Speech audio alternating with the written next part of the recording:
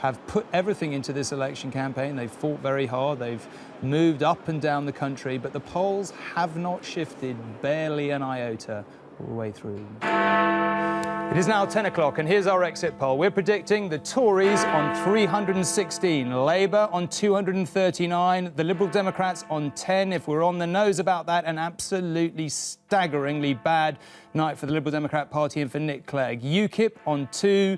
The Greens on 2, the SNP on 58. Again, if this is absolutely correct to the figure, an astonishing night in Scotland, a story all of its own, really. Plaid Cymru on 4 and the others on 19. Now, our exit poll numbers are going to sit there at the bottom of your screens all night. We will update the prediction once enough actual results are in. It is worth saying that the constitutional position is clear enough. David Cameron is still the Prime Minister and will remain so as long as he can win a confidence vote in the House of Commons. And we are clearly in hung Parliament territory. But the question is, on those numbers we've just seen, can he? Here's Julie with the Commons calculator.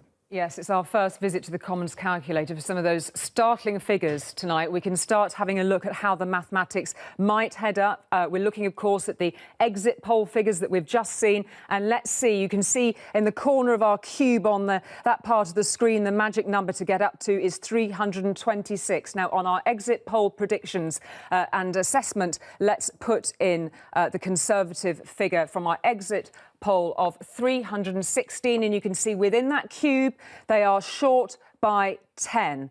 Let's have a look then at how the figures then might up, and this is simply a matter of the mathematics. At this stage, of course, we've just got these figures in, and we would go perhaps then to the Liberal Democrats, and automatically you see that cube up to that number of 326. This is our exit poll assessment, of course. Let's reset the cube and see how else the figures might add up for others. And of course, the first people we turn to are Labour with that figure from our exit poll of 239. That leaves them short by the figure that you can see there of 87. Let's have a look then at that astonishing figure that we're seeing from the exit poll for the SNP, and that is one of 58. If there were a deal of any shape to be done, we could put that into our figures there. We see we're then getting up to 297, but not the sort of numbers that we saw in our previous calculation. We could then perhaps look at the other of those who've spoken up as a form of the anti-austerity alliance.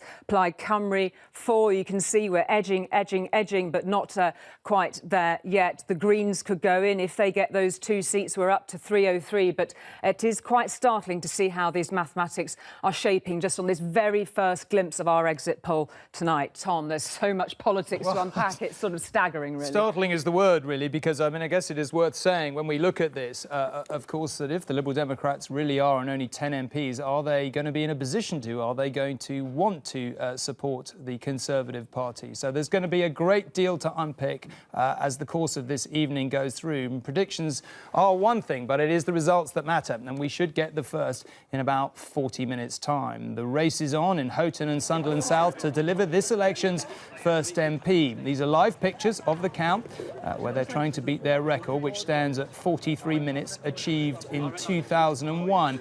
Now, as we said, a huge amount to unpick, really, so let's find out what the guests in our opinion room make of it. Nina.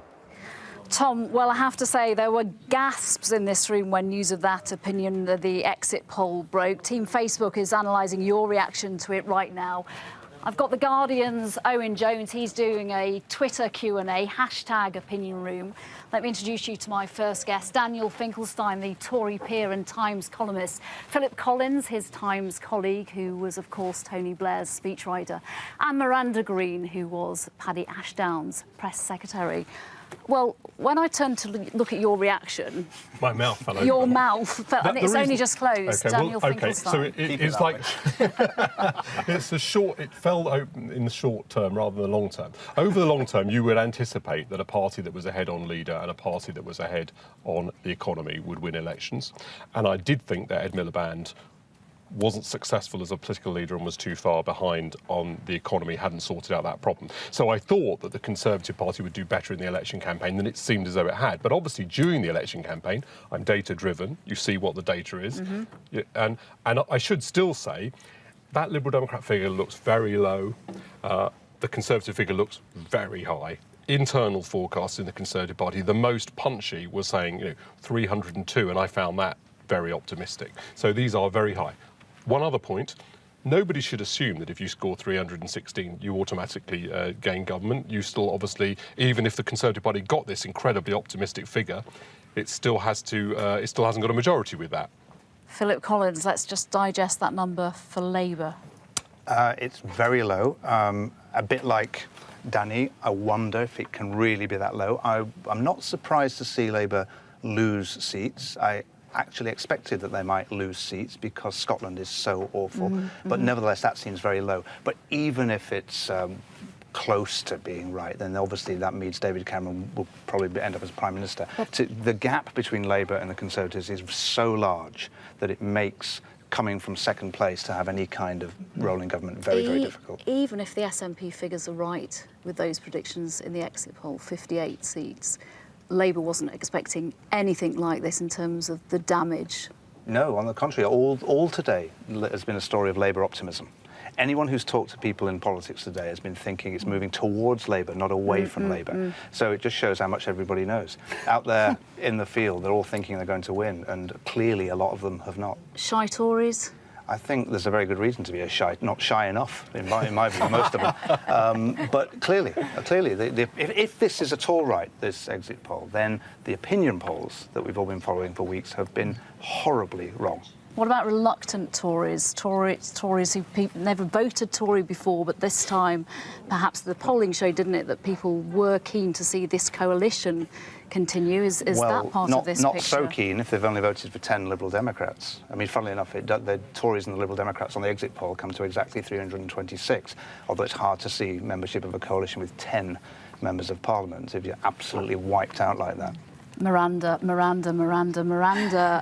If the predictions are correct, I mean, Nick Clegg was saying we will be surprised positively by the results. But this exit poll, what is he doing right now? How is he going to react to that figure of 10? It's a terrible figure. I mean, if that turns out to be the result, it'll be an absolute Lib Dem massacre. But I, like my colleagues here, think that I believe the underlying story of the exit poll, in that I believe the Tories squeaking home and Labour not doing as well as people have expected today in the last 24 hours of the campaign when there was all this Labour optimism.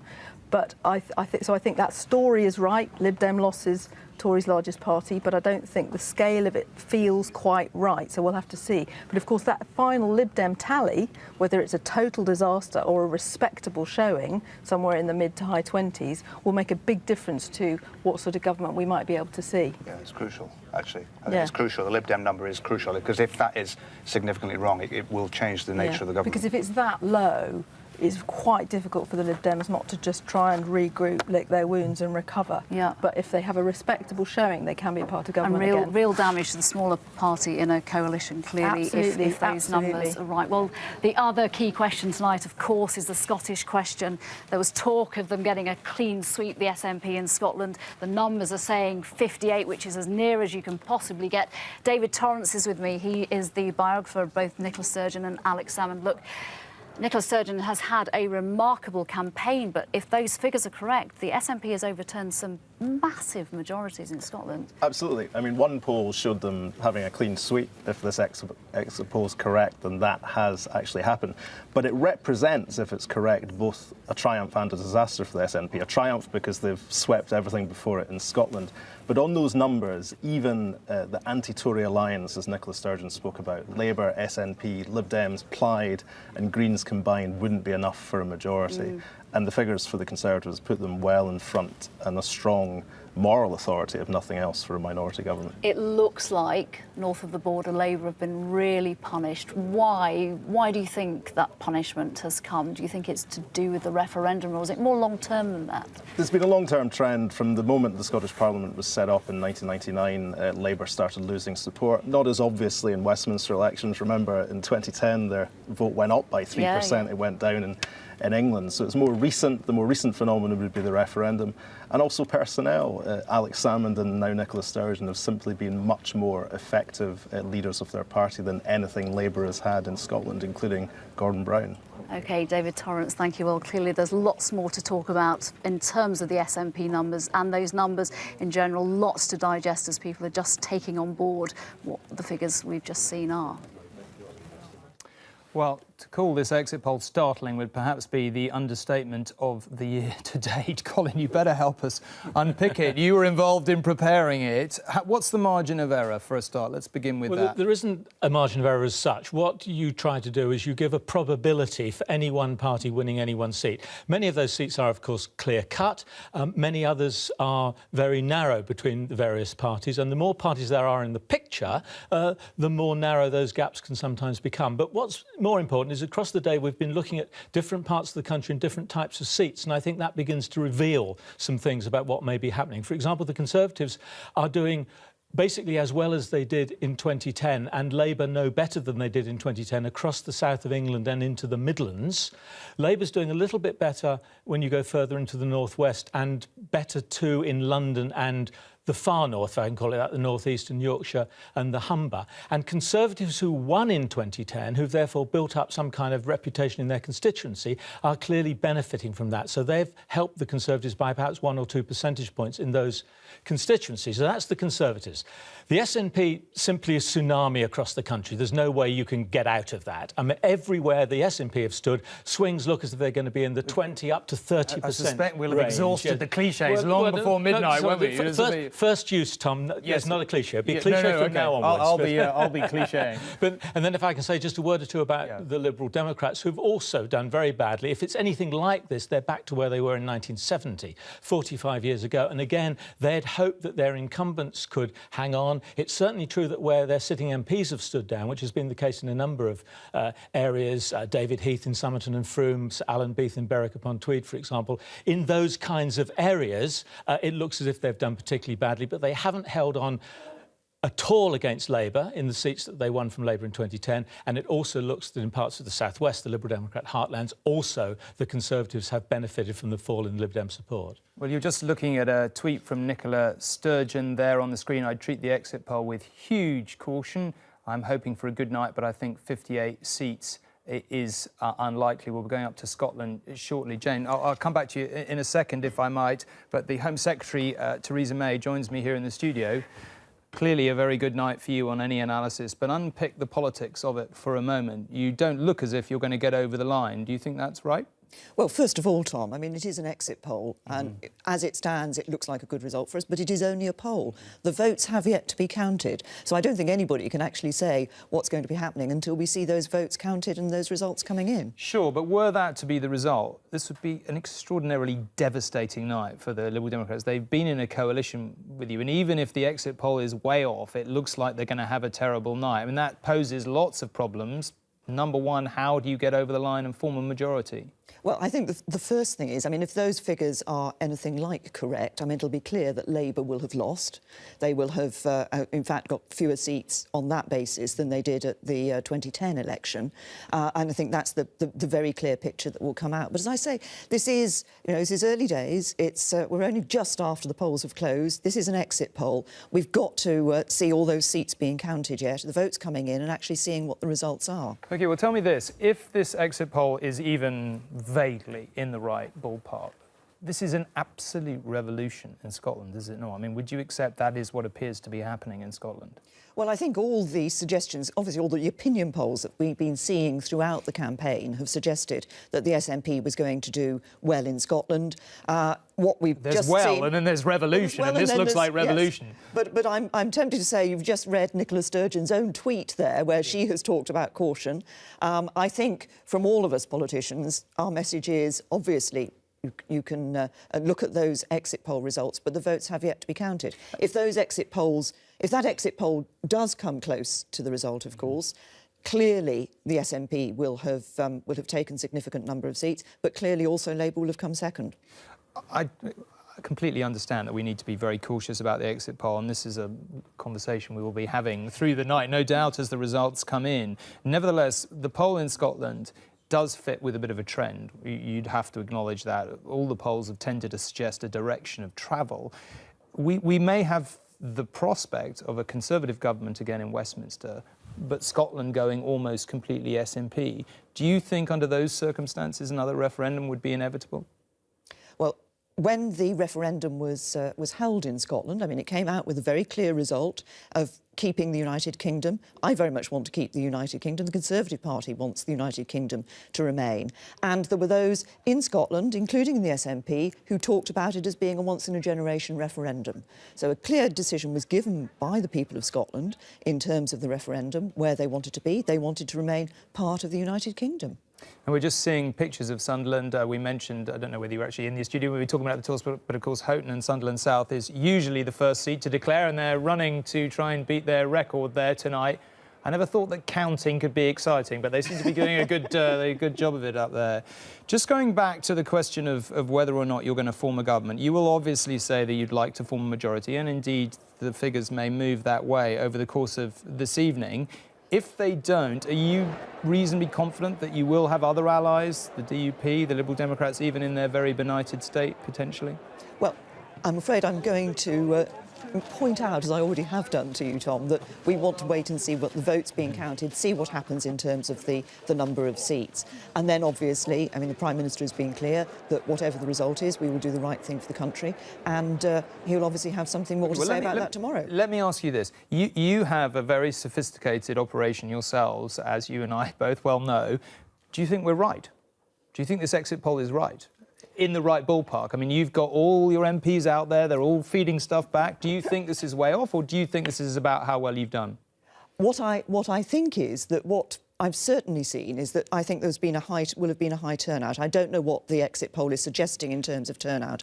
I suspect we're going to see, you know, for election after election, people have been bemoaning how low turnouts have been at the general election. I think this is going to be a real change. I think we are going to see a high turnout tonight. What do you think, then, brought you home, if that is what ends up happening, or gave you what may be a good night? Do you think it was the economy in the end? I know I'm not accepting your refusal to discuss my hypotheticals, but clearly, unless, as we've said, the exit poll is enormously wrong, and who knows how it pans out, but assuming it's in the right ballpark and you've had a good night, let's make that assumption, do you think that it was the fear of the SNP that eventually pushed a lot of people in England back to you? Was it the economy? What do you think may have played in your favour? Well, I think if you look at the opinion polls through the campaign in terms of issues and leadership, what they've shown is actually the Conservatives gaining, particularly on issues around the economy, and David Cameron gaining on sort of, I think, every measure in terms of leadership,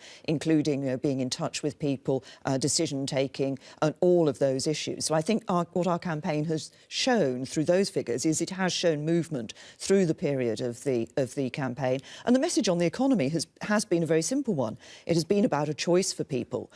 When they went into the polling stations today, when they were considering their vote, as to whether they did want to build on the growing recovery that we have developed over the last 5 years, or fall back into the sort of chaos that they had seen previously under Labour. Some people said your campaign was very negative. You yourself, you know, you're a potential leadership candidate for the party one day. You have talked about the party's image in the past.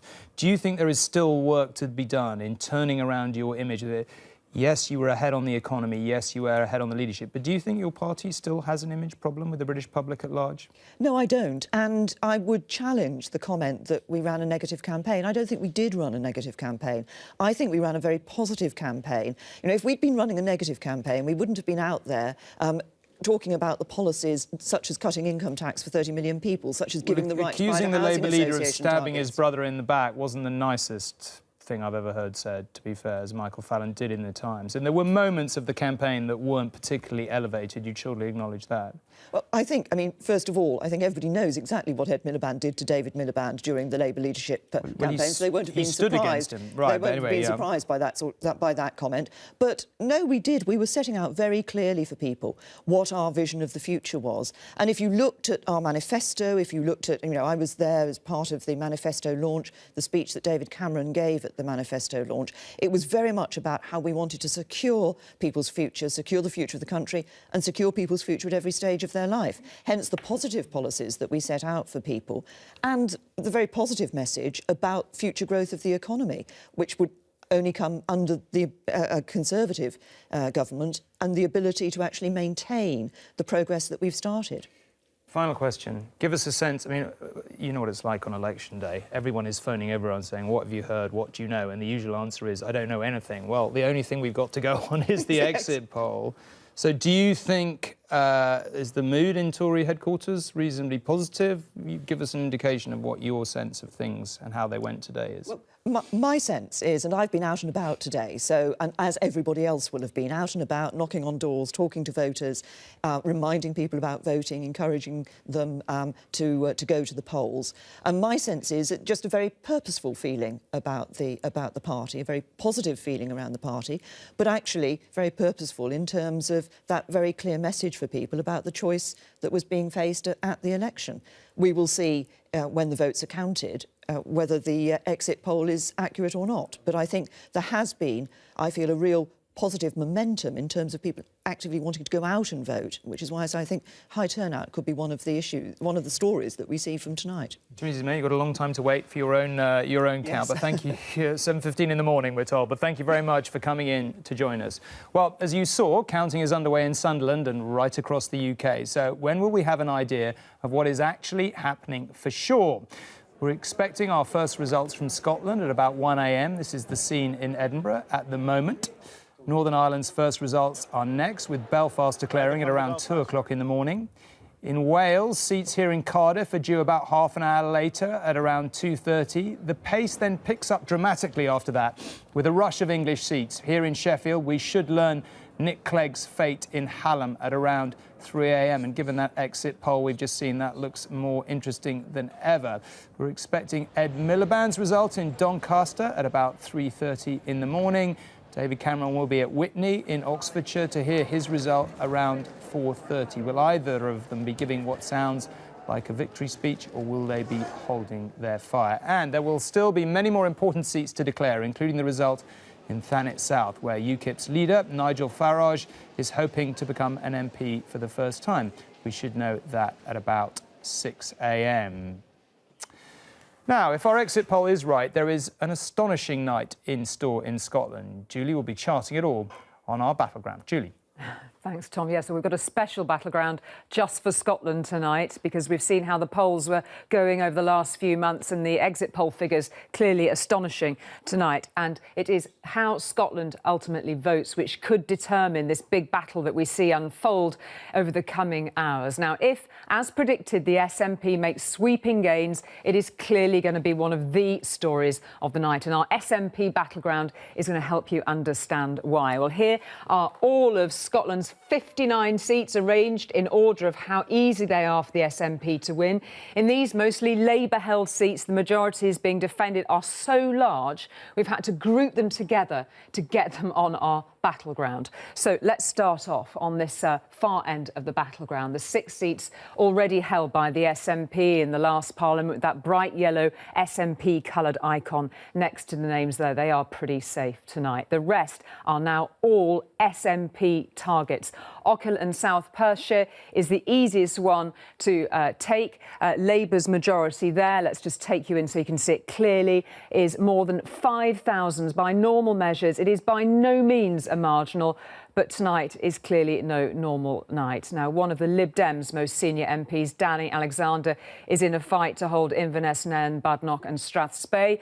There he is in Inverness on that list there. And the Conservatives have only one seat in Scotland, and that is in Dumfriesshire, but may follow the way of many other constituencies if that exit poll is right and elect a nationalist MP. And with Douglas Alexander down there in Paisley and Renfrewshire South, may be getting pretty twitchy if that exit poll proves correct. Let's take you on to the outer reaches of the targets on the battle board, and we can see Jim Murphy's seat in East Renfrewshire up at the top of that column there. Labour's historic bond with Scotland, if he loses that seat, could be pretty much utterly broken. By the end of the night, there may not be many other seats here coloured other than bright yellow. It is set to be quite a night. Well, that is quite an extraordinary board to be looking at. We've been expecting a political earthquake in Scotland, and it looks like we really are getting one tonight. Martin Geisler is in Edinburgh. Martin, we've just seen Nicola Sturgeon's tweet there telling us not to get carried away. What's your sense of how things are going?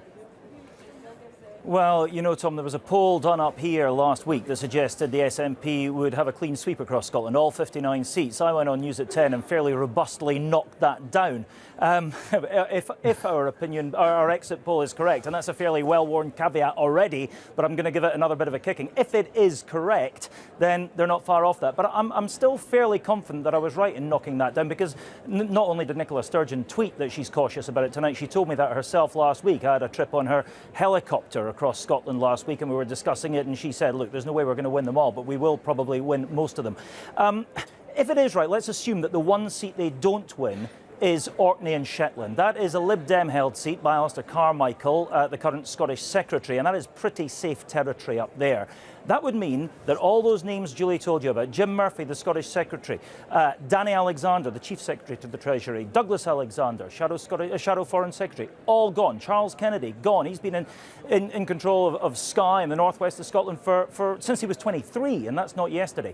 Everything else would be SNP controlled. I'm not sure that will happen. It would be astonishing if it did. The SNP would be reaching for the champagne, clearly. Scottish Labour would be reaching for the whiskey and a revolver, I think. I mean, they would be wiped out completely, as would the Tories. One Lib Dem, everybody else SNP.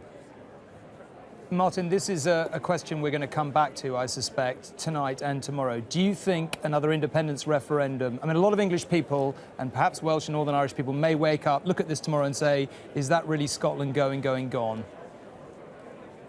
Well, I'm not sure. You know, when you come to ask that question, the more interesting figure, I think, will be the percentage support for the SNP.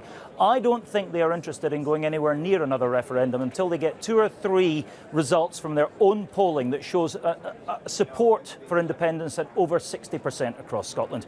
They want to be on absolutely safe territory before they even start pushing for this. I think that's perhaps a long way off. Let's see what share of the vote they get tonight. If they lost another referendum, that really would be it gone. We've heard them talking about a once-in-a-generation, once-in-a-lifetime opportunity before the last one. I think they would probably forget those promises if they got over 60%, but let's see what that figure is at the end of the night. Martin, I've got a hunch we'll be talking to you rather a lot in the course of this evening, but there's lots to chew over there. Let's go up to Nina in the opinion room. Thank you, Tom. Let's go back to the two main parties now. Daniel Finkelstein is still here, as is Philip Collins. I'm joined by Matthew Parris, the former Tory MP and Times writer, and by the Guardian writer Owen Jones. Matthew Parris, at 10 to 10, you were not confident. Now you've seen those numbers. What's your reaction? I don't quite believe them. Any response to this exit poll involves believing that the polling industry could get something completely wrong. We either believe the exit poll has got it wrong, or we believe the polls that preceded it have got it wrong. I had put about 300 seats at the top level of my expectations, hopes, for the Conservative Party. I still do. I think it'll be closer to 300, and that'll still be a surprisingly good result for the Tories. Yeah, you called for a Tory minority. You thought it would go that way. I did, and I was expecting to have a lot of egg on my face by tomorrow morning. Maybe not quite so much egg. And Owen, you said that you might go a little bit green if it was bad numbers for Labour. Bit queasy looking. I would see. Yeah, I thought you meant I was going to defect to the Green Party. No. I don't know. Is it that bad a night? I'm not sure. But in terms of the numbers, when we've been mulling over these numbers and the possible combinations, it was never going to be that bad if the exit poll... if the exit poll is correct, and I'll work on the assumption it is, then it's a catastrophe first for the polling industry, which might as well pack its bags and go home. But obviously a catastrophe for the Labour Party, and what it would show is that Labour has been consumed by Scotland, by what happened in Scotland. You can't underestimate the bitterness and the anger of ex-Labour voters in Scotland. They have the bitterness of ex-lovers and the zealotry of the convert. They regard Labour as akin to the Red Tories. And what has happened in England is the backlash to that, in terms of the so-called threat of the SNP, the whipping up of English nationalism, the playing of England against Scotland, and that was always the game plan, to pick off in key English marginals people worried by the prospect of the SNP propping up a Labour government. So if this exit poll is correct, and again, I'm just going to work on the assumption it is, then the actions of Labour in Scotland, forming an alliance with the Conservatives, which alienated their own support base, has consumed the entire National Labour Party, and there has to be a very, very drastic response to those who were responsible for that catastrophic strategy. Philip Collins, is it just about Scotland? What about the campaign itself, and also 5 years of Labour being in opposition? Yeah, it's not just about Scotland. I mean, Owen's right. It is a catastrophe in Scotland for Labour, if the numbers are correct. But even if you add back all the Scottish seats to that Labour total of 239, you don't get anywhere close to the projected Conservative number. So they've obviously done quite badly in the south of England and in the Midlands as well on those numbers. So it's more than that. But there's another interesting aspect to those numbers. If Matthew is right that Tory number is inflated, if it comes down to around 300, it's quite difficult to see where a government comes. It's quite possible out of these numbers that there's no government, because the Conservatives at 300 are still 23 short. The Liberals have collapsed. The DUP are only 8 or 9. So it's quite possible, as the numbers come down, that we're getting into the territory where there's no government. There's no Labour bloc that can do it either. So it's possible, we're not here at the moment on those numbers, but we're not very far away from being in the territory where there isn't a government to be had out of these numbers. Daniel, you've advised William Hay, you've advised John Major. What would you be advising David Cameron right now? Because as Philip says, it's not that straightforward. The first thing is to wait. Because we don't know whether the numbers are correct, and it's very important not to get ahead of ourselves. And Phil makes, I think, the absolutely critical point. 316 with the Liberal Democrats at 10 only gets you 326. With the DUP, that's only another 8 or 9. In other words, you don't need to come back very much before they actually don't have the bloc to form a government. Because although it's true the Tories are much higher, one of the reasons is because the Liberal Democrats are much lower than people anticipate. 15 lower. I think it is actually too early to reach conclusions, even though these are incredibly striking. And your first conclusion is, well, David Cameron is back, he's won the election. Actually, things could still be quite difficult because the Conservatives, that number is not a majority. A long-term issue for the Conservatives is to consider why that isn't the case. If you've got a very popular leader and Ed Miliband is an unpopular leader of the Labour Party, why doesn't the Conservative Party get a majority? But that's for another time. The most important thing that David Cameron has to do now is wait to see what the numbers are, and also to remember that 316 isn't a majority. And Owen Jones, you talked a lot about Scotland, but what about the Kinnock factor? What about Ed Miliband himself?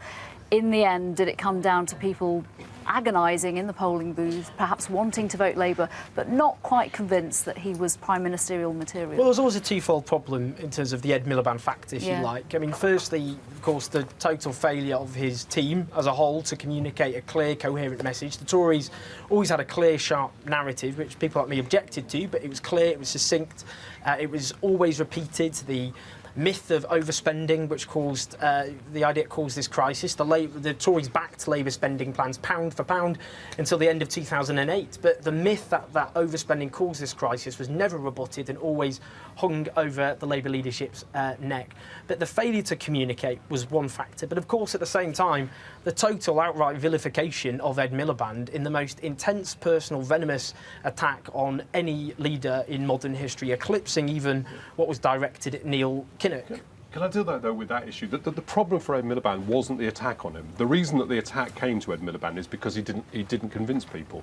Right from the beginning, that was obviously a political weakness for Labour. Now, if you were running Labour's campaign, you saw the Conservative leader was obviously a weakness, like you possibly did during the period when Ian Duncan Smith was a leader, you go for the weakness. And naturally speaking, people tried to highlight the fact that Ed Miliband would be Prime Minister if you elected Labour. That was going to be a weakness. Look, as I've said, that failure to communicate properly was always there from the very start with Ed Miliband. It was all over the place, it was incoherent often, and it was only during this campaign it actually sharpened up. That's a bit too late. But nonetheless, don't let off the hook the behaviour of the British media, including often the Times itself, all of which have acted effectively as the media campaign of the Conservative Party. This idea of, he'd stabbed the nation in the back. To media a bit, because I slightly agree with you on the British press. However, I think there's a real danger that the Labour Party uses this as its get-out clause, its excuse. No, I'm not saying you're doing that, but I think there will be an analysis within the Labour Party that we've been in some way victimised, and that this is a principal cause of a poor performance. Gentlemen, we're going to have to leave it there for now. We'll come on to the press's role in this campaign. We've also got Adam Dant here, the election sketch writer, who's only got about probably 10 hours left of your whole campaign shift. But trying to make an exit poll look visually interesting. Good luck with that. Good luck with that. And just a reminder that if you want to join in any of the debate that you're hearing here tonight, we're on #OpinionRoom. Tom. Well, listen, we're waiting for the result in Houghton and Sunderland South. The clock says 10:34, so they've got 9 minutes or so to beat their record, and we'll go there as soon as we get that. It's a safe Labour seat, but it may give us some sense of how things are going in terms of the votes beginning to divide. Let's remind ourselves, too, of our exit poll. We are predicting the Tories on 316, Labour on 239, the Liberal Democrats on a potentially disastrous 10, UKIP on 2, the Greens on 2, the SNP on a staggering 58, Plaid Cymru on 4. Labour's Deputy Leader, Harriet Harman, is joining us. Harriet. Good evening. Not going to good evening. It's hard to know what to throw at you here because this is a very complex scenario to unpick. Well, I think it's going to be a long night is my conclusion here. I mean, we've always known that it was going to be very close in a great many seats across England, Wales and Scotland. We've always thought it was going to be close. And that being the case, it's quite difficult to be certain whether the exit polls are right. So that's why I say it's going to be a long night. We're going to have to wait and see result by result. But if the exit poll is right, if the exit polls are right, then what it shows is that the coalition led by David Cameron has more or less lost its majority, in which case we'll have to see whether the new House of Commons that's been newly elected will give David Cameron a majority. The exit polls are saying that that's not potentially the case, but I think it is much too early to say. So we'll have to see result by result. You probably didn't hear, but we had Phil Collins from The Times just saying just a few moments ago that it is more than plausible that we'll end up with no government by the end of tonight, or theoretically nobody obviously able to get a majority. As you've pointed out, David Cameron would need possibly the Liberal Democrats and the DUP. The Liberal Democrats on 10, I mean, who knows? We're about to talk to Min Campbell, but I don't know whether they're going to want to be in a position to work with anyone. Clearly, though, you've had a very bad night, and it's not realistic for Ed Miliband to be Prime Minister, is it, if the poll is correct? Well, I don't think that is clear because we don't know whether the polls are correct, and we will have to see them result by result. I was interested to see earlier on that Paddy Ashdown said that he was going to eat his hat if the polls were right. He obviously thinks they're completely wrong. I think we know that the result was going to be close in a number of seats. That being the case, we can't be certain that the exit polls are right, but if they are right, they do show that the coalition does not appear to have had backing for another 5 years. What they show is that even allowing for a huge margin of error, you are a very long way behind the Tories, suggesting that David Cameron is the logical next Prime Minister when all is said and done. Surely. Well, we'll see. The logic of who's the next Prime Minister is who actually the country has elected in terms of MPs to get a majority for a Prime Minister. So really it's about the composition of the House of Commons and where a majority lies for a particular Prime Minister. So we'll just have to see that. And, yes, we can obviously see what the polls are saying, including in Scotland, but we'll have to see whether they're right to the extent that they're predicting. So it's a long night, I'm afraid. We'll have to come back in a few hours Well, we'll see when you more later. science is around. Thank you for joining us for now. We're just about 5 or 6 minutes, if they're on their record, from a result in Houghton and Sunderland South. Geraint Vincent is there. You know what, Tom? I don't think I've ever been in a room where there's been quite so much group focus. Talk about democracy in action. We've seen dozens of teenagers wearing T-shirts and trainers, legging it from one end of this hall to the other, carrying boxfuls of votes. Local sixth formers who've been recruited by the council to get the ballot boxes off the trucks outside and in here to the counting hall, where they are emptied by these people, the counters at the desk. Now, these are no ordinary counters. They work in groups of 2 and 3. They each have a supervisor, and in their day jobs, they're tellers at banks and building societies, so they're used to counting large numbers of pieces of paper.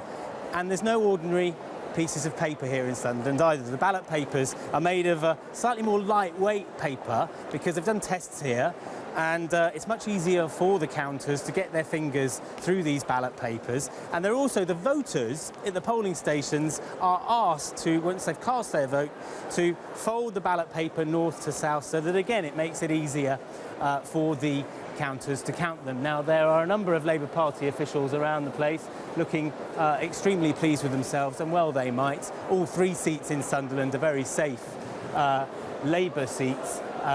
The record, it's not really so much the result that's important, though, of course, here in Sunderland South. It's the speed with which it arrives. The record is 43 minutes past 10. I was told earlier by the man in charge here that I should put my mortgage on them beating that record tonight. Well, we're about 2 minutes from finding out whether or not that was a good or a bad decision by me. Tom. Right, we'll be back to you in 2 minutes or not, as the case may be, depending on whether the mortgage is safe. I'm joined here by Ming Campbell, former leader of the Liberal Democrats. Ming, I'm just going to apologise in advance if we suddenly interrupt you and go back to Houghton and Sunderland South. This is absolutely, unless we're way off, a disastrous night, a catastrophic night for your party. Well, I think it's very early to make judgments of that kind, not least, of course, because, as we heard in the opinion room, people were saying, look, there have been mistakes in the past, 1992 in particular. Everyone thought Neil Kinnock had won, and in effect, John Major had won. So I think one has to wait. But on the other hand, I would certainly agree that on the figures that we've got, this is very disappointing. I may say I've been on to High Command, to the Central Office, and I've been told it's not consistent with the kind of intelligence they were getting back in the course of the day. So we'll have to wait and see. So tell us what the intelligence was that they were getting back on the course of the day. What is their prediction if it's so at odds with this one? Well, they weren't predicting numbers, but if you remember, Bob Worcester, who's a very famous pollster, has been saying Lib Dems 26 to 28 for the last 8 or 9 months. And of course, these figures are right out of balance, out of synchronisation with the figures which the pollsters have been predicting in the course of the last 48 hours, or indeed over the last 3 or 4 weeks. We absolutely, I completely understand, have to approach this with some humility. We don't know if these results are absolutely right. However, I do remember 5 years ago, we had exactly the same conversation about the Liberal Democrats would surely have done better than the polls suggested. What doesn't seem in doubt is that you have paid a very heavy price for being in coalition. Is there any possibility of you supporting the Tories again in any arrangement, do you think? Well, you need to sit back and digest. I mean, there are 2 possibilities. For example, one that David Cameron and Nick Clegg are able to put together an agreement like they did the last time. The other is that the Liberal Democrats might say, well, we want to go back and into retreat, as it were, and steady our nerves and rebuild from the bottom again, if these figures are right. But it's much too early to determine which of these is the more likely.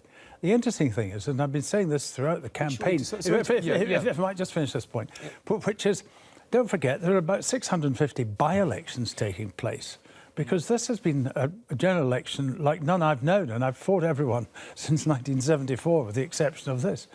And therefore, one could well see regional and local variations, which, of course, an exit poll never picks up. OK, we could be seeing those things. But if you're on 10 or you're on 12 or you're on 15 or even if you're on 20, for a party that was at 57 after the last election, you'd agree with me that is an absolute disaster. It's a disaster from the days when you were leader. Is it really conceivable that you would want another go round helping the Tories, coalition with the Tories, whatever you want to call it? And surely that seems impossible on these numbers.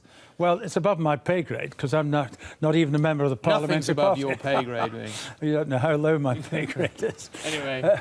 But the point is, of course, I mean, you asked me to agree this is disappointing. Of course it's disappointing.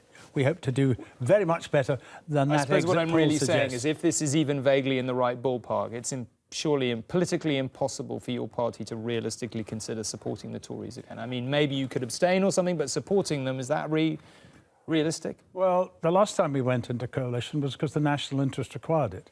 In particular, the need to stabilise the economy and the parlous circumstances in which it was left by the outgoing Labour government. That job has not yet been finished.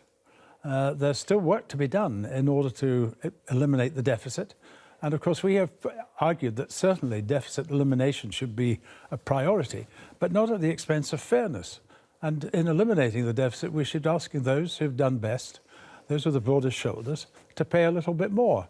Now, that's a very strong Liberal Democrat position. It's the one that Nick Clegg argued for throughout this campaign. If I may say so, just in parentheses, I think he's been extraordinarily resilient throughout the course of this campaign. People are talking about the monstering of Ed Miliband. Some of the monstering of Nick Clegg has been just as bad, if not worse. But it's sensible. I know the immediacy of television requires immediate answers to all hypothetical questions. In politics, it's not quite like that. We'll have to wait and digest. Well, let's just bring Jane and Colin in here. Jane, maybe you first. Are you surprised if this figure turns out to be accurate, or does it fit with how you've seen the movement of votes over the past few months? So the question for the Liberal Democrats has been particularly interesting over the past few months because so many people have been arguing that the Liberal Democrats would be saved by this incumbency effect. And in the British election study, we've been looking at all kinds of seats and many tens of thousands of voters, and we've seen that in many cases, incumbents are actually not benefiting, that people are really wanting to punish in some of those Liberal Democrat seats. So in that sense, I think, obviously we have to stand back, we have to wait for the results, and we'll see in seats like Devon North whether the incumbency effect is actually, turning into something that's actually going to help the Liberal Democrats as we see throughout the night. But I'm not entirely surprised that this result is lower than many of the pollsters have been talking about for some time, precisely because we've been seeing those trends in our data.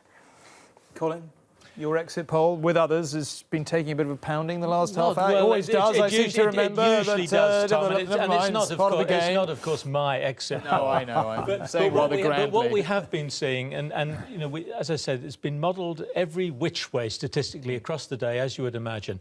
But in every region, in every kind of seat circumstance, the Liberal Democrats have been suffering really very badly, double-figure swings against them in most cases. And, of course, one of the things that people thought about the Liberal Democrats is that in Scotland, as Saming knows only too well, they had a number of very safe seats, which they thought they could also count on, a bit like Labour, 6 or 7 seats which you could put in the column straight away. And so the Liberal Democrats' projected seat share has also been affected by this tide towards the SNP in Scotland, which people are not talking about in quite such sceptical terms. It's interesting to hear.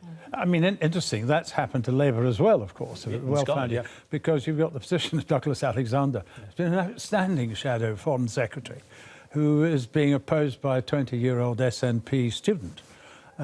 With opinion polls suggesting... Well, and may well lose. I mean... Exactly. So, I mean... We due his result about 2. Yeah. Scotland is, if I may say so, quite different. I mean, there's a kind of tsunami effect, which...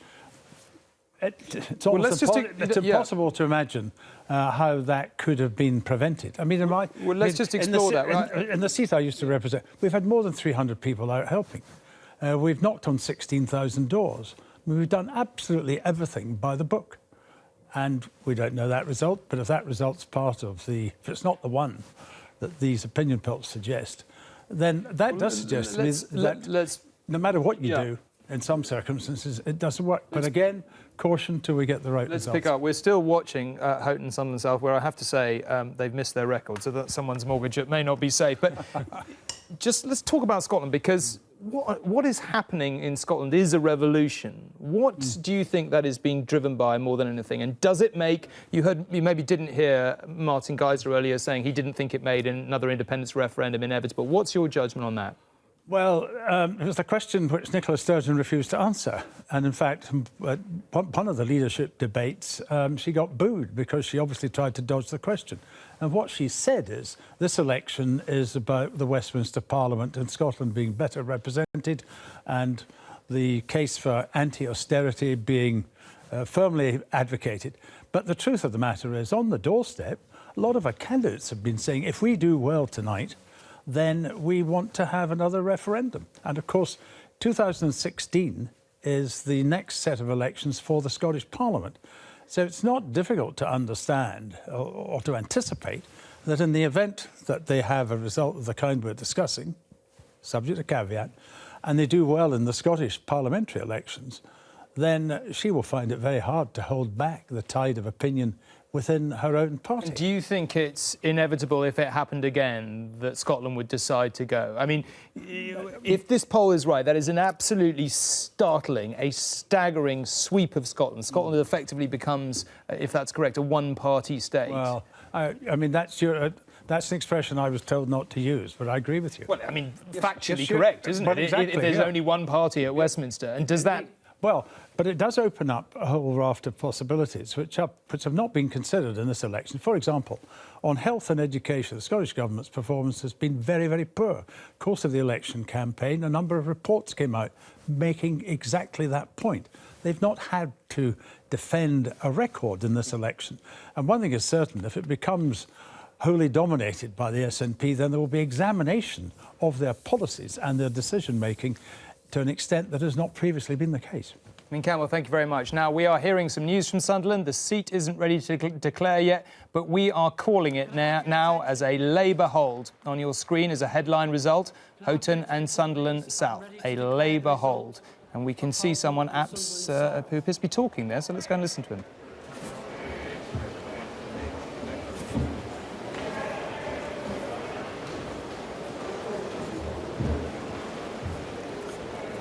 I, Dave Smith, Acting Returning Officer, hereby give notice that the total number of votes for each candidate for the Houghton and Sunderland South constituency is as follows. Richard Peter Elvin, UK Independence Party, UKIP, 8,280. Stuart Thomas Hay, the Conservative Party candidate, 7,105. Jim Murray, Liberal Democrat, 791. Bridget Maeve Phillipson, Labour Party, 21,000.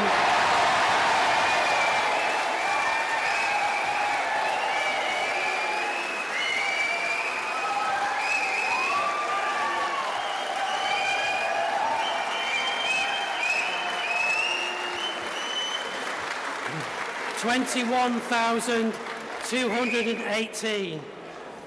Alan Michael David Robinson, the Green Party, 1,095. OK, that is a Labour hold, not in the least surprising, but what we seem to be seeing is a massive increase in the UKIP vote in that seat. Now, we will unpick that. I don't know if we can actually just take a look at the change in the share of the vote there, where we've got a minute. A huge increase in the UKIP vote there, as you can see. Now, we'll unpick that in a moment with Colin and Jane, but I am joined in the studio here by Lord Mandelson. Good evening. Good evening. How are you? Well. Not a brilliant night for your party, if the polls are correct. Well, if the exit poll is correct, it would seem that all the three main parties have lost this election. I mean, some lost it more than others, Liberal Democrats in particular. But there are many seats where the result will be very close indeed. And so I would just put a health warning on this exit poll. There has already, as you may know, been an alternative exit poll published by YouGov that gives a completely different set of numbers. So I think really helpfully at this point in the evening. Not very helpfully for you. Well, not very helpful for anyone, one might say. I think it's going to be a real cliffhanger right till the very end. Just supposing, for the sake of argument, that the exit poll is correct, just for a minute, as a veteran observer of the political scene in this country, unpick it for us. What happens? Phil Collins from The Times, you may have heard him earlier, suggesting that it's quite possible that you almost get to the position where nobody can sensibly form a majority. Well, David Cameron and the Conservatives have yet again failed to win the general election. Mr Cameron lost the one in 2010. He seems to have lost this one again. Indeed, the Conservatives haven't actually won a general election outright for 23 odd years. So if they want to form a government and to get a majority, they have to get that from other parties. Now, it remains to be seen whether the Liberal Democrats will either have the numbers to supply them with that majority or the inclination. And I think at the moment, both things are in considerable doubt. So put your analyst hat on for me. What happens next if these figures are even vaguely correct? David Cameron continues to stay. He waits to see if he can test it. Do you think the Liberal Democrats would support him? What happens next? I think the Liberal Democrats will be very severely divided. For this reason, they have paid, on the basis of this exit poll, a colossal price for serving in this coalition with the Conservatives. I mean, a price from which it will take them a very long time to recover. Now, what do they do in the circumstances? Do they do, as Ming Campbell was suggesting, you know, retreat, regroup and rebuild their party almost from scratch? Or do they throw their lot in again with the Conservatives, who in many parts of the country have been rejected, and what they're proposing to do over the next 5 years, rejected very, very severely. And if they do that, if they do go back in, I mean, it is difficult to see, I mean, how they will end up as anything like a sort of viable political party at all. And I think so, quite apart from the policy differences that they have with the Conservatives, not just with the severity of the further austerity that the Conservatives are proposing, but of course also particularly with Europe, where the Liberal Democrats do not support a referendum, and Nick Clegg has said this week he will not be part of any government that proposes or anticipates withdrawing from the European Union. So both the sort of both the numbers and the political reality, the divisions within their party, the lack of any sort of serious overlap between themselves and the Conservatives on key policies like Europe will make it very difficult indeed for the Liberal Democrats, I think, to go back with the Conservatives. In blunt terms, and on anything like these numbers, is it really conceivable, in your view, that Ed Miliband could be Prime Minister? On these numbers, on the exit poll, very difficult indeed. I don't really see that, just as I don't see it being straightforward for David Cameron to head up a majority government either with another party. If the gap were that big, however the figures pan out, is it conceivable that... I mean, we've talked a lot about legitimacy, and everyone has said, listen, forget legitimacy, it's a numbers game, whoever has the majority... But when the gap between the two major parties could be this big, does that effectively rule Ed Miliband out of being Prime Minister, more or less, whatever happens? The numbers in themselves, you know, do not rule out his becoming Prime Minister. But what Britain is looking for and what the parties have to provide is a stable and durable government. Now, that will not come necessarily from the party that is first, that has the greatest number of seats. I mean, that is very clear from our president, from convention, from any interpretation of how we apply our unwritten constitution in this country. It's not the party who comes first and its leader who becomes the government or the prime minister. It's that combination of parties in these circumstances who can create a stable and durable administration. We're just looking at pictures of Doncaster. Speaking of Ed Miliband, do you think he'll survive as Labour leader if, for example, David Cameron does walk into Downing Street at the end of all this? Somehow the maths adds up. Is that the end of Ed Miliband as leader, and should it be? No, I don't think it should for this reason. He has performed magnificently during this campaign. You haven't always been his biggest fan, to be fair. I voted for his brother. Well, but I think that's a reasonable summary of not being his biggest fan. And therefore, coming from me, I think it means something.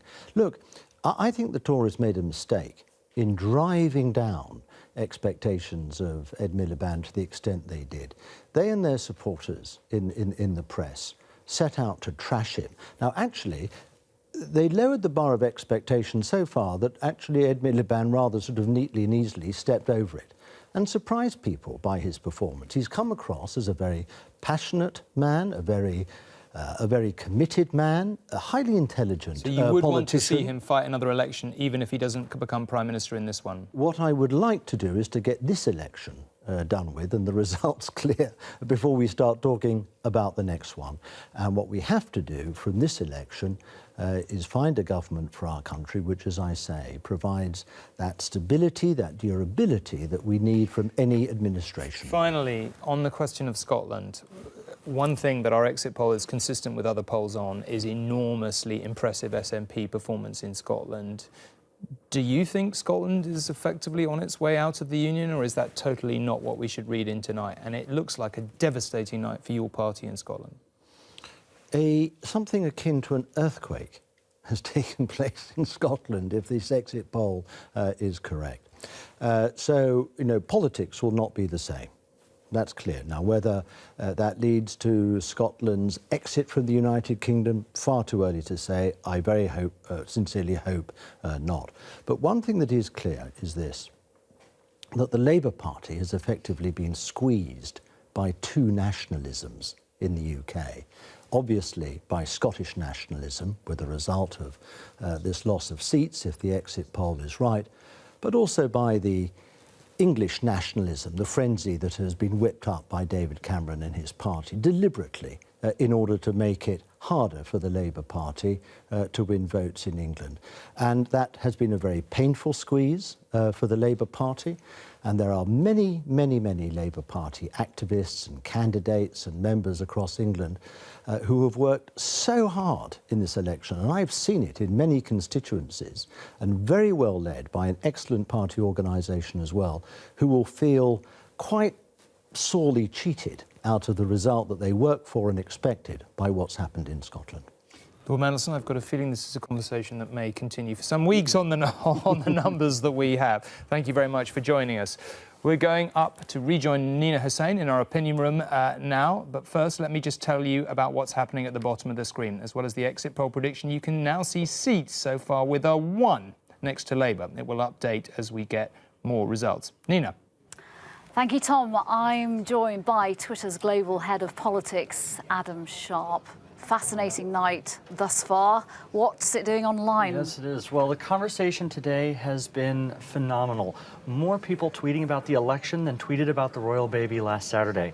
But when that exit poll came out, yes, but when that exit poll came out, the conversation had changed. For all the hours we've been tracking today, Labour had been driving that conversation in red. Now, Conservatives in blue driving that conversation. Right after that release, nearly half of all the tweets about the campaign were about the Conservatives and David Cameron. And we don't know what they're saying, whether it's negative or positive in the way they're reacting to the exit poll, but at the moment the Tories are driving the conversation online. Exactly. We've also seen another interesting shift. For most of the day, the Lib Dems, 2-3% of the conversation, behind UKIP and SNP all day.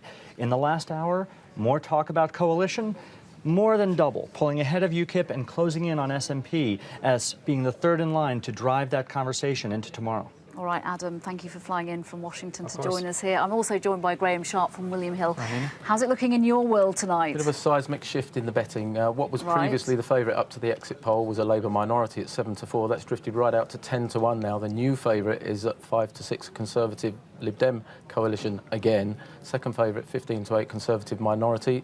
David Cameron is now 1-10 to remain as Prime Minister, and Ed Miliband 6-4 to resign before midnight tomorrow. Great debate about whether the polls that we've seen throughout this campaign are less or more accurate than the betting markets. What's your reaction to that, given what we've seen in the exit poll numbers? Well, we really need to see the results when they come in to determine who's won and who's lost. But at the moment, we're feeling quite happy because a lot of people base their bets on the opinion polls.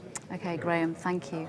Joining me now is Miranda Green. You saw her earlier, of course, and Jenny Russell and Isabel Hardman from The Spectator. Jenny Russell, you are a friend of Ed Miliband's. What do you think he's thinking right now, looking at those numbers? I'm sure he's looking at them and thinking, well, I'm not going to believe anything until I get the results in. The thing is that these results are so much at odds with the hundreds of polls he had during the campaign. Somebody's got something badly wrong. Yeah. And it's interesting that tonight YouGov has called back the people that it spoke to earlier, and it hasn't changed its predictions. YouGov is thinking that the Tories are going to end up at about 284, Labour on about 260 or so. So one way or another, somebody tonight has got their predictions way out of line. And if you were Labour, all that you could possibly do at this moment is to hold tight and not start giving anything away or giving up the game until you know what the number of seats actually is. Lord Mandelson said that all the parties have lost this evening. Is that great spin? He said that it's not all over for Ed Miliband, and do you agree with that analysis at this point? I think it's impossible to tell. I think if this poll was right and it was 239 to 316, I think that would be a very, very bad result. I think there'd be a lot of unhappiness within the party. And I think that is certainly spin from Lord Mandelson. 316 for the Tories would be an unprecedented move for a governing party which has looked very unpopular for a lot of its time in office to suddenly gain seats in that way. And I have to say, I think something else that's very interesting about that is that a lot of people assume that if this poll is right, then the Lib Dems are in a very weak position. Actually, I think the opposite is true, because the Tories will need those 10 Lib Dem votes if they are to have a majority. It's much better to depend on the Lib Dems, who they know how to work with, than it is to depend on the DUP, who aren't frankly interested in British politics in the same way. And the Lib Dems are the ones who've got most to lose by joining a coalition again. So I actually think that if these results are right, it would have to be the Tories courting the Lib Dems desperately to say, please come back into government again. Even though you've been devastated by this, we can offer you some baubles that make it worth your while. So, Miranda, if Nick Clegg keeps his seat in Sheffield this evening, how is he going to sell that to the party to say, look, we've got these seats, they've got theirs, we can restart the Rose Garden, we can do it again? How does he sell that to the party members? Well, I feel quite confident in predicting you won't get another Rose Garden, whatever happens. Yeah. Garden of Thorns. Garden of Thorns, exactly. Because, you know, even at the very highest level of the Lib Dems, there's a lot of wariness about doing this again. And you can see why tonight. I mean, we all think that 10 figure is way low, but even so, it's absolutely right that the Lib Dems have paid a very high price for going into coalition. And there is something about the still toxic Tory brand which rubs off on people who work with them. And that's been a real problem for the Lib Dems for the whole 5 years. You know, you've seen their local government base pretty much wiped out. It's a huge decision to go and again. I think that's absolutely right what Jenny says, but I think the practicalities of putting another coalition together we'll just have to see, because of course this time, unlike 2010, the sort of element of surprise is lost of the two leaders, Cameron and Clegg, kind of springing it on their parties. Clegg successfully consulted the party, who democratically approved it. Would that happen this time? Cameron would have to ask his own very bolshy, possibly backbenchers to approve a deal this time. Could Cameron even do a deal with the Lib Dems again? Isabel? I think David Cameron could do a deal with the Lib Dems again. I think seeing the government so close for the Tory MPs would be a pretty good incentive to go back in with the Lib Dems. But it'd be very interesting, the mechanics of that coalition, because if you only have 10 Lib Dem MPs, they can't all be ministers, because that would look ridiculous, 100% of your party ending up on the government payroll. So it would limit their influence within government, because you'd have fewer ministers. Would Clegg really be able to argue for 50% representation on the Quad, which is the body that makes decisions at the top, it's the highest level of government? So there's all those sort of mechanical questions that have to be answered. But remember, the YouGov survey, which Jenny referred to, is still putting the Lib Dem seat tally at around 30, so we should wait and see, because as with Labour, the Lib Dems shouldn't sort of be throwing everything up in the air right now. OK, Miranda, ladies, thank you very much. Well, we'll see if there isn't a reworking of the Rose Garden, whether there is a reworking of the Quad a little later on, and maybe the next few hours and days. Tom? Ed Balls, the Shadow Chancellor, is waiting to speak to us, I believe. Ed Balls, good evening. Not a brilliant night. Well, good evening to you. Not a very brilliant night for your party, if this poll is correct. Well, look, there's only been one result so far, Tom. That was a Labour majority which went up. And clearly the exit poll has caught everybody by surprise, because it jars with all of the different opinion polls we've seen in the last few days and today. It's very different from what we've been hearing on the ground right across the country. So it's still very early days. We need to see what happens when the actual results come in. What we do know, even if the exit poll is right, that means that the Conservative Liberal Democrat majority of 73 has been entirely wiped out. But let's wait and see, because as I said, I'm not sure this is going to turn out to be right. I think there's some very, very close constituencies where Labour's fighting hard against the Conservatives. We fought a very close campaign. And if the exit poll is out by 10, 15, 20 seats, suddenly David Cameron is not going to be able to put together a majority for a Queen's speech. So still early days, Tom. Before we get on to the significant politics of the overall national picture, the Tories tried very hard to take your seat from you at the last election, as you know. You've been very, very confident of holding your seat. Apparently on Twitter, a number of Conservative and Labour sources are suggesting you might have a fight on your hands. How confident are you of holding your seat at this point in the evening? Well, I've had a fight on my hands in this constituency for the last 8 years. We fought it very hard in 2010 and won with a majority of 1,000.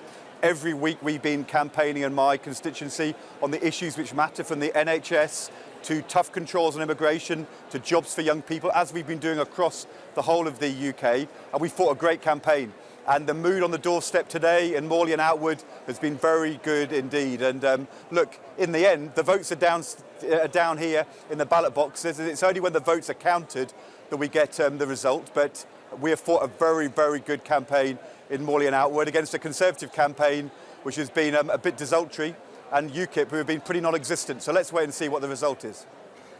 Let's talk big picture then. Even if this poll is significantly out, there does look as if there's going to be a very big gap between you and the Conservative Party. You say the Conservative Party hasn't had a very good evening, but we just heard people in our opinion room there pointing out how unusual it is for a government party to actually push the number of seats it gets up. And who knows, it may be and it may not be that that's happened, but it does seem as if the gap between you is big. You've also got this revolution taking place in Scotland, and now we're not in an election. Perhaps we can talk frankly about it. Is it really conceivable, do you think, that given the gap between you and the Tories, that you could actually be in Downing Street on the basis of this enormous revolution in Scotland and the SNP force it has created, given that I imagine there'll be a fair amount of ill feeling between you and the SNP?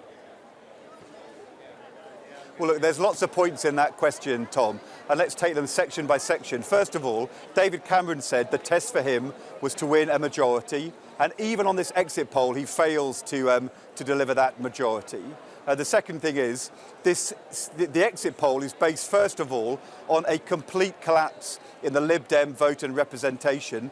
It would show that the Lib Dems have paid a huge price for being in a coalition which has been so unpopular with their voters and many voters across the country.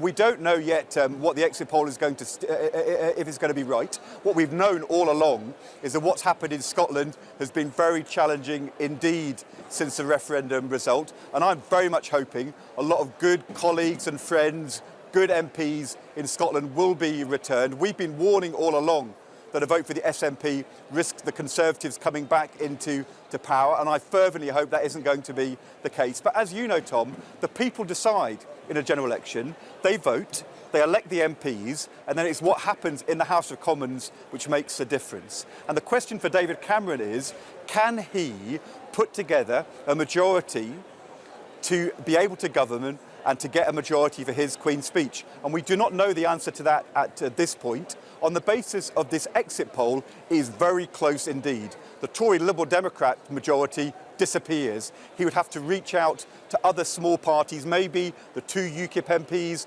maybe the smaller parties from Ulster.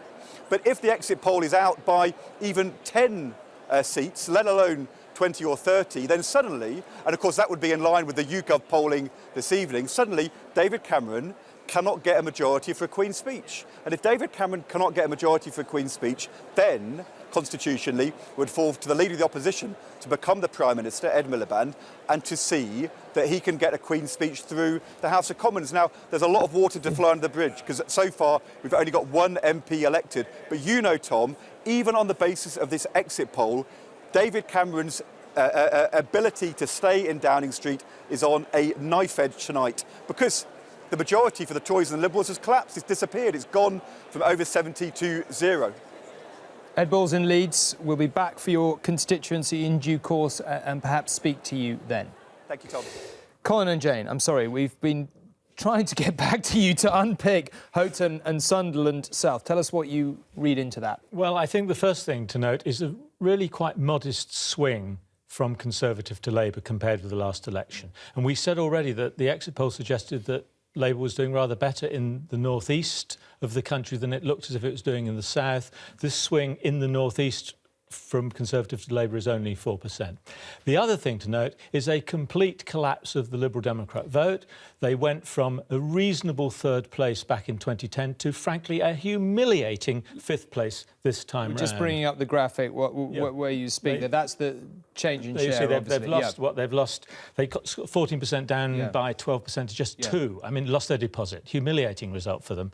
And there's a UKIP factor, which Jane's Yes, I mean, if we look at this graph, the really striking thing here is UKIP just surging ahead. And if the exit poll is right, and there are lots of really interesting reasons, you know, obviously we've been sitting here thinking, you know, actually you can understand this result if you think about the way that voters are behaving in different ways across the country. And what we're seeing here is that UKIP do really well. Now, of course, there was a strong BNP vote here in this constituency last time, so we'd expect it to go a little bit higher. But UKIP coming in second place in Houghton and Sunderland South.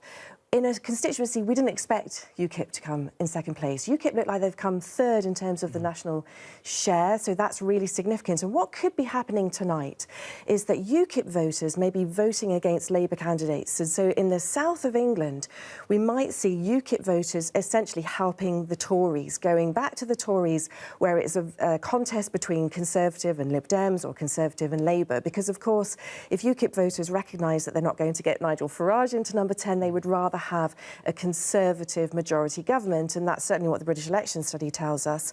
Whereas in Labour seats, what could be happening is that UKIP are damaging Labour enough that we get the kind of exit poll prediction that we have. And of course, it's there. That was the story, wasn't it? Exactly. And this is, like I say, it's an area where we didn't expect that kind of surge. And so this could be one of the factors, one of the stories on the night that we'll obviously be following in lots of different counts, lots of different results. But I think that might be a really important part of this picture. We're just waiting for Sunderland Central, which is, of course, a neighbouring seat. We'll see whether we can test these theories against what happens in Sunderland Central.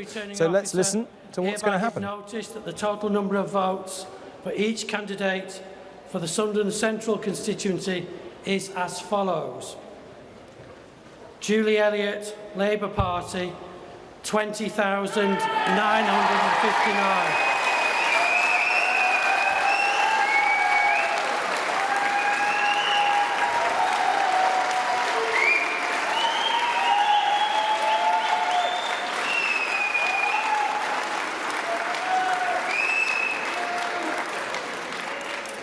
That's 20,959. Rachel Sarah Featherstone, the Green Party, 1,706. Ryan George Foster, UKIP Independence Party, UKIP, 7,997. Adrian Page, Liberal Democrat, 1,105. Geoffrey Guy Townsend, the Conservative Party candidate, 9,780. Joseph Young, 215. And that Julie Elliott has been duly elected to serve as the member for the said constituency. So, Julie Elliott is back there, but it looks as though there's been a fairly significant... Colin J, maybe I can bring you in here, but it looks like another fairly significant UKIP vote. So can we just have a look at change in the share of the vote? UKIP only coming third here, but still with 19% of the vote, still a little behind the Conservatives.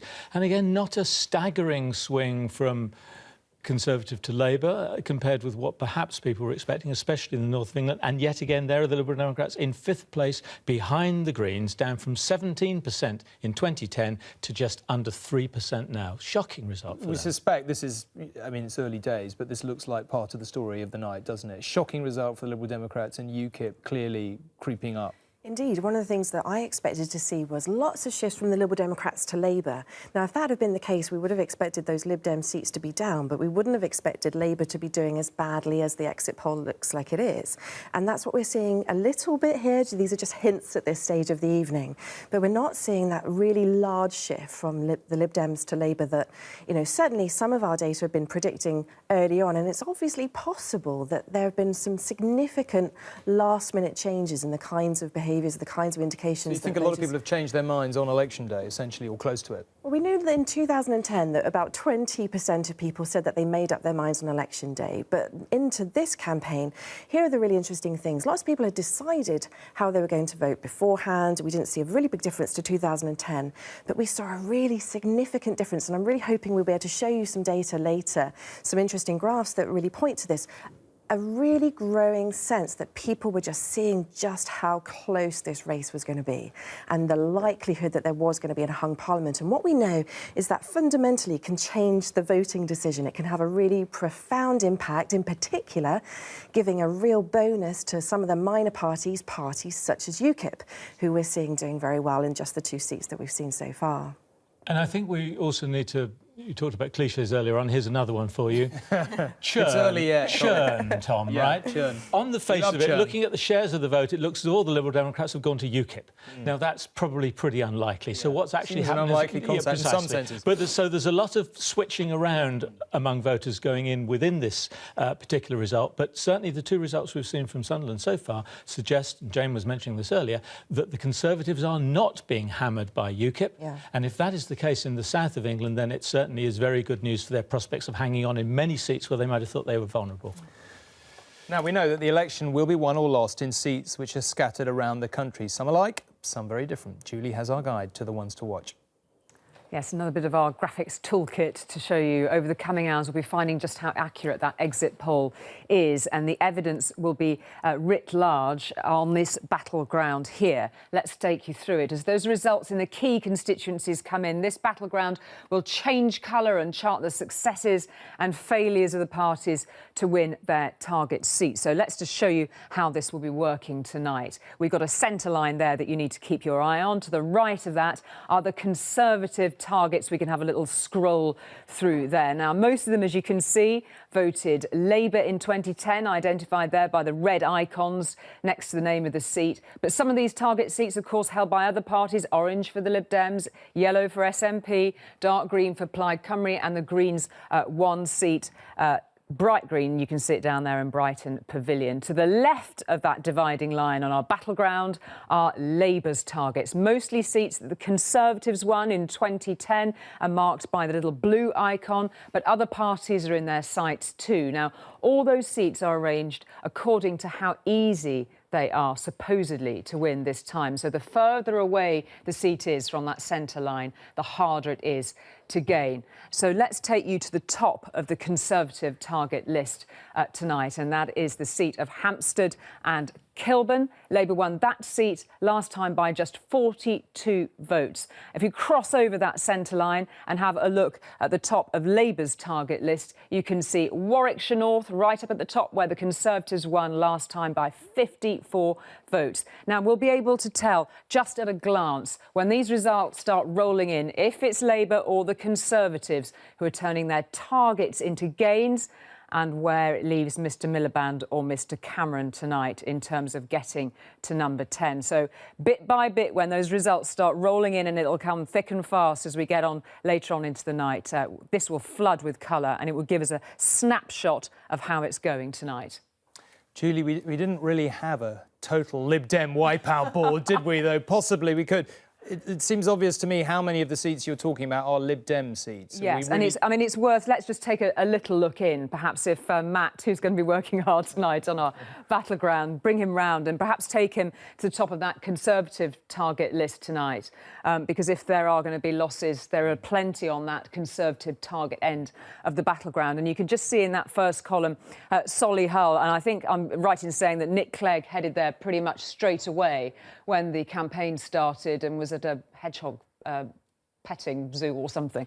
But anyway, but Solihull is held on a tiny margin, 175 votes from last time. Laureley, but we're very, very fortunate, I think, if the exit poll proves correct, to hang on there. A bit further down, Dorset and Midpool Annet Brook is actually standing down there. One would imagine that that would be a reasonably straightforward gain. And Tessamont in Wales, of course. So we're heading down into that sort of southwest heartland of the Liberal Democrats, where many of them, on the basis of that exit poll, will be feeling pretty twitchy tonight. And you could go along their target seats. There's another couple look in the southwest, St Austell and Somerton and Frome, where the incumbent is standing down. David Heath's been there since 1997. Standing down automatically makes that seat perhaps more vulnerable. And then we've got other places in that sort of golden area, southwest, in that area around London, Sutton and Cheam, that might be vulnerable too. So there's lots to look out for now in terms of those Liberal Democrat seats on the basis of that exit poll tonight.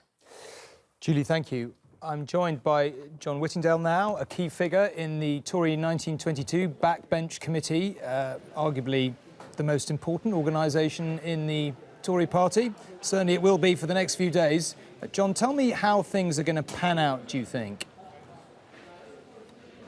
Well, so far, it appears that the Conservative Party is having a good night. It's obviously very early on, but the exit poll is very encouraging.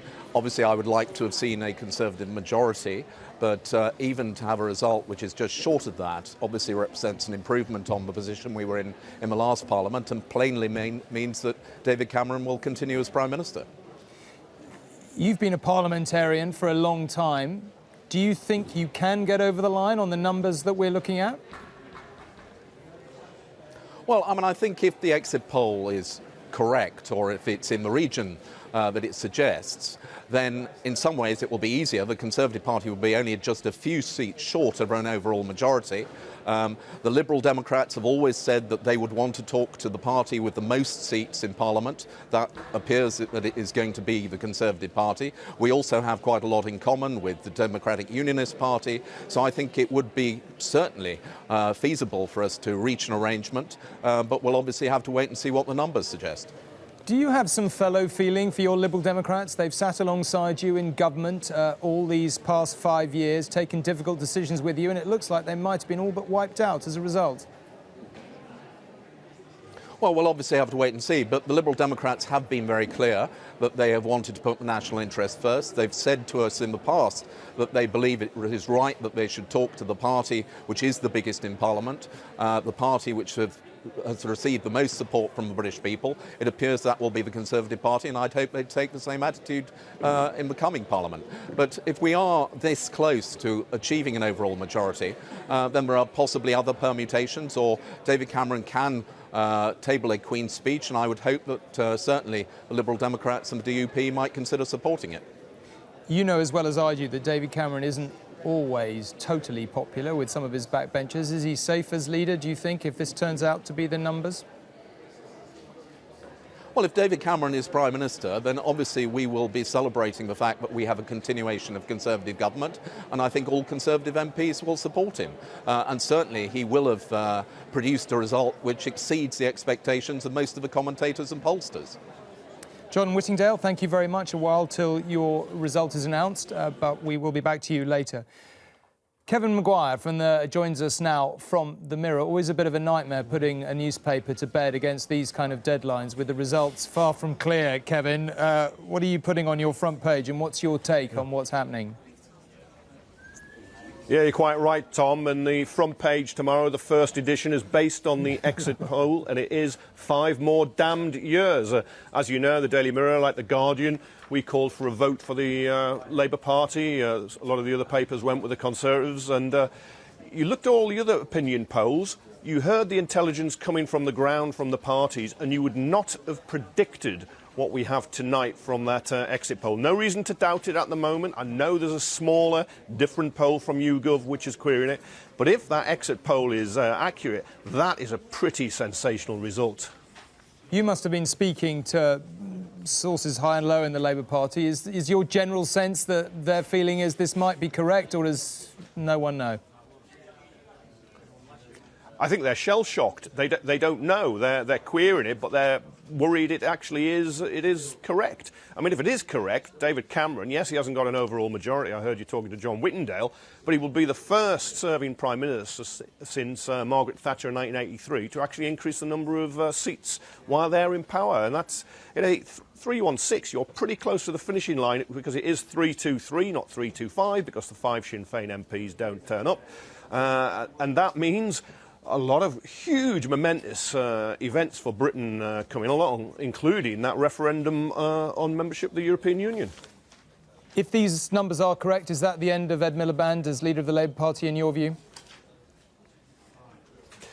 I think if they are correct, Tom, yes, it would be the end of Ed Miliband. I think you only get one chance. Remember, Neil Kinnock got 2 chances, 1987, 1992. I think it was a mistake in 1992. If Ed Miliband has failed and Labour has actually fallen back, it's lost more seats in Scotland than it's gained in England and Wales, then it will be curtains. It will just be a matter of when he would go. But, of course, that's if it is accurate. I think he would know himself that he'd failed. He's had a very good campaign, in many ways a better campaign, it felt, than David Cameron. And Labour's campaign was certainly more professional and more disciplined. He's been subject to some real vitriolic, personal, nasty abuse by some of the Tory papers, but nevertheless he would have expected to make gains. If Labour's gone forward with him, he's in a good position. Kevin, I'm just going to have to interrupt you. I'm very, very sorry, but we're going to go straight to Washington and Sunderland West to see what is happening Dave there. Smith, Acting Returning Officer, hereby give notice that the total number of votes for each candidate for the Washington and Sunderland West constituency is as follows. Aileen Casey, UK Independence Party, UKIP, 7,321. Bob Dylan, the Conservative Party candidate, 7,033. Gary Stephen Duncan, Trade Unionist and Socialist Coalition, 341. Dominic John Haney, Liberal Democrat, 993. Sharon Hodgson, Labour Party, 20,478.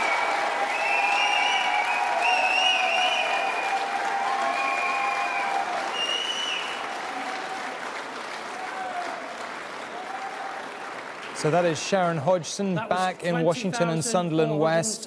Quite a similar pattern to those that we've seen in Sunderland Central and Houghton and Sunderland South. Now, I'm joined in the studio here by Gus O'Donnell. We'll come back and look at the exact details of what happened and perhaps unpick it a little more later. But I'm joined by Gus O'Donnell, former Cabinet Secretary. You must slightly pity your successor, Jeremy Hayward, because he's got a potentially quite complicated situation to weave through here. It's not as complicated as people might have thought before that exit poll. Actually, that exit poll has changed things quite radically. If it turns out that that's correct, we're in a world where the Conservatives are clearly in a dominant position, and David Cameron looks, if that's right, to have won virtually enough seats to get there. Either he could run a minority, or he can think about getting together with what remains of the Liberal Democrats, possibly DUP, in some kind of deals. This is one of those incredibly difficult nights to unpick, because if the poll is correct and the Liberal Democrats are on 10, you don't know, and I don't know, and probably they don't know what on earth they're going to feel when they wake up tomorrow morning. What are they going to want to do? We don't know.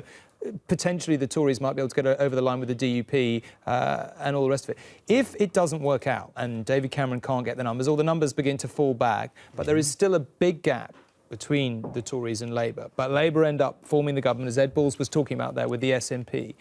That's still presumably perfectly legitimate in your eyes. It's about the numbers. It's about the numbers, and it's about who commands the confidence of the House of Commons. So who can get a majority, who can get over that 323 number. So if that's the case for Conservatives plus other parties, or if it's the case, and if they can't get there, then we get into a scenario where Labour plus other parties would try and work that through. And if that's the case, then yes, you might get Ed Miliband as Prime Minister. But if those exit poll numbers are correct, that looks like a very unlikely scenario at the moment. Although, to be fair, it wouldn't take an awful lot of movement in the figures. You push some down and some up, and suddenly it alters the picture quite substantially. Indeed, it could. And you know, that Lib Dem number is way outside what people were expecting. The SNP number's 58, you know, couldn't have got much higher, only one more. Yeah. So yes, we'll be speculating as the evening goes on, if that's correct, about who the sole survivor is. But all Now, My money's on Orkney. Yes, I think my money is probably on Orkney as well. Now, you know, I remember you in a different guise, the days of the John Major government coming to an end and only just surviving. What kind of government do you think this is going to feel like? It's complicated, isn't it, having a small majority or perhaps no majority at all? And remember the John Major period, you know, that night in '92 was when we had the biggest ever error in exit polls. So that does prove to you they're not always infallible. Yes, we don't like to be reminded of that, but never mind, that's okay. a different story. But yeah. that was a very difficult period for the basic business of getting government done, was it not? That's right. And I think a world where you don't have single majority and you have various options. Full coalition provided the last government with something which allowed them to carry on for a full 5 years. You know, people didn't expect that. But the coalition, Conservative and Lib Dems, had a clear and large majority in the House of Commons.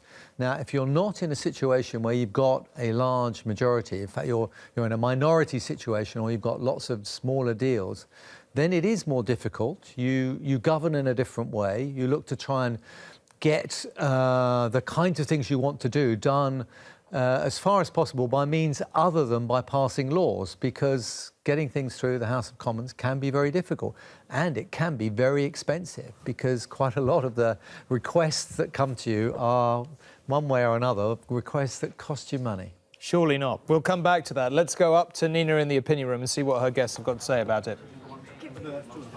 Thank you, Tom. Well, I'm joined now by Facebook's politics specialist, Elizabeth Linder, and we're going to actually focus on that last result that came through in Sunderland West and look behind the headline of the Labour hold and see a bit more about the picture going on in that particular area of the country. What was going on? Because you've been tracking the Facebook conversation from January until yesterday. That's absolutely right, Nina. So we've been taking a look at the conversations that people are having around the issues and around the political parties since January, and you can see here in the constituency just called 45% of that conversation dominated around UKIP.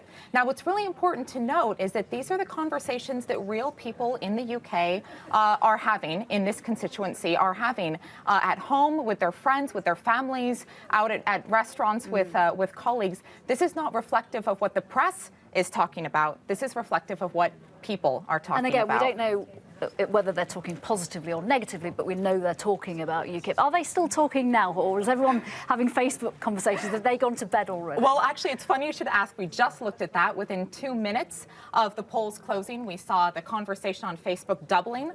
Within a minute of the first constituency being announced, that number doubled again. So as far as we can tell, Facebook users are still up and still watching the returns. All right, Elizabeth, for now, thank you. Well, let's stick with the talk of UKIP in the north right now. I'm joined by the author of the seminal text on the rise of UKIP, the politics professor Matthew Goodwin, and also by the politics professor from King's College London, Vernon Bogdanor. Thank you both for talking to me. It looks like from the results that we've had in from Sunderland that Labour voters are heading to UKIP, which is crucial for UKIP, isn't it, if they want to do well this time and also in 2020?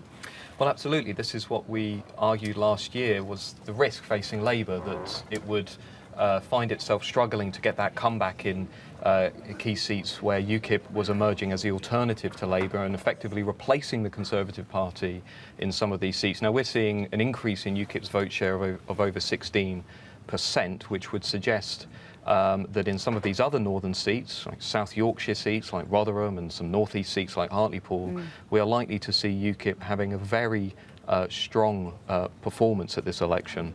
So, you know, this was coming for a long time for the Labour Party. Vernon, why? Why are we seeing the rise of UKIP? A large number of people in this country believe themselves to be disfranchised, alienated from politics. They don't think that any of the three major parties represent their views. And this is on particular issues such as Europe, obviously, immigration, to some extent, I think, gay marriage. And from that point of view, I think the UKIP phenomenon bears some relationship to the SNP phenomenon in Scotland. That, too, I think, is a revolt of the disfranchised, of people who don't feel represented by the orthodox parties. In Scotland, they go to the SNP. In England, they go to UKIP. You predicted a Tory minority. Obviously, we weren't necessarily expecting those numbers that we've seen in the exit poll, but you are treating those with great caution this evening. Yes, the exit poll would indicate, I think, a Tory minority government, which would be able to last moderately comfortably, I think, for 5 years. Its main problem, which perhaps we could discuss later, would be Europe. But I think the exit poll should be treated with great caution. We've seen a huge amount of speculation, a mountain of speculation, but a very small amount of fact. And the swing from the Conservatives to Labour in the first seat that we saw was around 4%. And if that was so right across England and Wales, and of course we don't know whether it would be, that is slightly better for Labour, I think, than the exit poll would indicate. So we've got to be careful. The exit poll goes against the opinion polls. Someone will have egg on their face, either those who did the opinion polls or those who did the exit poll. We don't yet know which. We don't have enough facts to go on. People are speculating hugely without much fact. Can we speculate a bit more? Because that's what we're here to do at the moment. You famously taught David Cameron. Yes. What do you think he should do in this position if those numbers are correct? Do you think he should go it alone and go with a minority government, or do you think he should try and get some sort of deal again with the Liberal Democrats? I suspect a deal with the Liberal Democrats isn't on, and I suspect the Liberal Democrats wouldn't be interested in it either. They, if the exit poll is right, they've been so reduced in numbers, they'll want to lick their wounds and reconsider their strategy.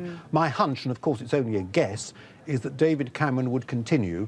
It would be very difficult for the other parties all to combine together to get rid of him, and he might have some sort of agreement with the Democratic Unionists in Northern Ireland, who are, of course, as strong Unionists as David Cameron, who's the leader of the Conservative and Unionist Party. So I don't think in practice he'd have much difficulty in governing for 5 years. And if this exit poll is right, he's gained seats. He's the first Prime Minister to gain seats since Margaret Thatcher in 1983. And if it's right, it's a big if, it's a great triumph for him. OK, Vernon and Matthew, I hope to speak to you a little later on as well. Tom.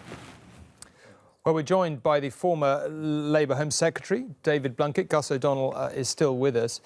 David Blunkett, we're trying to unpick this situation in a sensible way, and it's not particularly easy. What do you make of the figures that the exit poll has produced? I fear they may be close to being right for several reasons. One, obviously, and my heart goes out to them, the number of colleagues who we've lost in Scotland, and the complete collapse of the Lib Dems. And the two things together, i.e. the Tories winning an avalanche of seats from the Lib Dems and the tsunami against us in Scotland, balance out in a way that I don't think the opinion polls had been showing previously. And the third factor, obviously, UKIP. My own feeling now is that obviously if we were 20 up from the predictions and they were 20 down, we'd be in a totally different ballgame. We'd be back to a minority administration getting the Queen's speech through with the support of other parties. If we're not, then David Cameron may tomorrow morning be looking triumphant, but actually in getting business through the House, he shouldn't be, because they had a working majority of over 70 all the time, even on controversial things like the wretched Health Act that they pushed through. The Lib Dems were with them. Now they've eliminated substantially the Liberal Democrats, but they've ended up without a majority in Parliament. That is going to be both bad in terms of running the country, but it's also going to be, if I wasn't so deeply involved in it and so committed to my colleagues, it would be deeply fascinating.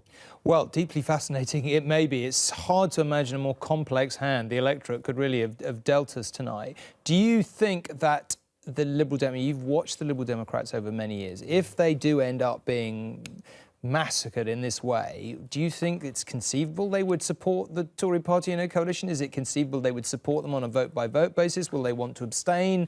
What do you assess their attitude is likely to be to this scenario? I'm not a good person to second-guess the mind of Liberal Democrats because I've never fully understood them. But I have to say that I think it would be absolutely unthinkable, contrary to one of your previous contributors, for the Liberal Democrats to even think once, never mind twice, about going into coalition with the Conservatives. They've been massacred because they did go into coalition, and they've very cleverly, from the Conservatives' point of view, been blamed for the worst things and got very, very little credit for the effort that they did put in on a more liberal basis. So I think we should forget that. They may, some of them, sit on their hands for a Queen's speech, of course, which would be a kind of, I'm sorry to be unkind about it, but it would be a kind of Lib Dem thing to do. And of course, we can't be sure what the SNP's turn-up will be. So we're all thinking now, you know, if this is true and the opinion polls were wrong and the exit poll is right, are we in a situation where people panicked, where the politics of fear and grievance shone through, but also the politics of worry about a situation that people thought was going to end up with the SNP holding the ring? That was very clever but very dangerous tactics by David Cameron. And if he now tries to rely on the Democratic Unionist Party from Ireland, he may have this well and truly stuffed down his nose. So, OK, well, let's just focus. That's rather graphic language. Well, it's very graphic, but indeed it's a very complicated position. I'm not happy, as you will understand, because I see fantastically good, long-standing colleagues losing their seats and people who have worked their guts out not winning because of a whole combination of measures, even though the campaign on the ground was a good one. And it was. It reminded me of 1987, where we ran a very good campaign. You had a contributor earlier who led it, Peter Mandelson, and we were hammered. Well, let's just ask both of you, maybe Gus, you first. Is there a government here then? At the end of this discussion we've just had, can we wake up tomorrow and think we're going to have a government? I mean, the Prime Minister remains the Prime Minister constitutionally, so there's a government. Yes, the government will continue.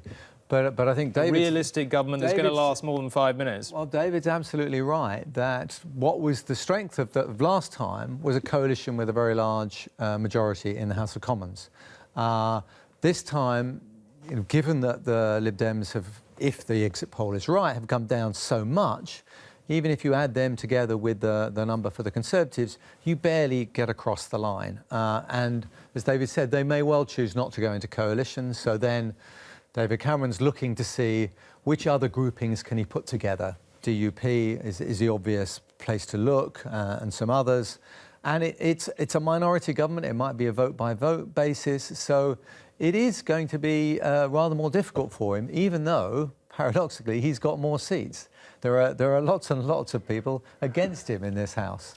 Well, David, how do you think it'll last 5 minutes? Of course, the Fixed Term Parliament Act makes having another election a lot more complicated. And as far as I can see, looking at the maths, it basically, I mean, you just get, you know, a majority to even think about going in that direction. The only way, or the obvious way it would probably happen is if Labour and the Tories both got together and said, this is just not working, we need another election. Yeah, how do you think that's going to pan out? It may be possible after a period of time that would happen, that people would say, we've had enough of this, we're going nowhere in this Parliament, which we weren't in the last year of the last Parliament. And, people were kicking their feet around the place. I would have advocated, had this result been reversed tonight, a very different type of politics where we reached out to people, we engaged, we spoke to people who'd not voted for us. We tried to win what Ed Miliband called 18 months ago a one nation approach. It may not be possible now to do that, but I do think that if the Conservatives go in for the kind of thing that they were predicting this week, which is change the boundaries, stop people from outside England voting on key bills, in other words, fix the system for your party, I hope there'll be a majority against that in the House of Commons. Finally, briefly, do you think if these figures are correct, Ed Miliband survives as leader of the Labour Party? Well, nobody's answered that question for you tonight, and I'm at this point not going to answer it either, because I think, firstly, we need to see the reality on the ground and what we do and don't win. And secondly, we need to breathe. Somebody was talking earlier about predicting that Ed Miliband will have gone within 24 hours. I hope not. I think we should take our time. We should lick our wounds if we have to, and we should think seriously. If we have lost this election, we've lost it from 2010, when in the 6 months after 2010, we failed to nail the lie that the Labour government, had been responsible for the global meltdown, and everything that happened in the US, France, Greece, Italy, Portugal, Ireland, everywhere else was the Labour government's fault. It was such a nonsense. But the coalition got away with peddling that, and we've got to think seriously about avoiding a situation where we rush into something that might damage us in the long term. David Blunkett, Gus O'Donnell, thank you very much for joining us. Now, we've had the exit poll, we've had a few results, and we've had an awful lot of comment. Julie's got a summary. Tom, thank you very much. Well, it's just gone a quarter to midnight. The first results, as Tom mentioned there, have gone to Labour, but our exit poll predicts the Conservatives will win the most seats, but won't have enough for a majority. Our poll puts the Tories on 316. Labour will be way behind on 239. The Lib Dems will end the night on 10, according to the exit poll. UKIP and the Green Party will have 2 each. The SNP are forecast to have 58 seats out of 59 in Scotland, and Plaid Cymru will have 4. Well, senior figures have been giving us their reactions to the exit poll. Earlier, the Home Secretary, Theresa May, said that while there may not be an outright winner, in her view, it is clear who has lost. The first thing is, if those figures are anything like correct, it'll be clear that Labour will have lost. They will have, in fact, got fewer seats on that basis than they did at the 2010 election. And I think that's the very clear picture that will come out. But Labour's Deputy Leader Harriet Harman said the poll suggests a failure for the coalition government. If the exit poll is right, if the exit polls are right, then what it shows is that the coalition led by David Cameron has more or less lost its majority, in which case we'll have to see whether the new House of Commons that's been newly elected will give David Cameron a majority. Well, the SNP leader and First Minister of Scotland, Nicola Sturgeon, has reacted cautiously. She tweeted, "I'd treat the exit poll with huge caution. I'm hoping for a good night, but I think 58 seats is unlikely." And the Lib Dems said the predicted figures don't match up with what they've been hearing. So I think one has to wait. But on the other hand, I would certainly agree that on the figures that we've got, this is very disappointing. I may say I've been on to High Command, to the Central Office, and I've been told it's not consistent with the kind of intelligence they were getting back. Min Campbell speaking to us just a few moments ago. Key developments so far, Tom? We're joined by Mark Mallet from Belfast. Mark, suddenly the DUP is the most important political party in Britain, potentially. What do you think they're going to be the reaction of their MPs to the events that are unfolding? Well, Tom, they're going to say that this will come as absolutely no surprise. They have fought this election campaign, suggesting throughout that they could be the kingmakers in any future coalition government. The deputy leader of the party, Nigel Dodds, who is the party's leader at Westminster, has just arrived at the count here in Belfast.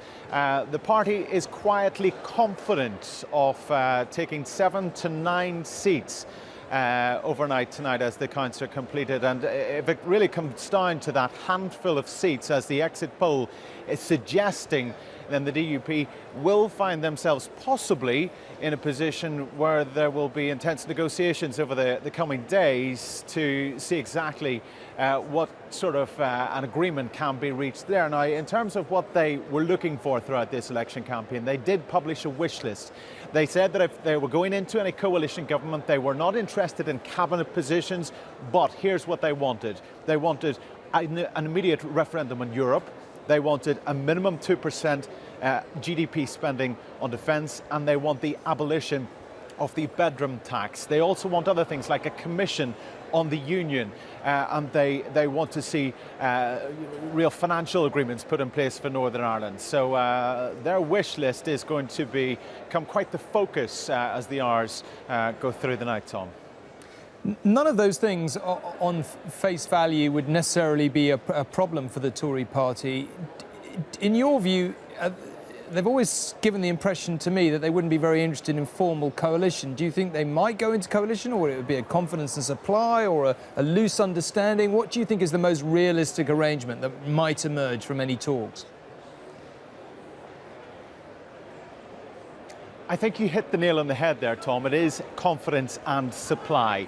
They have said they're not interested in cabinet positions. They're not interested necessarily in forming a coalition government. And don't forget, they also said right from the outset that they would be quite happy to work with either David Cameron or the Labour leader, Ed Miliband. They have held their cards very close to their chest in the sort of role that they may play in the coming days and indeed possibly the coming years. They are remaining very tight-lipped this evening, again not giving away too much, waiting on those ballots being counted to see how many MPs that they have returned to Westminster. But here at a local level, what they have said throughout is what is most important for them is maintaining the position within the United Kingdom, strengthening the union, but also getting a better deal for Northern Ireland. Of course, much has been said over the last number of weeks, months, and indeed years about the tricky financial position that Northern Ireland finds itself in. They'll probably be pushing for more money, I would imagine, if they go into any sort of government coalition. Mark, we're expecting results from you in about an hour and a bit, so no doubt we'll be back to you then. Thank you very much for talking to us. Colin and Jane, let's breathe a bit and take stock of where we are. Maybe we can have a look at the overall summary, a prediction of what we think we're heading for, what we've been trying, and I must say only partially successfully, to make sense of in the last hour or two. The maths that doesn't really add up, one feels. Jane? I think, let's look at this graph for a second, and you think about an anti-austerity kind of voting bloc. I'm not saying an anti-austerity coalition, a rainbow coalition, but let's just look at how difficult it could be for the Conservatives to pass legislation which will run contrary in terms of spending commitments and so on to the wishes of all of those parties on the left of centre. So you've got Labour, you've got the Greens, you've got Plaid, we've got obviously the SNP. The DUP have very publicly said that they wouldn't support an austerity measure because obviously they would like more spending going into Northern Ireland. Now, the interesting thing here is, let's say the Liberal Democrats, as I'm sure has to be likely, don't want to go into another formal coalition agreement and want instead to appeal to those voters they've lost. They could then do so on an anti-austerity platform, which would actually mean the Tories wouldn't pass their legislation on these kinds of measures. So interestingly, the Liberal Democrats have lost so many voters to Labour, and they've done that because they were in coalition with the Tories, obviously tuition fees, but also, being part and parcel of that austerity or those cuts. So we know, for example, that those Liberal Democrats who have moved away from the party really do think the cuts have gone too far. That's the same for SNP voters, it's the same for Plaid, it's the same for the Greens. Interestingly, too, it's also the same for Labour voters, and Ed Miliband has been campaigning very, very strongly, arguing that it was important to bring down the deficit and that there would be some cuts under a Labour government. So actually, in terms of his vote share, in terms of his support in Scotland and also in England and Wales and the support for those other parties, a more anti-austerity message would have cut more, would have cut through more, I think, with the electorate. And, just the maths are just, they're very, very fascinating. But I think, what we have to remember is that there is no clear winner. And so, therefore, the legislative outcomes, just those, some of the difficulties, some of the dilemmas that are going to be facing the parliamentary parties are just going to be absolutely fascinating. It's worth saying, perhaps, that, as I understand it, the Liberal Democrats have lost their deposit on the first 3 seats announced tonight, yes, which is a staggering development. They didn't lose any deposits in the last election. Down to less than 3% in each case. And we're hoping to get the full results from Newcastle soon. And Newcastle's quite an interesting city because the Liberal Democrats mounted quite a successful campaign there over the past decade or so as the challengers to Labour. The Conservatives are nowhere in these northern seats, of course, and will remain nowhere even after tonight. But it's the Liberal Democrats who ran the council for some years in Newcastle. They're second in all of the 3 seats in Newcastle. In one case, they came within 7% of winning it last time, and it'll be interesting to see whether their vote tanks in Newcastle in quite the same way as it's done in Sunderland. And if it does, and if they're scrabbling around for 4th or 5th place with the Greens, with UKIP having comfortably nosed up into 3rd or even in some cases 2nd place, then I think we really can become a little more confident about this terrible, terrible night for Liberal Democrats actually coming to fruition. Did you see this coming in any way? I mean, are you surprised by it? Well, if you remember, some weeks ago we had another sceptically received poll. There was a Comres poll done for ITV News of the 14 seats held by the Liberal Democrats in their inverted commas heartland in the southwest of England, and the poll said they were going to lose the lot. and lose the lot by really quite some distance. And of course, the social media sphere went wild and said how this was couldn't possibly happen because they were so well bedded in. They had incumbent MPs who were respected, all the rest of it. But that's what the poll said, and it could well be the case that turns out to be true. It's also true, of course, that turnout looks like it's up by about 5 percentage points tonight, or 5 points. And that is probably What's going to driven be... that, do you think? I think it's inevitably the closeness of the race. We know when there is something really strong at stake, when it's a close race, that people come out in higher numbers to vote. And I suspect what we'll see is in tight races, in marginal races, that we'll see the turnout to be much higher than it is in those other safer seats. And that would, of course, benefit the Tories, which might be one of the reasons why the exit poll may indeed be on the money. I just want to come to Scotland for a second, because we haven't talked about that much yet. By the way, who's your money on sole survivors? I mean, it may be more than one, of course, maybe 2 or 3 or 4, but one surviving seat that isn't SNP in Scotland? Orkney and Shetland, presumably. Well, that's yes. I mean, as I said at the top of the night, the exit poll doesn't call individual seats, but if you looked down it, you would think that Alistair Carmichael is pretty safe there, because frankly, huge no vote in Orkney and Shetland. What's the cliche? Another cliche. You know, they're nearer geographically to Norway when they're a wedding than they are to Edinburgh, and they would probably rather be independent themselves than going with an SNP-led independent Scotland. So that, Nevertheless, this is the most extraordinary revolution, really.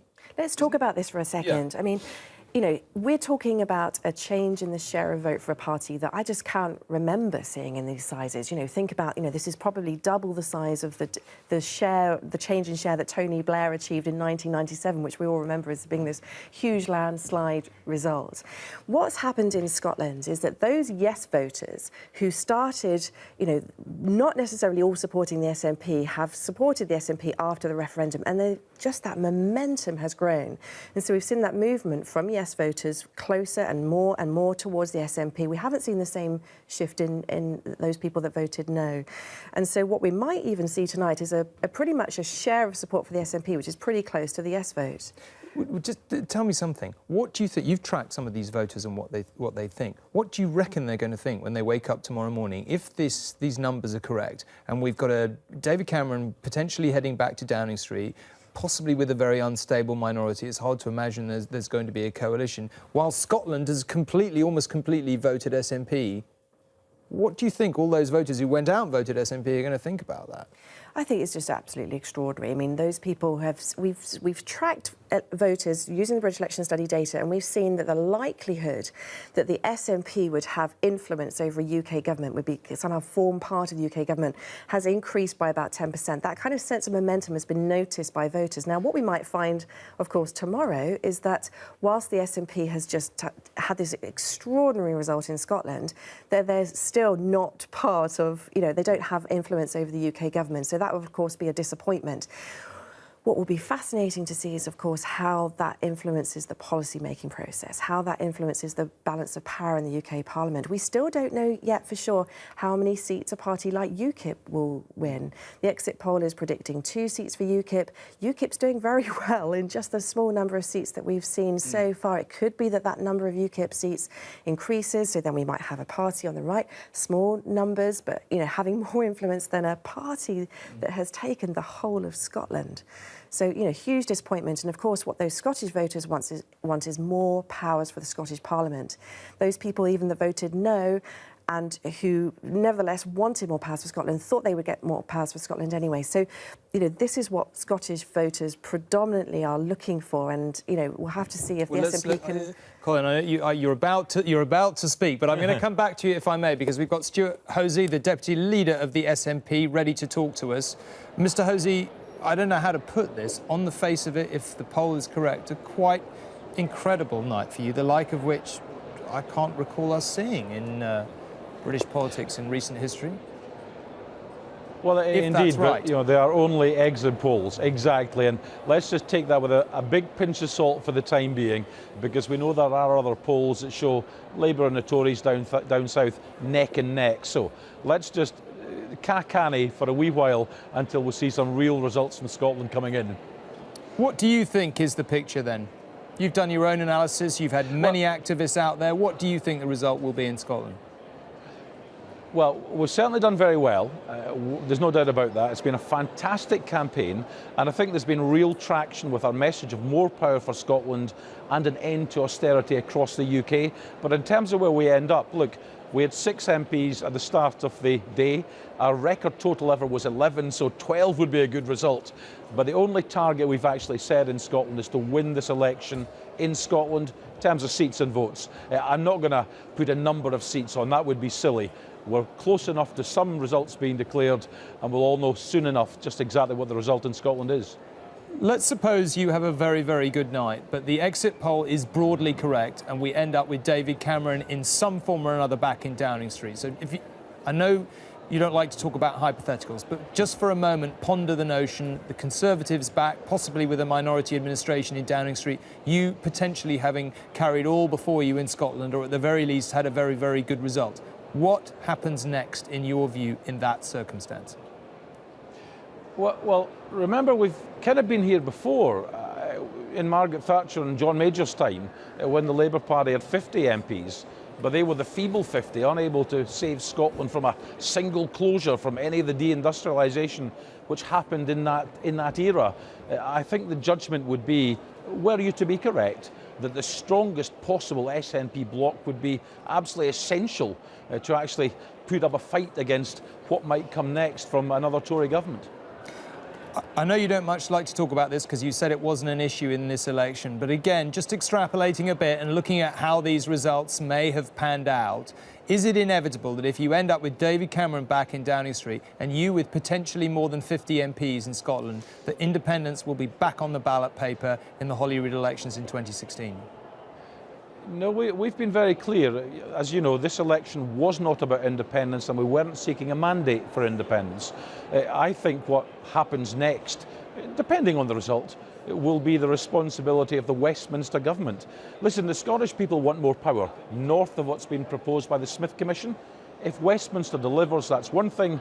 If Westminster doesn't deliver, then of course any Scottish political party would be duty-bound to listen to the reaction of the Scottish people, but that's not where we are. We haven't had a Scottish seat declared yet, so let's take the 2016 election out of the equation until we've got the results from the 2015 election. Are there no circumstances whatever in which you would support the Conservatives at Westminster? What about if they offered you full fiscal autonomy, which is what you say you want? I think that's highly unlikely they would do that, and the answer is no, we couldn't do a deal with the Tories. Listen, we're an anti-Tory party.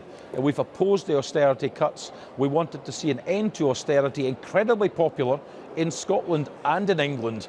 So no, I think it would simply be impossible for us to do the kind of deal you're suggesting. Even if it wasn't a deal then, let's just suggest that they say, OK, we understand, we hear the voice of Scotland, you need full fiscal autonomy, and they put that an offer to you. You wouldn't support that at Westminster? Well, as I say, let's wait and see what the results are. We're extrapolating on the back of one exit poll. We're suggesting that the Liberals might be able to prop up a minority Tory government, and that alliance might then offer Scotland something thus far in 100 years they've been unable to do. It's stretching things a little too far, I suspect. Stuart Hosey, thank you very much indeed. I suspect we will be talking to you later in the evening. Now, we have Rohit Katru with the UKIP leader, Nigel Farage. Rohit.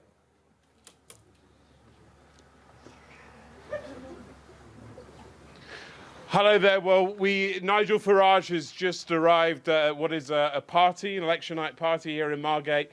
Nigel, your reflection first on the exit poll, which suggests just 2 seats for the UKIP tonight. It does, and we'll have to see. The first result we got was from Sunderland, and we saw the UKIP vote up 7,000 and the Tory vote down by 1,000. And I want to congratulate the editors of The Sun and the Daily Mail. They're geniuses. They said the UKIP vote would split the Tory vote. God help us. But Nigel, you're predicting a... Well, there we are. Nigel Farage has been saying through the evening that he is confident but not complacent. The question for him now is whether he will win this seat of South Thanet. He has said that he will stand down if he isn't successful here. Rohit, thank you very much. Well done for getting him. Something tells me he had one thing and only one thing to say at this point in the evening. Now, I'm joined by Sir Christopher Mayor and Simon Lewis, 2 former press secretaries in Downing Street. both of whom I dealt with back in the day. Welcome back, gentlemen, to the studio.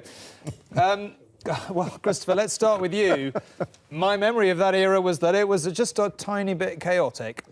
Predict this one for me if David Cameron ends up in Downing Street. Well, I mean, if these exit polls are accurate, it is not what we were led to believe by a plethora of pollsters. That's possibly the understatement of the night so far. Yeah. So, well I mean, done. you have to put in that proviso.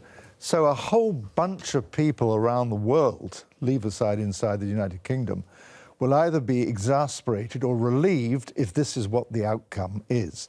So if your question to me is more about the outside world than the inside world of Downing Street, because this is a less chaotic outcome if this is what happens than has been predicted. I think my question to both of you, actually, because we've collectively, the three of us, had experience on what operating, well, you've been in government and I've been reporting on government, but we all know what that's like, how chaotic, how difficult it is to manage the House. Deals. You do the deals that need to be done. If you're David Cameron, who do you do a deal with? You've got the Liberal Democrats who aren't likely to want to do a deal, surely, and the DUP who just about only get you over the line. Well, of course, we've seen this movie before. Last time it had a different ending. I think the interesting thing about tonight is that we've been there before 5 years ago. One of the very interesting issues, I think, over the next few days is how does this pan out? What's your guess then? Well, I think it might be played slightly longer than last time. I think last time there was a key objective to get it done as quickly as possible. This time, it might just take a little longer, even though the numbers are very different to last time. I think Sir Jeremy Hayward, who we've heard about earlier, want to just take his time to work out whether the deal that can be done can stick. You worked with Gordon Brown. Do you think it's realistic on these numbers, if they're anything like correct, to have Ed Miliband in Downing Street with SNP plus support, if that could conceived add up by the end of the night? On these numbers currently, it doesn't look very likely. I couldn't agree more. I think the numbers are so surprising that if I were David Cameron, I would be saying to myself, God, this is far better than I ever thought was going to happen.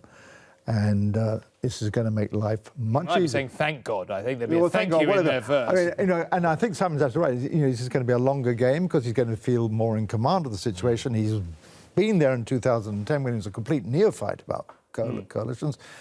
This is going to give him an opportunity to think clearly and rationally about how he consolidates his position in the House of Commons. But is this, in your view, Simon, is this a sustainable government?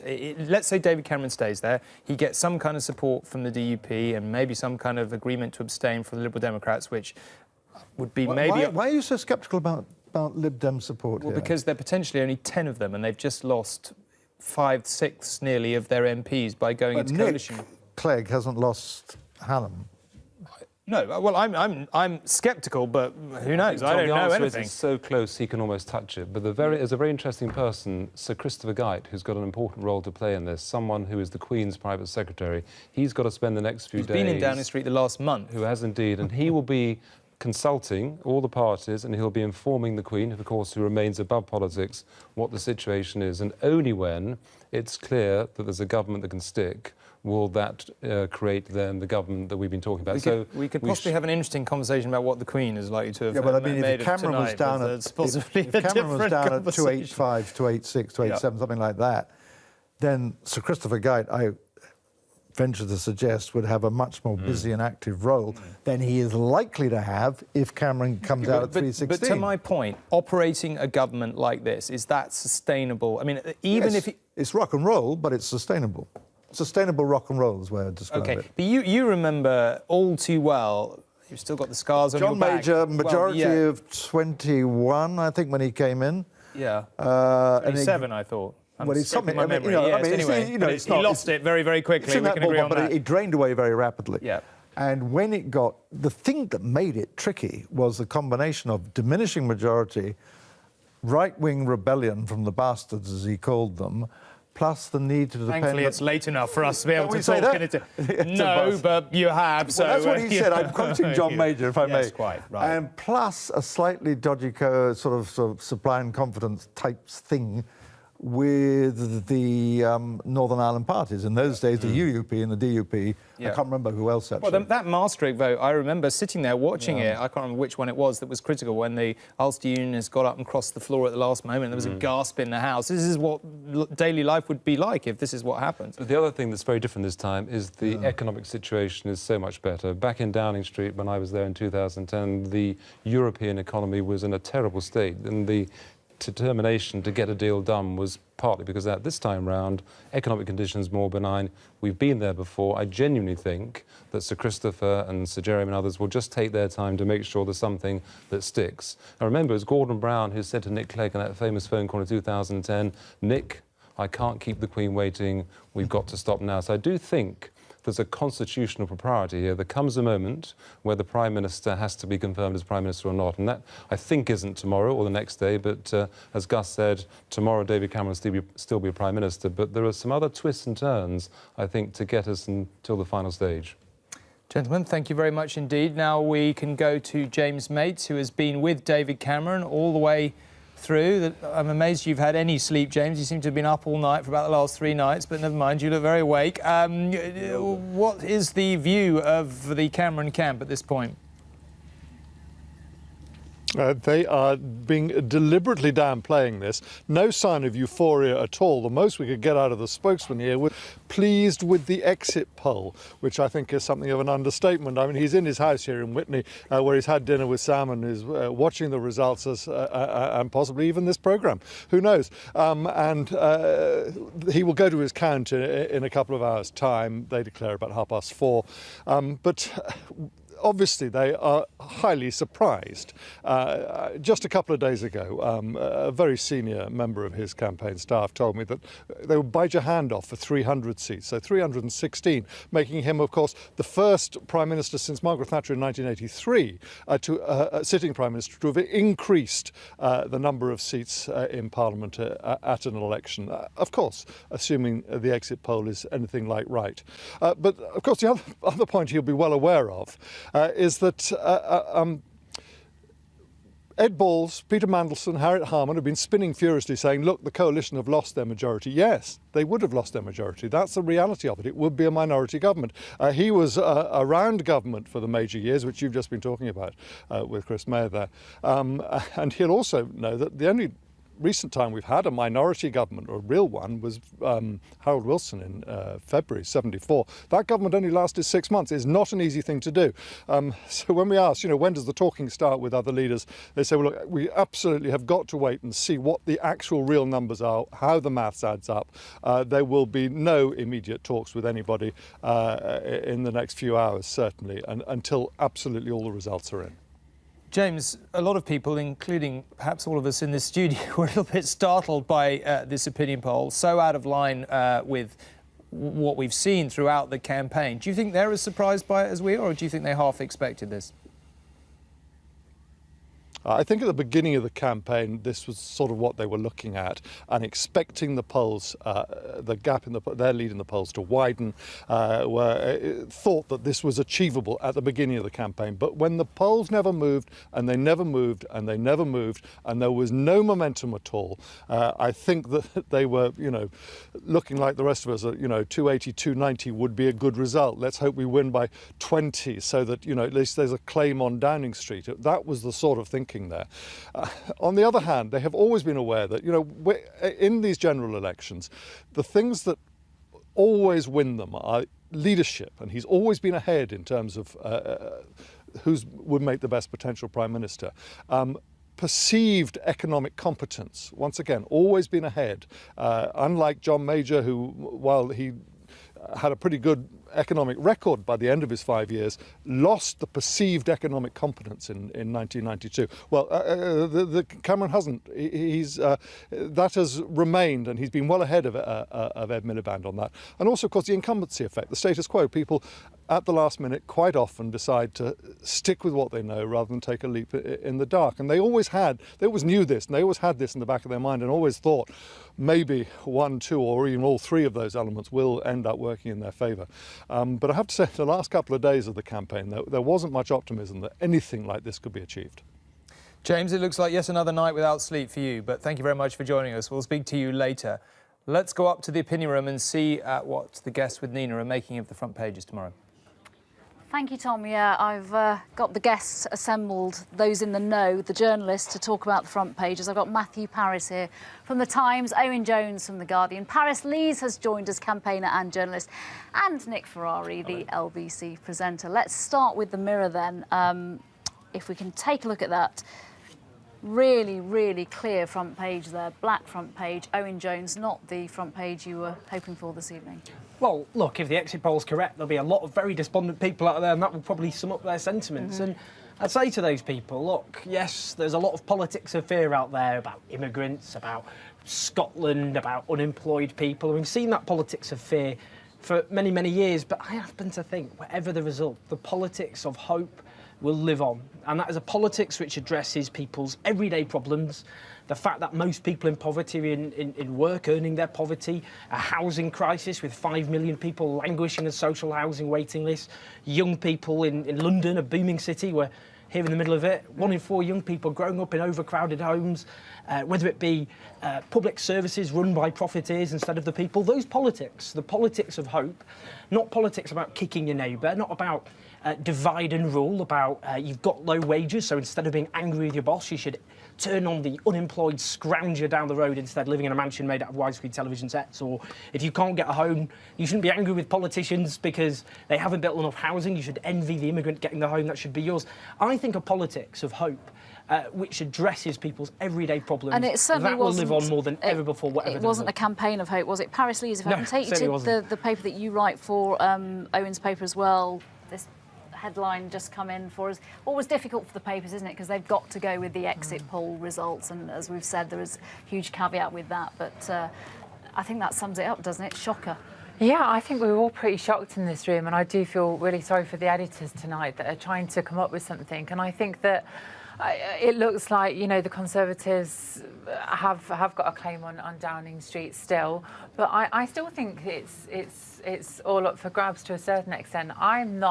It's not a particularly deep political analysis, but I just have a gut instinct that exit poll is wrong, and I think a lot of people are thinking that now. So I don't know if that's what it is going to look like tomorrow, but it'd be pretty depressing if it was for me. Paris, thank you. Let's move on to the next one and get your reaction, Nick. Yeah. Swinging the blues, I think we can presume that's a... Yeah, classic tabloid front page. They're doing what tabloids are put on earth to do. Look, if you think it's tough being a politician or a pollster, you're trying to be a newspaper editor at the moment. They are grappling in the dark. They have absolutely no idea. And, of course, they have to commit to print. And it's not like broadcast, like you and I do. You can quickly turn around and say, right, we're hearing intelligence that. They have to go with that. But I'm shocked that I've been lied to by 2 senior Liberal Democrats, and I'm going to prove it now, because I took bets out. I was assured by Danny Alexander and Nick Clegg that they would hold their seat. So I have taken out bets on those 2. I think Danny Alexander is looking very, very doubtful. I might have lost 50 quid tonight, and I'm absolutely annoyed about it. But I will hold on to them. I won't quite rip them up because yet. The exit polls could be wrong. Let's move on to the next one, if this allows. Matthew Parris. It's got the caveat in there.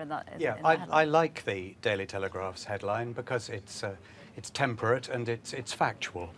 And I think the Conservative Party have a great opportunity, starting from now, to start being more polite, more courteous, more understanding towards their opponents. And I think the Conservative supporting media have the opportunity to do that too. Lots of people today will have voted Conservative holding their noses. Lots would have voted Conservative if they hadn't had to hold their noses. It's terrifically important that the Tory media and the party itself learn to be more likeable, more polite, more dignified. Will they do that, though, if David Cameron does go back into number 10, albeit not with a majority? Because Linton Crosby's campaign has probably proved, if the exit poll is right, that the negative campaigning worked. You never know, really, what swung a campaign. I think what swung the campaign was a public perception that the coalition government had been rather successful. I never believe that kicking your opponent or throwing sand in their faces, and there'll be a temptation for triumphalism in the Tory ranks, and you'll see it in the Tory press. I never believe that wins people over.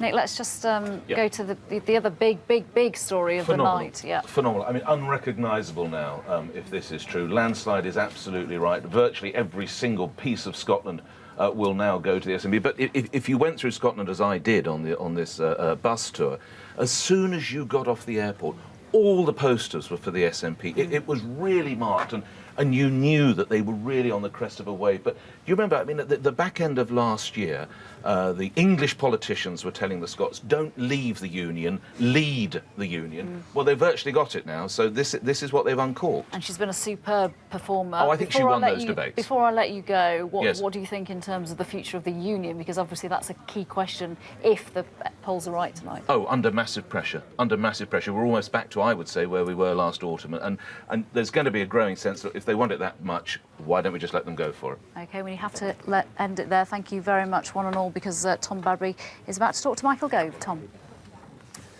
I am indeed. Michael Gove is here with me. So you could be chief whip with no majority and possibly no coalition. That sounds like the worst job in Britain.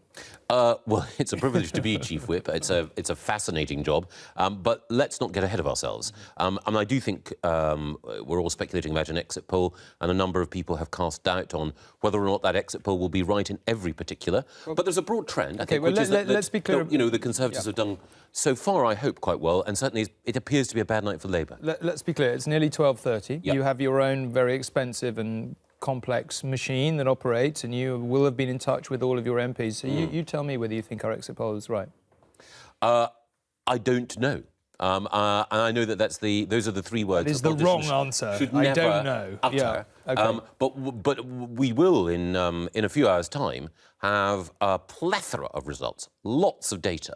One thing I can say is that on the basis of what happened in the 3 seats in the North East that have declared so far, it suggests that the BBC's exit poll so far seems to be moving in the right direction.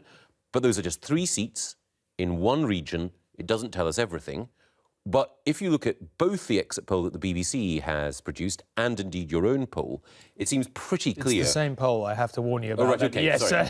That may be why it's showing a very similar thing. We do a collective poll these days just so that we're all... it pulls the resources and means it's a much bigger... I could bring Colin in on that, but we'll maybe talk about it later. Okay. But there's quite.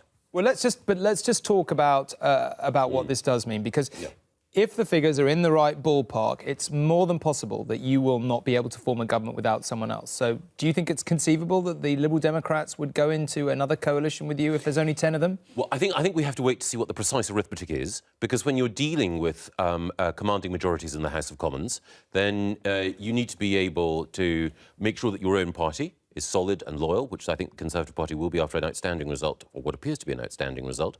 But you also work with, if you don't quite have a majority, with other parties. But let's wait and see.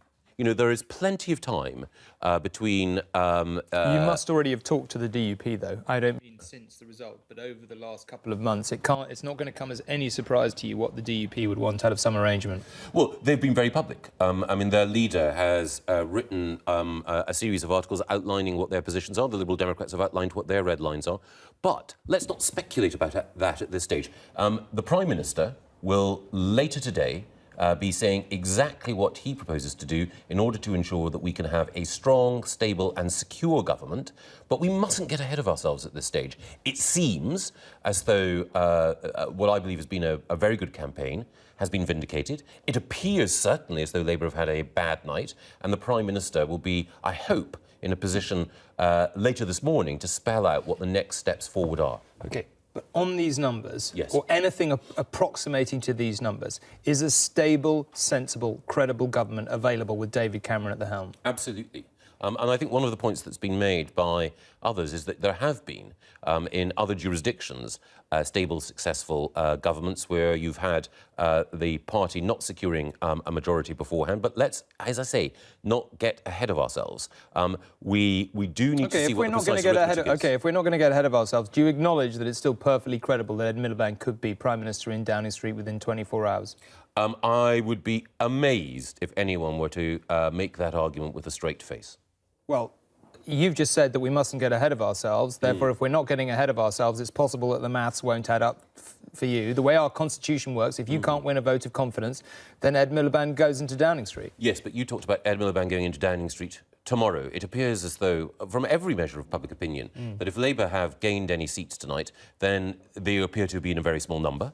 And the second thing is, it's the sitting Prime Minister who has the first right to form a government. It's the largest party which has traditionally formed a government. So I would have thought, at the very least, all the constitutional precedents would have suggested that if the exit polls are anything like correct, that David Cameron would be in a position to lay out exactly how a stable and secure government could be formed. OK, but just to be clear, if you can't get the numbers between you, it has to be Ed Miliband. There's no dispute about that, correct? Well, it is the case that we've argued throughout that there's a straightforward choice. There can only be two people who can be Prime Minister, absolutely. But I would say that both on the basis of all the predictions, even with a qualification here or a nuance there, it is David Cameron who has the legitimacy and the right to be first in saying how a government should be formed. But of course, one of the things I know that the Prime Minister will do is he will think about the national interest first. And he will think about how a government can be secured that reflects... Every constitutional expert would argue that these notions of legitimacy are irrelevant. You either have the numbers or you don't. So the way the Constitution works is David Cameron is the Prime Minister. He will remain the Prime Minister as long as he can get the numbers for a confidence vote. That is by no means clear. Therefore, ergo, it must be possible for Ed Miliband to be... That's not quite right. He remains Prime Minister until Parliament meets, and then when Parliament meets, he has to ensure that a vote of confidence is won. But there is time for any Prime Minister to consider what the options are and to make sure that a government is formed that provides stability, security and coherence. One final question. Again, if this poll is anything approximating to the actual result, what do you make of... You're a Scot. What do you make of what's happening in Scotland? Well, again, I, for some time now, have been concerned about the growth of separatism. I think that we've been fortunate in that in this campaign, the case against separatism has been put vigorously and effectively by Conservative politicians, not just David Cameron, but our superb leader in Scotland, Ruth Davidson. My understanding is that there are seats in Scotland which are competitive at the moment, which the Conservatives are doing very well in. Again, let's not get ahead of ourselves. On a previous occasion, suggested that the Conservatives might surprise people by how well they did in Scotland. Let's wait and see. OK. Final question, though. If there are 53 or 54 or 55 or even 52 SNP MPs come the end of all this process, is that the beginning of the end of the Union, in your view, or...? Absolutely not. I think that people voted very clearly in the referendum to maintain the United Kingdom. People will have voted for whichever party, secure in the knowledge that the United Kingdom had been secured by that vote. And it was perfectly clear that SNP leaders said that the referendum result would be conclusive and for a generation. So I can't imagine that they could go back on their word, whatever the result of the general election in Scotland. Michael Gove, thank you very much indeed for joining us. Now, as Michael was pointing out there, we've got the exit poll. It's the results that count. It's 12:30 or so. In another hour or two, we will really begin to get those results in a rush. Obviously, it's down to the key marginals to decide this. Julie has a summary of what to look out for. Yes, we're just going to bring Matt, the cameraman, in again. We can show you our battleground and look at some of those target seats that Tom was mentioning there. If you just remember, we'll take you to our battleground. To the right of the centre line there are the Conservative target seats. Let's take you there and have a look at some of those areas that'll be hunting grounds for the Conservatives tonight. If this exit poll turns out to be correct, they'll be looking in patches all over the country, not least the Midlands. Both the West and the East Midlands of great interest. Of course, one of the easier targets, Solihull. But if we take you then on to a little bit further down, remember, the closer they are to that centre line, the easier they are in theory to get hold of. And we look at a seat like Birmingham Edgbaston, which was once a classic leafy Tory suburban seat that went to Labour in '97 with Gisela Stewart. They would be very, very happy to get that back in their column tonight. So seats like that they'll be watching for. Also in the East Midlands, worth mentioning also here, Gedling, which is Vernon Coker's Shadow Defence Secretary's seat, one of those classic Midlands marginals worth keeping an eye on. Even if you just look up into the next column there, you can see somewhere like Walsall South, currently held by Valerie Vaz, Keith Vaz's sister. And then if you go along to somewhere a little bit further away from that centre line, there's another couple of Birmingham seats really worth looking out for tonight. You can see Birmingham Northfield there, which the polls have suggested elected may go to the Tories tonight, and Birmingham, Selly Oak. So some key little Midlands patches there. Nottinghamshire also a bit of hunting ground, as I was mentioning there, for the Tories. But it's always one of those areas, isn't it, Tom? And I know you guys will be watching that very closely throughout the night. This sort of patch of the country is sort of, you know, littered with marginals, isn't it?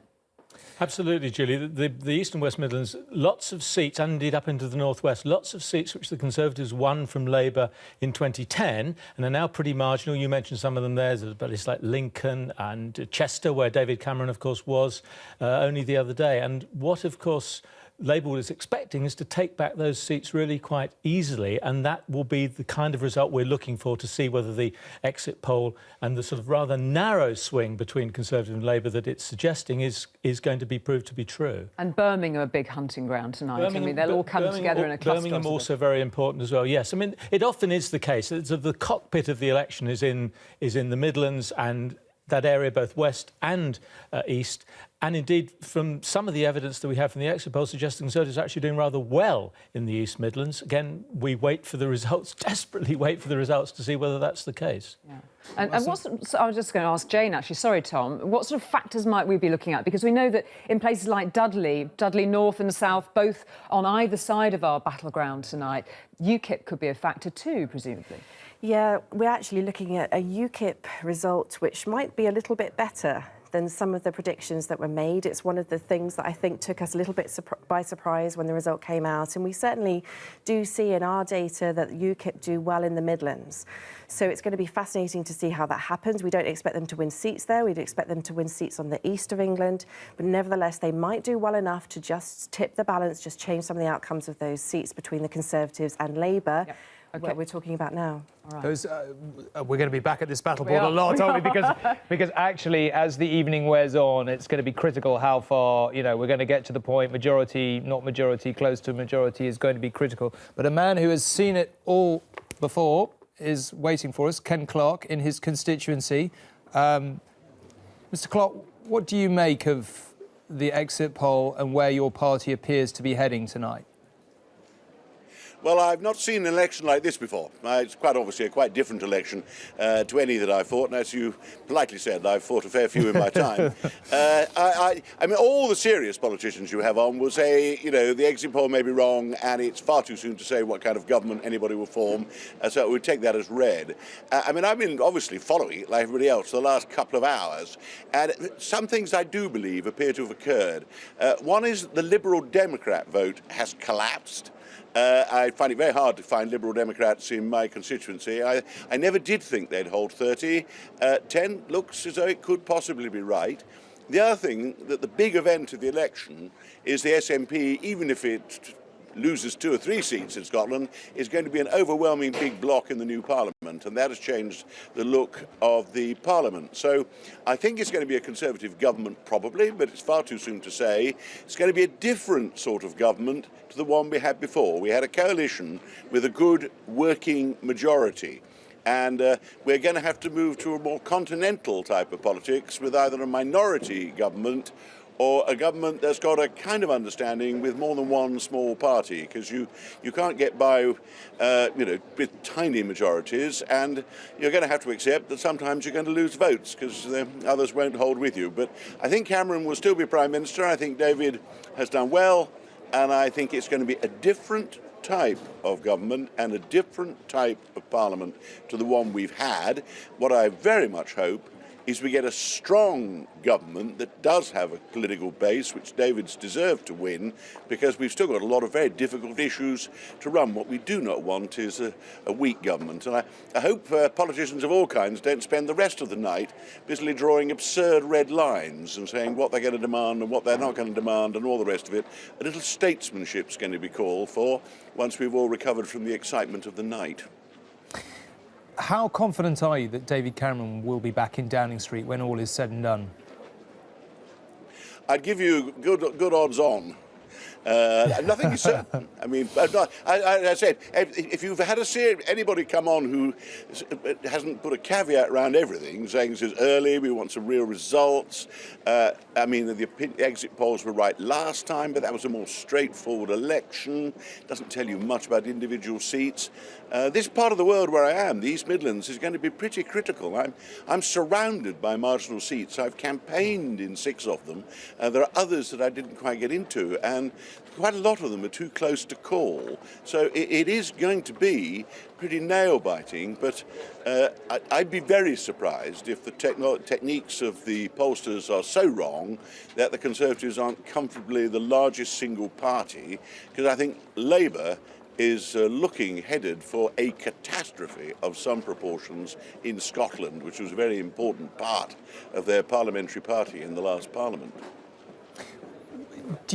What do you think happens next in regards to Scotland? Could you ever really have imagined you were going to see anything like? I mean, in one sense, the trouble tonight is that we're actually following about 2 or 3 almost completely different stories. The collapse in the Liberal Democrats, the possibility of, and Scotland is a whole story of itself, where a revolution seems to be taking place. Are you surprised by that? Did you see it coming?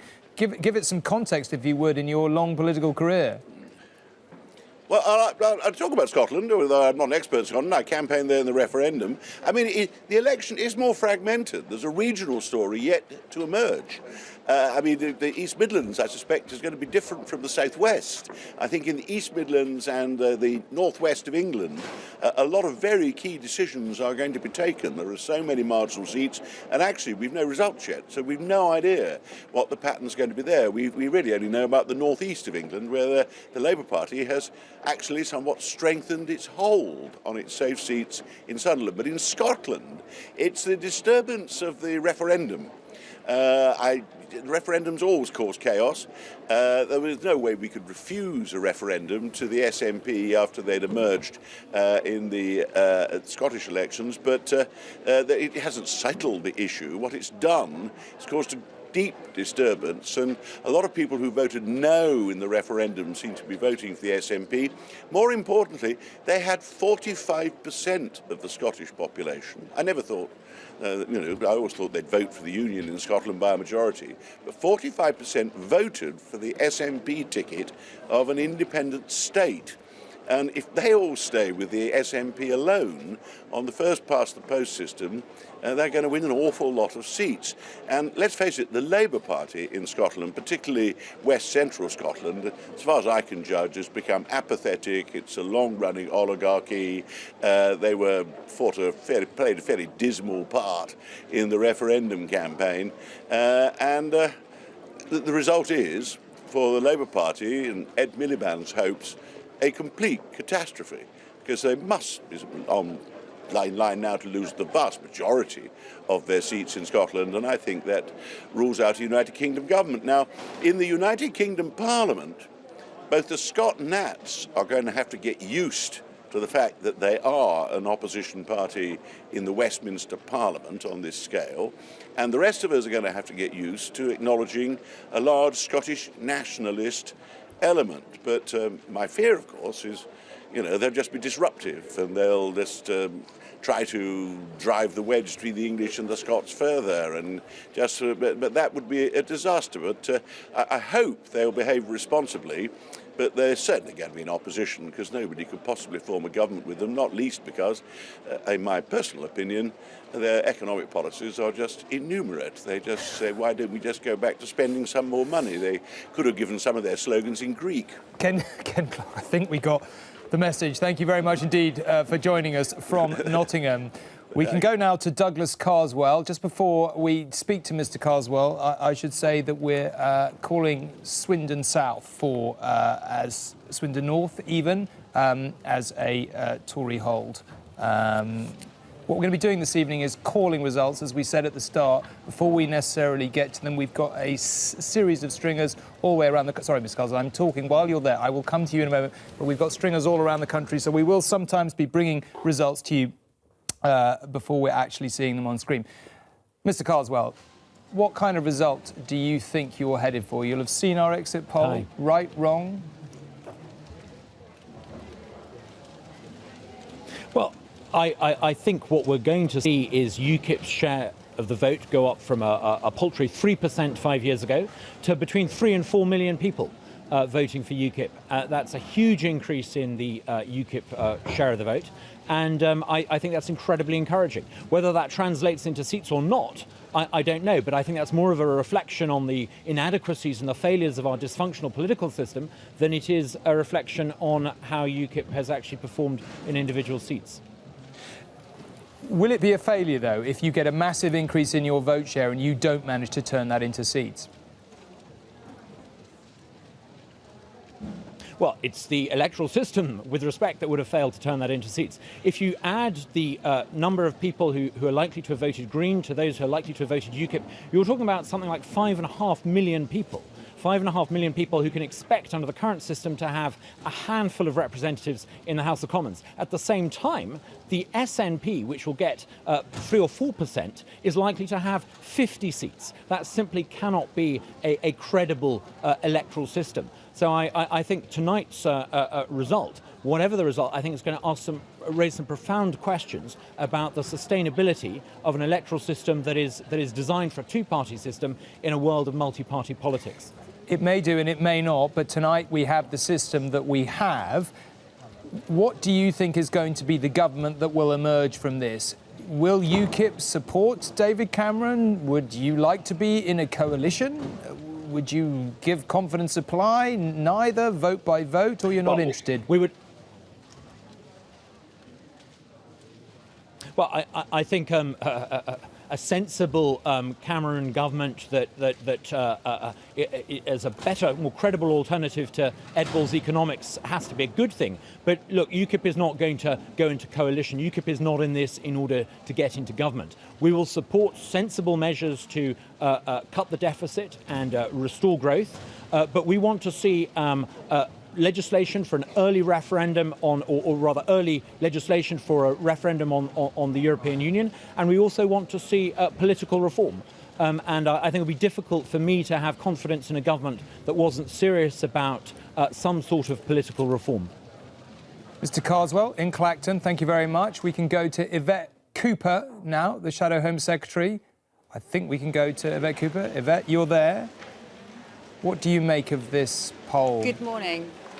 Good morning. Doesn't feel like it, but it is. Apparently it's very puzzling. Morning. Good morning, Tom. I know it doesn't, but just about. So what do you make of this then? It's certainly not what we expected. I mean, it doesn't fit. It's not. And it's not what the pollsters have expected. It's not what we expected. It doesn't reflect the response that we've been getting on the doorstep. You know, as you'll know, we've had huge numbers of people, campaigners, activists out on doorsteps right across the country and collecting very detailed information, people's response. And we've had a very warm response today in some of our key seats that we've been targeting right across the country, certainly constituencies that I've visited. This just simply doesn't fit with what we've felt on the ground. So I think on that basis, we've just got to wait until the results come in. And it does make for quite a complicated night, and certainly for you broadcasting, but also for us responding, because the exit poll just doesn't feel right. It's 1:45, though. You must have had a chance, or certainly at party headquarters, they'll have had a chance to speak to an awful lot of activists. Are you really saying that you're absolutely certain this is wrong and you don't think it adds up? Again, we have to wait, I think, for the final results. But it doesn't fit with the experiences that we've had and the response that we've had today. And I think you've heard the same from some of the other parties, certainly the Liberal Democrats saying they don't think that this is right. Also, some of the pollsters saying they don't think this is right either. The SNP, I think, also casting doubt on the exit poll. So I think for all of those reasons, we will have to wait. But look, even if the exit poll is right, David Cameron said his test was to win a majority. He's failed to do that, and in fact what's happened is you've seen the coalition majority of 73 just disappear as a result of even this exit poll, which everybody is so sceptical about. And that does mean, obviously the test for a government and for a Prime Minister is, can you command the confidence of the House of Commons? It looks as if David Cameron would find it extremely difficult to do that, even with this exit poll result. So I think that is the question for him tonight. Let's try and concentrate then on what we probably can all agree does seem definitely to be happening, which is an absolutely extraordinary result for the SNP in Scotland. What do you make of that? That's a disaster for the Labour Party. It's one of your emotional heartlands. This is a disaster for you, whichever way you look at it, isn't it? Well, we've known this was hard for some time, and obviously in Scotland it's still in the shadow of the referendum, the aftermath of the referendum. I think there's something else been happening too, which is in the aftermath of the financial crisis and the fall in living standards, not just obviously in Britain, but you've seen other countries which have seen similar pressures where it's been fertile ground for nationalism. I do think we can argue against that nationalism, but it does take time to do so. So again, we have to wait and see what the results are, because we have, a lot of our Scottish colleagues have been running fantastic campaigns against the SNP in different constituencies. So we will need to wait and see what the results are there. But I do think the referendum obviously has had a very specific result. Yvette Cooper, thank you very much indeed. Not long now till the results do begin to flow in. Colin and Jane, what do you make of what you've heard? Colin, you want to come in on something? I do. We've had a result in from Swindon North, which is a Conservative hold. It's not a marginal seat, though it's one that the Conservatives won from Labour in 2010. But the significant thing is, think exit poll. There has been a swing of more than 4% in Swindon North from Labour to the Conservatives since the last general election. Changing the share. There it is. There you are. A swing to the Conservatives from Labour, and the Liberal Democrats, again, collapsing. This is Swindon, it's not Sunderland, an entirely different part of the country. The Liberal Democrats down from 17% to 3%. UKIP nosing up into third place. Liberal Democrats left down there once again in fifth. But the key point of that, Labour people obviously treating the exit poll still with some scepticism and worry, you might say. Yeah. Here we have, in the southern part of England, a swing to the Conservatives after 5 years of Conservative government. We're not used to that kind of thing. 1992, I begin to think of straight away. Let's go to the opinion room and see what Nina's guests are making of that. Yeah, just before I come to the guests, Tom, some potentially breaking news in the opinion room. One of my guests earlier, Isabel Hardman from The Spectator. A source of hers has told her that Nigel Farage has lost Thanet. Obviously, that's not confirmation of that result, but that is what Isabel Hardman is hearing. Let's pick up on Douglas Carswell's point, actually, his colleague speaking earlier about electoral reform. I'm joined by Katie Ghosh from the Electoral Reform Society. And if you don't recognise my other guest, you should probably be going to bed right now. Brian May, of course, from Queen, but he's here tonight because he's been heading up the Common Decency campaign. Brian, you think that politics is broken, you're calling for reform. Where does a result like tonight, if the exit poll is correct, leave that kind of campaign? I think whether it's correct or not, what the British public is saying is that they don't believe in the two-party system anymore. I think that's kind of indisputable. And I personally would like to not see a coalition. I think this country's seen what happened in the last election, and I think the coalition is where it all went wrong. And my justification for saying that is the collapse of the Lib Dems now. I think people actually were disgusted to see them get into bed with people with whom they profoundly disagreed, and actually make another bully in the House of Commons. So I would like to see whoever gets into number 10 run a minority government and have to talk out every issue in Parliament. That's what Parliament's really there for, to give us a say, because every issue should be debated. At the moment, we've been in Parliament, as you know, a lot, campaigning for animals, and basically the debates have no effect. The votes have no effect. The government just charges on because it can, because of the whip system. I would like to see that change. Katie, you're nodding in agreement there.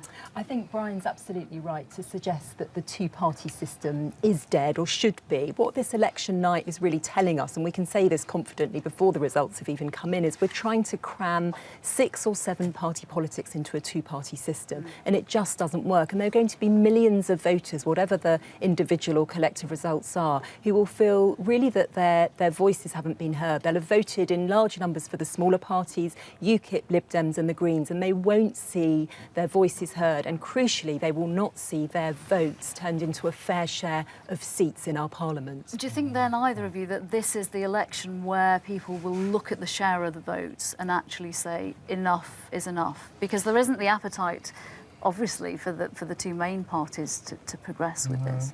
I certainly hope so, and I think we need a kind of Parliament which is hung in the old sense of the word. And I think there's been a lot of scaremongering about that, saying it would be a disaster. It won't be a disaster. It would be great. And I think in that atmosphere, we could get a change in the electoral system. And please God we do, because that's what this is about. You know, because as you say so rightly, so many people in this country, but maybe 50% will feel at the end of this election that their view wasn't represented. It's got to change. We know it works elsewhere, don't we? In so many countries, most of Europe has fair proportional voting where people see their choices reflected in their national parliament. And I think Brian's absolutely right to say there's going to be a real impetus for change now. People have changed. They want to express a wider range of preferences than they ever had before. We're seeing the established parties struggle to get sort of 2/3 of the vote. That's a lot of other people who want to support a wider range of parties. And we've also seen, and again, we don't know what the exit poll really means, but we've got a hung parliament. First past the post cannot even produce what it's supposed to do, which is an outright winning government. So I think electoral reform is firmly back on the agenda. And what warnings for the smaller parties, given what potentially looks like has been an absolutely astonishingly bad night for the Liberal Democrats, the damage of, as you said earlier, about being in a partnership? I think it's a lesson. Whoever goes into a coalition is going to face that kind of backlash, I think. So I would advise everybody not to. But I think it's in the public interest that they don't. I firmly believe that.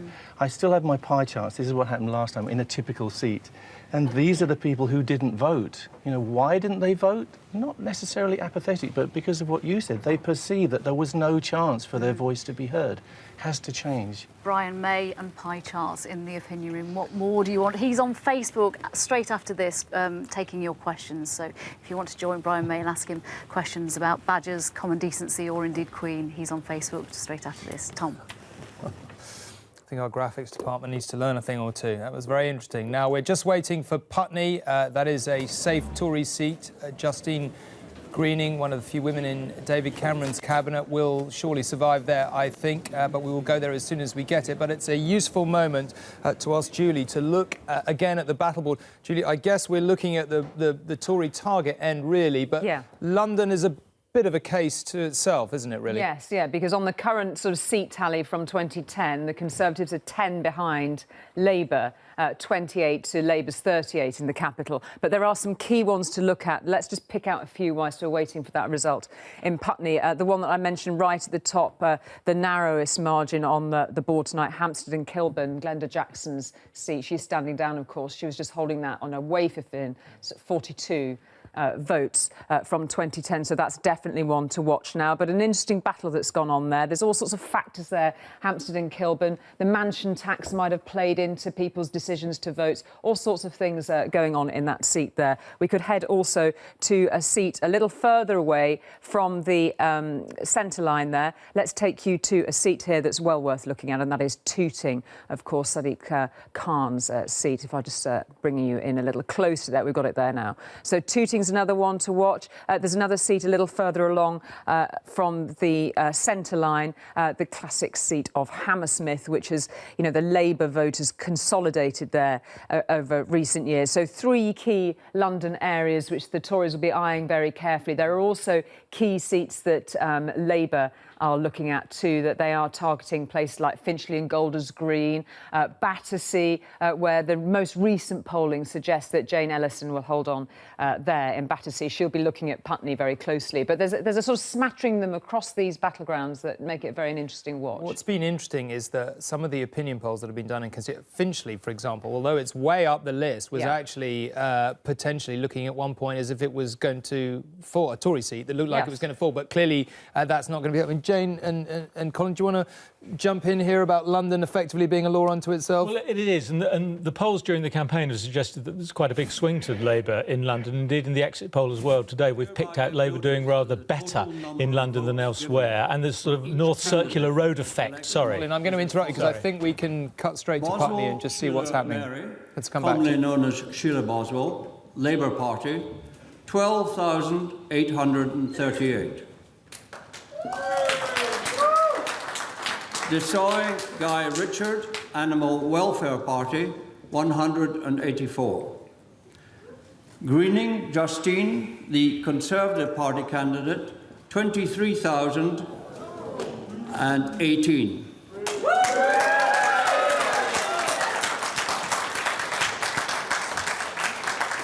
Hallett, Andrew James, Andy Hallett, Liberal Democrats, 2,717. Poole, Christopher Edward, Green Party, 2,067.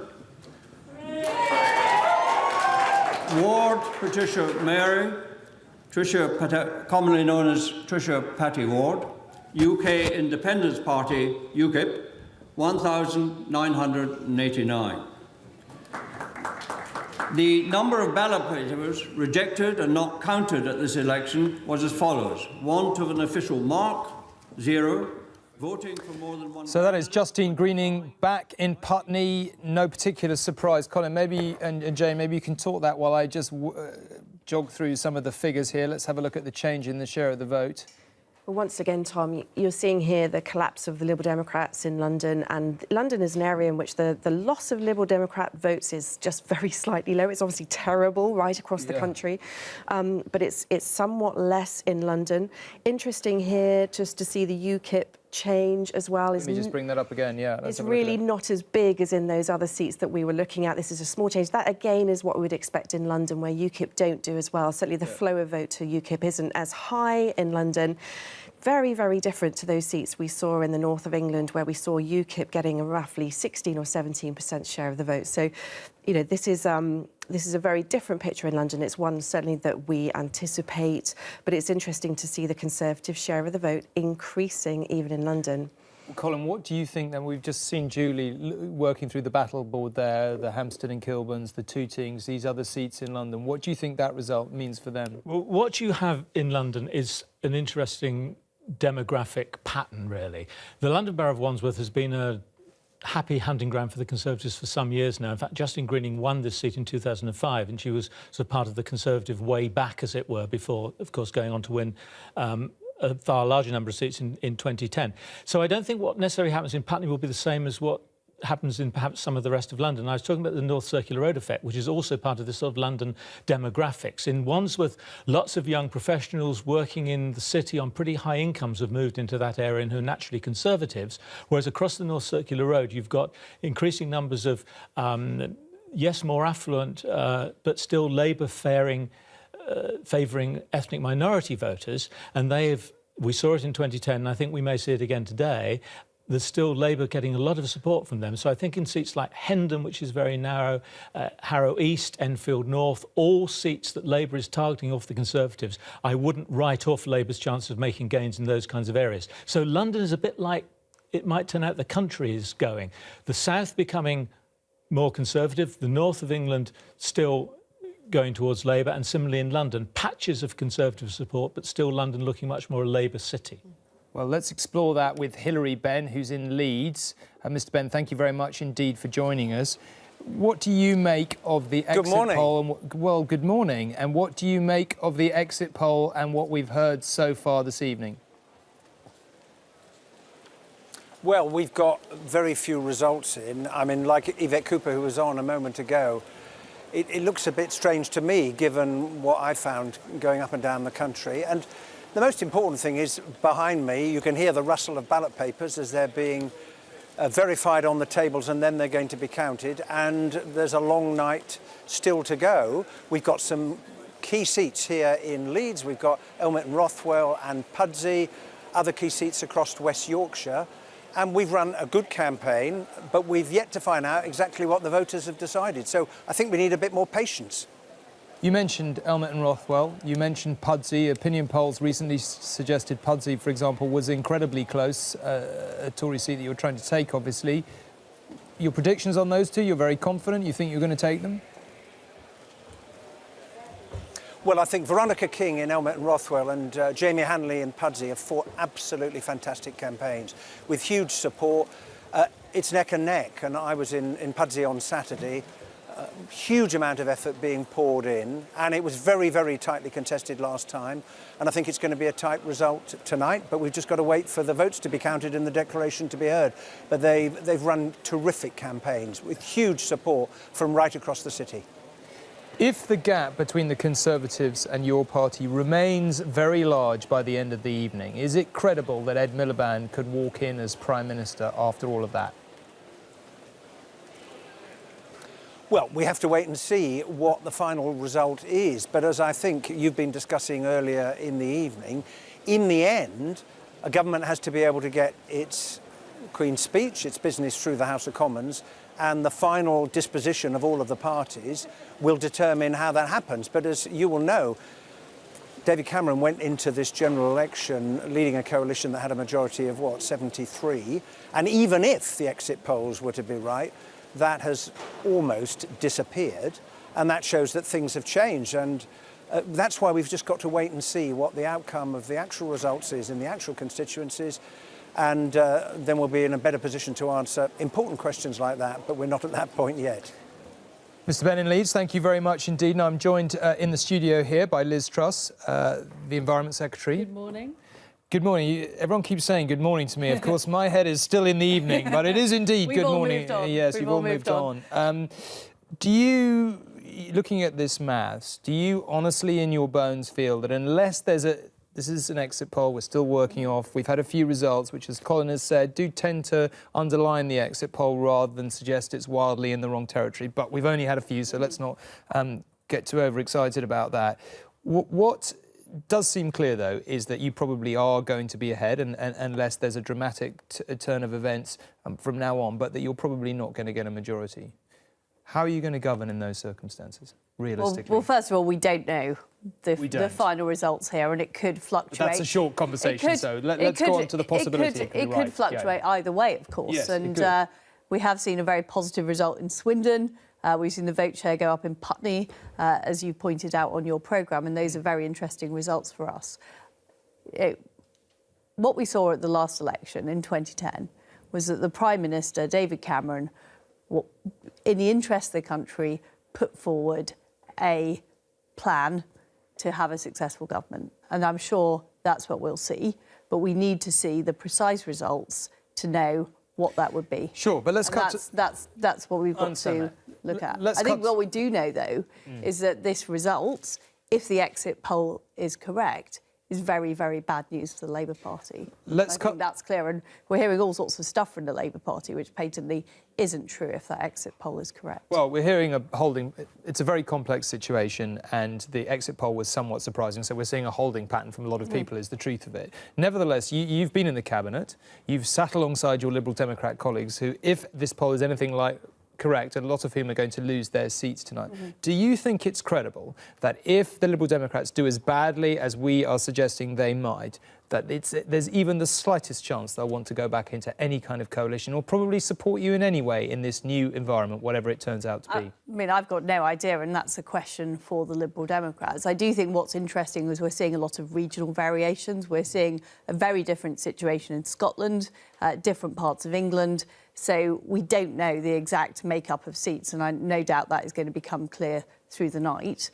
But what is clear is if the results of the exit poll are correct, and we're seeing some positive signs from the Conservative point of view, then there is a clear win here for the Conservative Party. Do you spend much time talking to your colleagues in the DUP? I'm not suggesting now might be a good time to start, but now might be a good time to start. Do you spend much time talking to them? Do you know what they're going to want in this environment? Obviously, in my job as Environment Secretary, I have to talk to all parts of the UK, and that's very much part of my role. But do you realistically think that some sort of arrangement could be made with the DUP? Because that's what it looks like you might be... It's far too early to speculate. What we know is that exit poll, because of, and I think this has been said by the experts, because of the unique situation we have at this election, it's much harder to predict the exact number of seats. That could mean a number of things. It could mean it going up or down from that position. So it'd be completely wrong to speculate about that at this point in time. Liz Truss, thank you very much for joining us. Let's see what Nina's guests in the opinion room are making of it all. Tom, thank you. Well, I'm back with Adam Sharp from Twitter. Look, with the exit polls, if they're correct, they're certainly getting a lot of reaction on Twitter. In terms of issues, what are people talking about? Well, we've been looking for the last week or 10 days at what issues people have been talking about in this campaign, and we zoomed in here on the top two. The economy in red, the NHS in orange. And look here, for the last week or so, duking it out to be the most talked about issue in the UK. But now, this big spike at the end here, that's tonight. Let's look at just the last 24 hours. Polls open, again, neck and neck until that exit poll. And people started talking about what would another 5 years of a Cameron government look like? And the big question, the future of the NHS, driving conversation tonight. Incredible spike there, isn't it, Adam? Well, let's get some more reaction to whether this result, if the exit poll is to be believed, was driven by one single issue, which I won't do the cliche, but was it down to the economy? I'm joined by Ronan Dunn, the CEO of O2, and by Lord Jones, the businessman, very well-known businessman and former trade minister, and Musa Okwonga, who used to be a city boy and he's now turned poet. Thank you, gentlemen, for speaking to me. Ronan, was it, in the end, if the Tories are back into Downing Street, was it about the economy? Did people just go, we need to stick with the long-term economic plan that we heard so many times? I think economic recovery has been a key issue. And I think people are interested in jobs and job security. We're seeing the economy start to recover. People don't want to put that at risk. That's what I think is the message coming out. Lord Jones. One thing I didn't hear from Ed Miliband once in the campaign was the word profit, especially not associated with the word good. And if you work you're one of Ed Miliband's hard-working families, in inverted commas, and you're on the line of one of the big, successful exporting manufacturers in the Midlands, you relate to the fact that you need successful business. They're not the shareholders, they're not the people who Miliband would call the bosses. They are actually the people on the line. But what they understand is you've got to have successful wealth creation, because without it, they don't get a job. There's no profit, therefore there's no taxation, therefore there's no public sector, and you can forget your NHS because there won't be any money to pay for it. And I think the penny dropped in Britain, that it's not just the general economic environment, which is important, as you just said, but actually I think the average woman in the street, the average guy in the street, in work, in a private sector environment, said, I wish this leader of the Labour Party had talked about business. And he never did. He never once did. And I think that he's paid a price tonight. Musa, this is not music to your ears. Well, no, because I think it's more diverse than that. I mean, there's not a single reason why the exit polls look the way they do. There's the economic reasons, of course, but there's also the regulation, because let's talk about the economy and the fact that we barely mention tax evasion. We talk about hard-working families. We're not talking about raising taxes. How about collecting the taxes already due? And if anything, I think that the case that was made, I think, was maybe too timid. I think as well, if you look at some of the Conservative policies, I'm pretty worried, actually, considering how explicit they were in their dislike of immigration and by extension, migrants. The environment, the rhetoric they allowed to flourish, extremely worrying. We're going to see now terrible cuts for the most vulnerable members of society, the disabled, the poor, women of colour. No, please let me finish. I don't just think this is about business, this exit poll. I think it's about people in difficult times falling back on what is familiar. And seeing austerity as maybe more of a panacea than it really is. I get out of this metropolitan bubble. I go around the businesses and the schools and the colleges of the whole country. And I was quite shocked in a way, but taken by, I was doing a vox pop in a shopping centre up in the north only 2 days ago. And she came up and said, what's all this about, as they do, and pushing. And she said, I've always voted Labour in my life and I'm going to vote UKIP. And I said, why? She said, I can't tell you. And I said, switch off the microphones, tell me.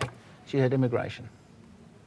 Now, she has never voted Conservative, nothing to do with Conservative at all. She's nothing to do with Liberal. She was a Labour voter who was going to vote UKIP because of immigration. So when the metropolitan bubble down here actually starts talking about immigration, I suggest they go up there and understand it. And by the way, I'm not saying you're wrong. I'm merely saying it is not a London issue. Well, I'm not from a bubble. I'm black, I'm bisexual, I'm the son of war refugees, so I'm not part of any kind of bubble. And I resent that, actually, that implication that it's only people in the city who understand immigration immigration as an issue. What's happened is I didn't say that. No. I didn't say that. The implication being that I'm speaking on behalf of some kind of metropolitan bubble. I resent that. I think it's not as black and white as that. I think what's happened here is we've had a conversation which has been skewed towards immigration. We haven't talked enough about galvanising business and profits through reclaiming tax that is already due from offshore evasion. What's that got to do with this woman who says she's not voting Labour? Because the full picture hasn't been given to women like that. Well, because but whose fault is that? Well, it's a media problem, it's a political problem, it's an articulation problem. Now, here's the thing. I would love to achieve the same kind of growth you would like to achieve. But my problem is we've had a conversation about immigration almost exclusively. We haven't talked about job creation, environment. We haven't talked about financial regulation. No, you have a lot. There's been a big conversation. There's been demonisation of creating wealth by Miliband all the way through this campaign. Big business means evil, terrible, dreadful things. And it's so. And by the way, the average businesswoman or the average working woman in the country doesn't agree with him. Lord Jones, let me bring Ronan in. But the key here is there's an opportunity in the economy to grow, and that should contribute to all of the challenges we have. That's inclusion, that's about making sure we have the right skills. Even in the digital economy opportunity, there are 750,000 job opportunities in research that we've done, but we're not creating the skills. So what we've got to do is match talent to opportunity, and then everybody can participate. And that also includes people who are not necessarily born here, because we have to get the balance of making sure that we contribute to the economy in the way that everybody will benefit. If there's nothing coming out, there's no way of solving the deficit problem. I'm going to have to bring that to an end just because we've run out of time. It's nice to end on a lot of nodding heads rather than the row, but thank you, gentlemen. Thank you very much. Tom. Nina, thank you. We're going to go straight to Tooting. You heard Julie talking about it earlier. Sadiq Khan's the Shadow Justice Secretary seat. Let's see if he holds on. Party, UKIP, 1,537. Khan Sadiq Aman, Labour Party, 25,263. Ling Ka Fai, Liberal Democrats, 2,107. Obiri Darko Esther, Green Party, 2,201. Watkins Daniel Richard, commonly known as Dan Watkins, the Conservative Party candidate, 22,400.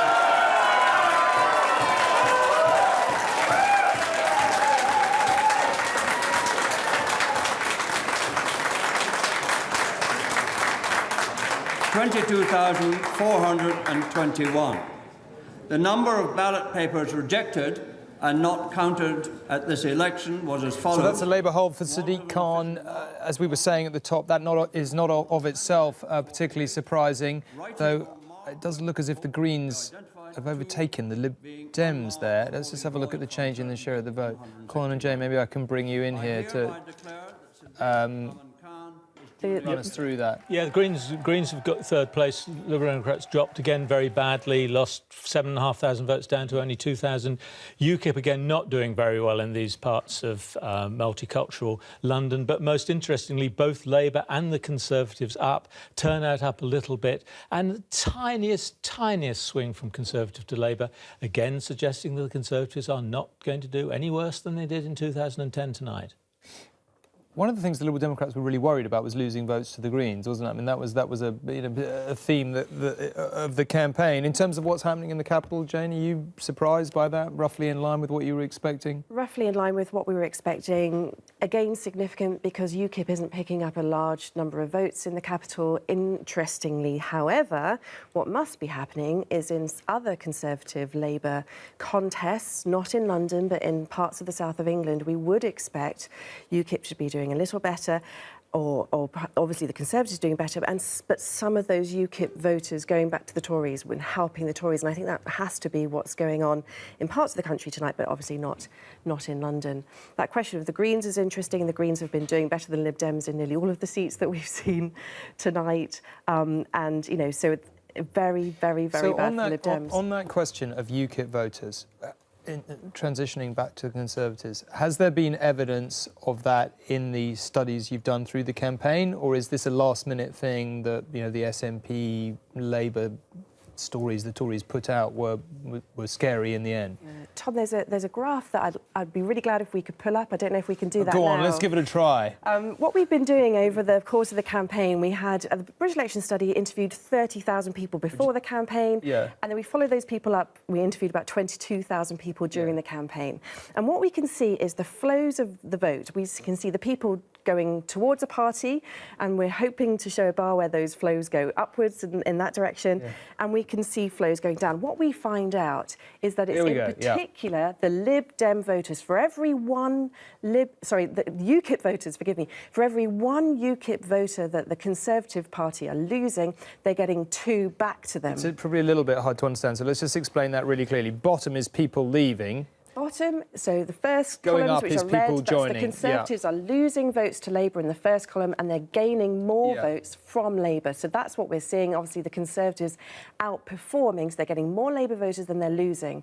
They're losing slightly more Lib Dem voters than they're gaining, but they're getting many more UKIP voters than they're losing. They're getting 2 UKIP voters for every 1 they lose, and not much change. So is it right to say that in terms of, if the exit poll is right, and there's a big inquest after all this to say how the opinion polls were wrong all the way through the campaign, is it fair to say that one of the things that might have been wrong is that the UKIP voters were constantly saying, I'm going to vote UKIP, but in fact, they didn't? Do you know what I think is going on, Tom? And it's a guess, and obviously we'll spend a lot of time looking at this, but I think UKIP voters are moving to the Tories where it counts, where the Tories can win or hold a seat.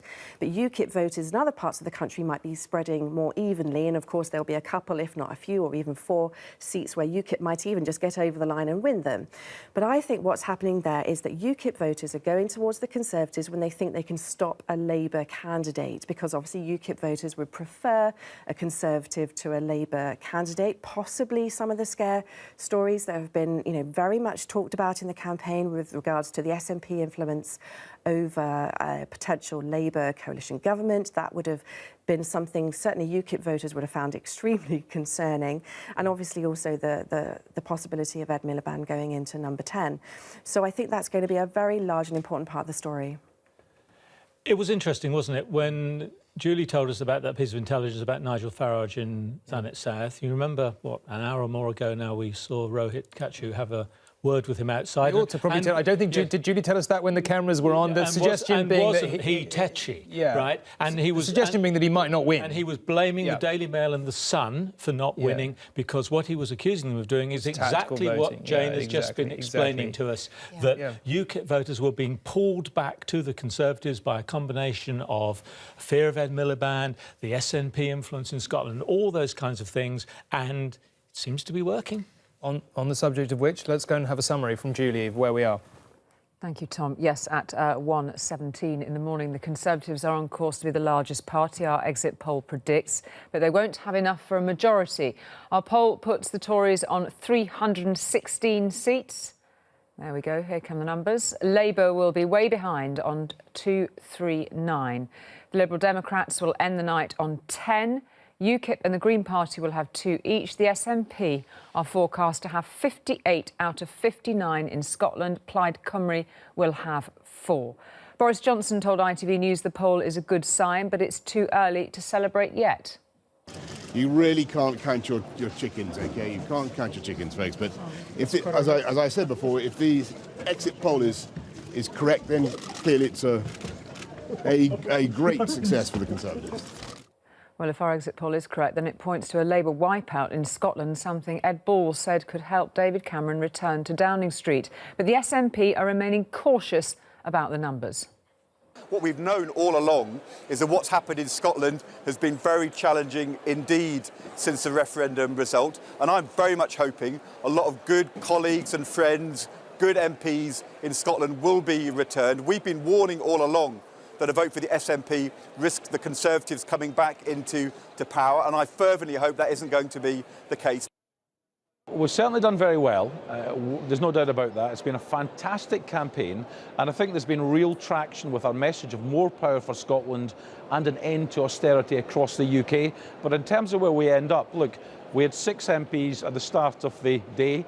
Our record total ever was 11, so 12 would be a good result. Well, Labour have taken several seats so far, but the results have shown a significant increase in the UKIP vote. In Houghton and Sunderland South, Labour held the seat with 21,000 votes. UKIP took second place with more than 8,000, and that, we can have a look at the share, translate to 21.5% of the vote, an increase of nearly 19%, something Nigel Farage has taken note of. The first result we got was from Sunderland, and we saw the UKIP vote up 7,000 and the Tory vote down by 1,000. And I want to congratulate the editors of The Sun and the Daily Mail. They're geniuses. They said the UKIP vote would split the Tory vote. God help us.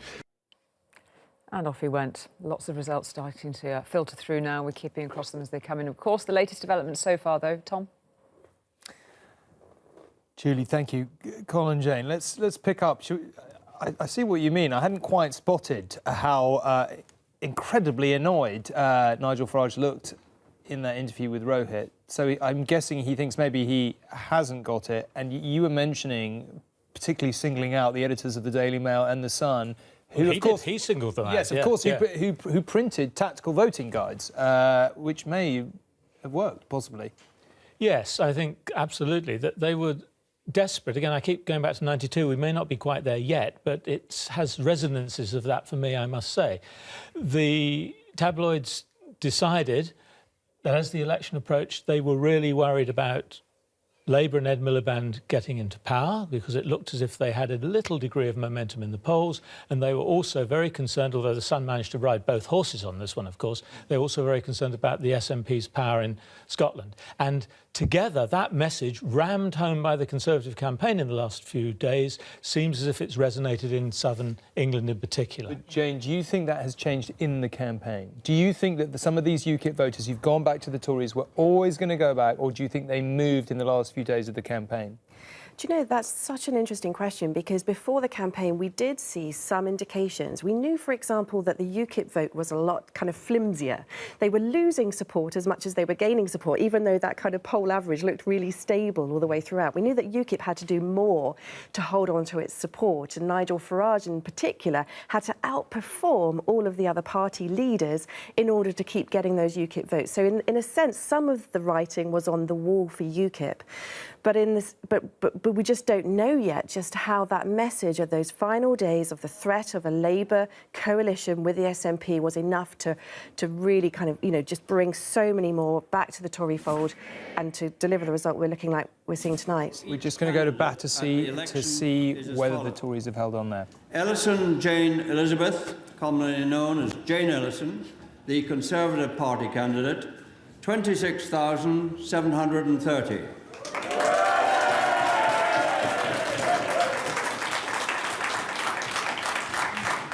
Howe Christopher Jeffrey, UK Independence Party, UKIP, 1,586. Martindale, Will Martindale, commonly known, Labour Party, 18,792.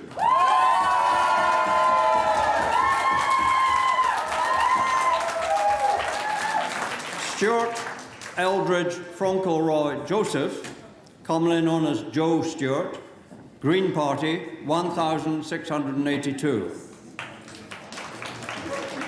Taylor Luke Alexander, Liberal Democrats, 2,241. So Jane Ellison is back, Public Health Minister in the current government, is back in Battersea. Looks like she's done fairly well, was on a vague Labour target. Don't think there was ever much chance of them taking Battersea. Now, let's come back to unpick that in a moment. But Alistair Campbell is waiting to talk to us. Alistair, I don't think you really need any introduction, but what do you make of what you've seen so far tonight? We've got an exit poll and the conclusions of it, but it does also look from the results we've got that it probably is in the right ballpark. What's your estimate of where we are? Well, I hope it's not, obviously, because I think if the exit poll is right and the 11 polls that we've had in the last few days are all wrong, then obviously the result is not what the Labour Party would want or as hoped for. I think that what I would say about that poll in particular is that it just needs a few seats, say in Scotland or some of the Tory Labour marginals, though as you've just pointed out, that one in Battersea, the swing to Labour wasn't that great. But I do think that you're still in a situation here where David Cameron, who set himself the task of saying that if he didn't form a Conservative majority able to govern on his own, that he would regard that as failure. By those terms, even at what Michael Gove in a programme I did earlier with him said that if this is at the top end of their expectations, which it said that he was, means that he can't govern on his own. So I saw some of your earlier interviews. You've been talking about possible attempts that he would try to do deals with, whether it's the DUP, obviously take a view on the Liberal Democrats or whatever. So we have to see whether David Cameron, even with at the top end of those expectations, as Michael Gove called it, could form a government which commands the authority of the House of Commons. This is a spectacularly complex situation for anyone watching this programme at this time in the morning to unpick. Do you think it's still conceivable that with a minor adjustment of the numbers, Ed Miliband can quite easily walk into Downing Street? I don't think anybody's going to walk into Downing Street easily on the back of this.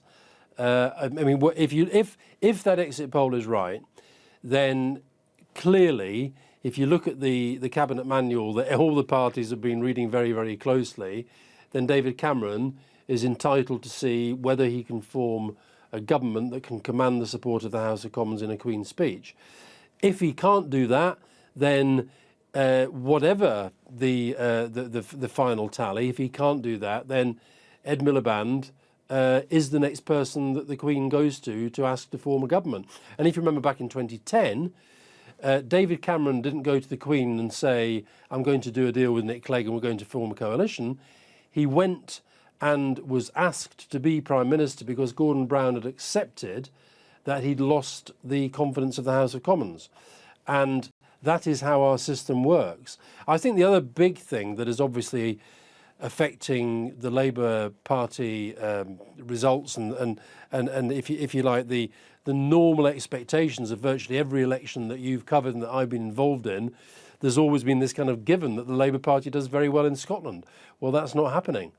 And that's a very, very big factor. And I think that what's happened in Scotland is going to be a big, even if they don't necessarily have that much clout within a parliament, because both the main parties have indicated there's no chance of them being part of any coalition. But Scotland is clearly, the referendum, if you like, has not lessened the issues for the Westminster government about Scotland. If anything, it's increased them. So what happens next in Scotland? Well, I don't know. I mean, we really are going to have to see what happens, because I mean, to be absolutely frank, I just heard an interview with Tom Harris, who you will know, and even before the count has essentially just said by the end of the day he is not going to have the letters MP after his name, and he was very, very open about that. There are people up there talking about an SNP tsunami. And so if 58 out of 59, and people, I don't know if that's true or not. I don't know if that's what we're going to see. The SNP are playing it down. I think they're quite sensible in doing that. But it's, I think that there are going to be, from Scotland, there are so many messages that politicians in Westminster are going to have to take from this. I do think that David Cameron's handling of this, now, he may be sitting there thinking, well, if I do get 300 plus, then maybe I got some of those because I was able to sort of play this kind of Labour SNP scare card.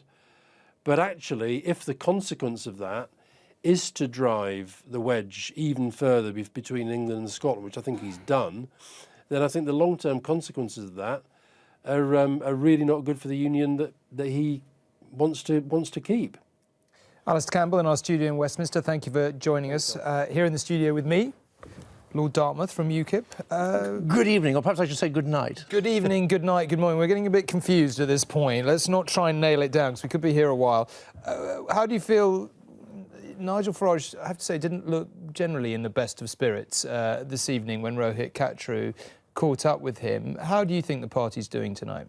Well, I think the key thing is this. We've been predicted on another channel that we will be the third biggest party. And the important point here is the sensation of this election is that the Scottish Nationalists are apparently going to get over 50 MPs at Westminster. But the fact of the matter is that UKIP will get at least twice as many votes as the Scottish nationalists, and we could conceivably not have our leader in the House of Commons. We could conceivably have no MPs at all in the House of Commons. I mean, the fact of the matter is, I mean, other people have said this on your programme and on other programmes, but the fact of the matter is that the first past the post electoral system just doesn't work in a multi-party system. Now, our political opponents will be incredibly excited if, for some reason, Nigel doesn't get elected in Thanet South, which where I was yesterday. Actually, I think I mean the day before yesterday. It was Wednesday. And we're getting confused again, but I know where you're going with it. But well, let me just ask you: do you think he's won then? Well, I mean, how do I know? I mean, how do I know? How does anybody know? But I mean, the point is that in the last. People forget, in the 2010 general election, the UKIP candidate only got 5.66% of the vote. So it's a huge personal achievement for Nigel to be in contention at all.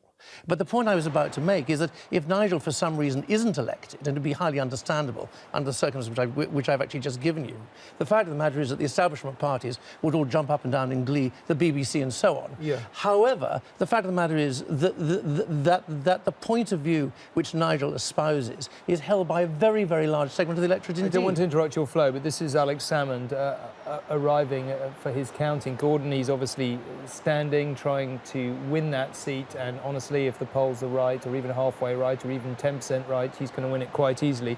What do you make of what's happening in Scotland and what it means for the UK as a whole? Well, I think, well, I'm a unionist, and so it's incredibly worrying. Now, one of the things that none of the commentators haven't actually picked on at all is that Gordon Brown has got to bear some responsibility for this. Gordon Brown was the de facto leader of the Labour Party in Scotland for all those years, Prime Minister and Chancellor, and he has to bear a proportion of the responsibility, and he has to bear a proportion of the responsibility for whipping up anti-English feeling in Scotland for the narrow electoral purposes of the electoral advantage of the Labour Party. And it's a very old saying, but if you sow the wind, you reap the whirlwind. And that's what the Labour Party is doing now. And I'm not a vindictive man, but I can't help having a tiny, tiny, tiny little laugh.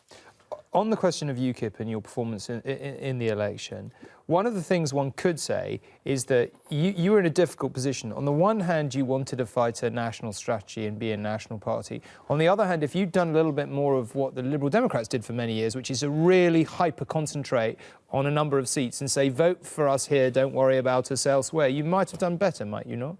Well, but I'm arguing that we've actually done incredibly well. I mean, we will get at least 3 million votes, possibly over 4 million. We've been predicted to be the third largest party. We've actually had an amazing election campaign. But I mean, people don't appreciate how little resources we have in comparison with the major parties. And in fact, we've done amazing things on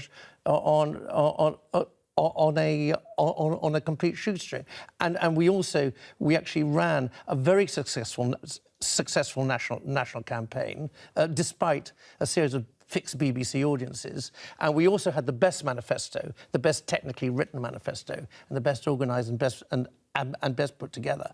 And actually, these results are actually astonishing. The very first result that actually came out, the same UKIP candidate who came 6th in the 2010 general election, came 2nd in this election. And we really are establishing ourselves as a challenger to Labour in the north and other parts of the country as well. We've actually had a very good campaign, irrespective of whether Nigel gets elected. Lord Dartmouth, thank you very much indeed. We're calling, it's worth saying, Nuneaton, which is 37th on Labour's target list as a Tory hold, suggesting, again, that there may not be any dramatic movement away from roughly the direction that our exit poll is taking. Nina has some guests to talk some more about Scotland. Tom, I do indeed. I'm back with Elizabeth Linder from Facebook. And in terms of Facebook and in terms of the campaign, it really has been all about Scotland, has it? Talk me through this map so the viewers can clearly see what you've seen. Well, absolutely. So what we're looking at here is the conversation around the election during the campaign. And you can see Scotland really is dominating. Now, this trend started last year with the Scottish referendum, the most talked about topic on Facebook in the UK. The Scots really have defined what excellence in campaigning on Facebook is. It's all about authenticity. Just today, this afternoon, Nicola Sturgeon was on Facebook doing her final Facebook Q&A, her final video, that plea to voters to get out the vote. We've seen 2.5 million mentions around the SNP, conversations around the SNP. The Scots know how to campaign, and they're doing it extraordinarily well on Facebook. OK, we'll pick up on that point with my next guest then. I've got Jag Singh, a digital expert. He worked on both Hillary Clinton and Boris Johnson's campaigns. I'm rejoined by David Torrance, an expert on the SNP, and by Sunda Katwala from the think tank British Futures. Thank you all. Yeah, what Elizabeth was saying, the SNP just nailed it online, didn't they? They completely did, and it goes back to the messaging. The SNP understand that you've got to deliver the right message to the right audience and via the right medium. And they've done a fantastic job of segmenting the right kind of messages and delivering one bunch via Twitter, another bunch via Facebook, another bunch via, even Snapchat. And the kind of messages that they're crafting are the kind that actually are positive and resonate very well with a lot of people in Scotland. And that's something that none of the other parties have done very well. And Liz is absolutely right. They have a lot of catching up to do.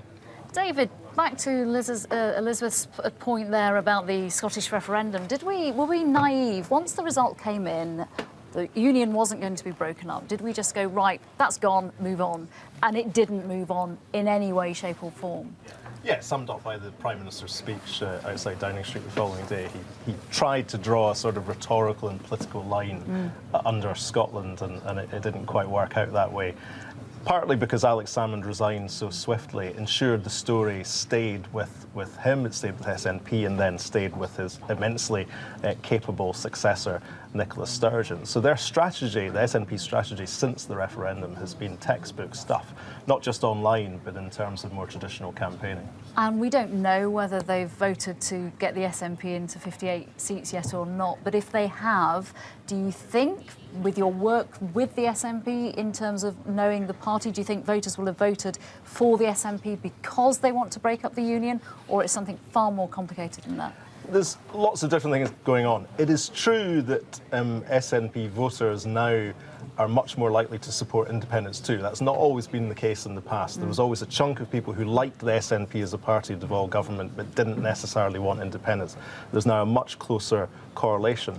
A lot have been voting because they like Nicola Sturgeon. She's so popular and rated as a leader that motivates voters. An incredible campaign by Nicola Sturgeon. Do you think our union is now under threat once again? Oh, it's certainly in question, but I think she's got a really incredibly challenging job actually over the next few years. She's got this incredible mobilisation, not just online, offline as well. She's got 100,000 members. That would be 1 million for a British political party. We're not seeing that level of engagement anywhere. She's also pretty cautious, I think, about what this all means, because Scotland is, it voted 55% not to be independent, 45% of people very excited about it. The SNP might be at 45% tonight, it might be at 50%, but it's still a 50-50 nation on this question. In a four-party system, you can win all of the seats.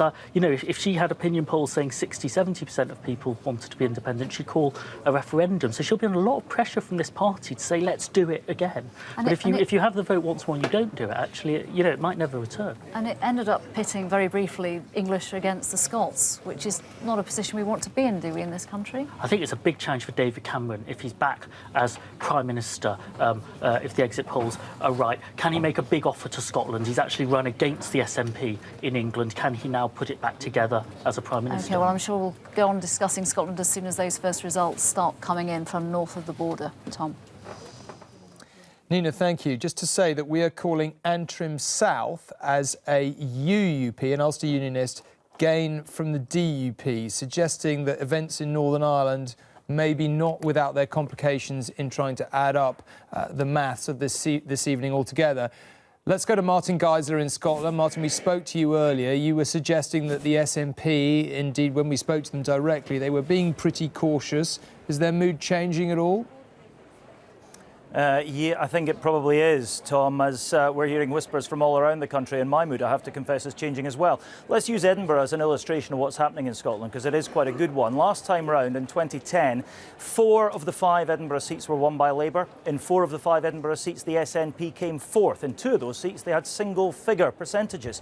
Now it looks like they may well have a clean sweep here. There's one that's touch and go. They think they've won the rest. And the whispers coming in from across Glasgow that may have all gone SNP. Lanarkshire, likewise. Big names we're hearing are very, very wobbly now.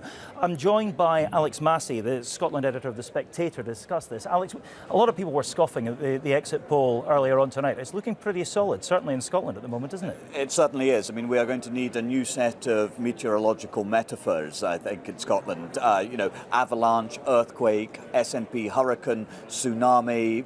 It is all of these things and more. It is a complete disaster for the Scottish Labour Party. Looks like being so at the moment. And of course, a complete annihilation almost for the Scottish Liberal Democrats too. Simple question to which I accept there is no simple answer. How did this happen? Well, I mean, it is remarkable. The referendum clearly changed the parameters in which Scottish politics was both discussed and thought. If you voted yes in September, and the national question is the dominant, most important, pressing issue of the day, if you voted yes then, as 45% of Scots did, why would you vote for a unionist party in May, just 8 months later? And of course, the corollary of that was that if you voted no in September, why would you vote for the SNP? But the SNP, of course, are hoovering up 85-90% of the people who voted yes, whereas the unionist opposition is split 3 ways. And although there has been some tactical voting, particularly in Edinburgh and perhaps in East Renfrewshire too, Jim Murphy's seat, it looks as though that most of those efforts are going to be insufficient to halt the SNP advance. I mean, this is an earth-shattering, historic election result in Scotland. This is going to be remembered, I think, as the Scottish election. A thorny question again now. The SNP don't like being asked this, but I'll ask you because people across Britain are wondering this. Will this necessarily lead to another referendum? It is clearly going to increase pressure internally within the SNP on Nicola Sturgeon to include a manifesto commitment for next year's Scottish parliamentary elections to hold another referendum as soon as possible. You speak to SNP members, including 80,000 new members since the referendum, which tells its own story and it helps explain why this has happened, how the SNP has captured the mood in Scotland with its promise to stand up for Scotland and put the Scottish interest first. It's going to be quite difficult, I think, for Nicola Sturgeon to keep a lid on SNP expectations. At the same time, however, the ball isn't actually really in her court first, and so it is up to whoever is Prime Minister in Westminster to actually make an offer to Scotland and to say that, look, this is what we are going to do in terms of the Constitution in the light of this, astonishing result. Alex Massey, thank you very much indeed. A lot of very interesting results to come from Scotland, some in the next 15-20 minutes, we suspect, and then for the next hour after that. In the meantime, Tom, back to you. Martin, thank you. We're joined by Alex Salmond now, the former SNP leader. Mr. Salmond, you've had a lot of achievements in your career, and these are early days tonight, but it looks like an incredible night for your party. I don't think Mr. Salmond can hear us, but it certainly is going to be very well worth talking to him, I think, tonight of all nights. So let's go back to him as soon as we can. Colin and Jane, maybe I can bring you in here. It's interesting just listening to Martin there. It's absolutely staggering what is happening, the number of enormous majorities that we're potentially going to see overturned. Our colleagues on STV are suggesting that there is a thought that the SNP might have swept Glasgow. And if you recall from Julie's battleground earlier on, Glasgow North East was the safest of safe seats. Willie Bain. Looked like he might be the only survivor in the polls. He might be the only survivor. If that suggestion is true, then there will be no Labour MPs in Scotland, it looks. Well, I think we possibly have got sound to Alex Salmond now. Mr. Salmond, I hope you can hear me this time. What I was saying is that you've... Hello, good evening. Good morning, whatever it is. You've had... Good evening. You've had a lot of substantial achievements in your career, but this looks to be one incredible night for you. Yes, it's a glad, confident morning in Scotland, I think. It looks, the results are still to come in. We haven't had a single declaration yet, but all the reports we're getting across the country is we're seeing an electoral tsunami in a gigantic scale, and that is a tide flowing with the Scottish National Party. Colin Rallings here and others have been suggesting that our exit poll is beginning to look like it probably is there or thereabouts across the UK as well as in Scotland from the results themselves that we're beginning to see. That suggests, therefore, there's a reasonable chance that David Cameron will be Prime Minister whilst your party has almost entirely swept Scotland, if that proves to be the case. Where does that leave the UK, do you think?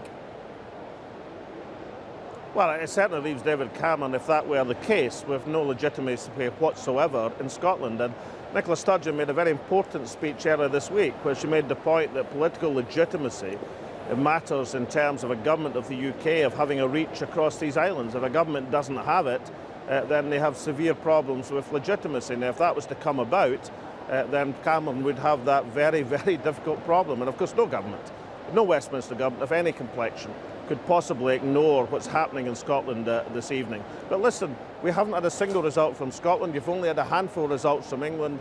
I think we should probably let the people's votes be counted before we totally speculate on the aftermath. Is it not, a lot of people would think it completely inevitable that you would put an independence referendum back on the ballot paper for the Holyrood elections in 2016? Well, I tell you what, whenever time I'm asked that question, and I'm asked that question quite a lot, I have had the tremendous facility, the luxury now of being able to stare straight into this camera and tell you, look, that's a matter for Nicola Sturgeon. Very good. Well, let me ask you about something which may be a matter for you. Suppose David Cameron came to you and said, all right, I hear it. What about full fiscal autonomy? Vote for us or vote for the deal at Westminster and we'll give Scotland full fiscal autonomy. What would you say to that if that's what happened? Nicola Sturgeon's already laid out what our strategy will be in the initial period of the next Westminster Parliament. We'll try to see if there's a progressive alternative to the Conservative Party. That's what our MPs will do, and we'll follow through in that. And now let's see what the arithmetic gives us at the end of the evening before we decide that's not possible. That's our wish, that's our intention, that's our aim, and Nicola has spelled that out very clearly. Are you surprised in any way by this result? And what do you think is driving it? A lot of people thought after the referendum that was the matter settled. Indeed, you yourself said that was the matter settled for a generation. And what seems to have happened is that the support for your party has grown since then, almost as if it's a wagon moving and more people want to get onto it. Well, if you study my resignation speech from September the 19th last year, I described the political situation as redolent with opportunity. And I did that because, of course, David Cameron had just waltzed out of Downing Street, and instead of implementing or saying he was going to honour the commitment, the pledge, the vow that was made to Scotland, started mumbling on about English votes for English laws, and of course caused enormous offence, but also opened a political door of opportunity for the SNP because of that demonstration of bad faith. So some of what's happening in Scotland is as a result of the clumsy and arrogant manner of the Prime Minister the day after the referendum. I think it's much more to do with the positive vision being articulated by Nicola Sturgeon and the brilliant performances that she has produced throughout this election campaign. I mean, we moved into a position of dominance very quickly after the referendum by last October, but to carry that position through, as it seems, through an election campaign, through a UK election campaign, is a totally extraordinary performance from Nicola Sturgeon. Alex Salmond, thank you very much indeed. We're expecting the first result from Scotland fairly shortly. And we will go there as soon as we have it. Now, we've spoken this evening, of course, talked a lot about Scotland. We've talked about the overall picture. And the key question, of course, in terms of who ends up in Downing Street largely, is the Tory-Labour marginals. Let's ask Julie to summarise that battle board. Well, let's just have a check in with it because it's starting to fill out bit by bit with these results that are coming in. You can see, just because we've got that in focus now, the Labour targets on the left side of that dividing line. Remember, the closer they are to that dividing line, potentially the easier they are for the party targeting them to gain. So let's have a look at this Labour target board and look at these three blue blocks that you can see have been marked out on our board. And we'll take you to the Labour area would take a 2% swing for them to take it. But Nuneaton has stayed with the Conservatives. Now, that is one of those seats, Tom, and we've all been ploughing through these extraordinary newspaper articles about which seats to look out for. Nuneaton was often one that was picked out because, you know, Labour really need to be getting that back in their fold. It was held by Labour from 1935 to 2010. They were desperate to get Nuneaton back in the fold. There's other seats around it, like Warwickshire North, which is number 1 on their target list. Warwick and Leamington as well, all in that same patch. But the Conservatives have held on to Nuneaton. So look at the other seats in that area of their target list, which may now give the Tories to feel a reason to feel confident. Places like, you know, Ben Gummer's seat in Ipswich, for example, Amber Rudd in Hastings and Rye. So much effort, campaigning effort, put into seats like Hastings and Rye by Labour, as you will well know, of course, Tom. And if we take you then a bit further down the Labour's hunting grounds to much further. We were looking a little earlier at Battersea, for example. Jane Ellison has held that. Now, it's not only has she held Battersea, but the Conservative vote has increased. There's almost a 2% swing from Labour to Conservative, which is quite a sort of remarkable moment this reasonably early stage in the night. And it'd be worth perhaps just touching in with Colin and Jane on that, because we were talking about London being an interesting spot, but that is really quite a fascinating detail, isn't it? This movement between Labour and Conservative in somewhere like Battersea.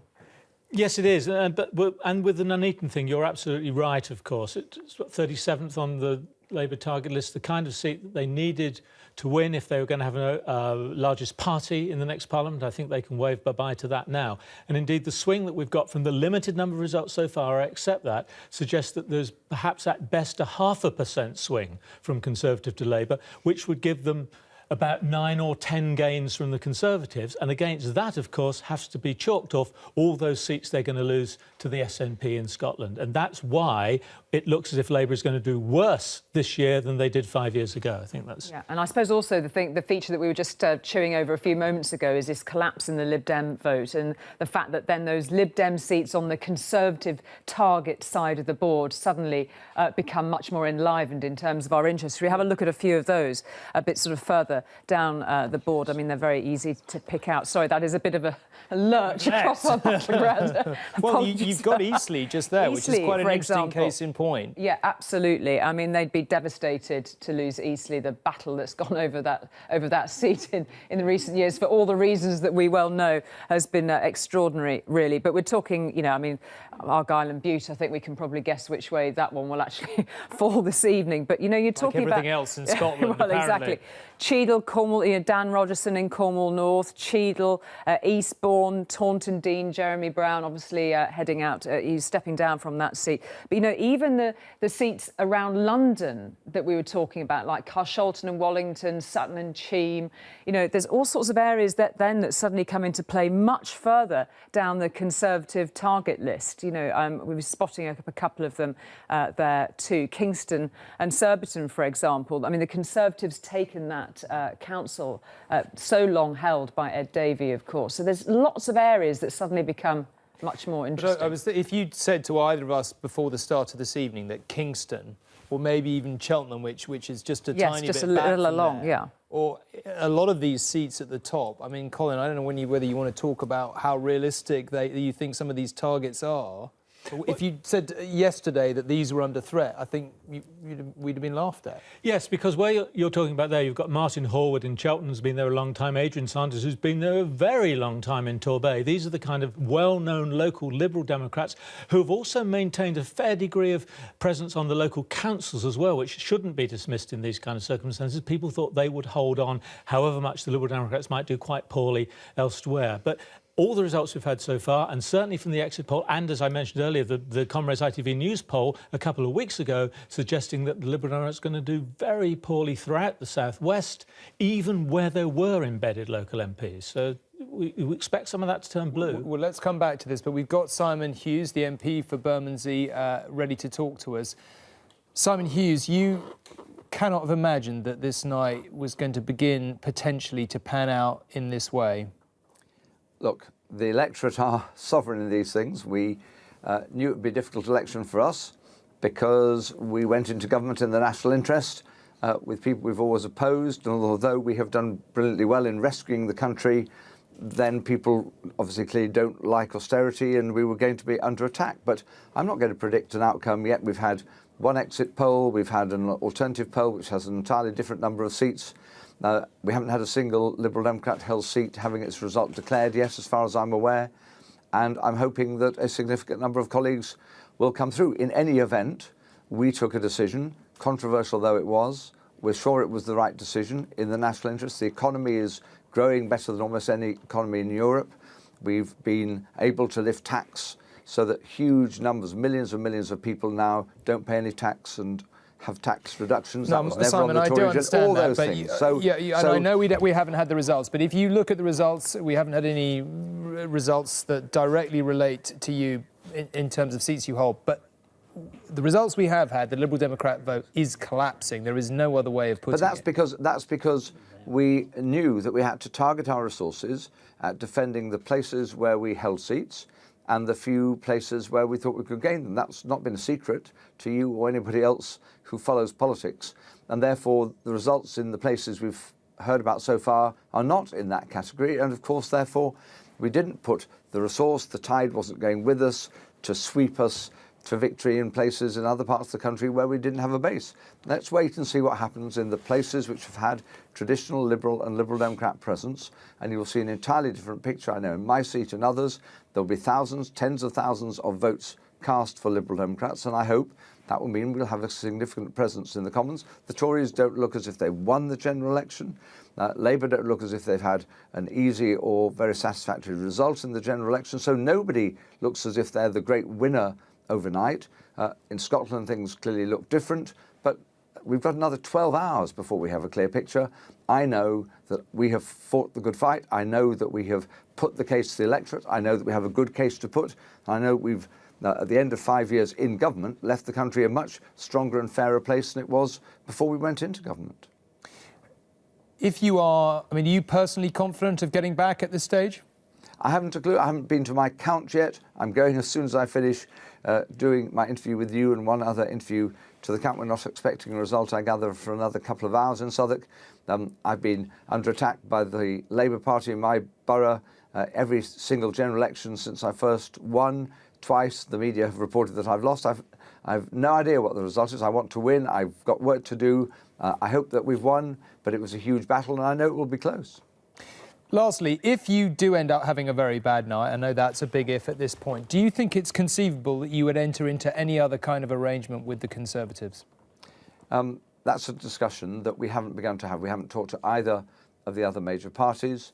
I assume the general view would be in the country that having had a coalition which gave stable government for 5 years with a majority government, it was better to have a coalition that gave a majority government rather than minority government for the next 5 years. It looks as if that would only be possible with the Conservatives. We have a democratic process which will adjudge these things. That won't begin till all the results are in. But certainly we don't believe any less in coalition or any less in taking responsibility now. And the country will benefit, I'm sure, from having a stable government in the next 5 years, because without it, the economy cannot have the sort of secure development that I know my constituents wanted to have, and I think everybody watching this programme would want for our beloved country. That's an interesting take, Simon Hughes. Thank you very much for talking to us. Let's go straight to Tim Farron, former president of the Liberal Democrats, a sometime critic of the leadership. I think it is fair to say, I don't know, you probably couldn't hear what Simon Hughes was saying there, Tim Farron, but essentially he was saying that, too early to tell and all the other caveats, but he went on to say he was still a believer in coalition. Do you think it's credible that if you end up with anything like the result that is predicted, that you could go into any other kind of arrangement with the Conservatives? Well, to state the blindingly obvious, hardly any seats have been declared. We've seen 2 or 3 polls, and I kind of prefer to wait to see what the people have to say, both in my constituency and indeed across the country. What I can say is that I'm massively proud of Simon and all of my colleagues up and down the country who not just fought a brilliant campaign, but 5 years ago made a decision that was absolutely in the national interest, that we knew at the time was going to be perhaps not in the party's interest. So we know this is going to be a very difficult set of results for us tonight. I think we don't need to put any gloss on that. what I think I do observe, if it's not too soon to say this, is that this has been a kind of fracturing of Britain in a way which I think every decent-minded person should find deeply worrying. It looks as though a kind of nationalist agenda in Scotland has held sway, and that the Conservatives have fought a campaign based on fear and have done so in terms of fear of the SNP and indeed of Scotland more generally. And nationalism is always dangerous, whatever flag you clothe yourself in. And it's a reminder that Britain has never needed a Liberal Party more than it does today. And I'm just determined that we go forward from this and make decisions that are in the national interest and build, should we say, a broader national coalition of those people who share our decent values, our liberal values, which I believe still are the majority in this country, in Scotland, England, Wales and Northern Ireland. Mr. Farron, so we're just looking at pictures of the Prime Minister leaving his home in Witney to go towards the Count. But can I just continue with that theme that you were mentioning there? It seems from what you were saying that you're still a believer in coalition, but you seem to be talking about it in slightly different terms. The kind of language you were using doesn't suggest a coalition with the Conservatives is particularly your favoured option. No, I'm not talking about that. I'm talking about, again, the future of this country. And I worry very much that the agenda in this election campaign appears to be that fear may have won the day and that hope has lost out. And I want to see this country united. I want decent liberal values of tolerance and of hope, and not the kind of flag-waving fear that we've seen both from the SNP and from the Conservatives.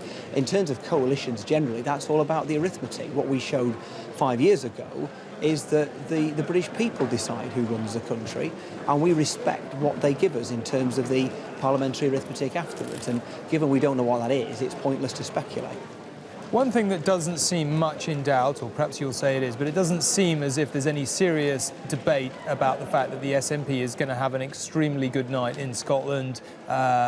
People have talked about earthquake and every other kind of... we've been reaching for the cliches all evening, and no doubt we will be for weeks to come if that turns out to be the case. What do you make of that? Well, as I say, nationalism is a dangerous thing because essentially it's about excluding others. It's about saying that our problems, our challenges are the fault of somebody else, somebody in England or somebody in Brussels or somebody in Scotland. And I'm somebody who's proud to be British and believe that Britain's future is in the European Union alongside our friends and neighbours and closest and most important trading partners in Europe. And unfortunately, it seems that those who have won the day, or may have won the day, in this election in different corners of the United Kingdom, are those who have peddled a message of fear and not hope. I stand unprepared to accept that.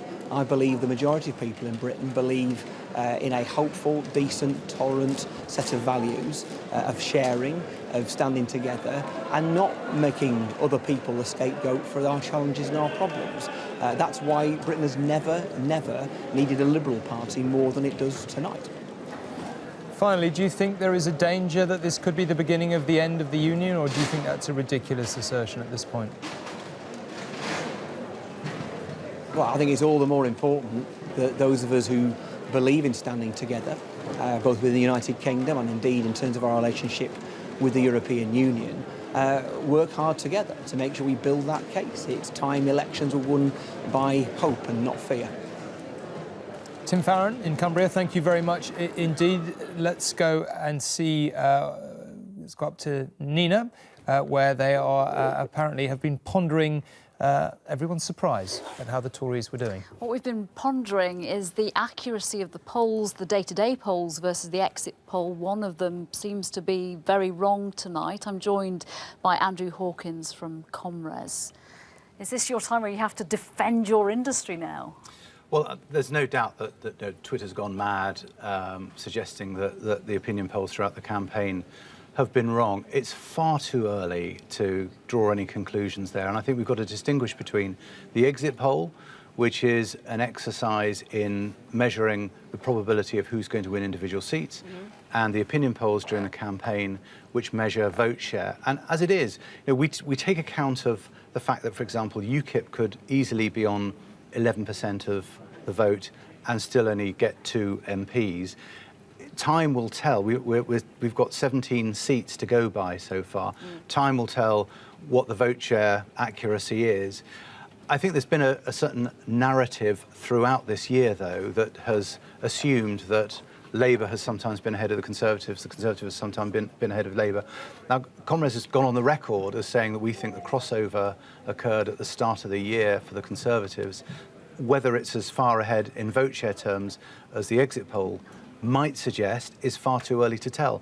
I think the other thing we need to do in future with opinion polling is treat the UK as a series of regions, because as has been stated on ITV News tonight, the polling that Comrades has done for ITV News, for example, in the southwest, suggested that the Liberal Democrats were going to get hammered there, and they are getting hammered there. Similarly, if you do a poll in Scotland, you get a more in-depth, nuanced feel for what's likely to happen. OK, Andrew, thank you. Well, let's pick up on that point about polling and the point of polling. I'm joined once again by Jenny Russell and Isabel Hardman.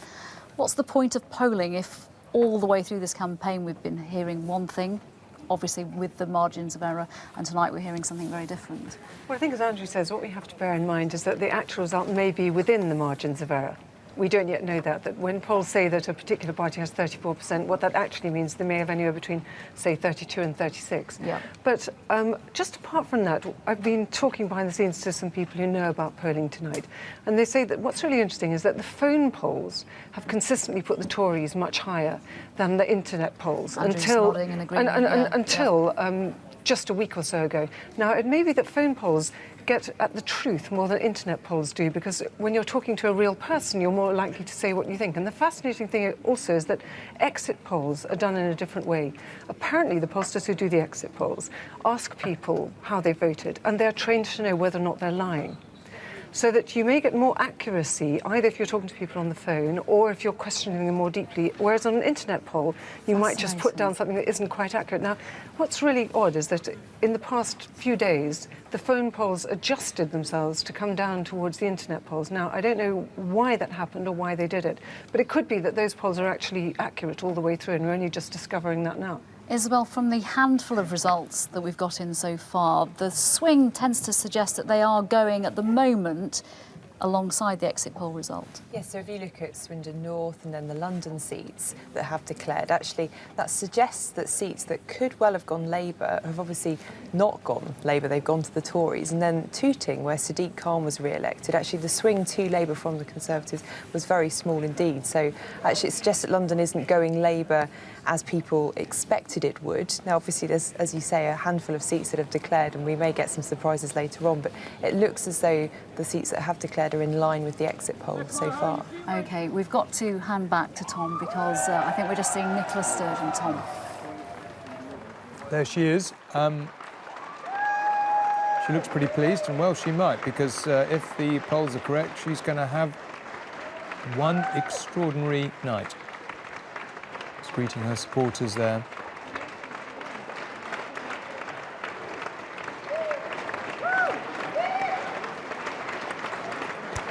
We should say that we are waiting for Paisley and Renfrewshire South. This is, of course, Douglas Alexander's constituency, Shadow Foreign Secretary.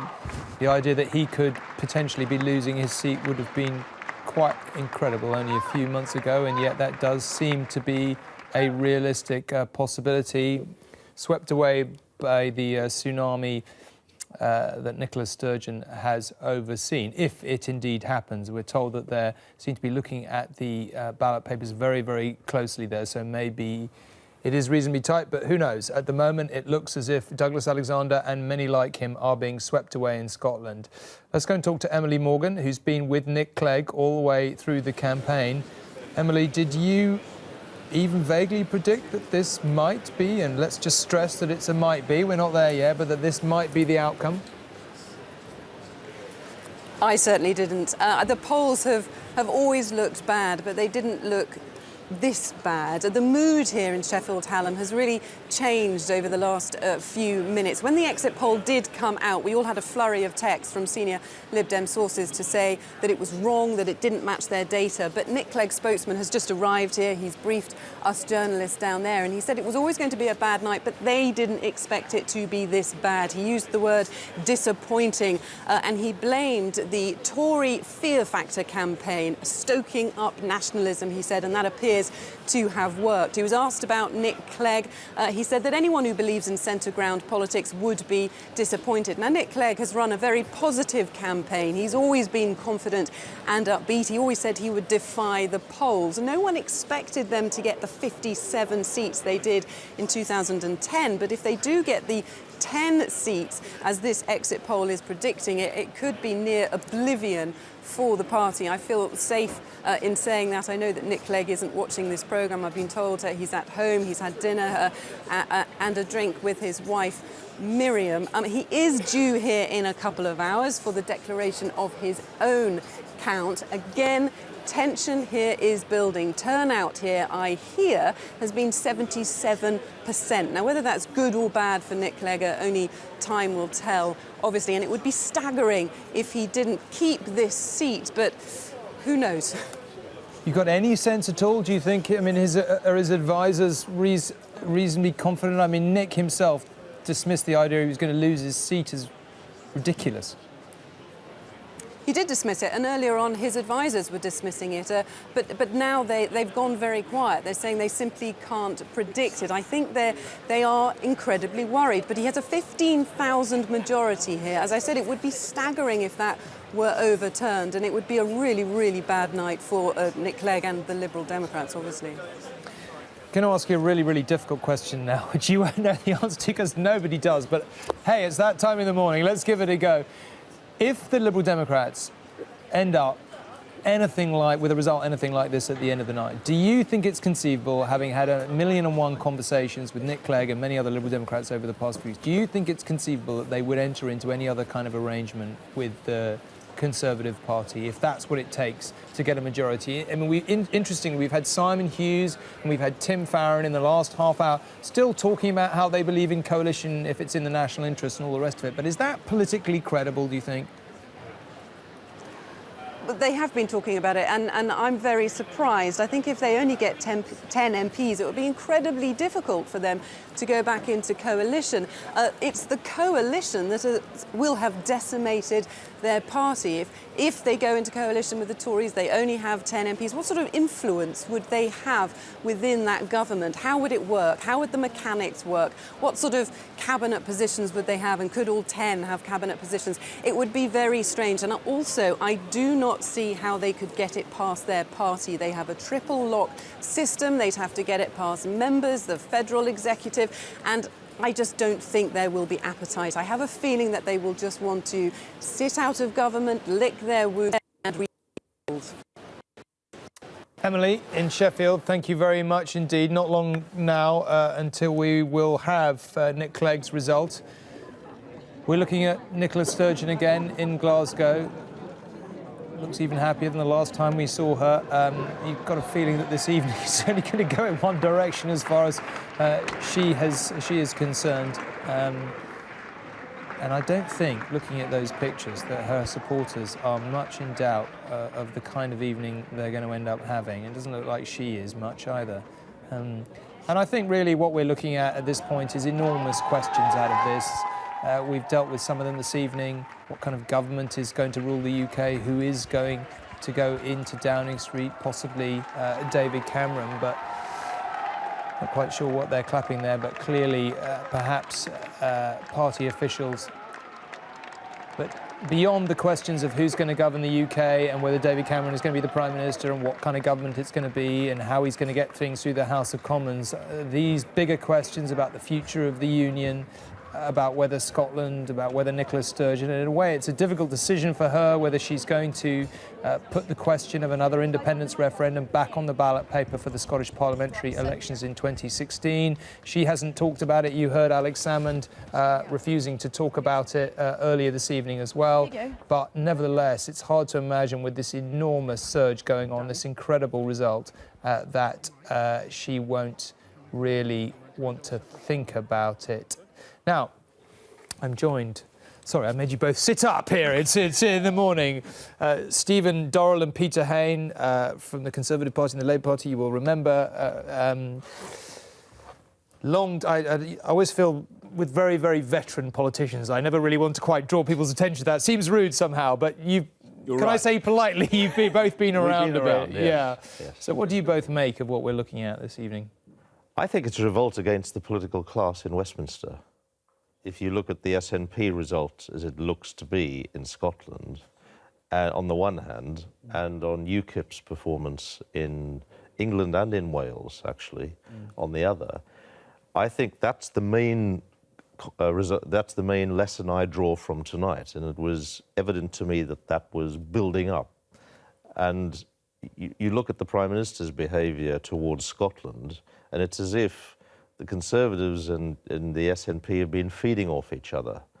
And David Cameron may well have got a bounce out of that in England especially, and it looks as if he may have done, but it's at the expense of putting at risk the whole future of the United Kingdom. We haven't heard the end of the Scottish story yet, and it's a very serious message, I think, for the way we do politics. We were just looking, probably as you were being shown in, you probably saw we were looking at pictures of Nicola Sturgeon, her ecstatic supporters up there in Scotland, and I was discussing, even if only with myself, so we were talking about the pictures, the question of whether we were going to get another independence referendum put back on the ballot paper for the Scottish parliamentary elections in 2016. Do you think that the union is now under question again? Well, I think the whole of our politics, the way we've been doing it now for far too long, is in question. And I think it would be easy for all of us in the Westminster bubble that Stephen and I are in and you're in as well, as journalists, to just, in a sense, be preoccupied with who's up and who's down. And obviously it matters to me as a Labour Party politician that we do well. And it matters to Stephen that the Conservatives do well. Actually, what's at stake seems to me, is the whole future of British parliamentary democracy. We've had declining voter turnout for a long time, a collapse in support for both the major parties going back over 50 years, a long-term trend. The main beneficiaries of that resentment at the moment are the SNP and UKIP, with the Greens in a minor way as well. And it's no good just carrying on as we have before. We've got political institutions which are unrepresentative and increasingly illegitimate. A second chamber in the House of Lords, which could be a vehicle for bringing the nations and regions of England together if it were elected at the same time as MPs, as has been sort of introduced to Parliament in the bill that the last government introduced, and then it fell. There are all sorts of these questions which I think are much more serious than individual seats passing. Let me just mention in passing that we're calling Kilmarnock and Dumbartonshire West both as SNP gains. So we're just starting to get the results themselves trickling through from Scotland. Stephen, maybe what's you're listening to what Peter was saying there, and we've got to have a government. What's your take on this evening so far? Well, my take is similar to Peter, but not the same. Because I think what's happening is, first of all, it's one of the things that does appear to be happening is that the turnout appears to be slightly better this time than it was last. Stephen, I'm going to have to stop you there because we are going to have to go to Paisley and Renfrewshire South, Douglas Alexander's seat, to see whether he holds on. When I say now, I meant in a minute. So please finish your point. But if we could I'll wind you up nicely again when they're actually at the point. But sorry, I interrupted you. The second point I'd make is that yes, it's true that we're seeing, of course, a huge surge in the SNP vote. And that does pose questions, not just about what's in the manifesto from the SNP in the 2016 Scottish elections, but the nature of political debate in Scotland immediately, tomorrow, next week, next month, for the rest of this year. And that's a particular challenge, I think, to the Labour Party. And what we're seeing in this election is appear to be seeing very early in the evening is edging up in the turnout, a marginal improvement, not as much as I would like to have seen, but a marginal improvement in our vote, and some very serious challenges to Labour's vote, in particular in Scotland. Now, so it's a more nuanced analysis, I think, than Peter's offering. But clearly challenges to all the traditional parties at Westminster. Let's I agree just with that. Ponder this. We're looking at Paisley and Renfrewshire South here. It's Douglas Alexander, who Peter knows very well. I was a student with him many years ago. He was a Labour Party activist, you know, when I was uselessly fulfilling my time as a student. Douglas was out there as a Labour Party activist back in those days. He cannot have conceivably even begun to imagine, I don't think, as I don't suppose anyone in the Labour Party did, that a seat like this was ever going to be under threat. And yet here we are on a knife edge, wondering whether he's going to survive. And Peter, do you feel a huge degree of sadness at this, that this is one of your heartlands that looks like it's falling apart?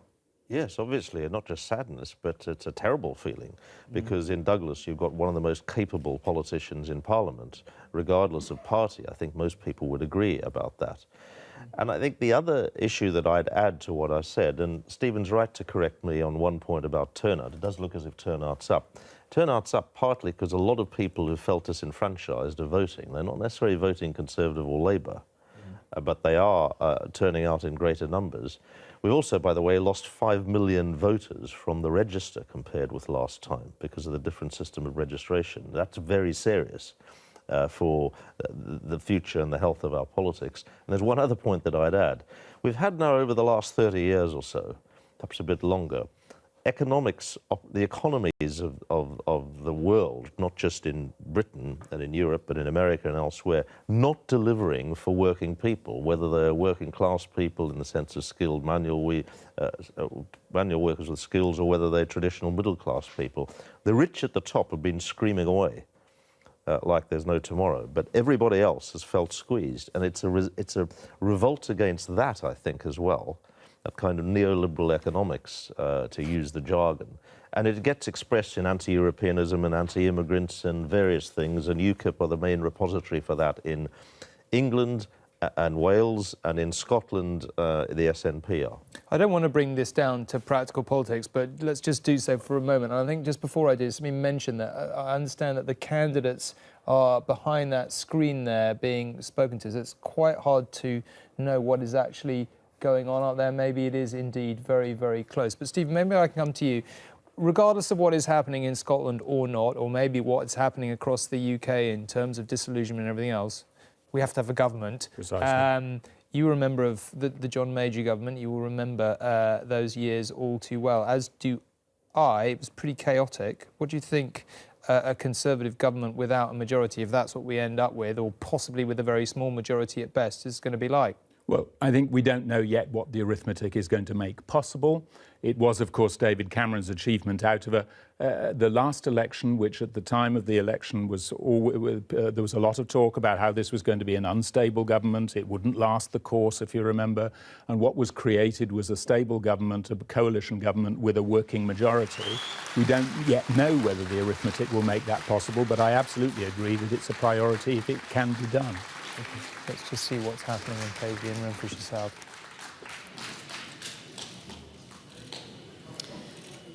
Ladies and gentlemen, I am now ready to declare the results for the Paisley and Renfrewshire South constituency.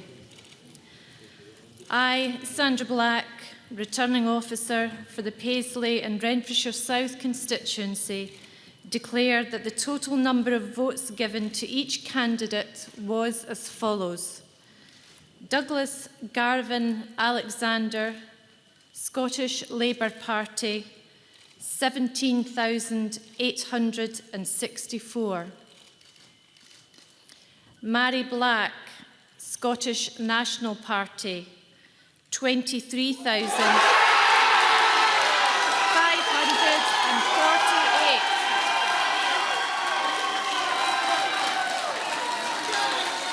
Fraser Daniel Galloway, Scottish Conservative and Unionist, 3,526. Eileen McCartan, Scottish Liberal Democrats, 1,010. Sandra Amelia Webster, Scottish Socialist Party. Well, there it is. I don't think that's a moment that most people involved in politics in the last 10 years ever thought they would see. Douglas Alexander, as the polls predicted, is out. The shadow foreign secretary, a man who served both Tony Blair and Gordon Brown very closely, an extremely senior figure in the Labour Party over many years, is out. And quite convincingly so. Let's just take a look at the change in the share of the vote there. Colin, on that basis, how many Labour survivors will there be in Scotland? Well, this is a 27% swing, and you've still got that one sole Glasgow North East just on the cusp of whether it goes or whether it doesn't. And of course, Glasgow was a strong yes area in the referendum, which would suggest the swing would be even greater there. But the other interesting thing about this is Douglas Alexander's swing is quite as big as the one in Kilmarnock. He doesn't seem to have much of a personal vote. This is sweeping all politicians before them, whoever they are, whatever they've done, however long they've been in office. Well, Peter, maybe I can bring you. I mean, you know Douglas as well as anyone. What do you? We'll maybe come back to this in a moment. But what do you make of this? Well, it's a bitter blow for Douglas and a bitter blow for the Scottish Labour Party and indeed the United Kingdom Labour Party. There's no question about that. And your point about it sweeping all before it, this avalanche in Scotland, it seems to me to be a very valid one. I come back to the point that I've been making. There are bigger forces underneath this political earthquake that's happening in this general election. And 10% turnout up there as well, so that's carried over from the referendum too. Yes, and that's also people who haven't voted in recent elections, perhaps for 10 or 20 years. And what we can't say, and against that kind of background, is that this is voter disengagement from politics. This is voter engagement in politics, but rejection of traditional party structures. That's a very different lesson to draw from this I agree, process. and we've taken the hit in Scotland, the Labour Party has, and there are lessons for us to draw from that, but I still feel this is a cross-party thing for the major parties, for the Conservatives and the Liberal Democrats as well. What is the rest of the UK? Sorry, Jane, you're trying to come in. Let me bring you in. I think what Peter was saying earlier was fascinating about this very much being an anti-Westminster vote, but I also think it's very strongly an anti-austerity vote. Yep. Certainly the Labour Party supporters in Scotland and in England and in Wales, I think, are more further to the left than their own party at the current time, and I think that's just another reason. But that's also one of the challenges, if I may make the point, actually. For both the major parties at Westminster, Labour have positioned themselves at Westminster more tolerant of austerity than many of their supporters. But Peter was making the point earlier that when the Prime Minister came out and talked about English votes for English laws, he was reflecting very real pressures in England that do have to be responded to. So these pressures, they're real, they're not imagined by Westminster politicians. Sorry to interrupt you again, but let's hear what Douglas has got to say. The opportunity to serve the people of Renfrewshire is a heavy but joyful responsibility, and I wish her all the success in doing that job in the course of this Parliament. Can I also take the opportunity to thank the returning officers, the police and the officials of the Council for discharging their responsibilities today? Can I place on record my immense gratitude to the people of Renfrewshire who have done me the honour of allowing me to be their representatives over past years. I will always be grateful for having had that opportunity to serve. Can I also thank Jackie, my wife, and our children who have endured many years with me in frontline politics. Can I thank the incredible team from Paisley and Renfrewshire South Labour Party. I could not be more proud of the campaign that we have fought. This, of course, has been a very difficult night for Labour. Scotland has chosen to oppose this Conservative government, but not place that trust in the Labour Party. It will be our responsibility to re-win that trust in the months and years ahead. Thank you very much. Well, perhaps I'm reading too much into that, but it seemed to me a very emotional Douglas Alexander there.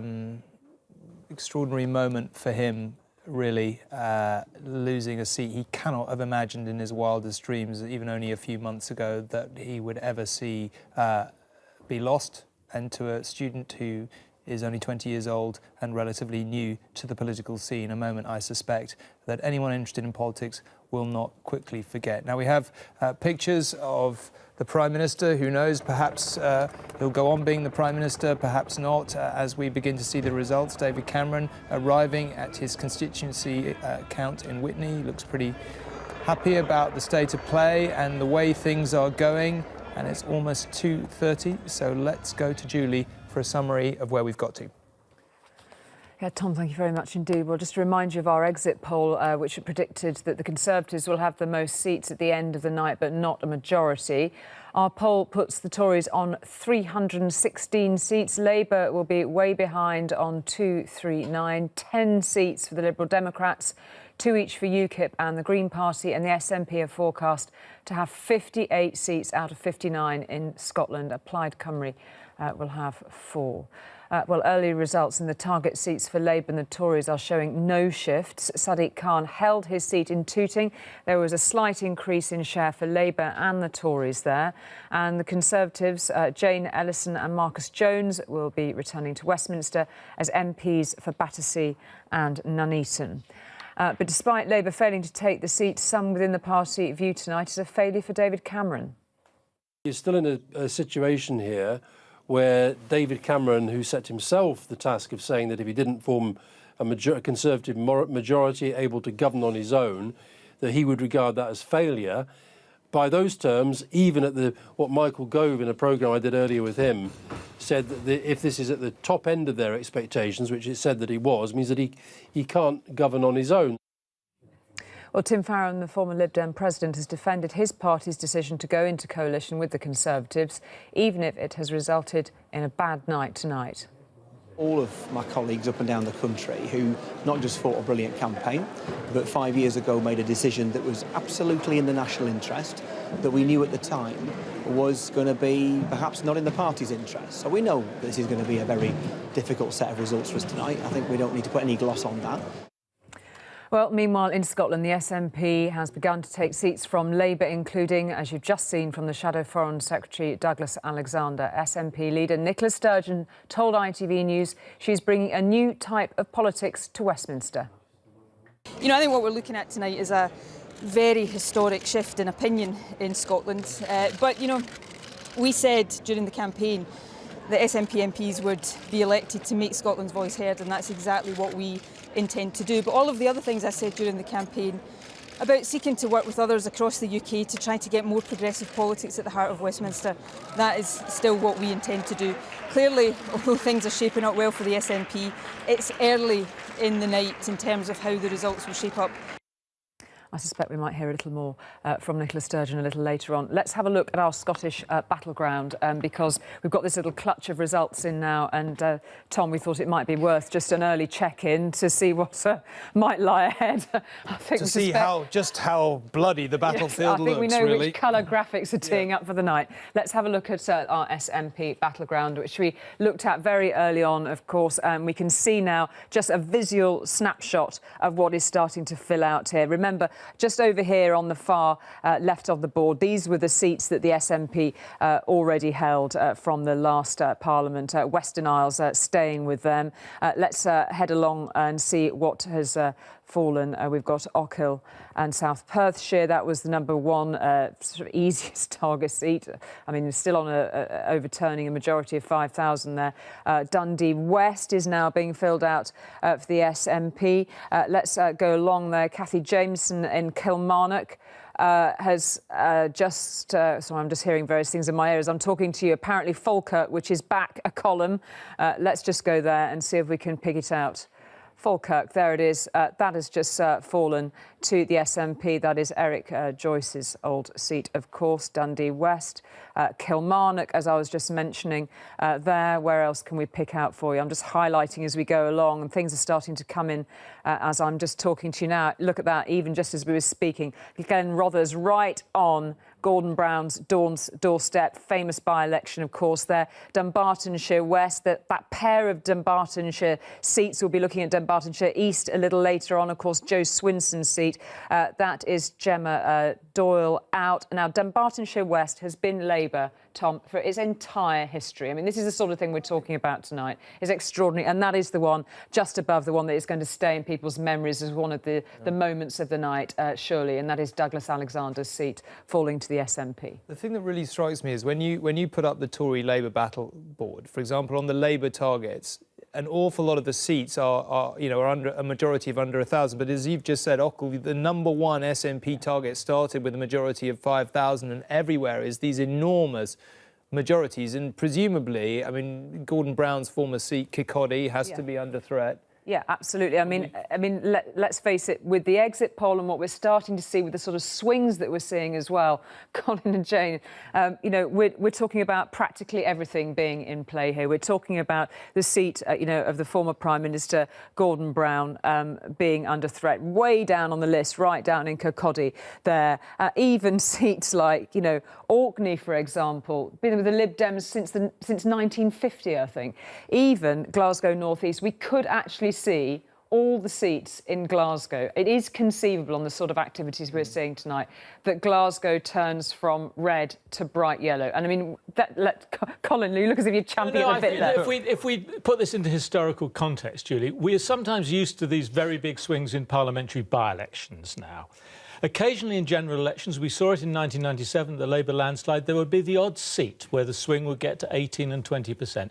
What we're talking about now in Scotland is routinely, we're talking about 24, 25% swings. In Dundee West, OK, it's a yes part of the country, a 29% swing. And we almost just shrugged our shoulders and says, oh, well, there's another one gone. But this is unprecedented. I mean, I really don't think there has been a single moment in history when a party has had this kind of shift in their favour, or as far as Labour's concerned, against them. We're just looking at the Dundee West result. Maybe we can all talk about the change in the share if we bring it up, which is this is a pattern that is now turning out to be pretty consistent, Jane, isn't it? I mean, We've talked an awful lot about the movement from Labour to the SNP, and we see that extremely clearly here in Dundee West. We also see some movement for the Lib Dems, and that's interesting too, because we're going to be looking at people like Charles Kennedy and Danny Alexander tonight, who might also be losing their seats to the SNP, so Liberal Democrat seats going to the SNP also. So it's not just Labour, it's a huge groundswell that's going on. I mean, it's just, as Colin says, it's hard to kind of not to repeat the word unprecedented. Yeah, I mean, this is history, isn't it? We're starting to see being filled out here. In fact, then we can have a look at that Dunbartonshire West SNP gain there. Let's have a look at the change there as well and see, it's a similar picture in almost every seat. I mean, do we think if there's a survivor, we said earlier probably Orkney, does that make sense? Orkney, or maybe Willie Bain down there in... Although that Dunbartonshire swing just now, well, that was over 30%. So that will take Willie Bain and everybody else with it as well. I mean, it's worth touching in on the fact that this is a part of the electorate that is energised in a way that many of us couldn't grasp unless we'd actually seen that independence referendum close up, Jane. And that has to be something that we have to take, not only just turnout in the independence referendum, but that sort of way it sort of jolted politics. Julie, you covered that referendum. Did you, on the day that referendum was over, in all honesty, did you think this is where we'd end up a few months later? It's just astonishing, isn't it? I mean, I was interviewing Nicola Sturgeon a couple of months ago. You and I were doing the Films for the Tonight programmes. I spent a bit of time with Nicola Sturgeon. And the fact that, they'd suddenly accumulated 100,000 members and, rocketed them up the largest party list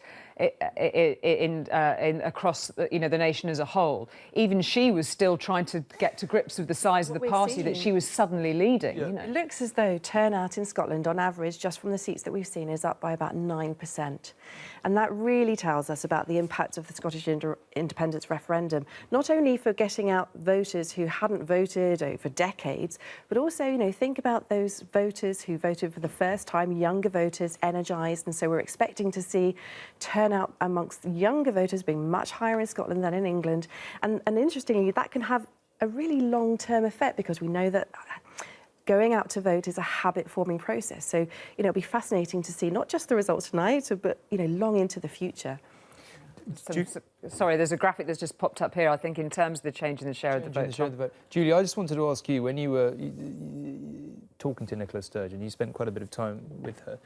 Do you think, from all those conversations, that you think it's inevitable that another independence referendum will be back on the ballot paper, or you think that's much less clear? Well, it'll be very interesting to see what emerges from conversations with her tonight, which no doubt you'll have later. But, you know, when we were talking to her, making that film, she was absolutely categorical, as you've seen in interviews in the last couple of months, that she deems that a matter for the Scottish Parliament, that it wasn't on the table. But, I mean, with results like this tonight, you know, it's all in play again, presumably. But she was very particular, you know, that she was saying we come here, you know, offering support for an anti-austerity alliance, that she was very keen to stress this sort of formation that she made with Plaid Cymru and the Greens, but very careful around the language of another Scottish independence referendum. But I mean, look at what we're witnessing now. Well, it's going yellow behind you practically as you speak. As we said, well, it's a bit like a traffic light. I keep seeing traffic light that's turning permanently yellow. We're going to go and speak to Nicola Sturgeon, I think, in a moment, very shortly. It is worth also mentioning that the DUP have gained Belfast East. That's a seat that Peter Robinson, the DP leader, lost to the Alliance Party last time. He's not standing there. His namesake is, but he's won it back. Now, that may be important. Always important, but it may be important because of the overall picture that we've been talking about, and Colin wants to come in. I've just seen headline from Colchester that Colchester has been gained by the Conservatives from Bob Russell. Now, Bob Russell, again, a long-serving, well-embedded MP, yep. Popular locally, well-known local character, frankly. He would have expected to survive, and I think most people did expect him to survive. This double figures is looking more and more likely. Colchester wasn't even on the Conservative target list. I mean, what's fascinating about this is there's a kind of little puzzle here where we know that most of the Liberal Democrat vote after 2010 went to Labour. There were certainly more Lib Dems going to Labour than there were Lib Dems when we look at that kind of 2010 to 2015 transition. But actually, on the numbers in the exit poll, it looks like the Conservatives will get possibly double, if not triple, the number of Lib Dem seats than Labour will do. And it's just one of those fascinating things that's going to, you know, emerge, I think, as the night goes on. We know for sure that Liberal Democrat voters don't all go to Labour, that some go to the Conservatives, some go to the Greens, and some even go to UKIP. But, you know, by far the greater number have gone to Labour. So it's just really interesting the way that spread across the country, the fact that the Conservatives are looking like they're going to do better against the Lib Dems in the south, and Labour look like they'll gain some from the Lib Dems in the north. But obviously the broader picture being just a terrible night for the Lib Dems, with more going to the Tories.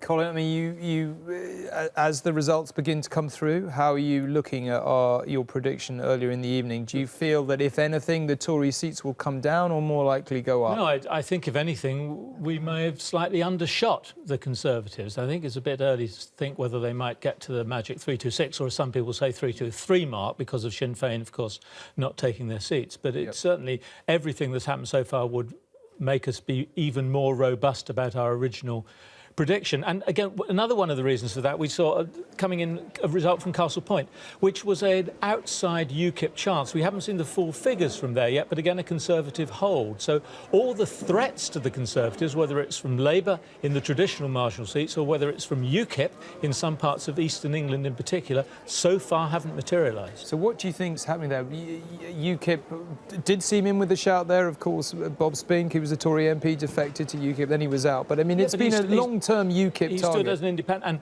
Canvey Island, which is part of the Castle Point area, has both Castle Point and Canvey Island independents who are quite closely allied with UKIP, and UKIP councillors as well. So it's the kind of place, if you added up all the people who voted for as a UKIP-style party or candidate over the last 3 or 4 years, you would have thought they'd have a good chance of getting in there. But I think that's precisely because that's a Conservative seat, and so those UKIP voters, if they don't think UKIP's in with a chance of winning that seat, they'd rather have the Conservative there than the Labour candidate. Well, we were just seeing David Cameron there, of course, arriving at his count. No question that he's going to win it. I don't know why he even bothers saying that. It's a safe Tory seat, and he seems to be having a good night. Much less clear, though, is whether he is going to get the numbers. I mean, of all the trends of this evening, as we've said several times, we're actually trying to tell almost 3 separate stories. This enormous burst of the SNP in Scotland, the collapse of the Liberal Democrats, and then the question, which almost has seemed to have fallen off the edge at times tonight of who's going to actually form the government at Westminster for the next few years. But it is very hard, is it not, to imagine the Liberal Democrats entering into any kind of arrangement with the Tories after this absolutely potentially blistering result? I think, to be absolutely honest with you, Tom, I think it would be completely extraordinary because, as I was saying, I think at some point earlier this evening, the Liberal Democrats will gain, the only chance they really have to gain some of their former voters is to stop pursuing this austerity message that they've been part and parcel with in the Conservative-led coalition government. So it would be very difficult for them to do it again, very difficult just politically on the numbers that we're looking at tonight. And, you know, you would have to predict, I think, that they, as I think some have said, guests in the studio, that they might just need some time to reflect. Certainly, they've got to build from where they are. You know, these results, they're very bad in votes, they're very bad in seats, but they're very bad for the party machine. You know, they have to kind of rebuild from the grassroots up in order to get anywhere like they have been. And one of their big cards has been incumbency. You know, that they always have believed that they could hold on through local candidates.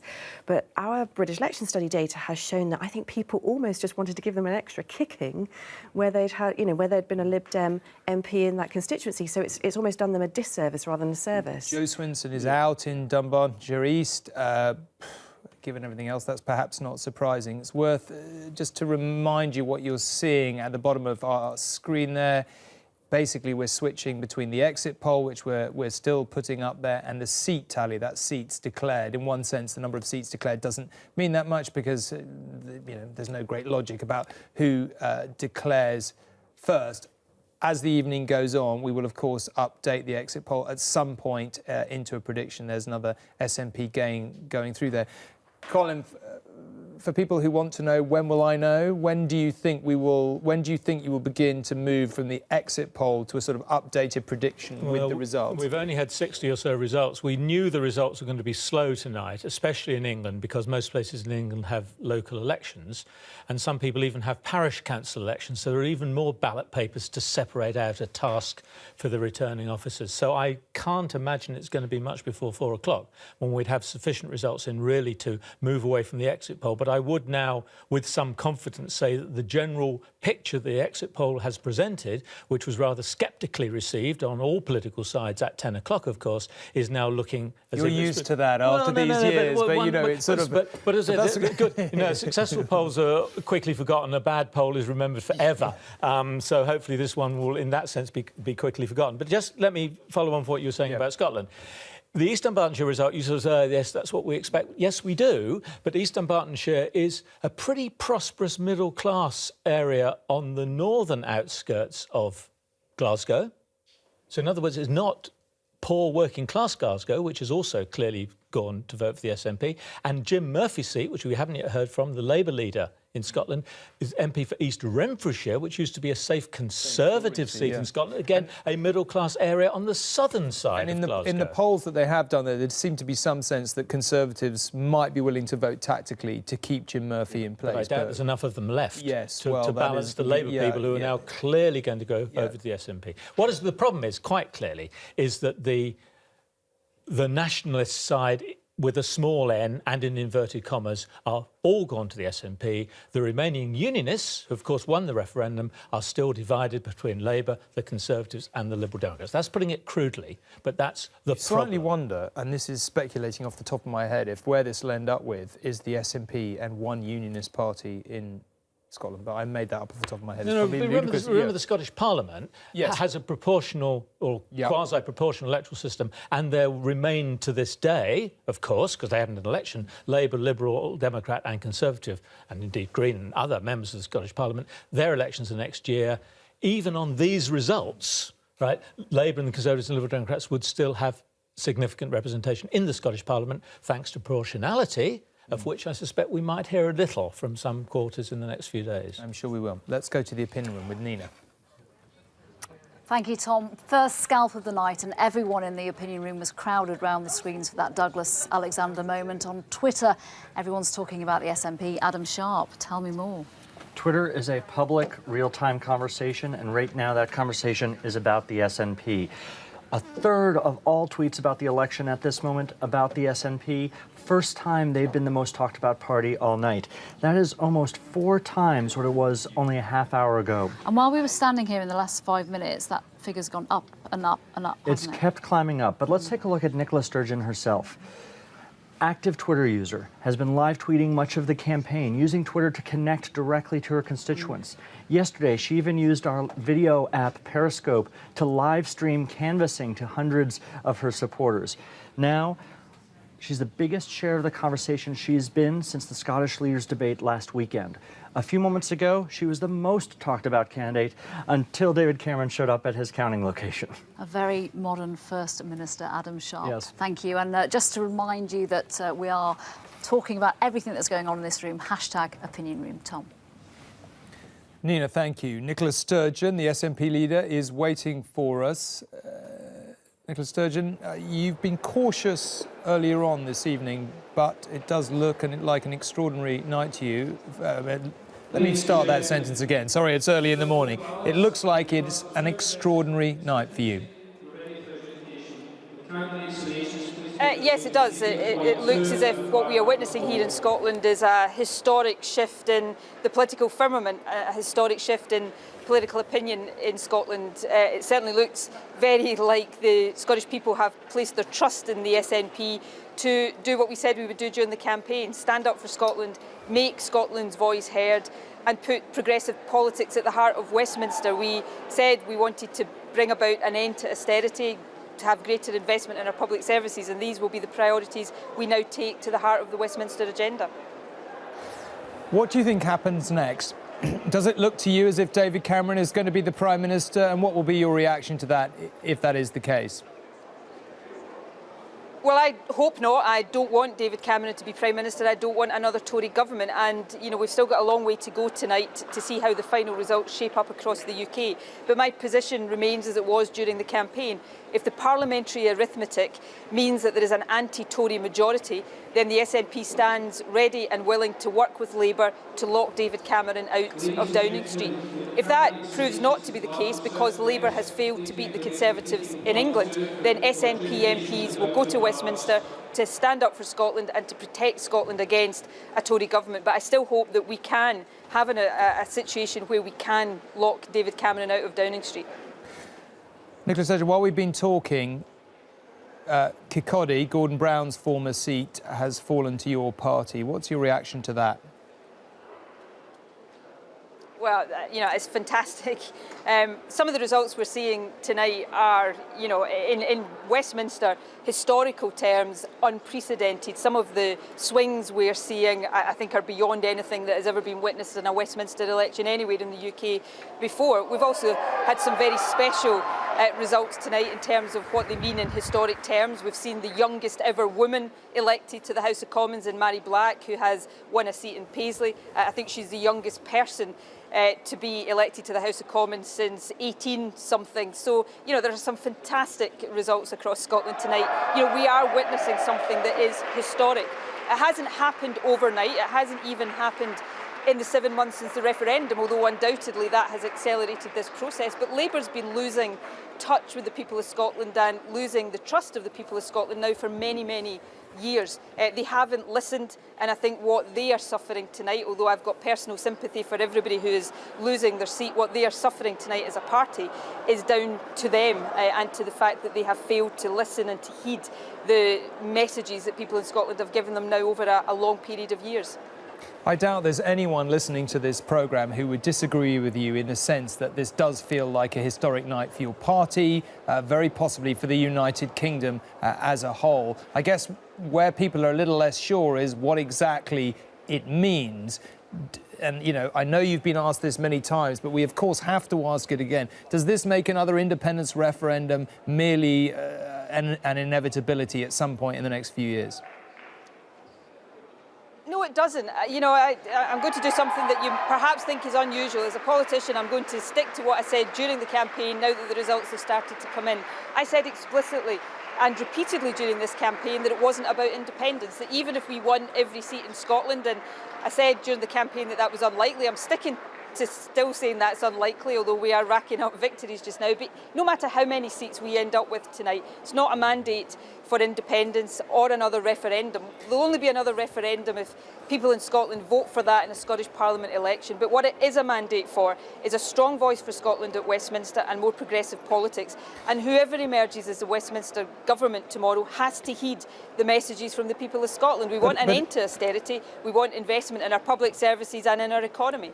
But in all honesty, as we're speaking, we can hear the cheers behind you. Seats are falling at the bottom of our screen to your party, sort of one by one. Enormous majorities are overturned. If you'd said to me or anyone else at Westminster that Gordon Brown's seat was going to go to anyone but the Labour Party, even 6 months ago, even 3 months ago, most people have thought you were absolutely crazy. What's happening is quite extraordinary. And yet, despite this, despite Scotland apparently deciding that the SNP is the voice it wants at Westminster, it looks as if the rest of the UK may have decided to send back a Conservative Prime Minister, and your MPs may effectively count for nothing in real terms.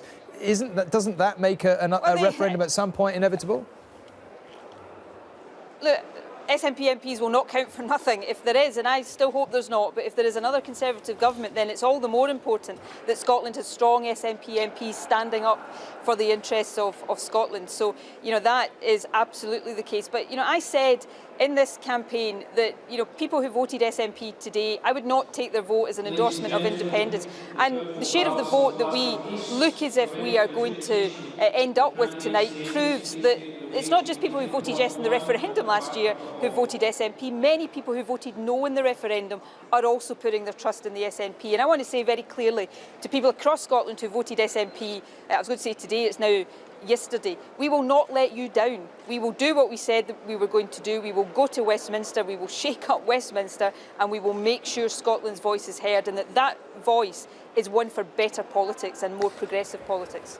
But with respect, how are you going to shake up Westminster if you're not going to be anywhere near its government necessarily? Well, let's wait and see how the results end up. But, you know, I remember times in the past, the not too distant past, where the SNP had a very small number of MPs and were able to make a big impact at a time when there was a majority Conservative government. It looks as if we're going to have a much, much bigger team of SNP MPs. We don't yet know what the parliamentary arithmetic across the UK will look like, but one thing I know for certain, SNP MPs will make their voice heard in order that we can make Scotland's voice heard. It looks as if it might be possible that you could win every seat in Scotland. Do you think that's possible at this point? Let's wait and see. Well, you know, I'm not going to stand here with the results we're seeing taking place behind me on the screen right now and say that anything's not possible. You know, the things that, as you rightly say, just a few days ago, many people would have thought impossible are happening here in Scotland tonight. I'm still not predicting we're going to win any seat. I tweeted earlier on this evening, or yesterday evening when the exit poll was published, that I thought 58 seats was unlikely. I'm going to stick to that for now, although I'll be delighted to be proved wrong. Nicola Sturgeon, thank you very much indeed.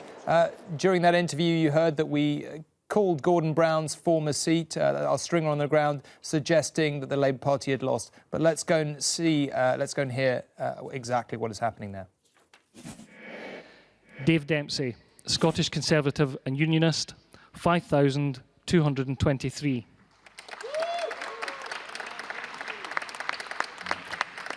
Callum David Leslie, Scottish Liberal Democrats, 1,150.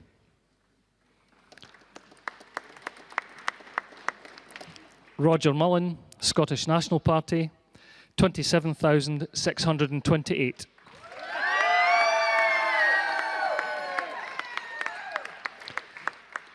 Jack Neal, UK Independence Party, 1,237. Kenny Selby, Scottish Labour Party, 17,654.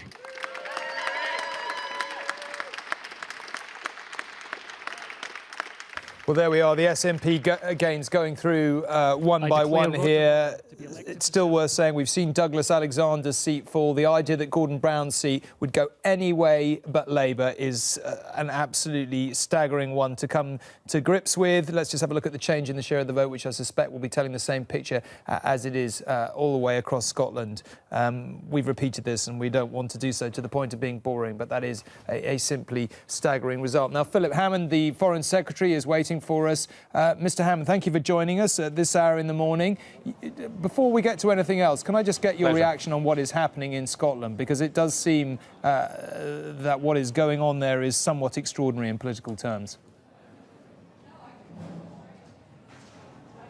Well, I think it reflects the collapse of Labour and the fact that Labour have taken the people of Scotland for granted for so long, and they're reaping that harvest now.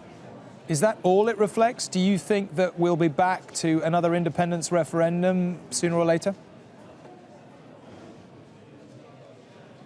No, I think we've settled that question, but what we've done since the referendum is made a very clear offer of a big package for the people of Scotland, more autonomy for the people of Scotland, and we're committed to doing that. And in the next Parliament, I hope we'll have a majority in Parliament for pushing that agenda through and giving the people of Scotland the additional autonomy that was promised to them so that they can prosper within the Union. Turning to the UK more broadly, you'll have seen our exit poll. No doubt you'll have been talking about it quite a bit of the evening, but you'll also have seen a lot of results going through. No doubt you've also spoken to all kinds of people at headquarters. What do you think is the picture at this point in the evening? Is the exit poll about right? Could you do better than that? Is there any chance of you getting a majority? What's your take on it? Well, it's early days, and as you say, it is only a poll, and we're all working with the exit poll at the moment. But I think the results that we've been seeing do reinforce what the exit poll is telling us, that Labour have clearly lost. This is a victory for the Prime Minister, an increase in the number of Conservative seats predicted, and in those key seats that have already declared in England. We're actually seeing Conservatives that have been aggressively targeted by the Labour Party, Conservative seats that are on the Labour Party's hit list, actually swinging towards the Conservatives with increased majorities in places like the bellwether Swindon seats in Nuneaton, seats that have always been the key to the result in England. So I think the early results are increasing our level of confidence, but it is very early days yet, and we'll have to see what happens over the course of the night. With respect, victory is when you have a majority. We've just seen Warwickshire North go through there as a Labour gain. That was obviously number one on their target list, so in that sense, it's perhaps not surprising. But you're not there yet. Do you think that if these numbers were correct, purely hypothetically, that you would be able to govern? And if so, with whom? Well, look, if the numbers are correct, we will be the largest party just short of an overall majority, and the Prime Minister will then have to set about the task of forming a government. And he will do that, as he has made clear on many occasions, as he did in 2010, in the national interest, looking at what is best for Britain, taking into account the message from the electorate, the clear message that we would be receiving if we're in that position, as the exit poll predicts, is that the British people want to stick to the plan that we've been implementing since 2010. They want us to finish the job and get Britain's economy back on track so that we can have a better future for the country. And that will be the principle that will guide him in putting together a government. Philip Hammond, thank you very much indeed. Let's go to Rohit Katru, who is with the UKIP leader Nigel Farage and perhaps has some news of how he's doing. Rohit.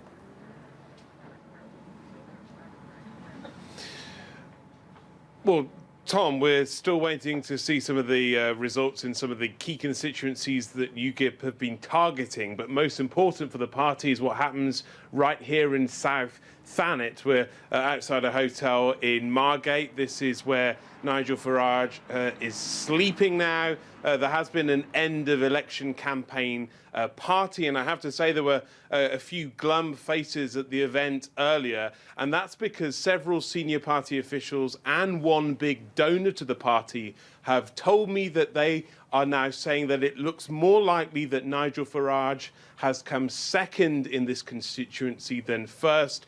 The best assessment from one of his aides was that the difference between him and the Conservative candidate is a wafer thin. We're expecting him to leave here to head around a mile down the road to the venue where the count is taking place right now. In the next couple of hours, we're due to hear the result perhaps as early as 6 o'clock. And if he doesn't win this seat, he has already said that he will step down as the leader of the party. The course of events likely to follow that would be that he would offer his resignation to the party's National Executive Committee.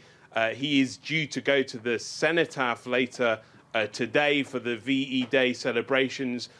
But it's looking like Nigel Farage, according to several senior people within the party and to one donor, will not win this constituency of South Thanet. He has forgone a national campaign, really, to concentrate his efforts on winning this seat specifically, and so it would be a very big defeat if he isn't successful here. Remember, it's a year since he promised a political earthquake. A few weeks ago, at the start of this campaign, he was talking about winning a handful of seats. That exit poll, though, suggests that UKIP might win 2 seats in this election. Rohit, it's a little bit unusual. I mean, you said there that they were saying that it was wafer thin.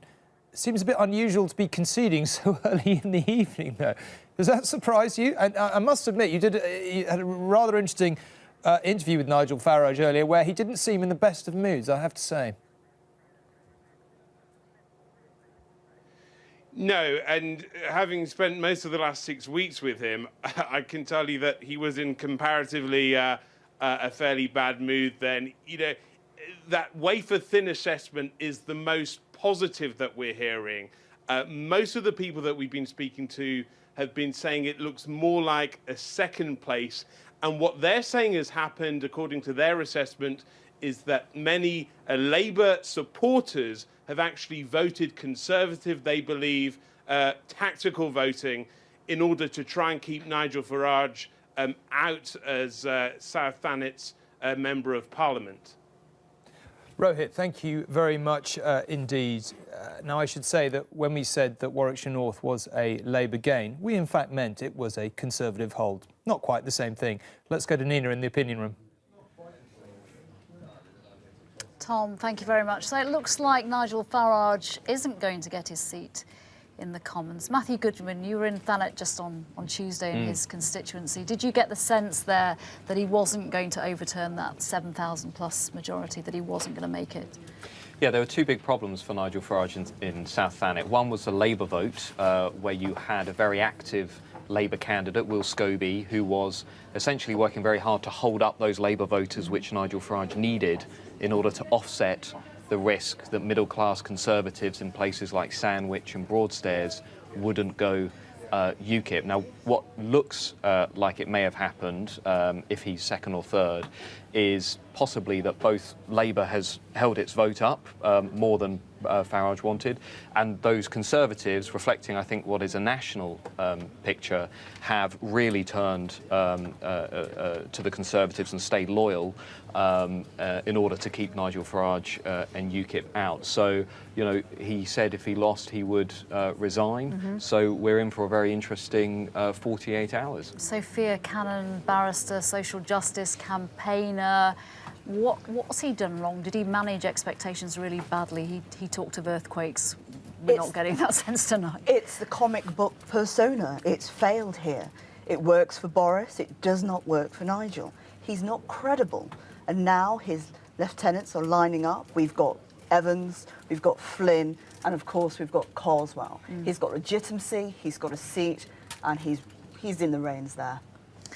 Matthew Parris, if Farage doesn't make it, and as we've said, he's already said that he will resign, what does that mean for the the future of UKIP.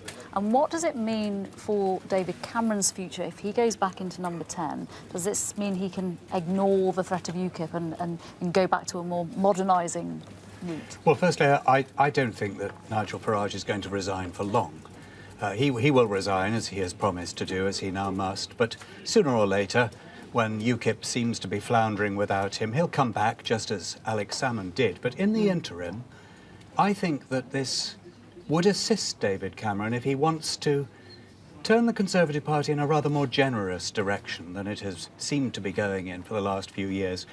He's always been nervous, always looking over his shoulder at this threat from UKIP. For a little while, he doesn't have to, and this is a really good opportunity for David Cameron to seize the initiative and come across as the more generous sort of leader that he was at the beginning of his leadership of the party. Do you agree with Matthew that Farage has done this before, hasn't he, come back to save UKIP? Can he get away with it another time? Well, charismatic populists can get away with quite a lot. I mean, that's the lesson from European politics. But there is an interesting dynamic here, particularly in terms of the broader political context. If you put yourself in the shoes of a Eurosceptic, they've now pretty much got what they wanted, which is the prospect of a referendum on Britain's EU membership this side of 2017. They've got a Conservative leader who is going to campaign for us to remain within the EU. And I think Nigel Farage is probably looking at the broader context and also the fact that his party's been making those gains into Labour territory in the north, where you've got big elections in Wales next year, Labour's going to struggle again in Scotland next year, another series of by-elections. And, having interviewed Nigel Farage a number of times, I would be amazed if he can, as Matthew says, stay away from that political context for long. Sophia, where do people who have turned to UKIP this time, and especially in the European elections and the local elections, the protest vote, or this man that was suddenly talking directly to them, he was listening, he was talking straight when all the other guys around him weren't. Where do they go now if this is the beginning of the demise of UKIP? It's not the demise of UKIP. The vote has risen in the north. The leader has fallen in the south. That is the subtlety here. Moreover, people want policy, not pints. What they're going to do, they're going to regroup around another strong man. The issue is that the north is going to be the UKIP stronghold, not the south. So we're going to see the vote coming further down. Sophia, I'm going to have to break in because we're just going to have to hand you back to Tom for our next results. Tom. Returning officer for the East Sorry, this is Renfrewshire East. This is the Scottish leader Jim Murphy's constituency. Let's hear what's going to happen to him. Given to each candidate was as follows. Graham Strachan Cowie, Scottish Liberal Democrats, 1,069.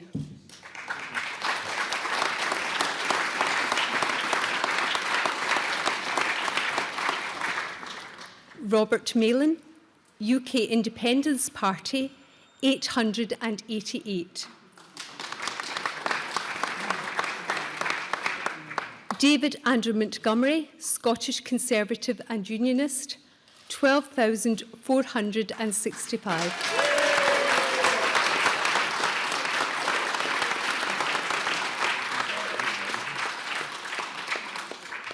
James Murphy, known as Jim Murphy, Scottish Labour Party, 19,295.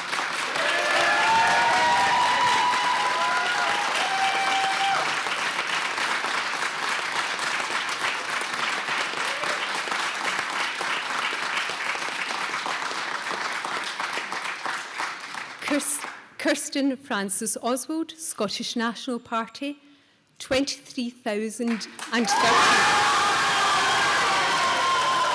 So the SNP sweeps all before it. Jim Murphy, the Scottish Labour leader, the man who partially led the campaign against the independence referendum, on his soapbox day after day, fighting very hard, it must be said.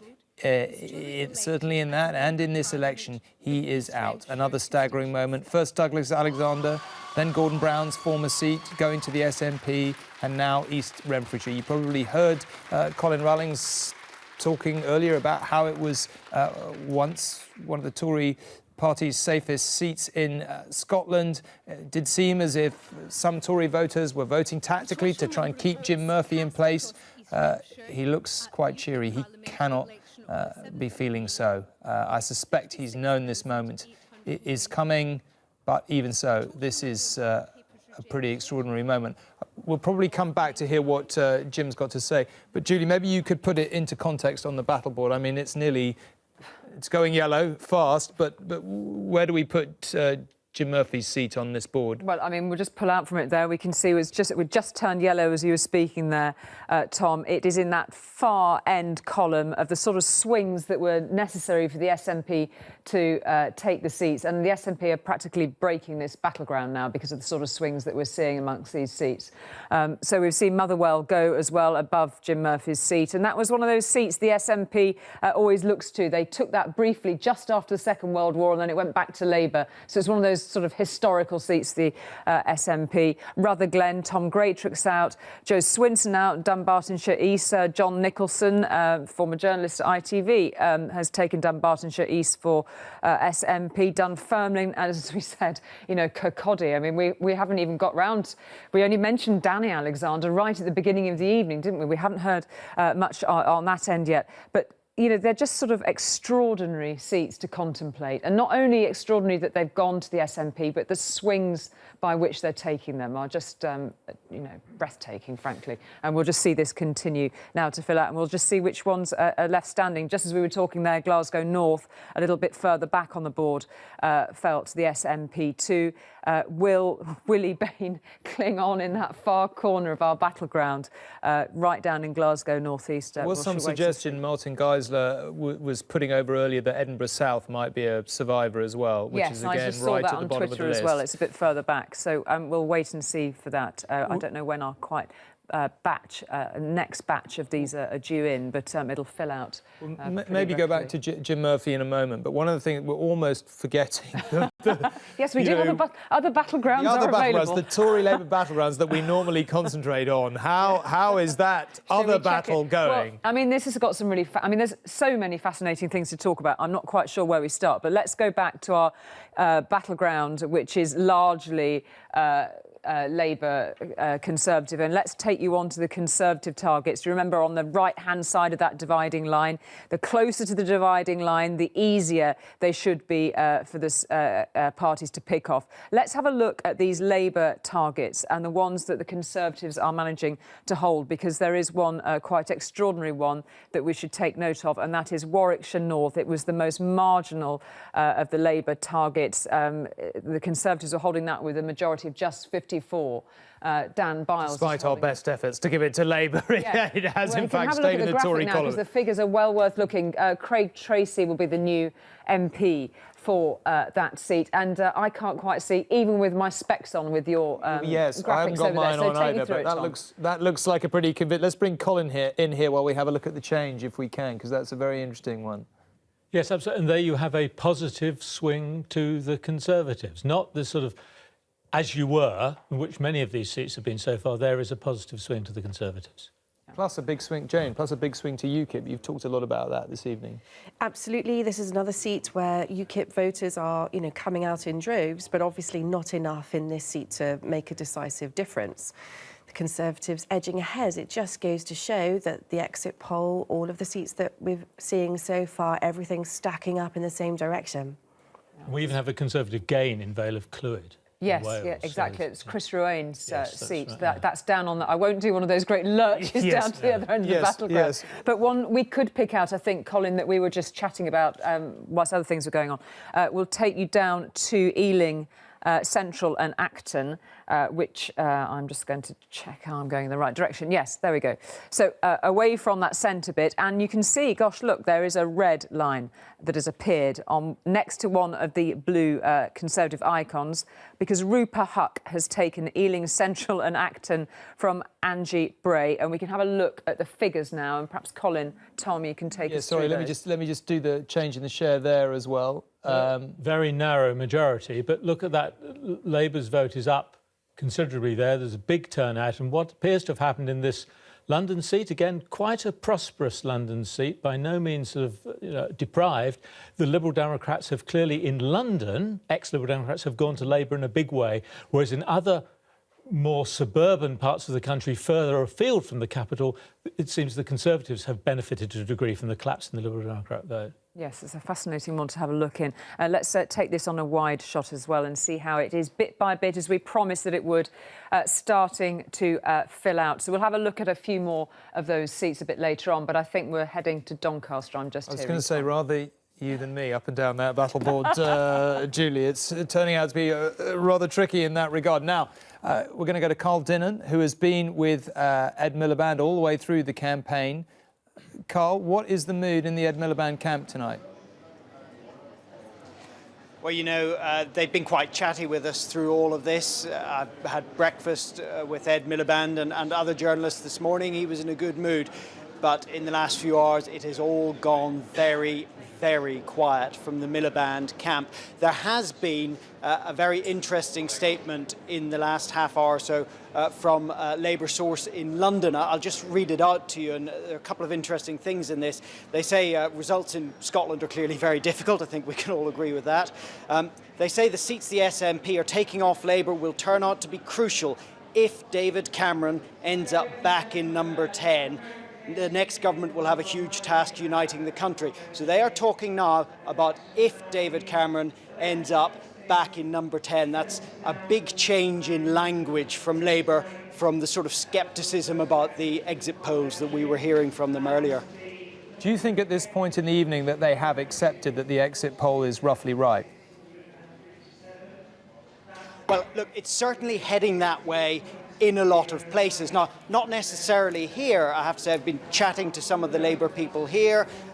They think that certainly Doncaster Central and Doncaster North Ed Miliband seats, they're very safe. They'll do very well there. But Caroline Flint's seat, Don Valley, they think she's increased her majority. They say UKIP also doing well here.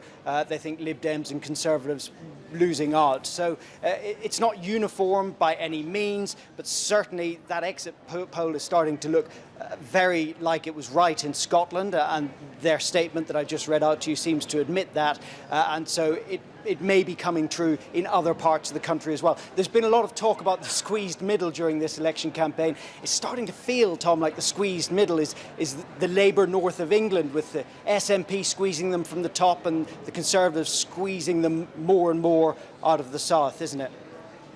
Carl, it does begin to look like that, and we've had a whole bunch more SNP gains in the last few minutes, even as we've been talking. But let's hear what Jim Murphy had to say in East Renfrewshire. I'd like to start by thanking the police, not just for the work they've done today in securing the election, but for the work that they do every day in securing our communities. I'd like to thank the returning officer and all of his staff for the professional way in which the count was conducted. And particular thanks to my agent, Paul O'Kane, and my brilliant campaign team who have worked so hard, all sorts of weathers, over the past few weeks. You're a real tribute to the Labour Party, and I'll be forever indebted to the thousands of hours you put into the campaign. I'd also like to congratulate Kirsten for her victory, and David, Robert and Graham for the spirit in which the local campaign has been fought. As we all know, East Renfrewshire is unique in Scotland in its diversity, with a large Jewish community and a growing Muslim community, with housing schemes in some of the richest parts of Scotland within East Renfrewshire. It has been a real pleasure to represent our area in Parliament for the past 18 years. Kirsten, I know what it's like to come from behind in an election in this constituency, and I know that you will cherish the opportunity that your victory has provided you with. I wholeheartedly congratulate you and wish you every success in your parliamentary career and standing up for the people of East Renfrewshire. As well as having had the honour of representing East Renfrewshire in Parliament, I've also had the chance to serve in governments, Labour governments, and in the Cabinet under both Tony Blair and Gordon Brown. And I'm proud of those 13 years. So Jim Murphy there giving a very gracious victory speech. I remember talking to him as he was pondering whether he was going to take on the leadership of the Scottish Labour Party. He certainly knew things were bad. He felt he could fight back and stood a decent chance of turning the party's fortunes around. What I don't think he even begun to imagine at that point was anything like what has happened tonight. It'll be very interesting to see whether he and Douglas Alexander, what they choose to do with their careers. Do they go on and fight in the Scottish parliamentary elections? Do they take a different path?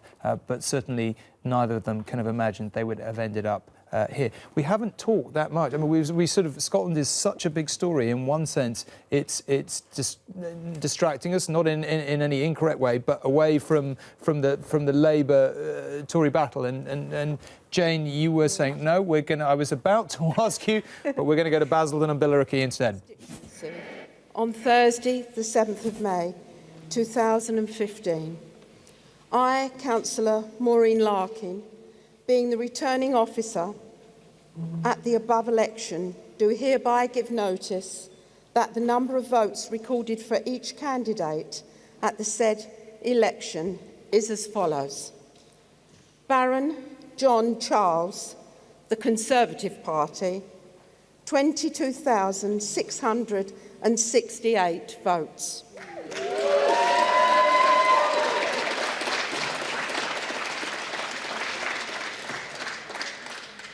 Callaghan Gavin Dominic, Labour Party, 10,186 votes.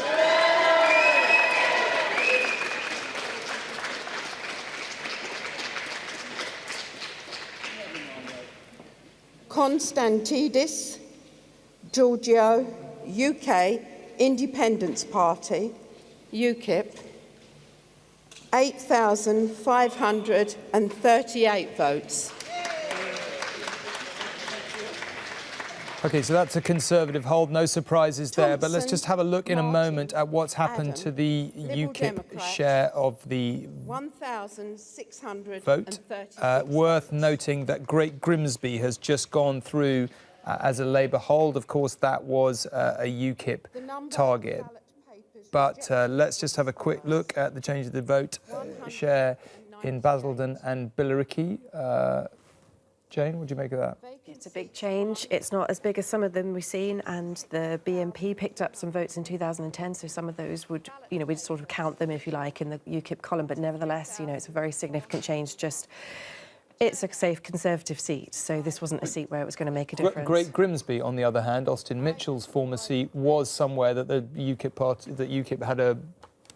had strong hopes of gaining at one point, although it drifted away from them a bit in recent times. Well, one's got the impression that the UKIP targeting has become narrower and narrower on both sides of the Thames estuary, frankly. In Basildon and Billericay abuts Basildon South and East Thurrock, which itself abuts Thurrock, which I suspect now is probably the best chance of UKIP getting a seat outside the two seats they won in the by-elections in Clacton and Rochester and Stroud, if, as we seem to think, Nigel Farage is not going to win Thanet South. It is, while we're on the subject of UKIP, and we're just going to go to the opinion room, but before we do, so much is going through this evening that I keep trying to remember to mention this, but David Cameron has, of course, said that he will not walk back into Downing Street unless he can guarantee a referendum on the European Union. Well, that's quite an interesting question, given how categorically he said it, when we look at how he might have to put together alliances. But perhaps we can come back to that later in the evening. Let's go to the opinion room with Nina.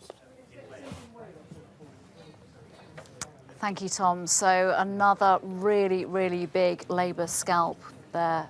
Let's get some explanation, perhaps. We'll try from Elizabeth Linder from Facebook.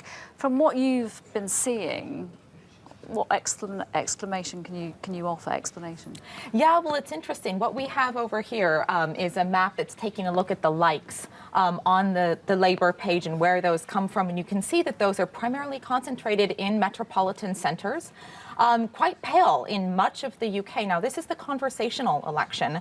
A few days ago, actually, the most discussed issue switched from health to the economy. How did that potentially play into what we're seeing here? Out of 60 million interactions on Facebook around the election, 14 of those were related to Labour. So there's a lot of questions here about what we're seeing tonight. Right, so the major topics swapped in the last few days. Elizabeth, thank you. So let's get some more thoughts, really, on what seems to be a very bad night for Labour. What has gone wrong? I'm joined once again by Owen Jones, Isabel Hardman and Jenny Russell. But also I've been joined by Martin Lewis. You know him, of course, as the financial expert, journalist and campaigner. Thank you for joining us this evening. If I start with you, Owen, I mean, where to start? I know you've briefly touched on this previously, but now we're seeing the evidence, I suppose, of these, big scalps, Jim Murphy. Absolutely. Well, look, the catastrophe of Scotland is unforgivable. This is the heartland of the Labour Party. Scotland provided many of the first leaders of the Labour Party. Its roots are very much in that nation. And Keir Hardie, the founding leader of the Labour Party, of himself a Scot like so many others, they formed an alliance, the Labour Party, with the Tories during the Better Together campaign. It was a campaign, I'm afraid, whatever you think about independence, based on fear. And it caused an absolute calamitous collapse in support amongst traditional Scottish Labour voters who defected en masse. And I often say about those ex-Scottish Labour voters, they have the bitterness of ex-lovers and the zealotry of the convert. They hate Labour. They regard them as the Red Tories. And this is a disaster. And I spoke to a leading member of the Scottish Labour camp back in September. They said that decision by Labour to form that alliance with the Tories was a mistake of historic proportions. Well, we see now what those proportions have tonight. We've had a to be. tweet from the Labour MP John Mann. You can read it for yourself. Can't say that Labour leadership weren't warned repeatedly. Those who even bothered to meet that is never. Hurts to listen. Jenny, did they not listen? There were huge concerns about Ed Miliband. That has been the common theme of almost everybody who's outside the inner circle in the Labour Party over the past 4 years. There are lots of people who wished Ed Miliband well, and even when he won the leadership against other candidates, are willing to work to support him. But the leadership was very insular, and it didn't turn to all the people within the Labour Party, ex-advisors and MPs and peers and so on, all of whom who wanted to talk to them on whatever area of expertise they had. They didn't consult widely. Tony Blair had this explicit policy of going out and building what he called a big tent, bringing on board all kinds of people, even people who weren't natural Labour supporters. And I'm afraid that the Labour leadership, who were convinced that they had the right answers if only they could just sit still and quietly long enough to find them, did the exact opposite. They presided over what was a shrunken centre, so that, as John Mann says, there were so many people who tried to meet with them, to talk to them about where they were going on with business, with Europe, with welfare, and the Labour leadership didn't reach out to them. And did they get caught up in the campaign where, from the first television set piece, he did a lot better than people expected, and did that lead them down a path where they thought that this was going to be all right? He was going to be the next Prime Minister? I think certainly that's what people thought. And of course we all thought that, because suddenly in the last 6 weeks or so, Ed Miliband found the kind of confident public voice that has eluded him for the past 4.5 years.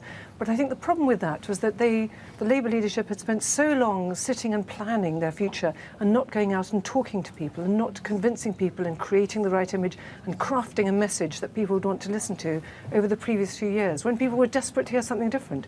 And they didn't come out with it then, and they're paying the price for having left that vacuum now. Isabel, you're nodding. Well, yeah, I think there's also been an assumption on the part of the Labour Party that voters are still its voters, and it doesn't need to bother knocking on their doors. That's certainly been even with the case 5 in million Scotland. conversations. Well, the some of ground those war. came too late. I think there were Scottish constituencies which have been neglected for years. There were Scottish MPs, Scottish Labour MPs, who would boast that their canvassing would involve them walking up and down the high street in their constituency, and if people said hello, they counted them as Labour, and that was it. It's no surprise that those people find the SNP more exciting, because they appeal to those voters and they seek their votes rather than assuming they're going to stick with them. Martin Lewis, this was about the economy, but Labour turned it into their narrative from quite early on was the cost of living crisis, and that became common speak. Is this what this is all about? That A year it's ago, back to the economy? cost of living had a real grip, and Labour had a real stronghold on it. I remember meeting with members of the government talking about policies we needed, and the message I got back is, actually, we don't want to engage in that, even though these are new issues. Our car insurance auto-renewal and the crisis with that comes to mind, because it's Labour territory. We don't want to be seen to doing it so we look like cut-price Labour when we're attacking cost of living. Then 6 months ago, that changed, because remember, we're getting into a deflationary cycle. Deflation means prices coming down. People like that. We had the big policy was the freeze on energy prices. Well, what's a freeze on energy prices when energy prices are coming down? So actually the freeze on energy prices looked outdated. They did the gimmick of the tuition fee cut, which, I mean, I was the one who did the calculations on that. That would only benefit students on starting salaries of £35,000 a year and then above inflation increases afterwards. In other words, rich students, and we cut out bursaries for poor students, gimmicky policies get found out in elections. And so when you bring it, I think they had a vice-like grip on cost of living. But when we get in a recovering economy, as we're just starting to now, whether it'll be long-lived or whether it's pumped by PPI and debt is another one, when economy recovers, people start focusing more on income than expenditure. So they lost the grip on some of those policies, and I think the shift, and these are only small nuanced shifts, remember, but it only takes a few percent shift, a few people going, things aren't quite as bad now as they were, for them to want security and the natural conservative and small c of sticking with what you've got. I'm going to have to bring it to a close there for now. We'll talk more about this and also about Edstone, which we haven't really mentioned yet. A lovely picture of you, Martin, that's being drawn right now. Have a look. Tom. Nina, thank you. We spoke to Tim Farron, the former president of the Liberal Democrats, earlier in the evening. Let's see what's happening in his constituency.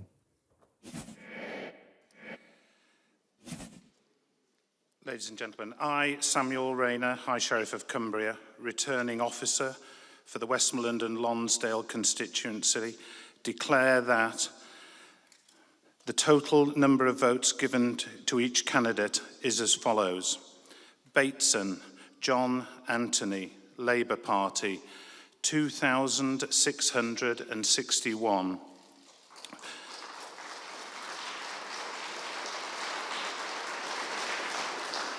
Farron, Timothy James, commonly known as Tim, Liberal Democrats, 25,194.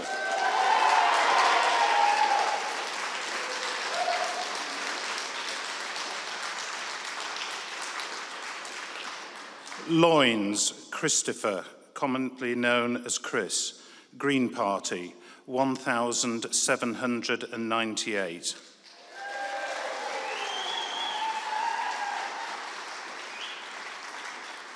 Myatt, Anne Elizabeth, the Conservative Party candidate, 16,245.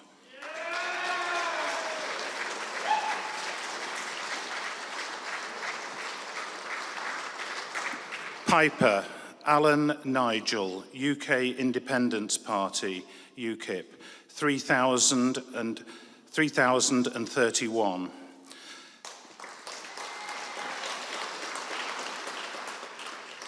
The total number so of Tim Farron, excuse me, is back in Westmoreland and Lonsdale.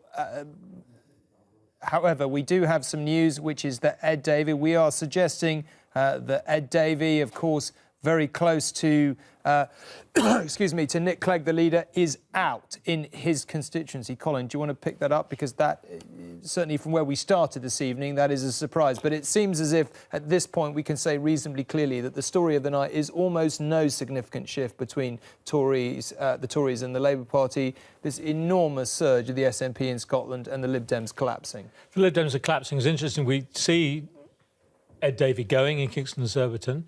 Kingston, of course, Kingston Council was won back by the Conservatives and the Liberal Democrats just a year ago, and despite its pretty large majority, it took a swing of over 6% to depose him. I think he must have known from then on that he was in trouble. And then the other way, they're suffering both ways tonight, really, the Lib Dems. They've been pincered in Redcar, surprisingly won, to be honest with you, by the Liberal Democrats in 2010. It was all about... They just lost Cardiff Central, I saw. Yes, complained the closure of a steel factory in Redcar.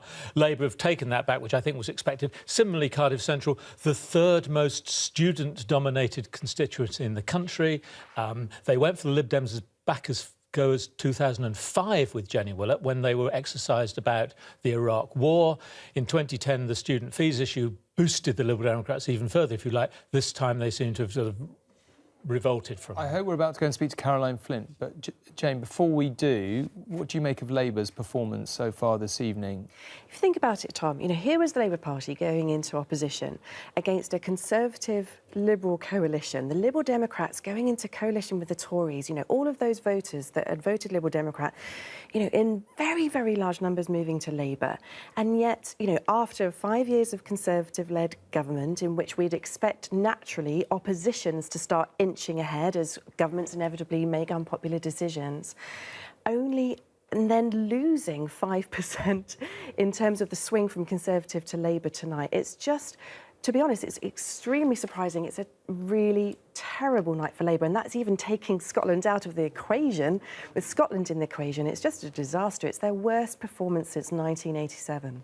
Well, Caroline Flint, if you are there for us, you may have heard what Professor Jane Green was saying there. A terrible night for you. Is that how you see it? Well, it is a disappointing night. We haven't made the progress we hoped to make, and that's not because we haven't been campaigning or, for that matter, the heart that we've put into this campaign from Ed Miliband, the Shadow Cabinet, all my parliamentary colleagues and candidates, and particularly our activists and supporters on the ground. We've worked extremely hard, but it is very disappointing. But there are more results to come in, and we do hope to make some more gains through the night. Is Ed Miliband going to survive as leader, do you think? Ed Miliband has been a fantastic leader for the last 5 years, and during this campaign he has led it so well, and I'm very proud of Ed. He took our party in 2010 from a situation where we could very much, as been the history of the Labour Party, ended up in a lot of division and recrimination in 2010. He didn't allow that to happen. He's been a strong leader, and I'm very proud of how he has acquitted himself in this campaign, going to every single debate that was arranged, unlike David Cameron. But also I'm very proud of the campaign and the policies on which we stood, and I think those policies still have a huge amount of traction with many, many ordinary people in this country who feel let down by the Tories. Would you want to see Ed fight another election, though? What I want to see is how the rest of the night pans out. What we will see, I do believe we will make some gains, but the truth is, I think, at the end of this night, it's very clear no one party is going to have an overall majority. And clearly for David Cameron, he is potentially facing a situation, if the exit polls are right, that he will go from potentially having had a coalition government where they had over 70 majority to a situation where he doesn't have a majority at all. So, there is a lot more to come through the night, and I am very hopeful that in a number of seats we'll be making gains. Would you accept that the Labour Party is going to have to ask itself some pretty searching questions any which way after tonight? It looks as if you've almost entirely lost Scotland. Frankly, pretty much unbelievable development in the history of the Labour Party if that does turn out to be the case. Ed himself argued very openly that he was trying to win an election from the left. He never made any big secret of that. Is it time to get back to something like Tony Blair's big tent mentality? Is that what you need to do to be more centrist as a party in order to win? Look, what's happened in Scotland, and tonight I've already lost some friends who've lost their seats. They are friends, and they were very good MPs, and I'm very disappointed for them and for Scottish Labour activists who've been working very hard. I mean, look, there'll be a lot of discussion after tonight. Clearly in Scotland, some of this is to do from the momentum that happened in the referendum, but I'm actually very proud of Jim Murphy and how he stepped up to be leader, and in a short space of time I think he was making an impact. But clearly we've had a situation over the last 6 weeks where the SNP have been bigged up constantly by the Tories and David Cameron, and clearly what is happening tonight is every SNP gain is contributing to what we've warned about, giving David Cameron closer access to the keys of number 10. As far as our policy is concerned, look, we are a progressive party, but we understand that also, in line with social justice, we need to have a strong economy. And, I don't see anything that is, if you like, too left-wing about saying that we can have a successful economy not by having a race to the bottom, but by ensuring that the vast majority of working people on middle and low incomes can feel that they're succeeding as well. I actually think most British people actually believe in that too, but you know, it's a long night ahead, and as is the case with every election, there'll be discussion later on. It is a long night ahead indeed. Caroline Flint, thank you very, very much indeed for taking the time to join us. Let's have a look at the full result in Kingston and Surbiton, where Ed Davey has just gone out, rather surprisingly. I say rather surprisingly, it's not surprising given what's happened the last few hours. It probably was at the start of the evening. Colin and Jane, maybe I can bring you in here, just have a look at the change in the share of the vote here. It's just remarkably similar pattern, really. Yeah, fascinating. And obviously, as Colin said many times, you know, there's lots of churn under the surface there. There's people going in and out of different parties. But we know that Liberal Democrat voters have gone to Labour, they've gone to the Conservatives, they've gone to the Greens, and they've gone to UKIP. And here's a seat where, you know, that combined effect is the loss of a Liberal Democrat MP. Can I ask you something? Of the Liberal Democrat voters that you think remain, what would they want their remaining 10 MPs to do?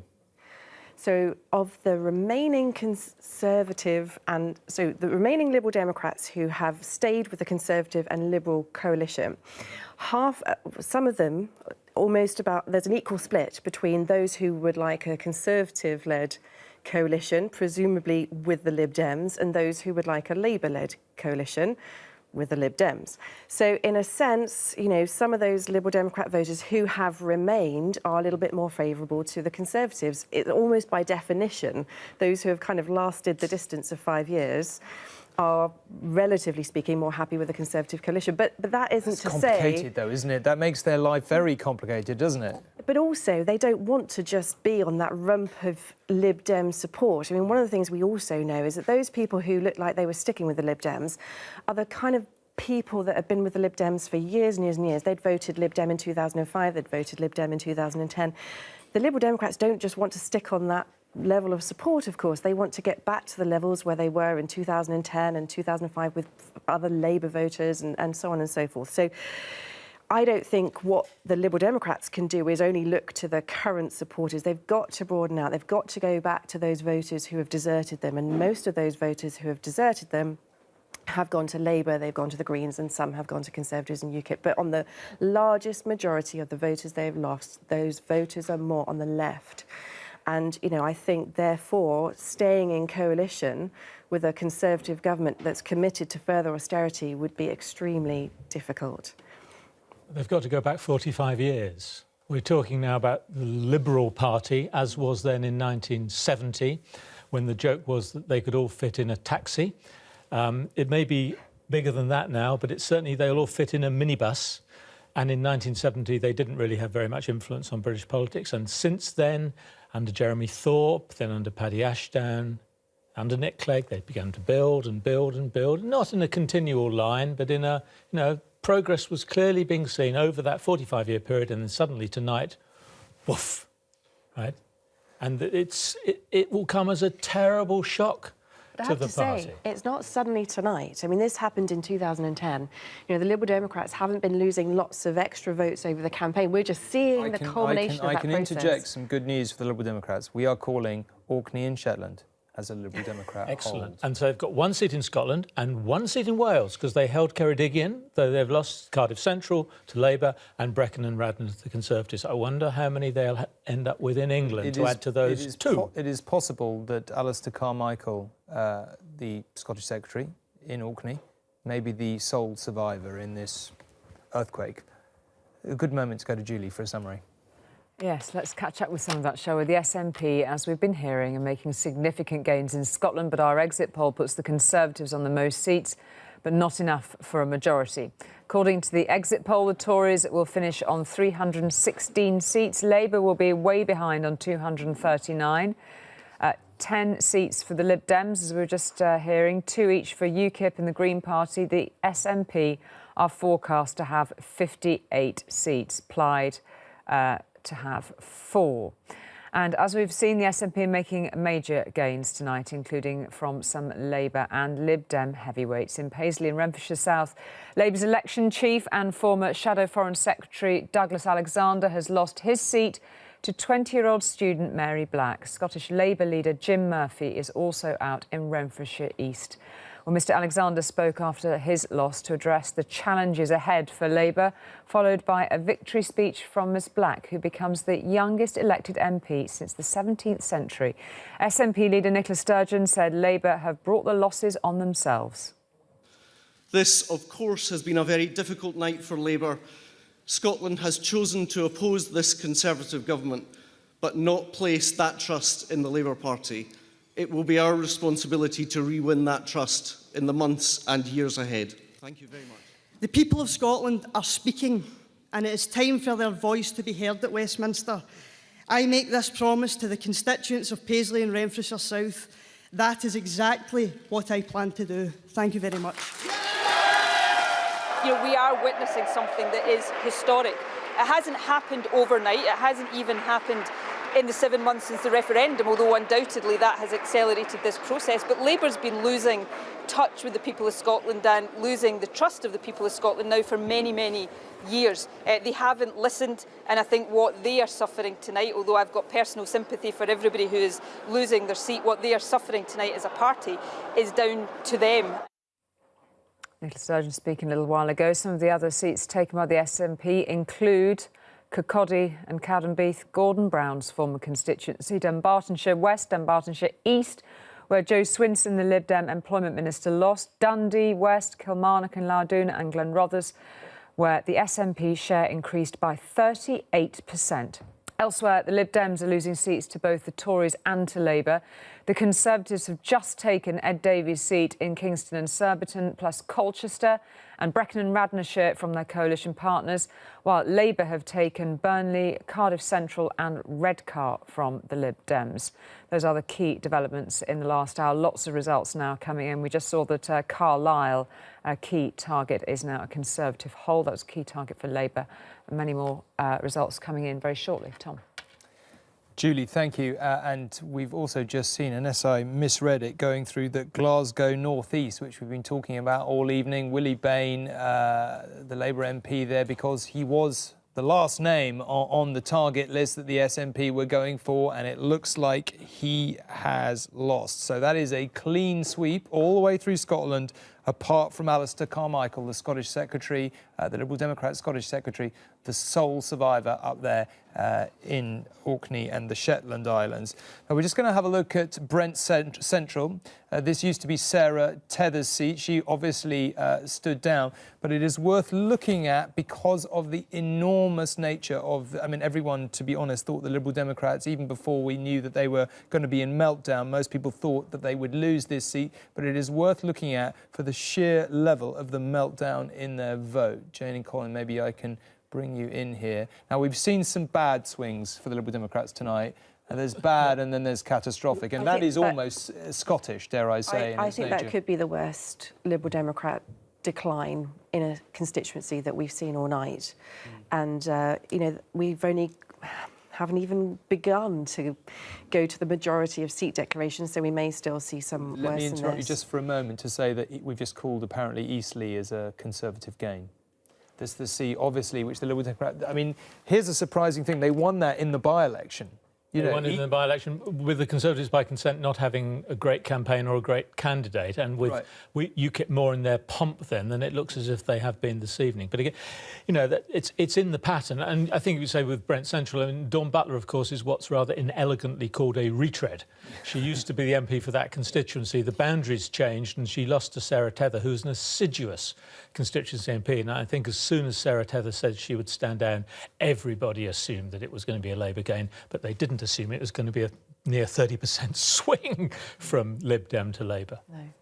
But, I mean, when do you think we will have a move from we've talked about the exit poll, we've seen a lot of seats go, not that I want to put you on the spot, but at what point do you think we move towards updating the exit poll? Is it another hour or so? Or I'm sorry to be boring on this subject, Tom. I think, Colin, may I say, you're never boring. Can we interject this at this point in the evening? But I think boring. The first thing to say, we've had, about a quarter of the results or something of that kind, but we haven't had a sufficient variety of them across the country. England, I was saying earlier, is slow to count because of the local elections. So I would think perhaps for 30 maybe, we may think of adjusting what the exit poll says to make it a more results-based forecast. Yeah. But I would reiterate to you that nothing we have seen so far suggests that the exit poll is fundamentally wrong in any of the things it basically said, which was the SNP would sweep Scotland, tick, that's already happened, that the Liberal Democrats would take a hammer in and be lucky to win a dozen seats, nor, perhaps most crucially, that the Conservatives would be pretty close to an effective majority, if not quite there, perhaps. At some point, there's going to be a bit of an investigation into how you managed to get your exit poll so right and everyone else gets it so incredibly wrong during the campaign. Or do you think there was much late movement? Late swing is always what it's called. I don't know what the pollsters will say. I don't know that we had Andrew Hawkins on earlier talking about sort of methodological differences between phone polls and internet polls, for example. Internet polls often rely on a panel of people to whom they keep going back, and in the trade, Jane will know this better than I, they talk of panel effects. If you know you're on a panel of a poll, you're waiting for it to come in, and perhaps if you're being paid 50p to fill in a survey, that has an impact on how you look at politics, how you ingest the news. Telephone polls tend much more to be random. Who knows? The truth is we never really know whether this is a last-minute swing or whether the polls were wrong. I mean, one of the arguments tonight is that there were lots of shy Tories, lots of Conservatives who weren't coming out and saying they were going to vote Tory. But the kind of scale of the differences between the polls and the results that we're seeing, this is going to have to be investigated. We're not seeing a large difference in terms of the vote shares and of the two major parties, and certainly those vote shares looked very, very stable. But that translation into seats, this wasn't predicted, and much of that was because people assumed that Liberal Democrats would hold on where they'd been strongest, and I have to say our data wasn't telling us that. So in some respects, there were some indications, but hands up, the exit poll guys have done an absolutely brilliant job. Colin's obviously on the team. Hooray for Colin. Let's go to Nina in the opinion room to discuss some more of the Lib Dems' troubles. Tom, thank you. Well, after that, as you called it, catastrophic result there for the Lib Dems in Brent Central, let's focus for a few minutes on Nick Clegg and his future. I'm joined once again by Graham Sharp from William Hill. What are his chances of holding on to Sheffield Hallam? Well, we think now we're looking at 3 potential leadership campaigns, and there's a little bit of good news for Nick Clegg, in as much as he's 20-1 on favourite to win in Sheffield Hallam. That's the shortest price he's been since the whole campaign began.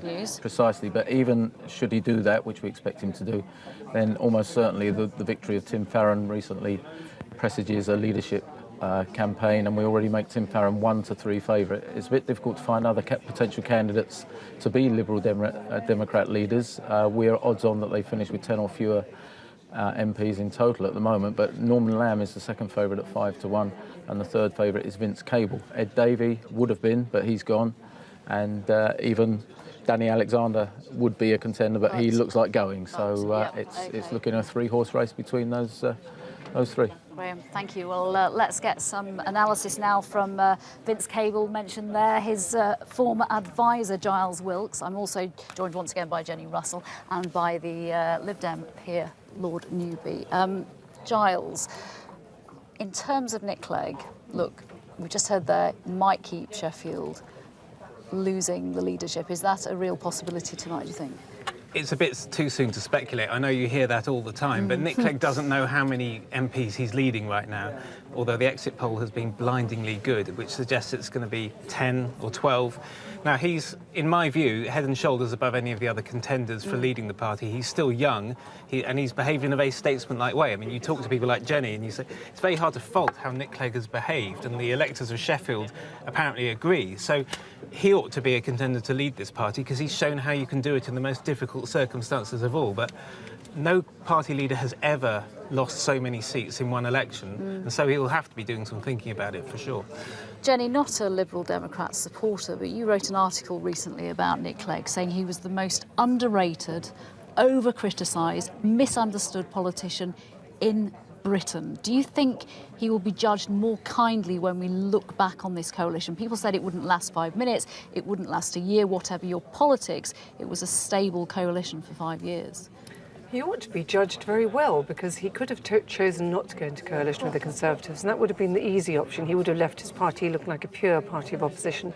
But actually, at the time, I think what we forget is that we were all terribly scared about the world economy and about the stability of Britain, whether we'd have to pay a great deal of money on our debt, whether a coalition government could possibly be coherent or stable. And Clegg went in, took the risk of being in government. He knew already that minority parties are usually punished by electorates at the end of their term.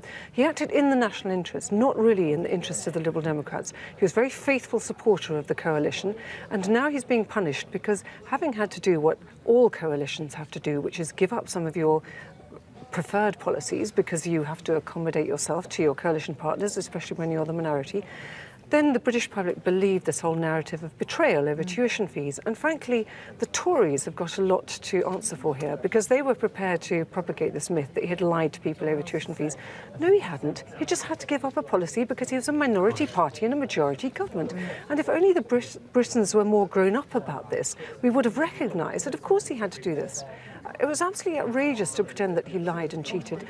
It's equivalent to saying that the Tories were able to say, as if this were a marriage, that this was a wife who hadn't done what they were supposed to do, and then they say, look, she lied and she cheated, when they bullied her into something. And your colleague Daniel Finkelstein, who was on earlier, he said of Nick Clegg that actually he's a really good politician because he realised that he'd made a mistake on tuition fees and he was able to rectify that. And in that situation, with the financial situation, he thought that the Tories' plan was a better move. Well, the thing about Clegg is that he's an honest politician and he's rational, and if anyone's heard him talking over the last few days, they know that he's honest about his mistakes and he's very open about them. Jenny, and yet the British public don't recognise it. They're wanting me to hand back. Just briefly, Lord Newby, clearly Clegg is being punished by voters. Will he be punished by his own party now? He doesn't deserve to be. He's fought a terrific campaign. He's been tireless in promoting the things he believes in, and he's got a very good deal for Lib Dem policies during 5 years in office. OK, we'll of course return to Nick Clegg when we get the result from Sheffield. Tom. Nina, thank you very much. Now, Ed Miliband, the Labour leader, has just left his home and is on the way to his count with his wife Justine. Hard to know what he's thinking at this point in the evening.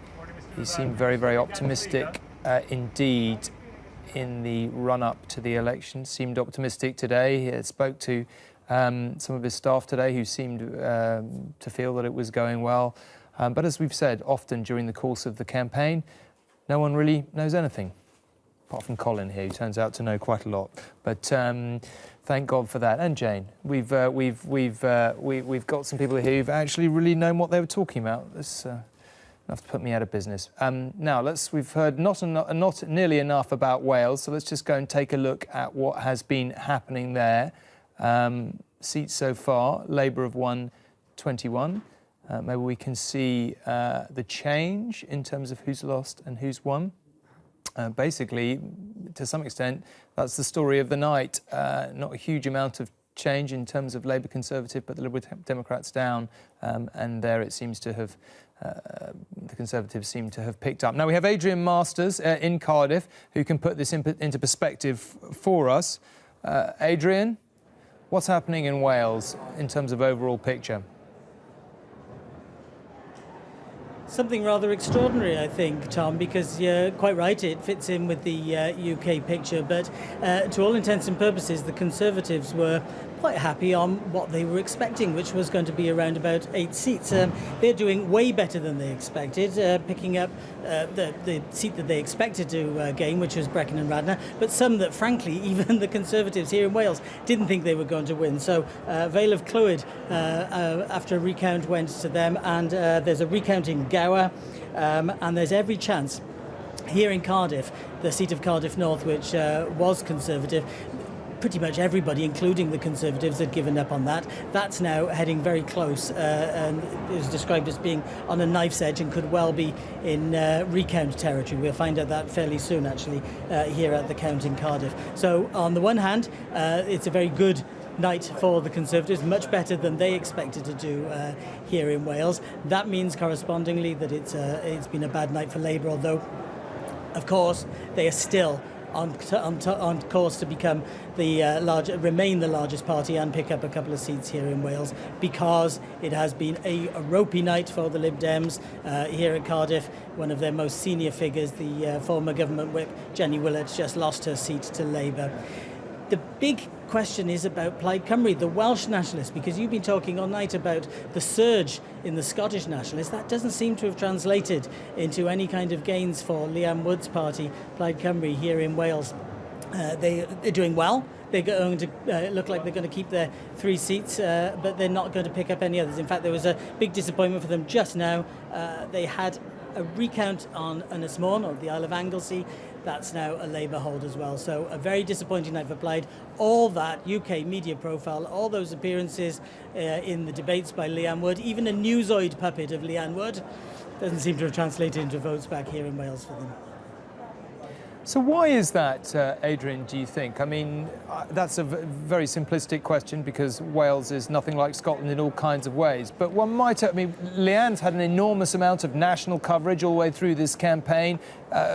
You know, go back a year and she couldn't possibly, or Plaid couldn't possibly have expected to have the kind of platform that they indisputably have had during this election, and yet we've seen nothing, no hint of what's happening in Scotland rubbing off on Wales at all. No, it's quite surprising, isn't it? And I think the answer lies in, well, there's a couple of aspects to it. One is what Labour is doing here in Wales. Unlike in Scotland, at the dawn of devolution here in Wales, so over the last sort of 15 years, Welsh Labour took a very deliberate decision to differentiate itself from UK Labour. So during the new Labour year, there was talk of clear red water under first Rhodri Morgan, the Welsh First Minister, and now Carwyn Jones, who's also the First Minister. And in some ways, Labour have pinched Plaid Cymru's best tunes and have been able to be nationalist light, if you like. So the people who like the idea of more autonomy for Wales and more patriotism, but are not interested in independence, they've been choosing Labour rather than Plaid Cymru. That doesn't explain what's been happening tonight, of course, where people have been seem to have been turning to the Conservatives as well. But I think there is a suspicion of Plaid Cymru, which Leanne Wood has tried very hard to overcome, that it is a party for Welsh-speaking people living in the west and the north of the country. And not being a native Welsh speaker herself, she's tried desperately to overturn that. It doesn't quite seem to have worked this time. I should say, optimists that they are, aren't they all? Aren't all these politicians optimists? But they are holding on to increases in the share of the vote ready for the next year's Assembly election, which is where they hope to start building and emulating the SNP. They are all optimists, although possibly Labour MPs in Scotland aren't optimists at this point, but that's a different question. One more thing, Adrian, if I might. Stephen Kinnock is in, I see, Neil Kinnock's son. Not a big surprise, although I noticed UKIP did pretty well in his... Yeah, another Kinnock, yes. But I noticed UKIP did pretty well in that constituency also, so quite an interesting result in its own way. It is, and we've been keeping a close eye on the way UKIP have been performing. We didn't expect them to gain any seats tonight, and that pretty much seems to be what's happening. But they have managed to come second in some traditional Labour strongholds, sometimes good second, sometimes trailing way behind, but everywhere increasing their vote. Now, next year in the Assembly elections, that's going to benefit them. That's also been eating into support this time. But Stephen Kinnock, yes, absolutely. Tonight, not just Neil and Glenys Kinnock accompanying him, but the Prime Minister of Denmark at the count there in Aberavon. She's already taken part, or she already visited there to take part in the Mayor of Port dinner last year. So we're expecting a bit of Kinnock and Danish Borgen glamour in the streets of Port. Well, I was going to say, perhaps not a lot of people watching this programme will know that Stephen Kinnock, the new MP for Aberavon, is in fact married to the Danish Prime Minister. How's that going to work? Well, they're talking about, at the moment, he's been dividing his time between Denmark, where his wife and children live, and London, where his job has been, and the constituency of Aberavon. They've apparently bought a house. I'm not sure whether the Danish Prime Minister is planning to be there much, but he's planning to be there some of the time. They say it's a complicated arrangement. They don't know how it works, but it does work for them. Complicated probably doesn't even begin to describe it. Adrian in Cardiff, thank you very much indeed. We can go to Basildon South.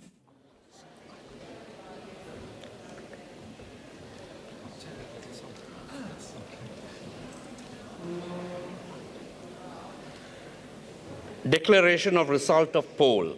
The election of Member of Parliament for South Basildon and East Thurrock constituency on Thursday, the 7th of May, 2015. I, Bala Mahendran, being the acting returning officer at the above election, do hereby give notice that the number of votes recorded for each candidate at the said election is as follows. Hopper Stuart James, Independent, 205. Lesserf Michael, the Labour Party, 11,493. Luder Ian David, UK Independence Party, UKIP, 12,097. Metcalf Stephen James, the Conservative Party candidate, 19,788. Smith, Kerry, James, Darrell, Luke, Independent, 401. Well, that is a Conservative hold. UKIP in second in Basildon South William and Thurrock East. Jeffrey, Liberal Democrat, 1,356. Was one of their targets, but clearly they didn't get as close to it as they would have liked. None of the above, 253. The number of I don't know whether we can have a look and see what the results were there. There it is. Stephen Metcalf back. UKIP in second place. Let's just take a look at the change in the share of the vote there. This is extraordinary, Tom, to have UKIP in second place. We're actually seeing that UKIP is now second in 11 seats.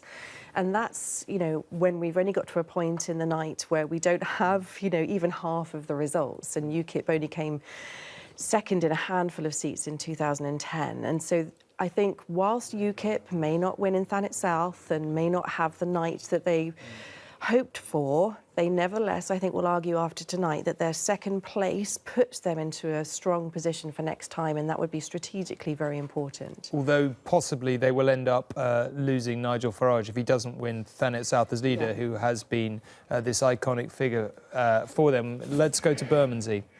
This is Simon Hughes' constituency to see whether he's going to hold on.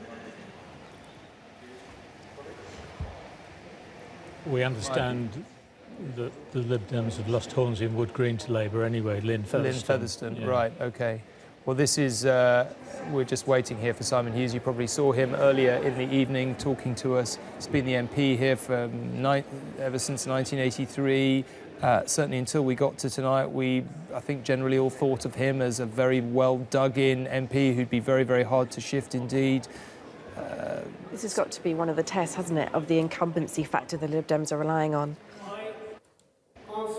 Let's see whether it counts for anything. Being the returning officer at the election of a Member of Parliament for the Bermondsey and Old Southwark constituency, do hereby give notice that the number of ballot papers rejected is as follows.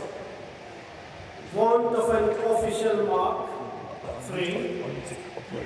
Voting for more candidates than voter was entitled to, 75.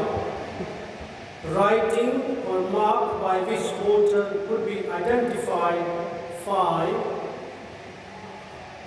Being unmarked or wholly void for uncertainty, 123, and its total is 206.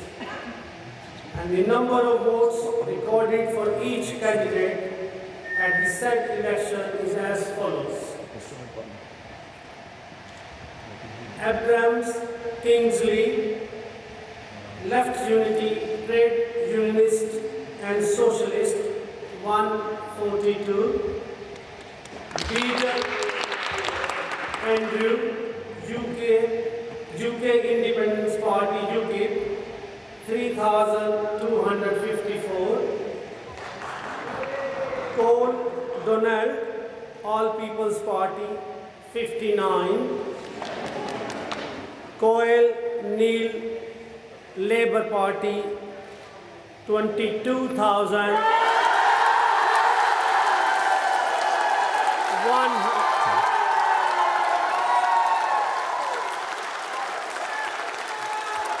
22,146. Floru JP, the Conservative Party, 6,051. Freeman Steve, Republican Socialist, 20. Hall Lucy Eve, Independent. So you can see the sign in the left-hand corner of your screen there, Liberal Democrats safe seat. Not anymore. Simon Hughes is out. Ward, Liberal Democrat, 17,006.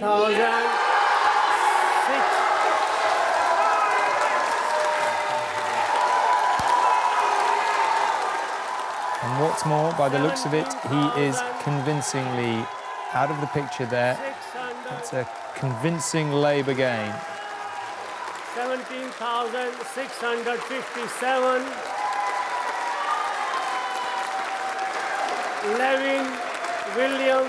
4,500 votes in it on our quick calculation, although Tom Brake's constituency, Carshalton and Wallington, it looks like the Liberal Democrats have held on. Tale of two stories there, really. Well, let's just have a look at what's happened in Bermondsey, and particularly at the change in the share of the vote. Jane, Colin? So sometime before this evening, I thought that this would happen quite a lot more. But actually, the Liberal Democrats are losing seats to the Conservatives in greater measure. But this is a seat where, if there was going to be a seat where we thought that a sitting MP would have been able to hold on even by their fingernails, then I think it would have been Simon Hughes in Bermondsey. And certainly Simon Hughes was known to be a party on the, somewhere on the left of his party, the kind of MP that should have appealed to the Labour voters who have, in fact, won these votes from the Liberal Democrats. I mean, it's just extraordinary. Those Liberal Democrats have moved over to Labour instead of sticking with Simon Hughes. And this is, certainly, I think, one of the big stories of this evening. So it sounds as if Nick Clegg has arrived at his seat in Sheffield Hallam not very long ago. I'm assuming,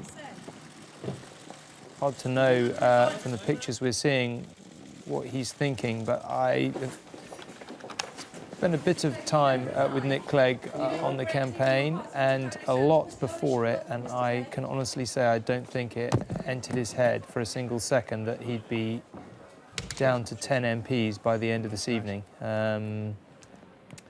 It's quite amazing, really. We're also told that Alex Salmond has won his seat in Gordon. I think on the terms of what's happening elsewhere in Scotland, it would have been completely startling if he hadn't won it.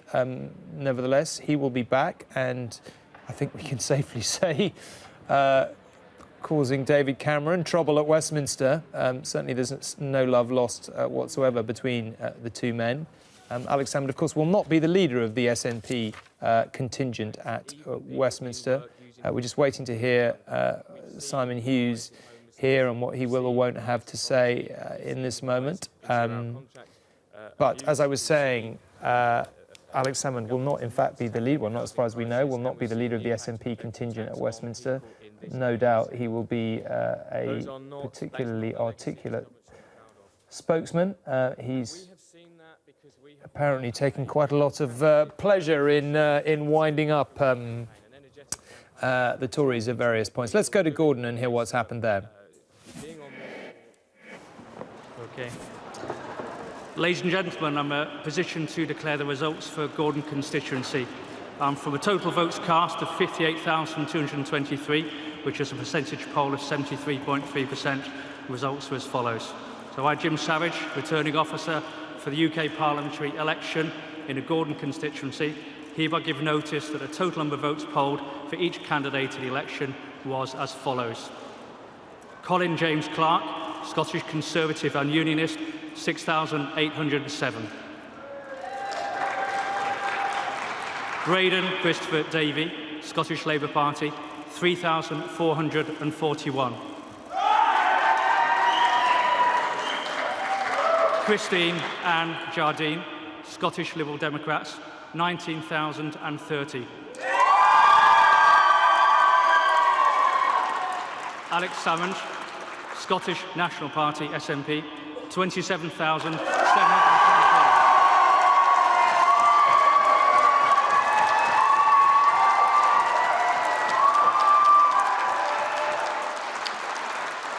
Emily Santos, UK Independence Party, 1,166. With 62 ballot papers rejected, that takes us the total votes to 58,223. So I can therefore declare that Alex Salmond... Well, there we are. That's Alex Salmond in Gordon. As we've said, not particularly surprising. Let's hear what he has got to say.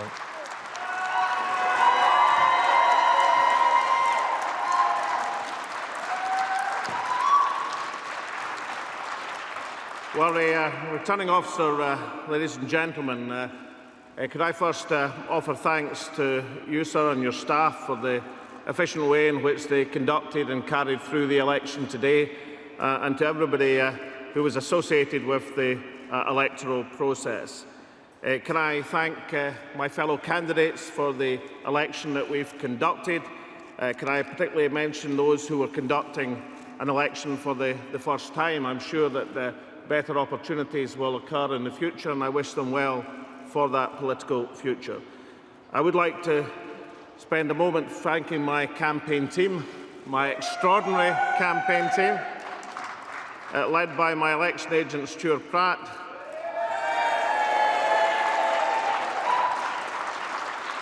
who somehow has managed to guide me through 9 successful election campaigns in the north east of Scotland.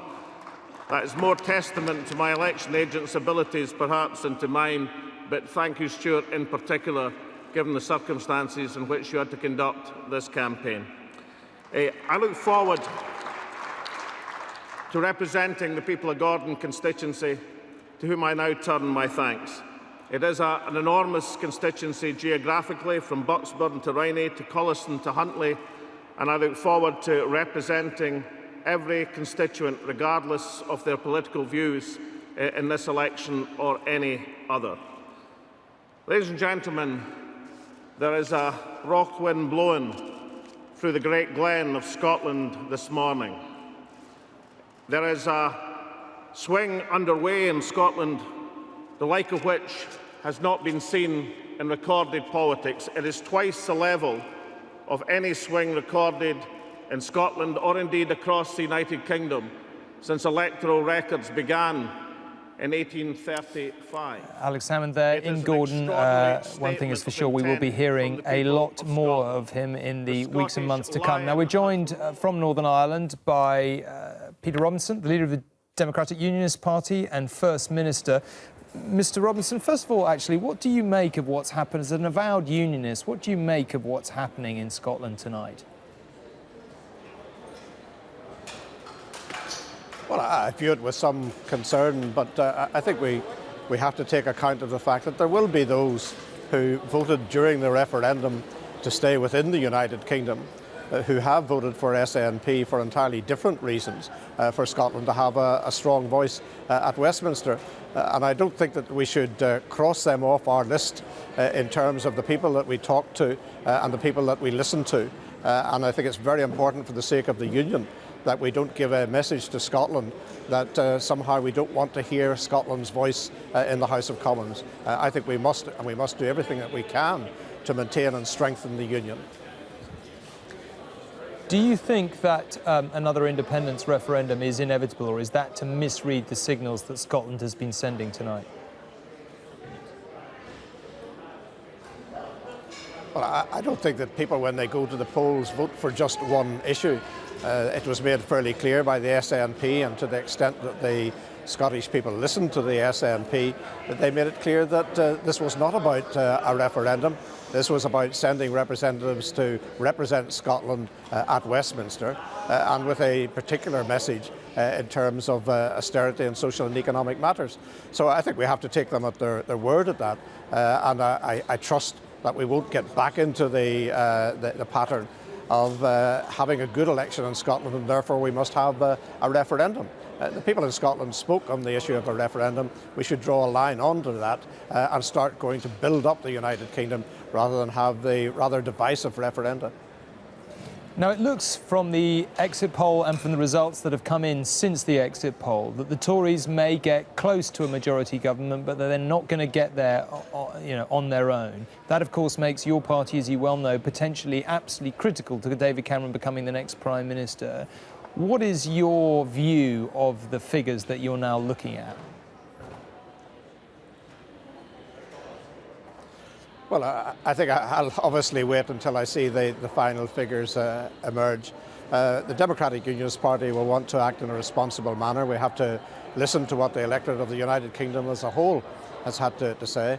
I've always indicated when there was a lot of talk about a hung parliament that we would talk to the party that came out with the largest number of seats. That looks clearly it's going to be the Conservative Party. And it's manners, I suppose, to wait until they ask to speak to us. But obviously we want to see stable government in the United Kingdom. And we fought an election here in Northern Ireland on the basis that we had a Northern Ireland plan and we wanted people to share our vision for the future of Northern Ireland and for the United Kingdom as a whole. And we would obviously, if we are in that position, want to see the extent to which any main party in the United Kingdom is prepared to help us realise our vision.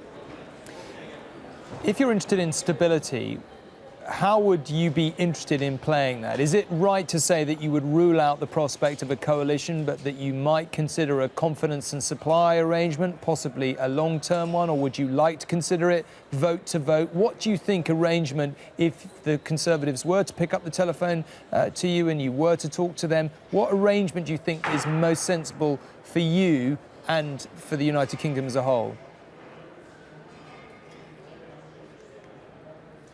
Well, we have some perspective about the role that we might play in a new parliament. We recognise that we are likely to have 8 seats in that parliament, and we would be dealing with a party that has probably over 300 seats in that parliament. In that context, obviously we want to get the very best deal that we can for Northern Ireland. We look for nothing for ourselves. We don't want seats in government or to be in a coalition, but we are happy to look at an arrangement, whether it is over the 5-year period or whether it's on an issue-by-issue basis. But the arithmetic is not yet there to allow that to happen. So let's perhaps not get ahead of ourselves. Let's see what happens by the time the last result is declared. Peter Robinson, the leader of the Democratic Unionist Party in Belfast, thank you very much indeed for joining us. Now, Ed Miliband has just arrived at his count. We'll be expecting both the counts of the Labour leader Ed Miliband and of David Cameron are turning out to be rather later than we imagined, but such is very often the case. He still looks reasonably cheery. I'm not sure if he can be feeling that cheery at this point in the evening. Let's go to Thurrock. Thurrock, of course, was very high on the UKIP target list. They had strong hopes of winning it, as did Labour. Let's see what happened. Thank you. I, Councillor Steve Lydiard, Mayor of Thurrock, being the returning officer at the Thurrock parliamentary election, do hereby give notice that the number of votes recorded for each candidate at the said election is as follows. Tim Aker, UK Independence Party, 15,718. Jamie Barnes, Cannabis is Safer Than Alcohol Party, 244. Polly Billington, Labour Party, 16,156.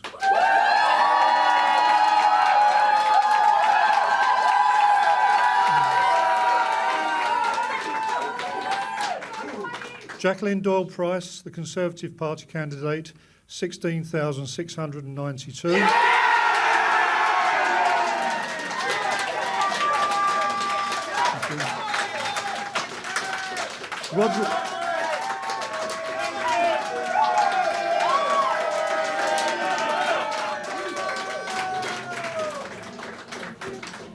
Rodri Jameson Ball, Liberal Democrat, 644 votes. Daniel Kamal, 79 votes. Abayomi Christilolu, All People's Party, 31 votes. there were 126 votes rejected. So there we are. Jackie Doyle-Price has done very well, in a sense, to get back in there, because not many people expected that at the start of this election. Colin and Jamie, maybe just take a quick look at this. UKIP, of course, really had high hopes of getting that. Polly Billington was Ed Miliband, former BBC journalist, was Ed Miliband's special advisor. She was down there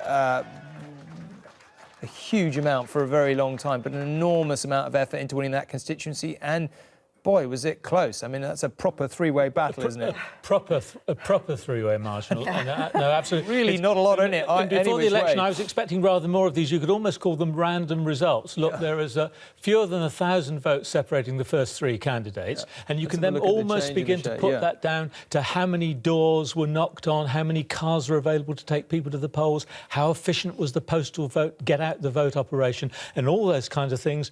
Jackie Doyle-Price has remained still with her nose in front. Labour put a huge amount of emphasis on this idea of their ground campaign, the number of activists, and they do. I mean, it's a fact they have more activists, it would seem. Well, all the data, I don't know if Jane's British election study looked at it, but all the data suggests that Labour were having much more of a ground war effort than were the Conservatives in many of these constituencies. Jane, maybe you could just particularly talk us through. I just want to bring back up that change in the share of the vote. Where is that? I mean, the UKIP vote has clearly massively gone up there. Yeah, absolutely huge. But is it that it's been taken exactly evenly from Conservative and Labour? What's your assessment? More or less evenly? Yeah, it's really difficult to say. I think what might be happening there is obviously UKIP is hugely in with a chance in this proper three-way marginal, which incidentally used to be a two-way marginal between Conservatives and Labour. So they've done very, very well there. But maybe the Conservative Party has just convinced enough of those UKIP voters, who we know in the largest majority are former Tories, to go back to the Tory fold to stop a Labour win. And I think, you know, that's part of the dynamic which we've seen leading up to tonight. It's part of the dynamic we've seen over the last 5 years, over the last 4 weeks and 6 weeks. And I should imagine that's maybe just tipped the balance. Do you think those Liberal Democrat voters who left the party there went to Labour, or we've no idea? So what we do know is that the majority of Liberal Democrat voters have gone to Labour, but about 11% of 2010 Liberal Democrat voters have also gone to UKIP. It's one of the really interesting things. The Liberal Democrats have always had this very broad support base, or they used to have a very broad support base. And so they've lost almost as many votes to UKIP as they have to the Greens. And that just shows the spread of the Liberal Democrats' former support, and just how the collapse of the Liberal Democrats isn't just a one-party story to Labour, that it's actually spreading amongst some of the other contenders. I think there was a thought... Sutton Sheen has gone as well. Yes, indeed. I think there was a thought before tonight that the more votes UKIP got, the more it would hurt the Conservatives, and the fewer votes the Lib Dems got, the more it would hurt the Conservatives could they go to Labour.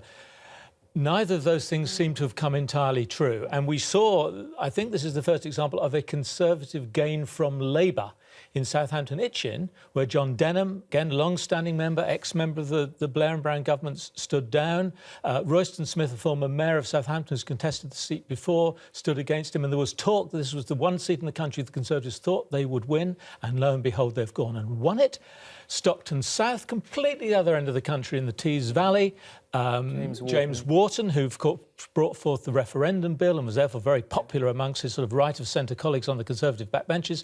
He's managed to hold on in Stockton South, I suspect, because he managed to persuade people around there that he, you know, is almost as good as having a UKIP MP, if you like. Well, let's just carry on, but I just want to point out the obvious, really, which is that we're looking at screen there, and Whitney, that's the Prime Minister's count, Sheffield Hallam, the leader of the Deputy Prime Minister, leader of the Liberal Democrats, Nick Clegg's count, and Doncaster, which is, of course, Ed Miliband's count. So we are in leader count pile-up here, it has to be said. And they may all come at once, which will be will properly test us. I mean, let's just carry on talking about UKIP if we can. Sorry, Jane, 1 second. Having said that we're in leader count pile-up, we are actually going to go to Uxbridge, which is, of course, where Boris Johnson is standing.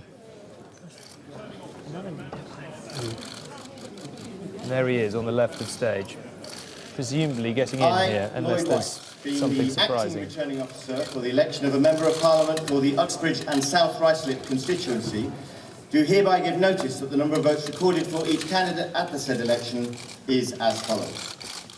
Michael Francis Cox, Liberal Democrats, 2215. Michael Doherty, Independent, 39. Jack Duffin, UK Independence Party, 6346. Gary Harbord, Trade Unionist and Socialist Coalition, 180. Howling Lord Hope, the official Monster Raving Loony Party, 72. Hey! James Franklin Jackson, 14.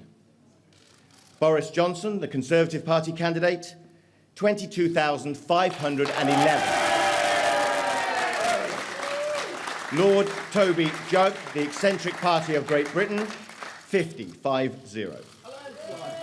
Jane Lawrence, the Realists Party, 18. Graham Lee, Green Party, 1414. Sabrina Shafika Musan, Communities United Party, 52. Chris Summers, Labour Party, 11,816. Jenny Thompson, Independent. So he's not howling Lord Hope, but he is back. Boris Johnson is in Uxbridge. It's also worth just pointing out before we have a look, well, let's just have a look at, I suspect that will tell the story of the night. Boris has clearly comfortably got in, and let's hear what he's got to say. I want to thank you, everybody. I want to thank the police. I want to thank everybody who's been involved in counting so fast. There are more candidates standing, as you can see, than anywhere else in the country tonight, and I think you did an amazing job to get the result in the time that you did. I want to pay a particular tribute to everybody who's been out campaigning with me in the last few weeks and months, and I think it's been a fantastic campaign in London, and we're seeing some extraordinary results come in. I think we can be very, very proud indeed of what we've achieved. I want to thank particularly all the people from Hillingdon Council, that wonderful council, who have been out with me time and time again on the streets of London. And I want to thank Marina, who has thrown herself into this campaign with unprecedented enthusiasm, and in spite of the fact that today, as I have just remembered, is our wedding anniversary.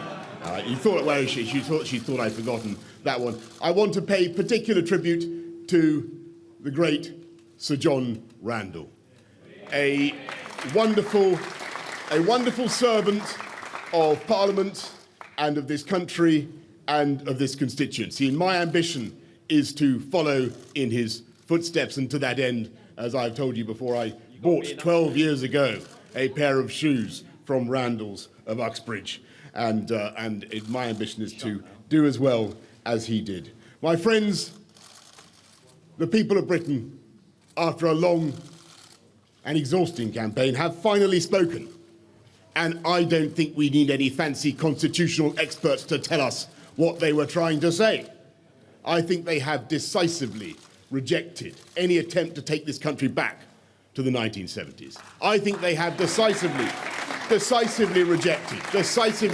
rejected old-fashioned and outdated politics of division, and it is clear to me that the people of this country want us to go forward with sensible, moderate policies that this Conservative Party has produced over the last 5 years and that have led to a sustained economic recovery. And I think the people of this country want to go forward with that So Boris there with a long and characteristically occasionally slightly rambling speech, but he may be the next leader of the Tory party and possibly the next Prime Minister. Who knows? We shall have to wait and see. You may have noticed that it went through on our screens there that Labour had held on to Edinburgh South, which means we're not looking at quite total wipeout in Scotland after all. Let's go to Martin Geisler.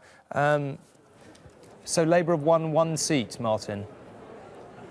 They have, absolutely, Tom. And, I mean, the only certainty at the moment is that all the old certainties have been obliterated. Guess which seat they won? They won the seat that they had at the last election with the smallest majority. Edinburgh South, 316 majority for Labour last time round. Ian Murray has put that up to about 2,500 just now. But I was speaking to some of his team a couple of hours ago. They were very apprehensive about this seat. They thought it might go to a recount.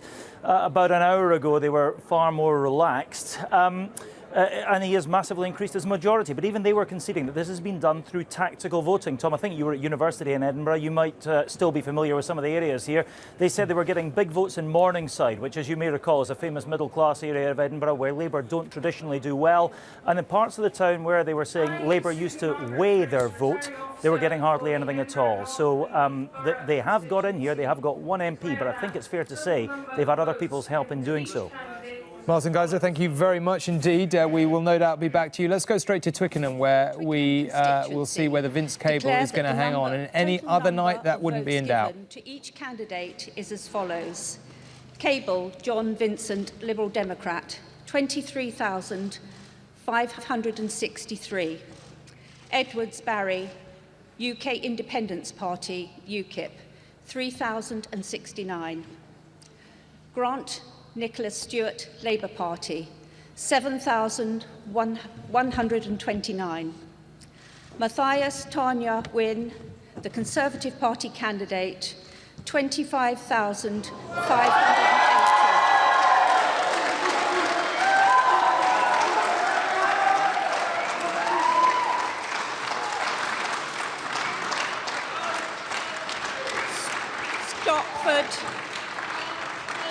Stockford, thank you. Stockford, Dominic Francis, Christian Party proclaiming Christ's Lordship, 174. Wedgwood, David Dean, Magna Carta Party, 26. Williams, Tanya. All you can really say to that is boy, oh boy. And let's be clear about one thing at this time in the morning. Absolutely nobody in politics saw that coming. Vince Cable losing his seat in Twickenham. Yes, we've got a revolution going on in Scotland, but the Lib Dems are being swept away here in a quite extraordinary fashion. We may try and hold on to see what Vince has got to say here, but if not, we're going to go on to Doncaster to see Ed Miliband's count. But that is, Vince looks immensely shocked. We had heard that the Tories were particularly trying to target Twickenham, had put a lot of resources in there. I must say that actually it was a Labour MP who suggested that the Tories were targeting there, and I didn't believe them, but maybe I was wrong. Let's hear what she's got to say. As well. A big thanks to Vince Cable, who has been an amazing local MP, who has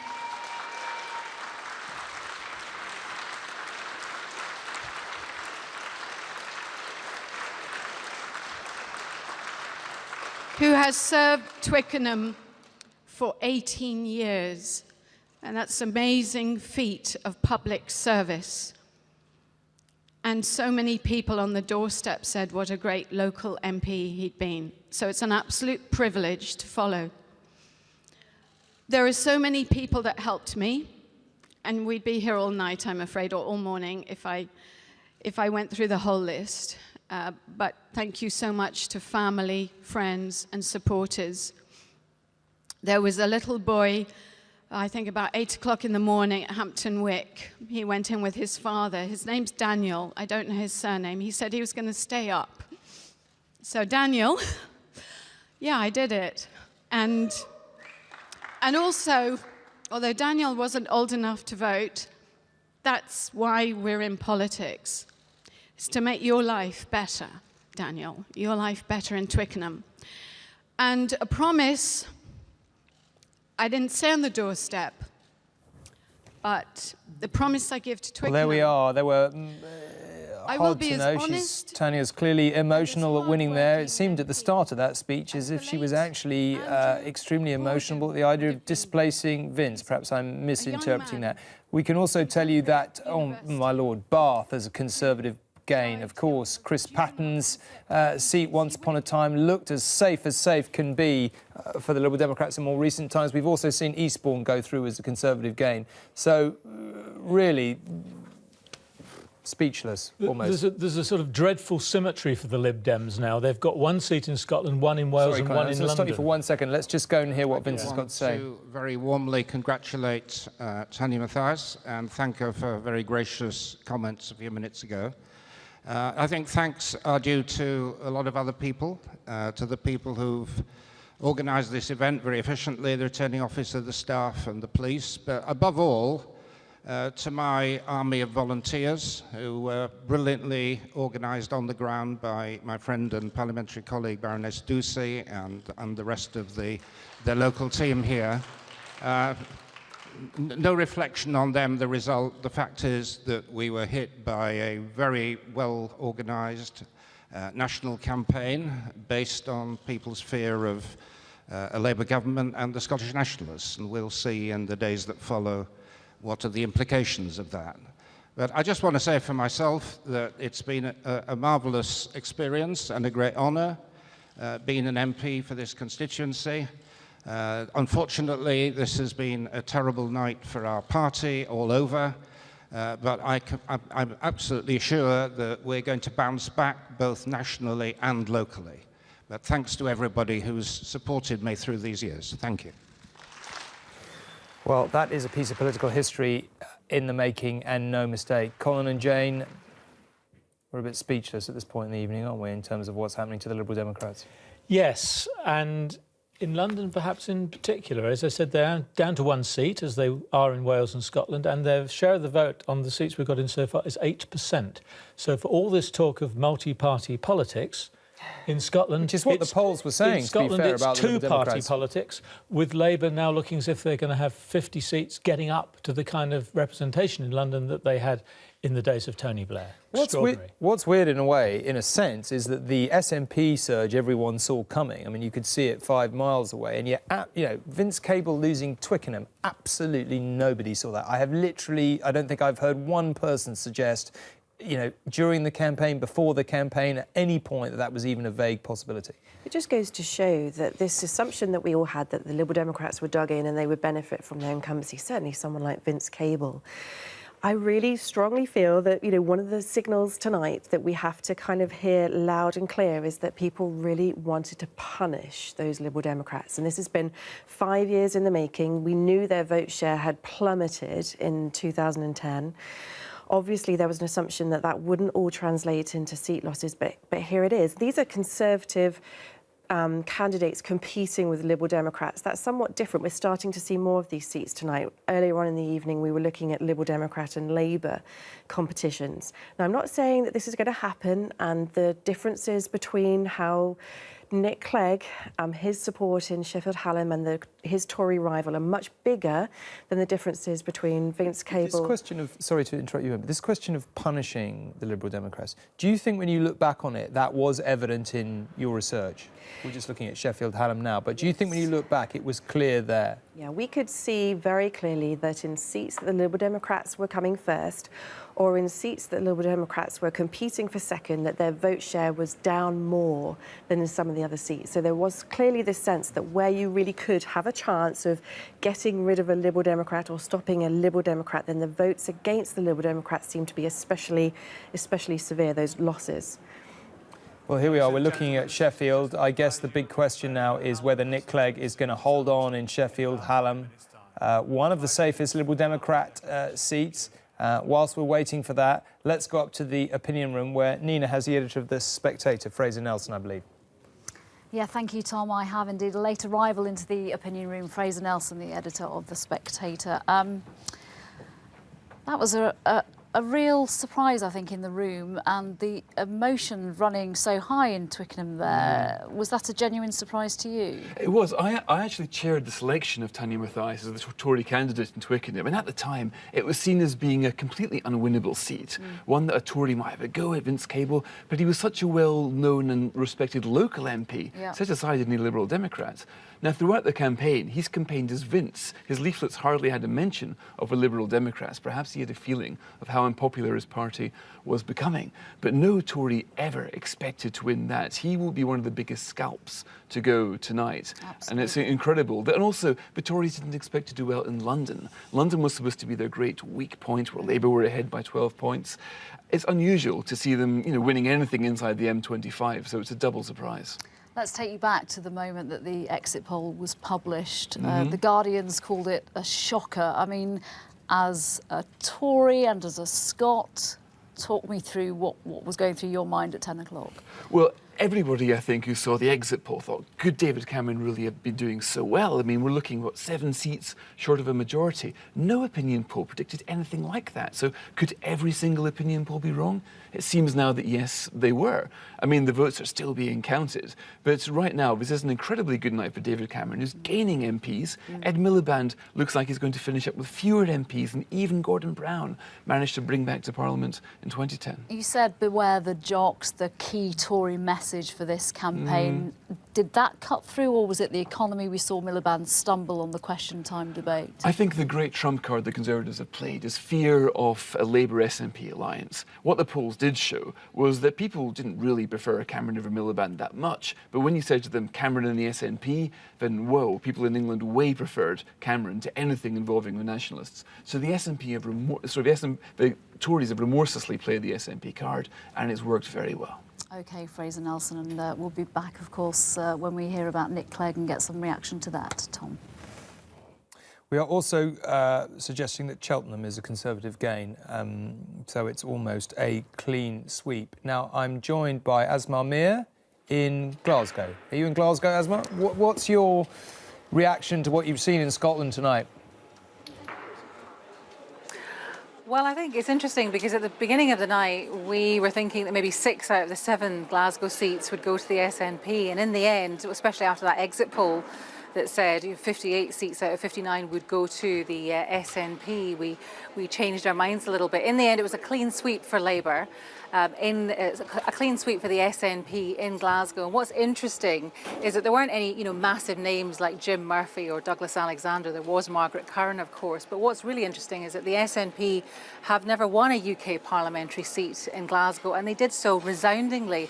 10,000 votes separating them from Labour each and every time. And remember, some of these seats have been Labour since the 1930s, which really gives you an idea of how much the swing was in these Glasgow seats. Before we knew any of the results, we were looking at Glasgow North East and thinking, oh, maybe they'll hang on there, because that would need a 27% swing. In the end, that became academic, because as you saw, other seats in Scotland had a 35% swing from Labour to the SNP. So a terrible night for Scottish Labour in Glasgow, and a remarkable one for the SNP.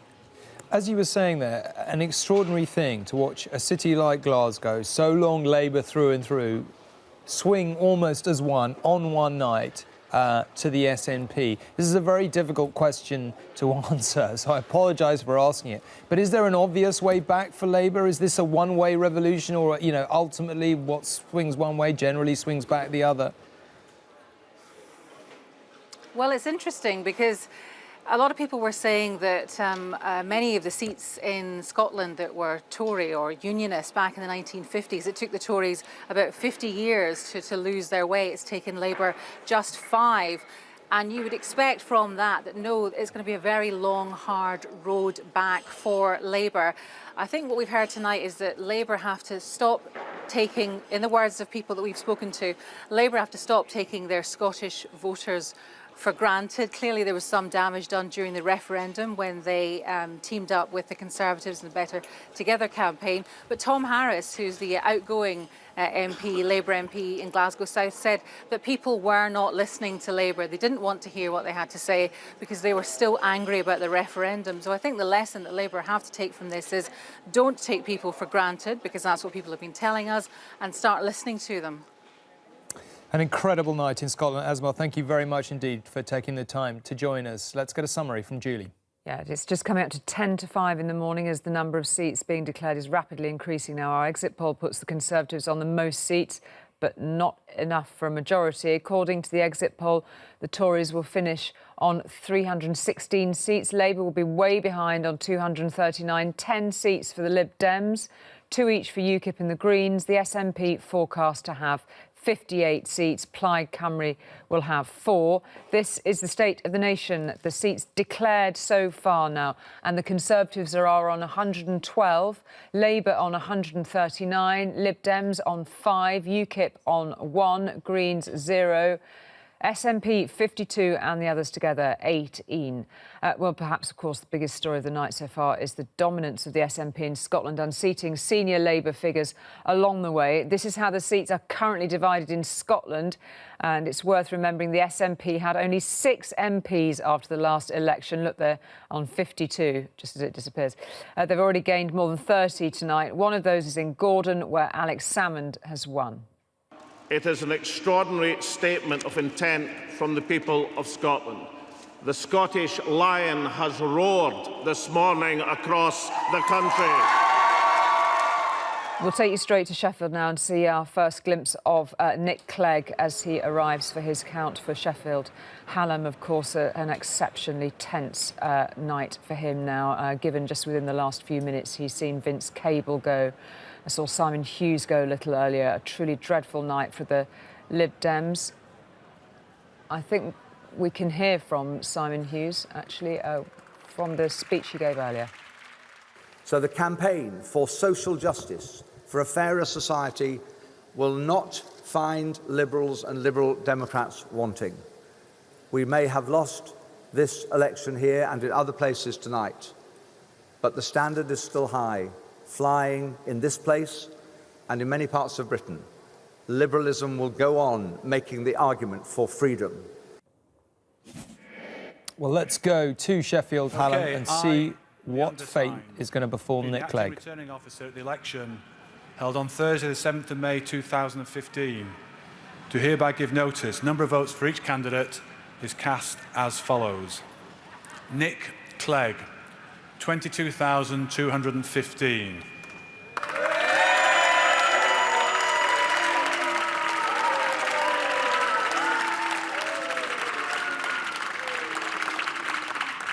Stephen Clegg, English Democrats, 167. Oliver Coppard, Labour, 19,862.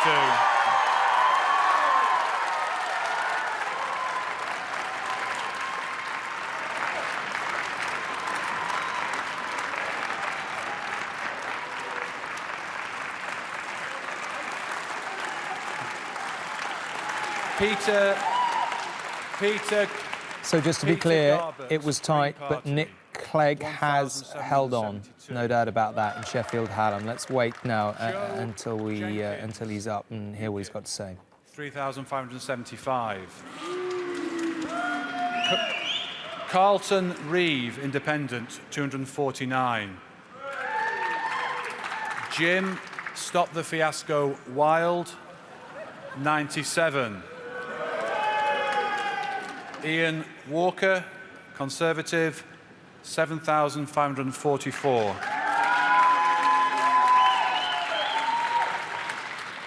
There were 121 rejected votes, and I hereby declare that Nick Clegg has been duly elected.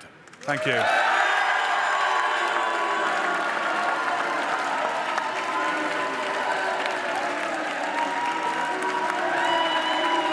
It's a very sombre-looking Nick Clegg.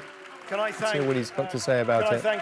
Can I thank you, John Mothersole, as returning officer, for all your work and that of your team, and that of all the staff in the polling stations and here at the count as well, and of course to the police and all the emergency services in ensuring that the election has gone so smoothly in Sheffield Hallam.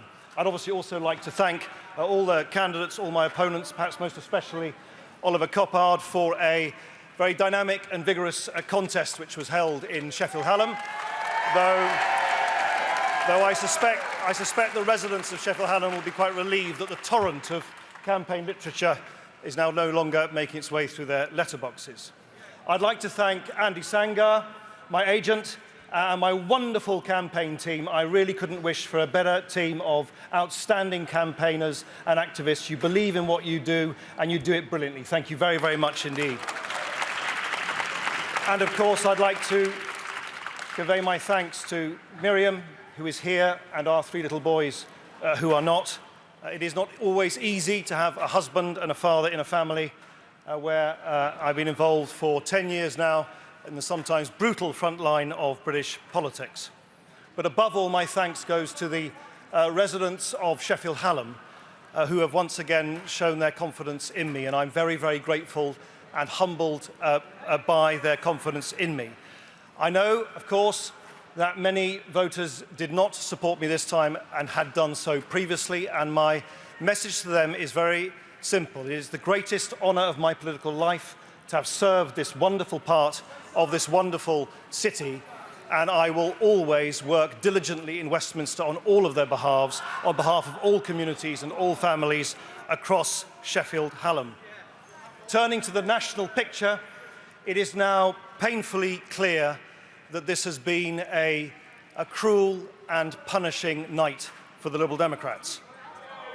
The election has profound implications for the country. It also obviously has profound implications for the Liberal Democrats. And I will be seeking to make further remarks about the implications of this election, both for the country and for the party that I lead and for my position in the Liberal Democrats, when I make remarks to my colleagues in the Liberal Democrats later this morning when I return to Westminster. Thank you very much. Well, Nick Clegg there, very, very sombre-looking Nick Clegg, it has to be seen. Before we get into talking about the substance of what he said, let's just have a look at what happened there. He held on. There was a lot of talk that Tories were going to vote tactically to keep him in. Don't seem to have done that necessarily in all that many other places, but perhaps they did do that there. And I don't know, Jane, do you have a view? Did that save him, do you think? Yes, indeed. I mean, it's very cold comfort, isn't it, when you think that the Liberal Democrats' decision to go into coalition with the Conservatives has cost them dearly, dearly and deeply. But in Sheffield Hallam, it does indeed look as though Conservative voters have switched their support, given it to the Liberal Democrats, given it to Nick Clegg, in order to stave off a Labour win. Well, there we have him leaving. Now, that, I mean, perhaps I'm reading too much into it, but it sounded on the verge of being a bit of a resignation speech there. He would talk about the future for the party, for the country, and also for his leadership. An odd thing, I think, to raise unless he was actually seriously considering standing down tomorrow. Now, you might say that's absolutely no surprise. He's just seen the practical annihilation of his parliamentary party. Why wouldn't he stand down? That said, whatever you think of Nick Clegg, certainly a lot of people at Westminster think he is one of the most talented politicians of his generation of any party. He's a great communicator, very able in all kinds of ways. And there aren't going to be that many MPs for the Liberal Democrats left, so quite who they'll have to choose from. I can't even make that calculation in my own head as we speak, though I'm clearly going to have to when I get up in the morning. Obviously, one of the strategies in Labour launching this, what they, this sort of not very nice word, this decapitation strategy, which they obviously haven't succeeded in. But of course, strategically, what they wanted to do was get rid of Nick Clegg because they thought that would weaken the chances of a Conservative and Liberal coalition. Now, if it is indeed the case that Nick Clegg is set or is considering resigning his role as leader of the Liberal Democrats, then that gives us, I think, more reason to suspect that the Conservatives will go it alone, and indeed they might be able to. The strange thing in a way is the Labour Party and Labour activists did attack the Liberal Democrats very, very aggressively, almost more aggressively, one might say at times, than they attacked the Conservative Party. And yet it hasn't done them much good, one's tempted to say. This is just one of the extraordinary, surprising findings of the night. Liberal Democrat voters have moved over to Labour, and Labour's been partly successful in doing that. Actually, Labour's vote share looks like it's up in England. It's not going to be... I mean, obviously, we've got the broad brush figures tonight, and we're looking at an unfolding story, but when the dust has settled, we'll be looking at where Labour has made inroads to the Liberal Democrat vote and so on. But, the broad picture is it's a terrible night for the Lib Dems, it's a terrible night for Labour, it's an amazing night for the SNP, and it's, frankly, a really quite surprisingly good night for the Conservatives. What's quite amazing about this evening, and we're looking at Witney now, and we're looking at Doncaster, but we've been in this studio for, what, nearly, I don't know, 6 hours, 7 hours, whatever it's been, and the basic truth, one of the basic truths of this evening, is that the opinion polls were completely wrong. Hampstead and Kilburn as a Labour hold.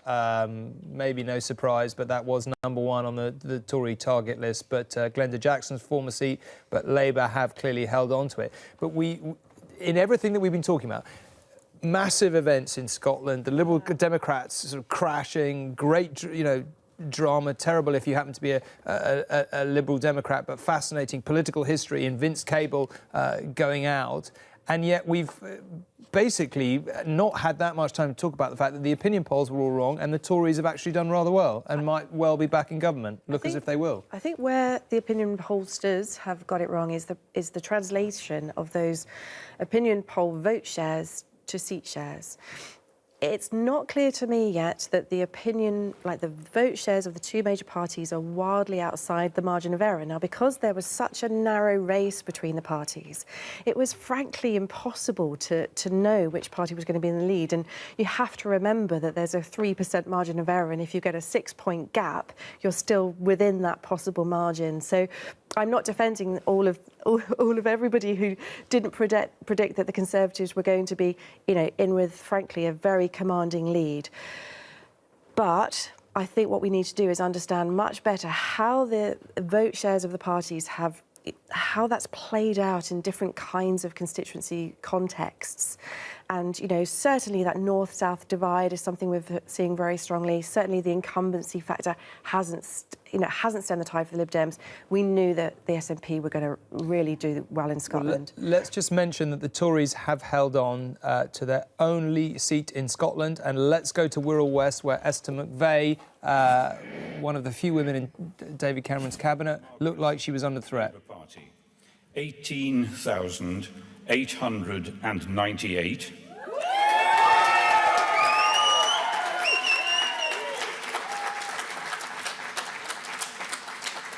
James David Glynn, 274. Jones Hilary Jane, UK Independence Party, 2,772. McVey Esther Louise, the Conservative Party candidate, 18,481.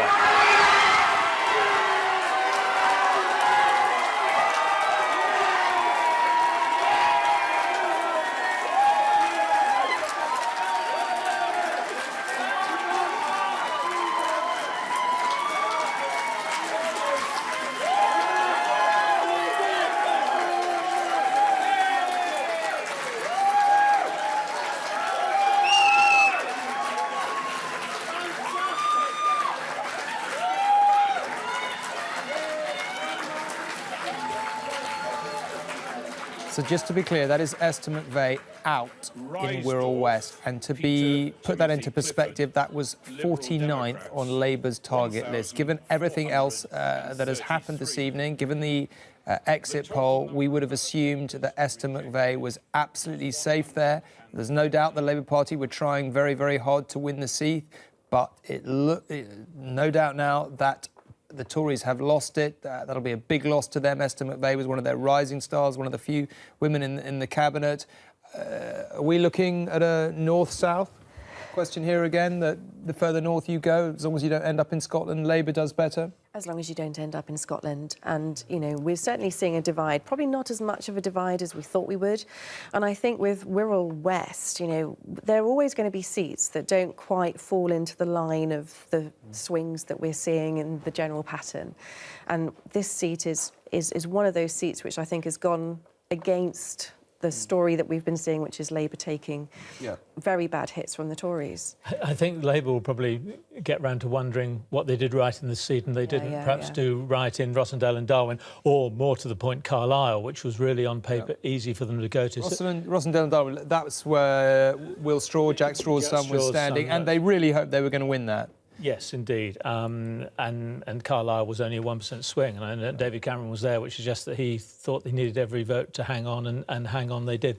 One of the Merseyside factor, perhaps, whether Liverpool's a sort of a mini version of London. We saw another Labour gain from Conservatives in London, Brentford and Isleworth, which was an easy gain, but nonetheless, it was London and they gained it. So we're still with the exit poll. My hunch is that the Conservatives are perhaps a little closer to an overall majority, but we haven't yet got quite enough real evidence to change our formal prediction. We've just got a graphic explaining what is happening in the North West, that seats so far. Let's have a look at the change in the seats.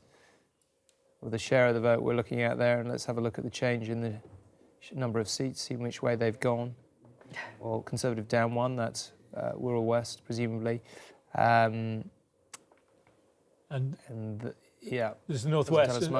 Another result in from the East Midlands, Anna Soubry, quite a sort of outspoken, feisty MP for Broxtowe. She's held on. Yeah. What was the swing required there?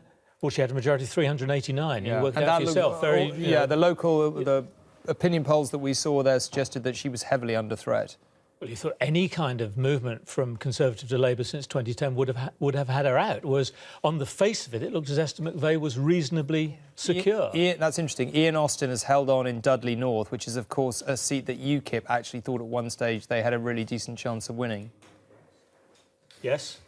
Right, well, at least it looks as if that's what's happened. I mean, not really surprising that Ian Austin perhaps held on in Dudley North in the overall scale of things, but certainly UKIP did think, and the Tories thought they might win it, but UKIP did too. So Labour won that, but then similar sort of seat in the Westminster Telford, the Conservatives gained from Labour, and we just heard that the Conservatives have gained Gower in Wales, which is sort of suburbs, rather attractive coastal area from Swansea. So the Conservatives done OK in Wales, actually. Wales has behaved much more like southern England than I think many Welsh people would like to admit, actually. Well, let's come back to that, but let's for the moment go to Nina in the opinion room. Thank you, Tom. Fraser Nelson is back with Matthew Parris. Odds of a Tory majority now are shortening. Reaction, gentlemen? It would have been crazy to think about a Tory majority this time yesterday. Yeah. But when the exit poll was saying we're only, 7 seats short of it, it's entirely plausible now. But the way that the seats that have come in so far are consistent with the exit poll. So it looks as if David Cameron, might be able to command the House. The question is, if he falls short, would the Lib Dems even bother to go in with him? If there's only going to be a dozen of them left, then the lesson is that going in with the Tories kills you. Why would you want to do it again? And Nick Clegg sounded so downhearted tonight. It sounds almost as if he's preparing not to be leader by lunchtime, in which case the Tories would have some more matchmaking to do. Do you agree? Psychologically, an absolute majority for the Tories is obviously would be very important.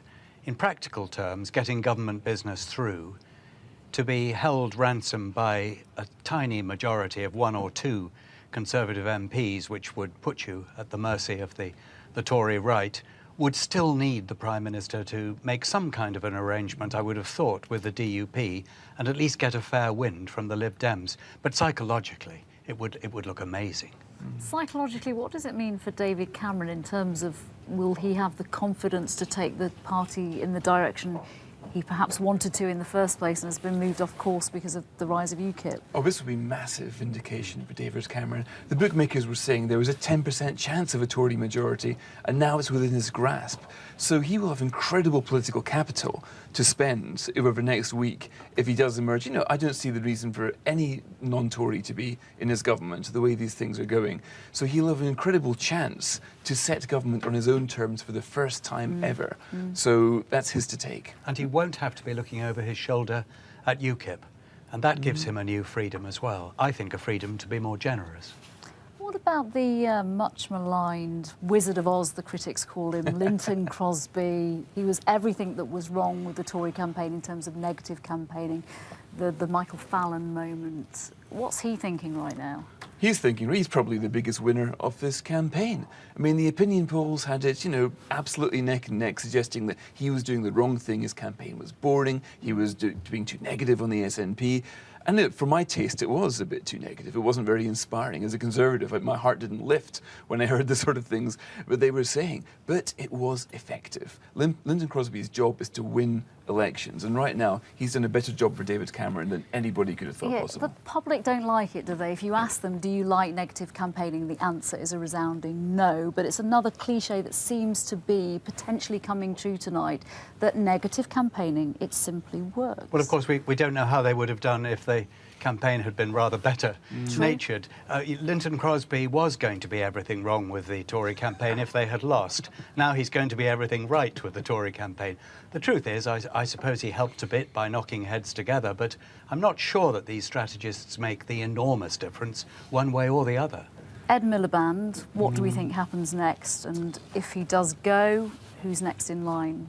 I suspect Ed Miliband could be gone in the next few hours, actually. I mean, normally, the British public don't like to be asked twice by leaders. Neil Kinnock showed that. So he will have to go, especially if he emerges with fewer seats than Gordon Brown managed to get. The question is how he goes, and if he can do what Michael Howard did in 2005, which is to arrange a proper leadership contest in a way that puts his party in a far better stead to come back in 2020. Matthew, give me a name. Well, it certainly doesn't look like it's going to be Ed Balls any longer. There are all kinds of rumours about what's going to happen to him. Andy Burnham is the name I would give you. Andy Burnham, too toxic or Chuck it a minute. I mean, too soon? Well, too smooth. Too soon. It will be North versus South for Labour, really. He'll be this. Chuka will be the smooth London candidate, and you can hear in his acceptance speech tonight, Andy Burnham was already playing the Northern card and speaking about wicked London. You know. Yeah. So he's the comfort zone candidate, isn't he? OK, Matthew Parrish, Fraser Nelson. I'll leave the Tory boys talking about the future of the Labour Party. Tom. Nina, thank you. Well, you can probably see dawn just beginning to come up over my shoulder here in Westminster. Which gives us a moment really to reflect on what an extraordinary night it's been and just how many questions are really with us as the dawn comes up. Is Ed Miliband, you heard Nina there talking about this, is Ed Miliband going to stay on as leader of the Labour Party? If not, who's going to replace him? Will Nick Clegg stay on as leader of the Liberal Democrats? If not, who will replace him? What are the Liberal Democrats going to do? Reduce to a relatively tiny rump and yet possibly still the Conservatives without a majority? What is going to happen in Scotland? Are we going to have another independence referendum? Will that be ultimately where this goes? And that's before I even get on to the question of a Euro referendum. We've alluded this evening to the fact that David Cameron has specifically said that he will not walk back into Downing Street unless he can deliver a referendum on Europe. And it has to be, he may forget that or he may not, but that is what he said, and it is by no means clear, as the dawn rises over Westminster this morning, that he has, to be brutal about it, the numbers to make that happen. We have had a lot of results through in the last hour or so. Let's go to Julie for a summary of how that battleboard is looking at this point. Well, there's a lot happening on the battleground, but we thought also we've got another graphic that we can show you, and that is how the maps are looking in terms of what the vote share looked for the main parties back in 2010 and what they now look after this extraordinary set of results that we've seen in so far. We know, and it ain't over yet. Let's have a look then perhaps at the map. Shall we go to Scotland and have a look there and have a look at, well, let's look at the Conservative maps first of all, because that's the one's closest to us. These are just the results that we had in 2010 to see what was happening to the Conservative vote. Then that's how it was left in 2010. If we go to 2015 as to how it's shifting so far, you can see that sort of resolution of the colour changing a bit. Let's have a look at Labour's map. That is take us back to 2010 and see how that was there, and we can see what we're looking at now. Look at Scotland. It's extraordinary how rapidly that map now changes in terms of the electoral heat that's left in the Labour vote north of the border. Shall we have a contemplation of what's happened to the Liberal Democrats? We'll go back to 2010, move over to the Liberal Democrat map, and that's what it was looking like. That was 2010, so that classic stronghold in the southwest of those Lib Dem seats, and, you know, a bolder colour too in the south and around London. And let's have a look at how that colour is looking now in 2015. It is just extraordinary when you look at it in something as simple terms as that. Let's have a look. I'm just being asked by the chap in the gallery to say, can we have another look at that, please? There you go. Yes, you are a chap. Yes, that's very polite at this time of the morning. So 2010, that's how the map looked for the Liberal Democrats. And that's no laughing matter for the Lib Dems, is it?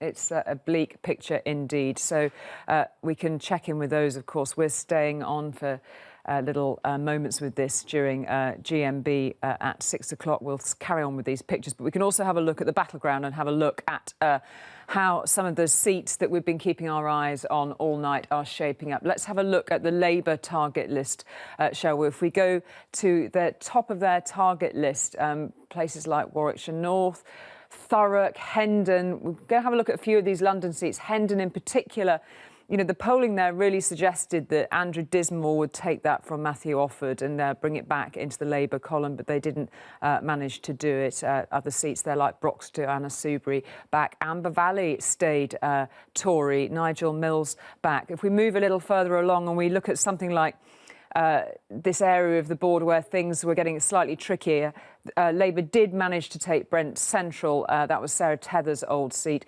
And Brentford and Isleworth also. Many people were looking at Mary McLeod there and wondering whether she might hang on. But Brentford and Isleworth has gone to Labour. Enfield North has gone back to Joan Ryan. There's been, I think, 4-election tussle between Nick Dubois and Joan Ryan. They've got it back in the column there for Labour. They would be very happy to take that one back in terms of the collection of London seats. And so it goes on. We're actually hearing a little further down the line. I'm hoping I'm taking us to the right part of the board. Yes, Hornsey, Lynn Featherstone, Lib Dem out there in Hornsey and Wood Green. So a key seat that they were targeting then. But up there, look, Battersea and Finchley both staying with the Conservatives. So a very interesting little selection of London seats. And I can just see there, if we bring it into focus, Ilford North, they would have been very happy to get that one to some of the Labour Party tweeters. Very happy to see that one go red tonight. So a mixed picture in London, I think it's fair to say, for Labour, but fascinating to see how it sort of calibrates around the board. Julie, we might have to rush off because we think Doncaster is about to come up. But interesting that we haven't heard anything from Brighton, actually. Which indeed. And Penny Marshall, our dear colleague, is in Brighton and waiting for those results to come in. I just saw her tweeting that they're still waiting for those. But let's, just take us back to see that little section of seats, because they all fall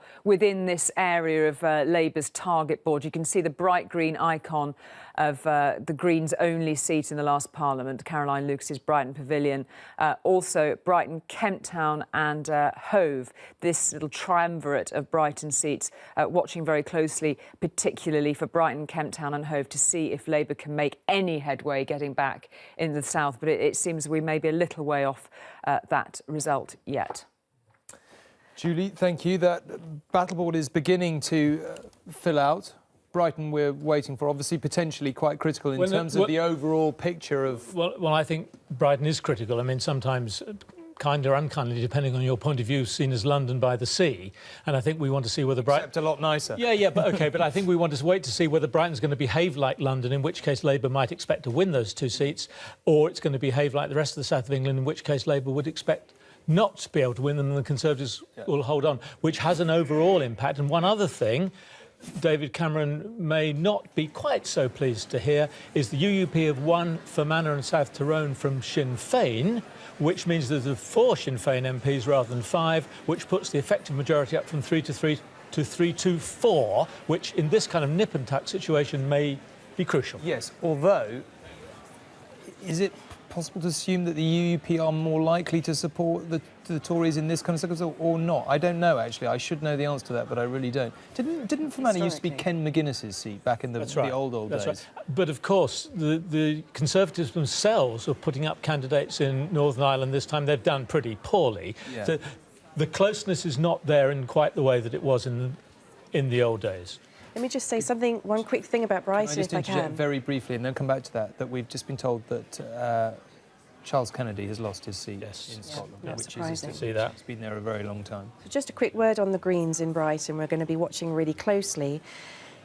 This we wouldn't have expected. The Greens, on the results that we have so far tonight, have beaten the Liberal Democrats in more than 60 seats. And that's just an extraordinary outcome. Well, that is, and we are looking at Ed Miliband coming in here, and I'm reminded of what an extraordinarily brutal business politics can be. When he woke up this morning, Ed Miliband must have thought it possible that he would end today heading towards Downing Street at some point. I'm getting confused with my todays and tomorrows, but you know what I mean. All the opinion polls suggested that was a possibility. As I said earlier in the evening / yesterday, speaking to people all day, everyone in my trade calls each other on election day and says, have you heard anything? Have you heard anything? And usually the answer is no. But nevertheless, Labour activists did seem, by and large, pretty optimistic, felt things were going well, felt the opinion polls had been in the right direction. I don't think they thought they were going to get a majority, but I certainly do think that they felt that probably on balance the Conservatives would be out and Ed Miliband would one way or another be Prime Minister, given 2 or 3 days to work things out. Now looks, I mean, we're still not at the point where we can say absolutely for certain, but it now looks extremely unlikely that that is going to happen, and that must be a brutal and bitter disappointment to him. After all, he stood against his brother and was always clear about that because he felt he represented a different vision of the Labour Party, a change from the New Labour years. He was absolutely convinced, particularly with Liberal Democrat voters, as Jane has been talking about this evening, potentially peeling off to him, that he was going to be able to get over the line. But it looks as if it is not to be. He will win this, of course, but we'll be looking here to see what he's got to say about this evening's events.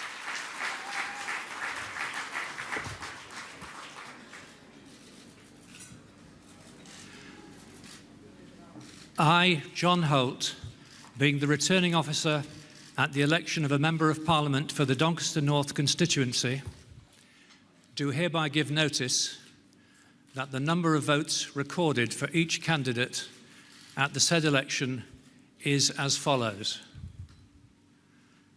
Alan David Stewart, English Democrats, putting England first, 448 votes. Baker Penny, Liberal Democrats, 1,005 votes. Brick Nick the Flying,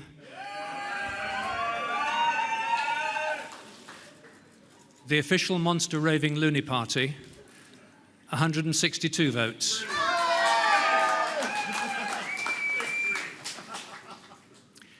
Fletcher Mark Peter, the Conservative Party candidate, 7,235 votes. Jackson Mary,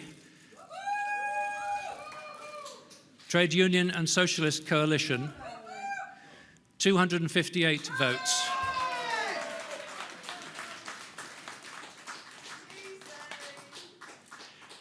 Kennedy Pete, Green Party, 757 votes. Miliband Ed, Labour Party, 20,708 votes.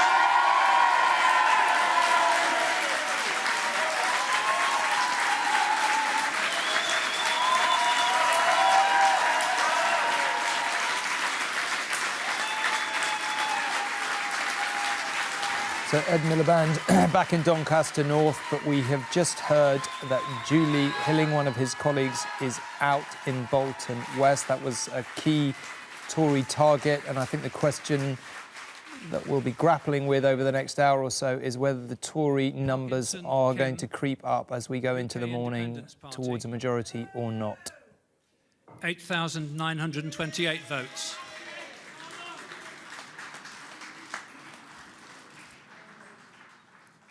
The number of ballot papers rejected. Whichever way you look at it, not a good night for Ed Miliband and his Labour Party. Just out of interest, let's look at the change in the share of the vote in his own constituency.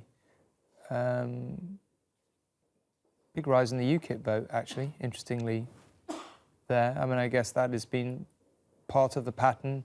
Not that it's going to have any impact on him, but really, I think the key here is to hear what he himself has to say and exactly the tone he strikes in his speech here. Whether particularly it's a holding speech or something that begins to concede defeat. Thank you very much. I want to start by thanking my fellow candidates. I want to thank the returning officer. I want to thank the police, and I want to thank the brilliant staff of Doncaster Council for dealing with all of the intricacies of today's count. I also want to thank, above all, the people of Doncaster North for re-electing me as their Member of Parliament. I want to thank my brilliant Labour Party members who are here today. And I also want to take this opportunity to thank all of the Labour Party members right across our country who have done such an extraordinary job throughout this campaign.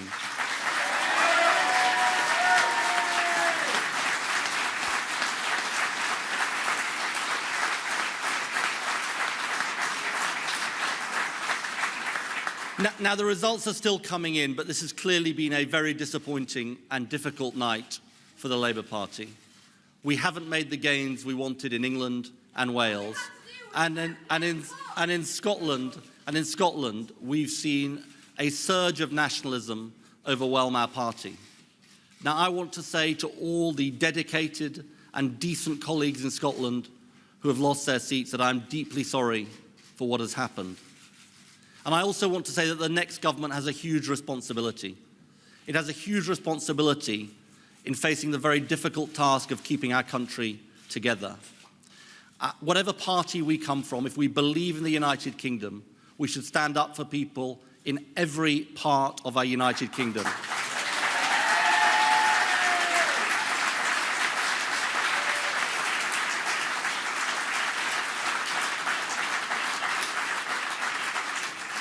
Because, you know, I believe that what unites us is much, much more than what divides us. Friends, I'm now going to go to London to await the full results to come through. But I just want to reiterate my thanks to the people of Doncaster North.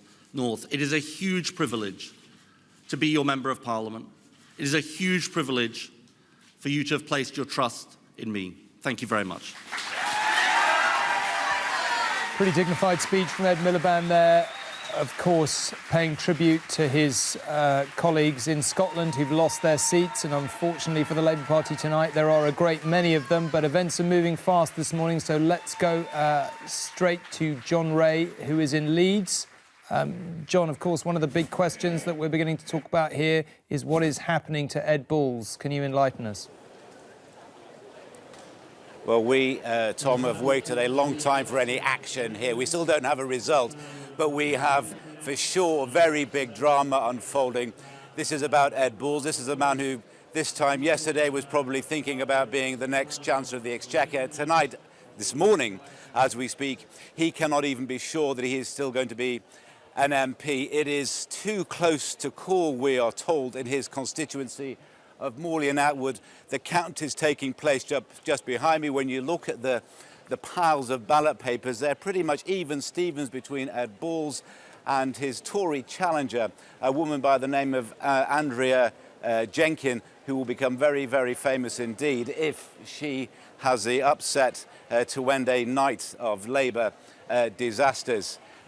We could, Tom, be talking, I suppose, the equivalent of the Portillo moment. People might, in years to come, be asking, were you still up for Balls? We haven't got the result yet. It won't come till after 6 o'clock. There's even some talk of a possible recount. It is that close. But the were you up for Balls moment, John, was supposed to happen last time, wasn't it? The Tories put a huge amount of effort into trying to unseat him last time. They were even, putting around the idea, are you going to stay up for Ed Balls? He's a fighter. He held on, in the end with, not a huge majority, but just enough.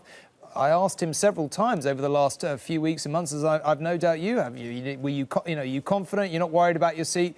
He and the entire Labour Party brushed it off and said, don't be so ridiculous, absolutely no prospect at all. So this would be an incredible shock, would it not? A big shock, though, not if you look at where they started from. Ed Balls began this process with a majority of not much more than 1,100, so it's a very tight, a very marginal seat. But you're right, Tom, last time round, 5 years ago, the Tories threw the kitchen sink at his seat, the decapitation strategy. My oh my, it nearly worked. This time round, they haven't had any big hitters in that constituency. The hard work has been done by a local candidate, the woman, Miss Jenkin, who has a colourful backstory. She's worked for multinational companies. She's a singer-songwriter. She's performed for the Pakistan president, no less, in Islamabad, though this, I think, would be her greatest performance if she pulls this off. But look, let me reiterate, we still don't have the result. It's not going to come for at least another half an hour, probably longer. But certainly, if you're talking to the Labour camp here tonight, confidence has ebbed and flowed. One moment there, yeah, we think we've held on. Next minute, it's sort of slightly grimmer, longer faces. As we speak now, that confidence has drained away somewhat. John, well, we will be back to you, no doubt. Thank you very much for talking us through that. Now, we mentioned a short while ago that Charles Kennedy had lost his seat, so let's go and see what he had to say about it.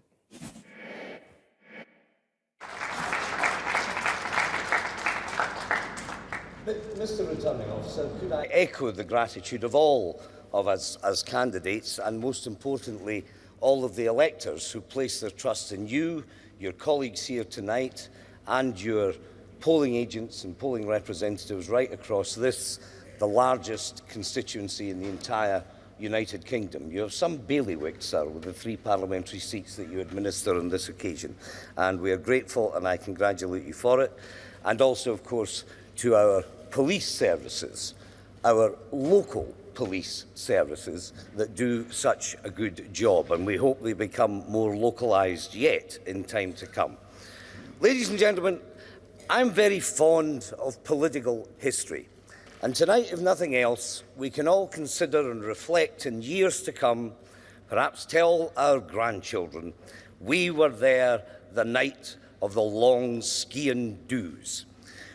I'd like to thank very much indeed my home team, who have been so energetic, so dedicated, and so absolutely selfless in the task that they have done in putting forward this campaign, and with them to thank the many over the years, the previous 7 successful general elections, who have made all that possible as well.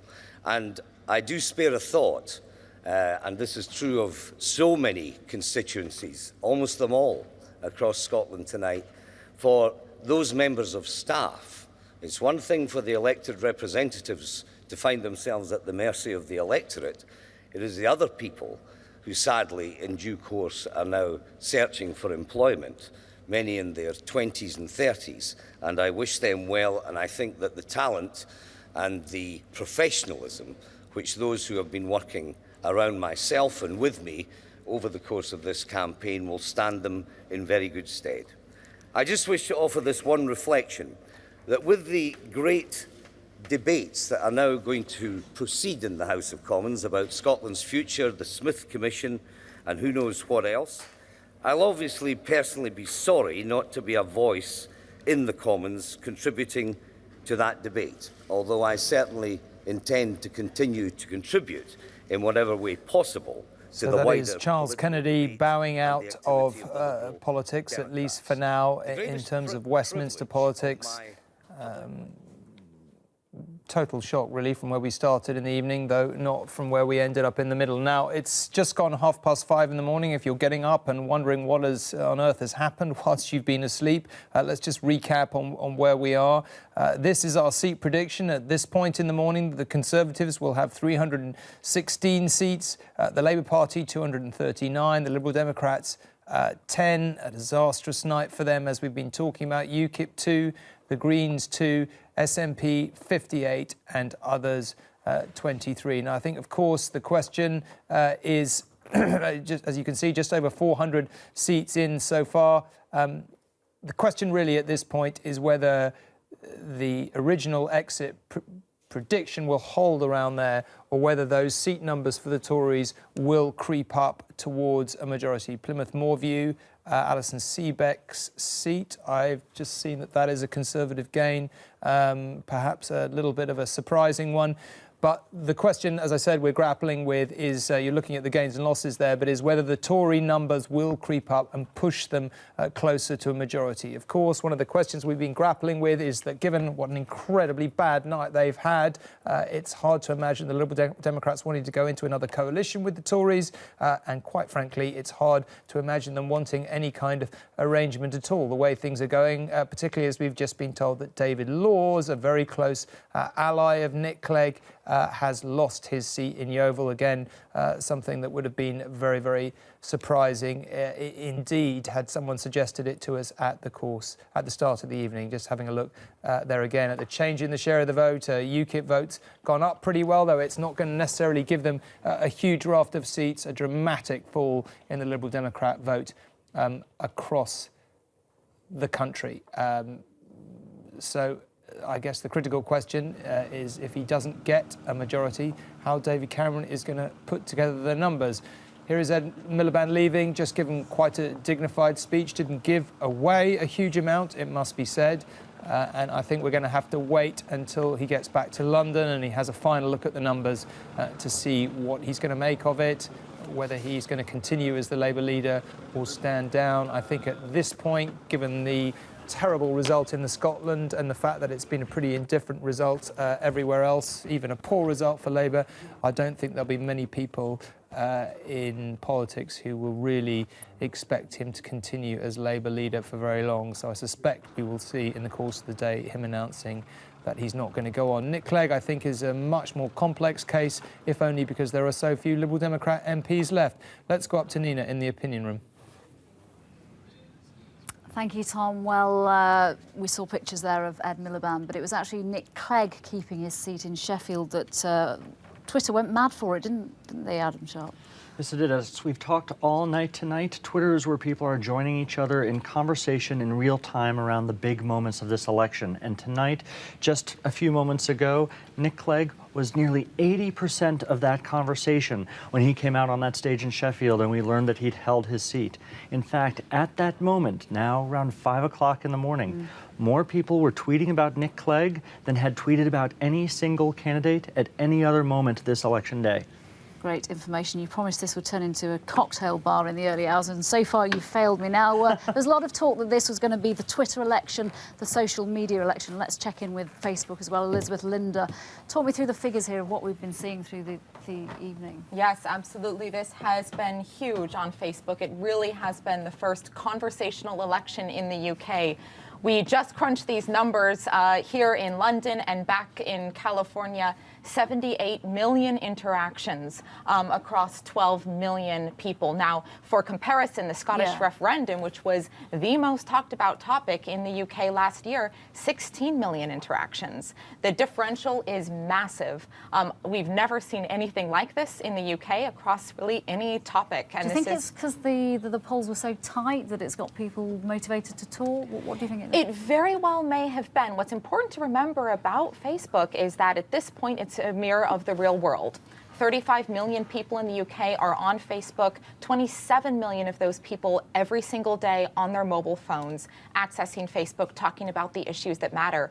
I think what it says is that people care about politics in this country. They care about who's going to lead them beginning today, beginning the next few days, and they care about talking to their friends about these issues. Isabel Hardman, how do you think the night is going to end, or the morning's going to begin? Well, I've just been talking to some Tories who've left CCHQ to go to the pub to celebrate because they think that obviously it's been a very good night for them. They think they're on track to maybe win a majority, which none of them could have predicted at the start of this night. So it's been an extraordinary few hours. Owen Jones, do you think that is the way that it is going to go now, that the Tories could get a majority? I think it's entirely plausible. I think Labour's total loss in Scotland, their disastrous campaign in Scotland, which has wiped them out as a political force there, their failure to have an inspiring, coherent message that resonated with people has spelled utter and total disaster for them at the polls. And now the question is, will, of course, the Tories have a stable majority or simply be the dominant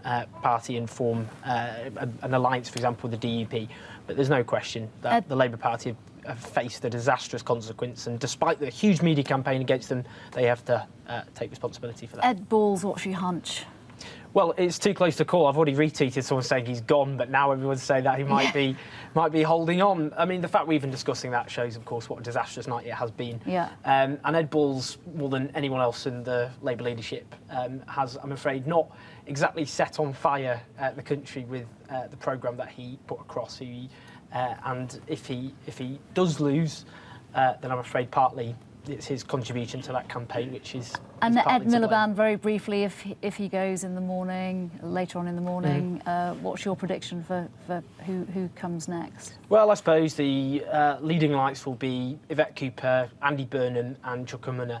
But look, I think it goes beyond personalities for Labour. It's their total failure to inspire people who voted for Labour all their lives, not just them, their parents, their grandparents, their great-grandparents in the case of Scotland, and they have abandoned a party which they no longer feel provides an alternative or offers solutions to their everyday problems. Yeah. So it's not just personalities Labour need to look at, it's a much more profound question than that. Owen Jones, I've never seen you so downbeat at all.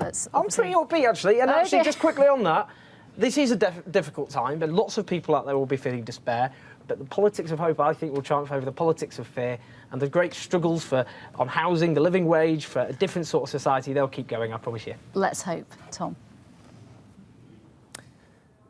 Nina, thank you. We've just been trying to work out around this desk what seats the Liberal Democrats actually still hold. It's not as easy as it probably should be at this time in the morning. Let's go to Whitney. We're just waiting for the Prime Minister's account. Presumably he is there. Yes, he is. Good night for him. Whichever way you look at it. And the question, I think, at this point is where it is going to end. He still does not have a majority. We're not yet predicting that he will have a majority, but the general mood, Colin is working away on the figures right next to me as we speak here and constantly reviewing exactly which way this evening, this morning is going. But it does look as if the numbers may creep up towards a majority, which is perhaps why he has such a big smile on his face. It has to be said, very, very, very few people in politics saw this coming. Not a single opinion poll, that's for sure. A fair few pundits, to be fair, thought there would be a swing back to the Conservatives at the last minute. But let's hear what's happening in the Prime Minister's count itself. Turnout at the election was 73.57%. The total number of rejected ballot papers was 188, and the votes cast for each candidate were as follows. Bex, Colin Rowland, Wessex Regionalists, 110. Cameron, David William Donald, the Conservative Party candidate, 35,201.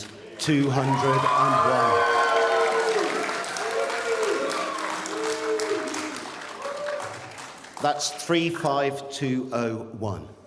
Enright, Duncan Shaw Thomas, Labour Party, 10,046.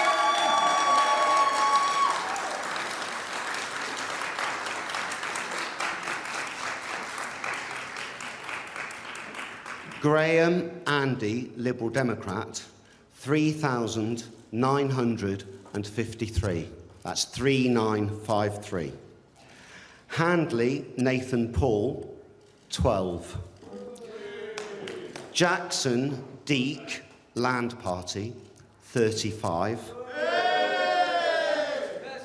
MacDonald Stuart Sutherland, Green Party, 2,970, 2970. Pedell Clive, National Health Action Party, 616, 616. Saunders Vivian Inez, Reduce VAT in Sport, 56.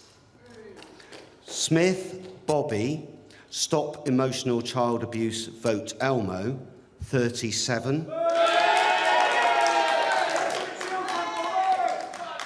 Strutt Simon, UKIP, 5,352. That's 5352.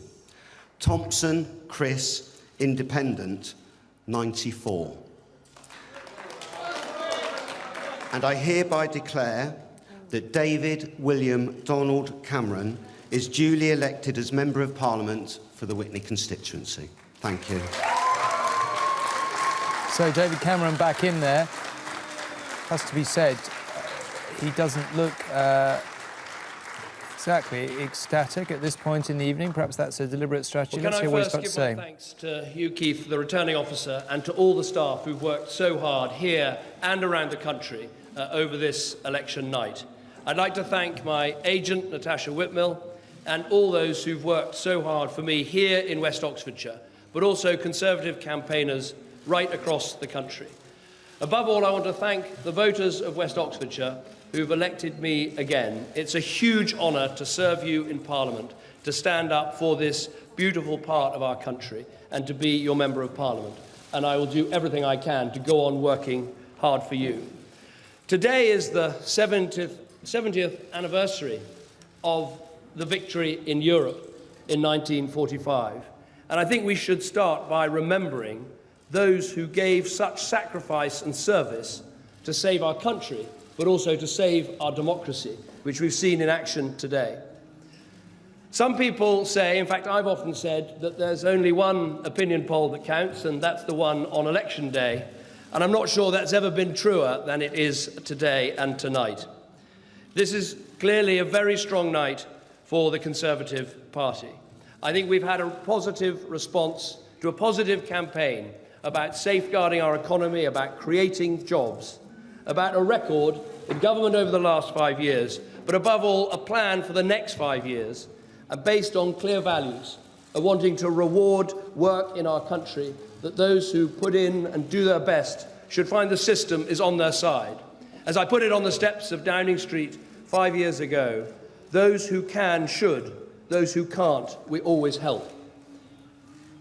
We published a manifesto that was squarely for working people. That is what we put in our manifesto. That is what I hope we'll be able to implement in government.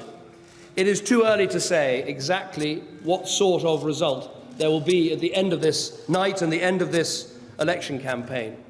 But to me, this election campaign was always about the difficult decisions we had to take over the last 5 years, the foundation of a stronger economy that we built for our country, and the chance now to build on that foundation and to say to people that if you want a job, if you want that apprenticeship, if you want a home that you can own of your own, if you want security and dignity in retirement, we are on your side and want to deliver for you.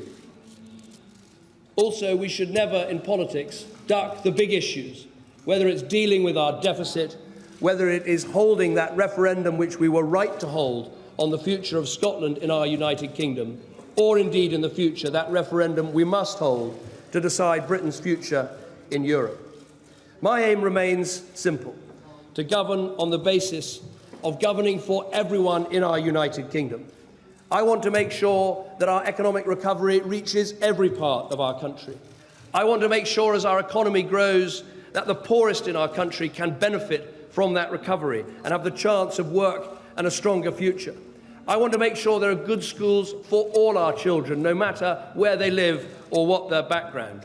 And above all, I want to bring our country together, our United Kingdom together, not least by implementing as fast as we can the devolution that we rightly promised and came together with other parties to agree, both for Wales and for Scotland. In short, I want my party, and I hope a government I would like to lead, to reclaim a mantle that we should never have lost, the mantle of one nation, one United Kingdom. That is how I will govern if I'm fortunate enough to form a government in the coming days. Let me finish where I began by thanking the voters of West Oxfordshire for putting your trust in me again. I will make sure I do not let you down. Thank you. So, David Cameron striking a very interesting tone there, talking about one United Kingdom, a particularly notable speech in that regard, given that Scotland has almost entirely been won by the SNP tonight. He looked pretty sombre-faced, and there may be all kinds of reasons for that. As I said, perhaps to some degree that's a deliberate strategy, striking a tone, but certainly no hint of triumphalism. We have some news of our own here, which is that we are updating our prediction, or Colin is. Colin, can I come to you and ask you exactly what you now predict will be the Tory seat numbers? We've had about 2/3 of the results through, and looking at what we've had so far and what's to come, the Conservatives are doing better against Labour than we thought. They're doing much better against the Liberal Democrats than we thought. So it seems to be now, and there's still a third of the results to come, but it seems to me now as if the Conservatives are in with a very good chance of getting an overall majority, a narrow overall majority, but an overall majority nonetheless of, say, 327 seats. 327. OK, so it's the Bolton West and these sort of seats that are coming through for the Tories that is driving this. You were a bit worried a while ago you hadn't heard from Brighton in the sense that... Still that's one of the things that could slightly upset this. But then you see that winning a seat like Thornbury and Yate, Steve Webb, Pensions Minister, I mean, he got up a huge majority there, similar to the majority Tim Farron having West Midlands. So Conservatives are clearly doing better. They seem at the moment to be polling above where they were polling in 2010, as are Labour, right? But the fallout from the fall in the Liberal Democrat support has benefited the Conservatives more than Labour. And in Scotland, of course, Labour have lost all these seats. Well, let's bring up the prediction and just chew over it for a minute, because, of course, it does get the Tories over the line. But we heard Christopher Mayer and Gus O'Donnell and various others earlier on in the evening talking about how incredibly uncomfortable a very small majority is. And it has to be said that if you wanted to wind David Cameron up as a political journalist in the lobby, you would say to him, your worst nightmare is to have a Tory majority of 5, and he'd give a hearty laugh. And we weren't entirely joking because, of course, we all know that there are quite a lot of backbenchers who, to be blunt about it, don't like David Cameron an awful lot, and whom he's been somewhat able to ignore because the Liberal Democrat coalition has given him an enormous majority. So in one sense, he's got to go to work and govern with a much smaller majority is the actual basic brutal truth. That said, they will all be Tories, which will be easier in some regard. And possible still that he might do a deal with the Democratic Unionists to make life more comfortable. And a couple of Ulster Unionists now as well. But, indeed. I suspect he'll have a little conversation with his friend Sir John Major tomorrow, who will give him both the pluses and the minuses of this kind of situation. I think I know what Sir John Major is going to say about this situation, to be fair. Go watch some cricket, forget about it. Go and watch some cricket. We have a Prime Minister that might now be able to govern with this very, very, very slim majority. But the sort of UK electoral map has changed, and we've been talking for a very long time about the movement of voters away from the two major parties. And just because we're updating the prediction and suggesting that David Cameron might have a slim majority does not mean that broad picture hasn't changed. The Conservative Party look like they're going to edge ahead in terms of the national share of the vote, but hardly by anything. And Labour has hardly gone down. So that sense of those two parties being broadly neck and neck hasn't changed. But the SNP swept the board in Scotland, apart from one Lib, one Lab, one Conservative. The Greens are coming above the Liberal Democrats in over 60 seats, and UKIP has come second in over 70 seats. So that broad fragmentation of the party system is still there, despite a possible slim majority. David Cameron just getting into his car there, looking a lot happier as he did that than went on stage. Assume he is coming back to London, back into Downing Street, and as the morning goes on, I don't think there's much doubt that it will be acknowledged, be clear, however you want to put it, that he will be the next Prime Minister. It has been a dramatic night in all kinds of ways. Let's go to Julie for a summary of what's happened. Just as we see those cars moving off, just gone 10 to 6 in the morning, ITV News is now predicting, based on results declared so far and the exit poll, that the Conservatives will have a majority in the House of Commons by just one seat. With around 2/3 of the seats declared, this is the state of the nation you may be just waking up to, or if you've been with us all night, this is how it stands. 195 seats so far declared for the Conservatives, 185 for Labour, 6 for the Lib Dems, 1 for UKIP, 0 for the Greens so far, awaiting results from Brighton. SNP, 54, others on 21. Well, it has been a disastrous night for the Lib Dems. They've lost seats to Labour, the Tories and to the SNP, with some big names out. In the last half hour, David Laws has lost to the Conservatives in Yeovil. Earlier, Vince Cable, the business secretary in the coalition, lost his seat in Twickenham to the Conservatives, and Simon Hughes, former deputy leader of the party, was ousted by Labour in Bermondsey. Their leader, Nick Clegg, kept his seat in Sheffield Hallam, but admitted it has been a bad night for his party. Turning to the national picture, it is now painfully clear that this has been a cruel and punishing night for the Liberal Democrats. The election has profound implications for the country.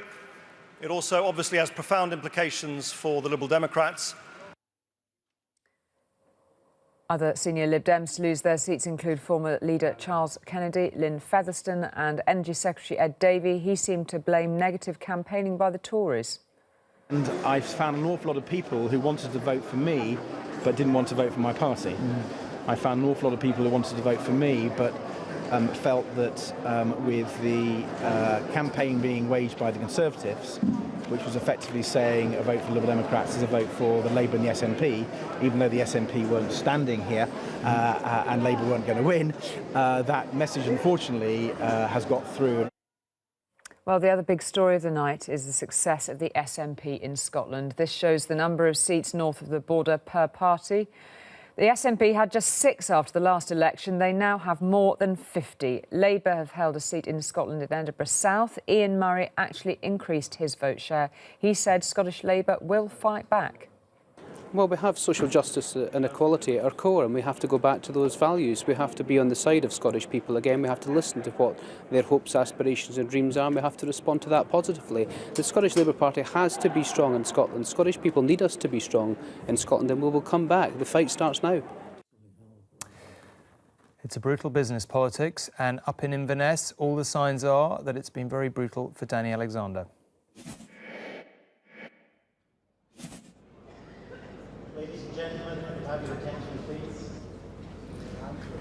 I, Steve Barron, returning officer for the Inverness, Nairn, Badenoch and Strathspey constituency, declare that the total number of votes given for each candidate was as follows. Danny Alexander, Scottish Liberal Democrats, 18,029.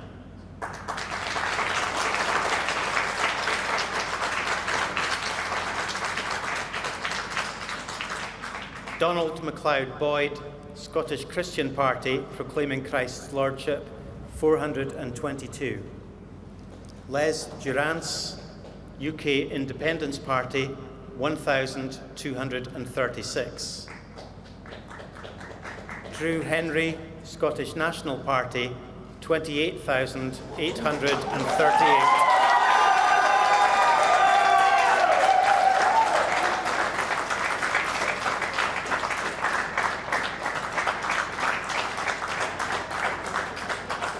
Edward Bryan Stanford Mountain, Scottish Conservative and Unionist, 3,410. Isla Marie O'Reilly, Scottish Green Party. So that's an SNP gain. Not surprising at this point in the morning. Danny Alexander, of course, has been Chief Secretary to the Treasury, sitting right next to Nick Clegg and George Osborne and David Cameron, as the big decisions of the last 5 years have been made on tax, on spending, and yet he's fought a pretty good fight there. Ran it close, but no, that's not true. I don't have my specs on and I'm misreading it. Let's just take a look at the change in the share of the vote. It's a very, as I was saying, though, it's a very brutal business politics. In the coalition, sitting next to the two senior Tory ministers taking all the same decisions. The Tories are in potentially with a majority, and the Liberal Democrats are out more or less en masse. Briefly, Colin and Jane, last reflections before we go off air? Danny Alexander, it just sums up the night for me. The SNP doing just stunningly well in Scotland, the Liberal Democrats collapse, and the story of being in coalition, Danny Alexander right at the top and walking out of government and walking out of Westminster tonight. Colin, you've predicted, as we've come to the end of the evening, a Tory majority. Just a squeak. But we came very here... uncomfortable squeak it'll be for David Cameron before long, I fear. We came here at 10 o'clock and we said the Conservatives were going to do very well compared with expectations and that David Cameron was likely to be Prime Minister. Most people went poo-poo-poo for the next 2 or 3 hours. But if anything, the Conservative position has strengthened as the night has gone on. And I'd expect that to continue in the morning as some of the rural Liberal Democrat seats continue to come in and continue to be stolen by the Conservatives. Is shy Tories too easy an explanation? Shy Tories, is that, I mean, that doesn't necessarily explain it, but is that too pat? The pollsters will be wanting to look long and hard at this. There's all sorts of reasons. There's shy Tories, there's the economic picture, there's the failure to be convinced that Ed Miliband would be a suitable Prime Minister. There's the fear in England of the SNP's strength in Scotland and the tail therefore wagging the dog. There's all kinds of things for the weeks and months ahead. But it's also true that the Conservatives have not made large inroads in terms of their votes. So some of those increases could have just come from UKIP voters going back to the Tories. I think what we're going to find out when we look into the data really carefully over the weeks, months, even years ahead, I hate to say, is that it's the distribution of those votes to seats that has really mattered tonight, and it's the collapse of the Lib Dems and the surge of the SNP in Scotland. Well, we certainly will have plenty of time to turn it all over as David Cameron may be on his way back to Downing Street. It is coming up to 6 in the morning at the end of what has been a quite extraordinary night. We've seen a Labour wipeout in Scotland and an SNP landslide. The Liberal Democrats have suffered huge losses across the country. Some of the best-known names in politics have lost their seats and more are still at risk. At this point in the morning, the Conservatives are on course to be the largest party, possibly even close to a majority. How the story unfolds from here will undoubtedly consume us all for many hours to come. ITV's coverage of the general election will continue with our colleagues at Good Morning Britain. I'll be joining Susanna in the GMB studio as soon as I can get there. And Alistair Stewart will be back here at 9:25 with more results and analysis. Susanna, over to you in just a few moments' time.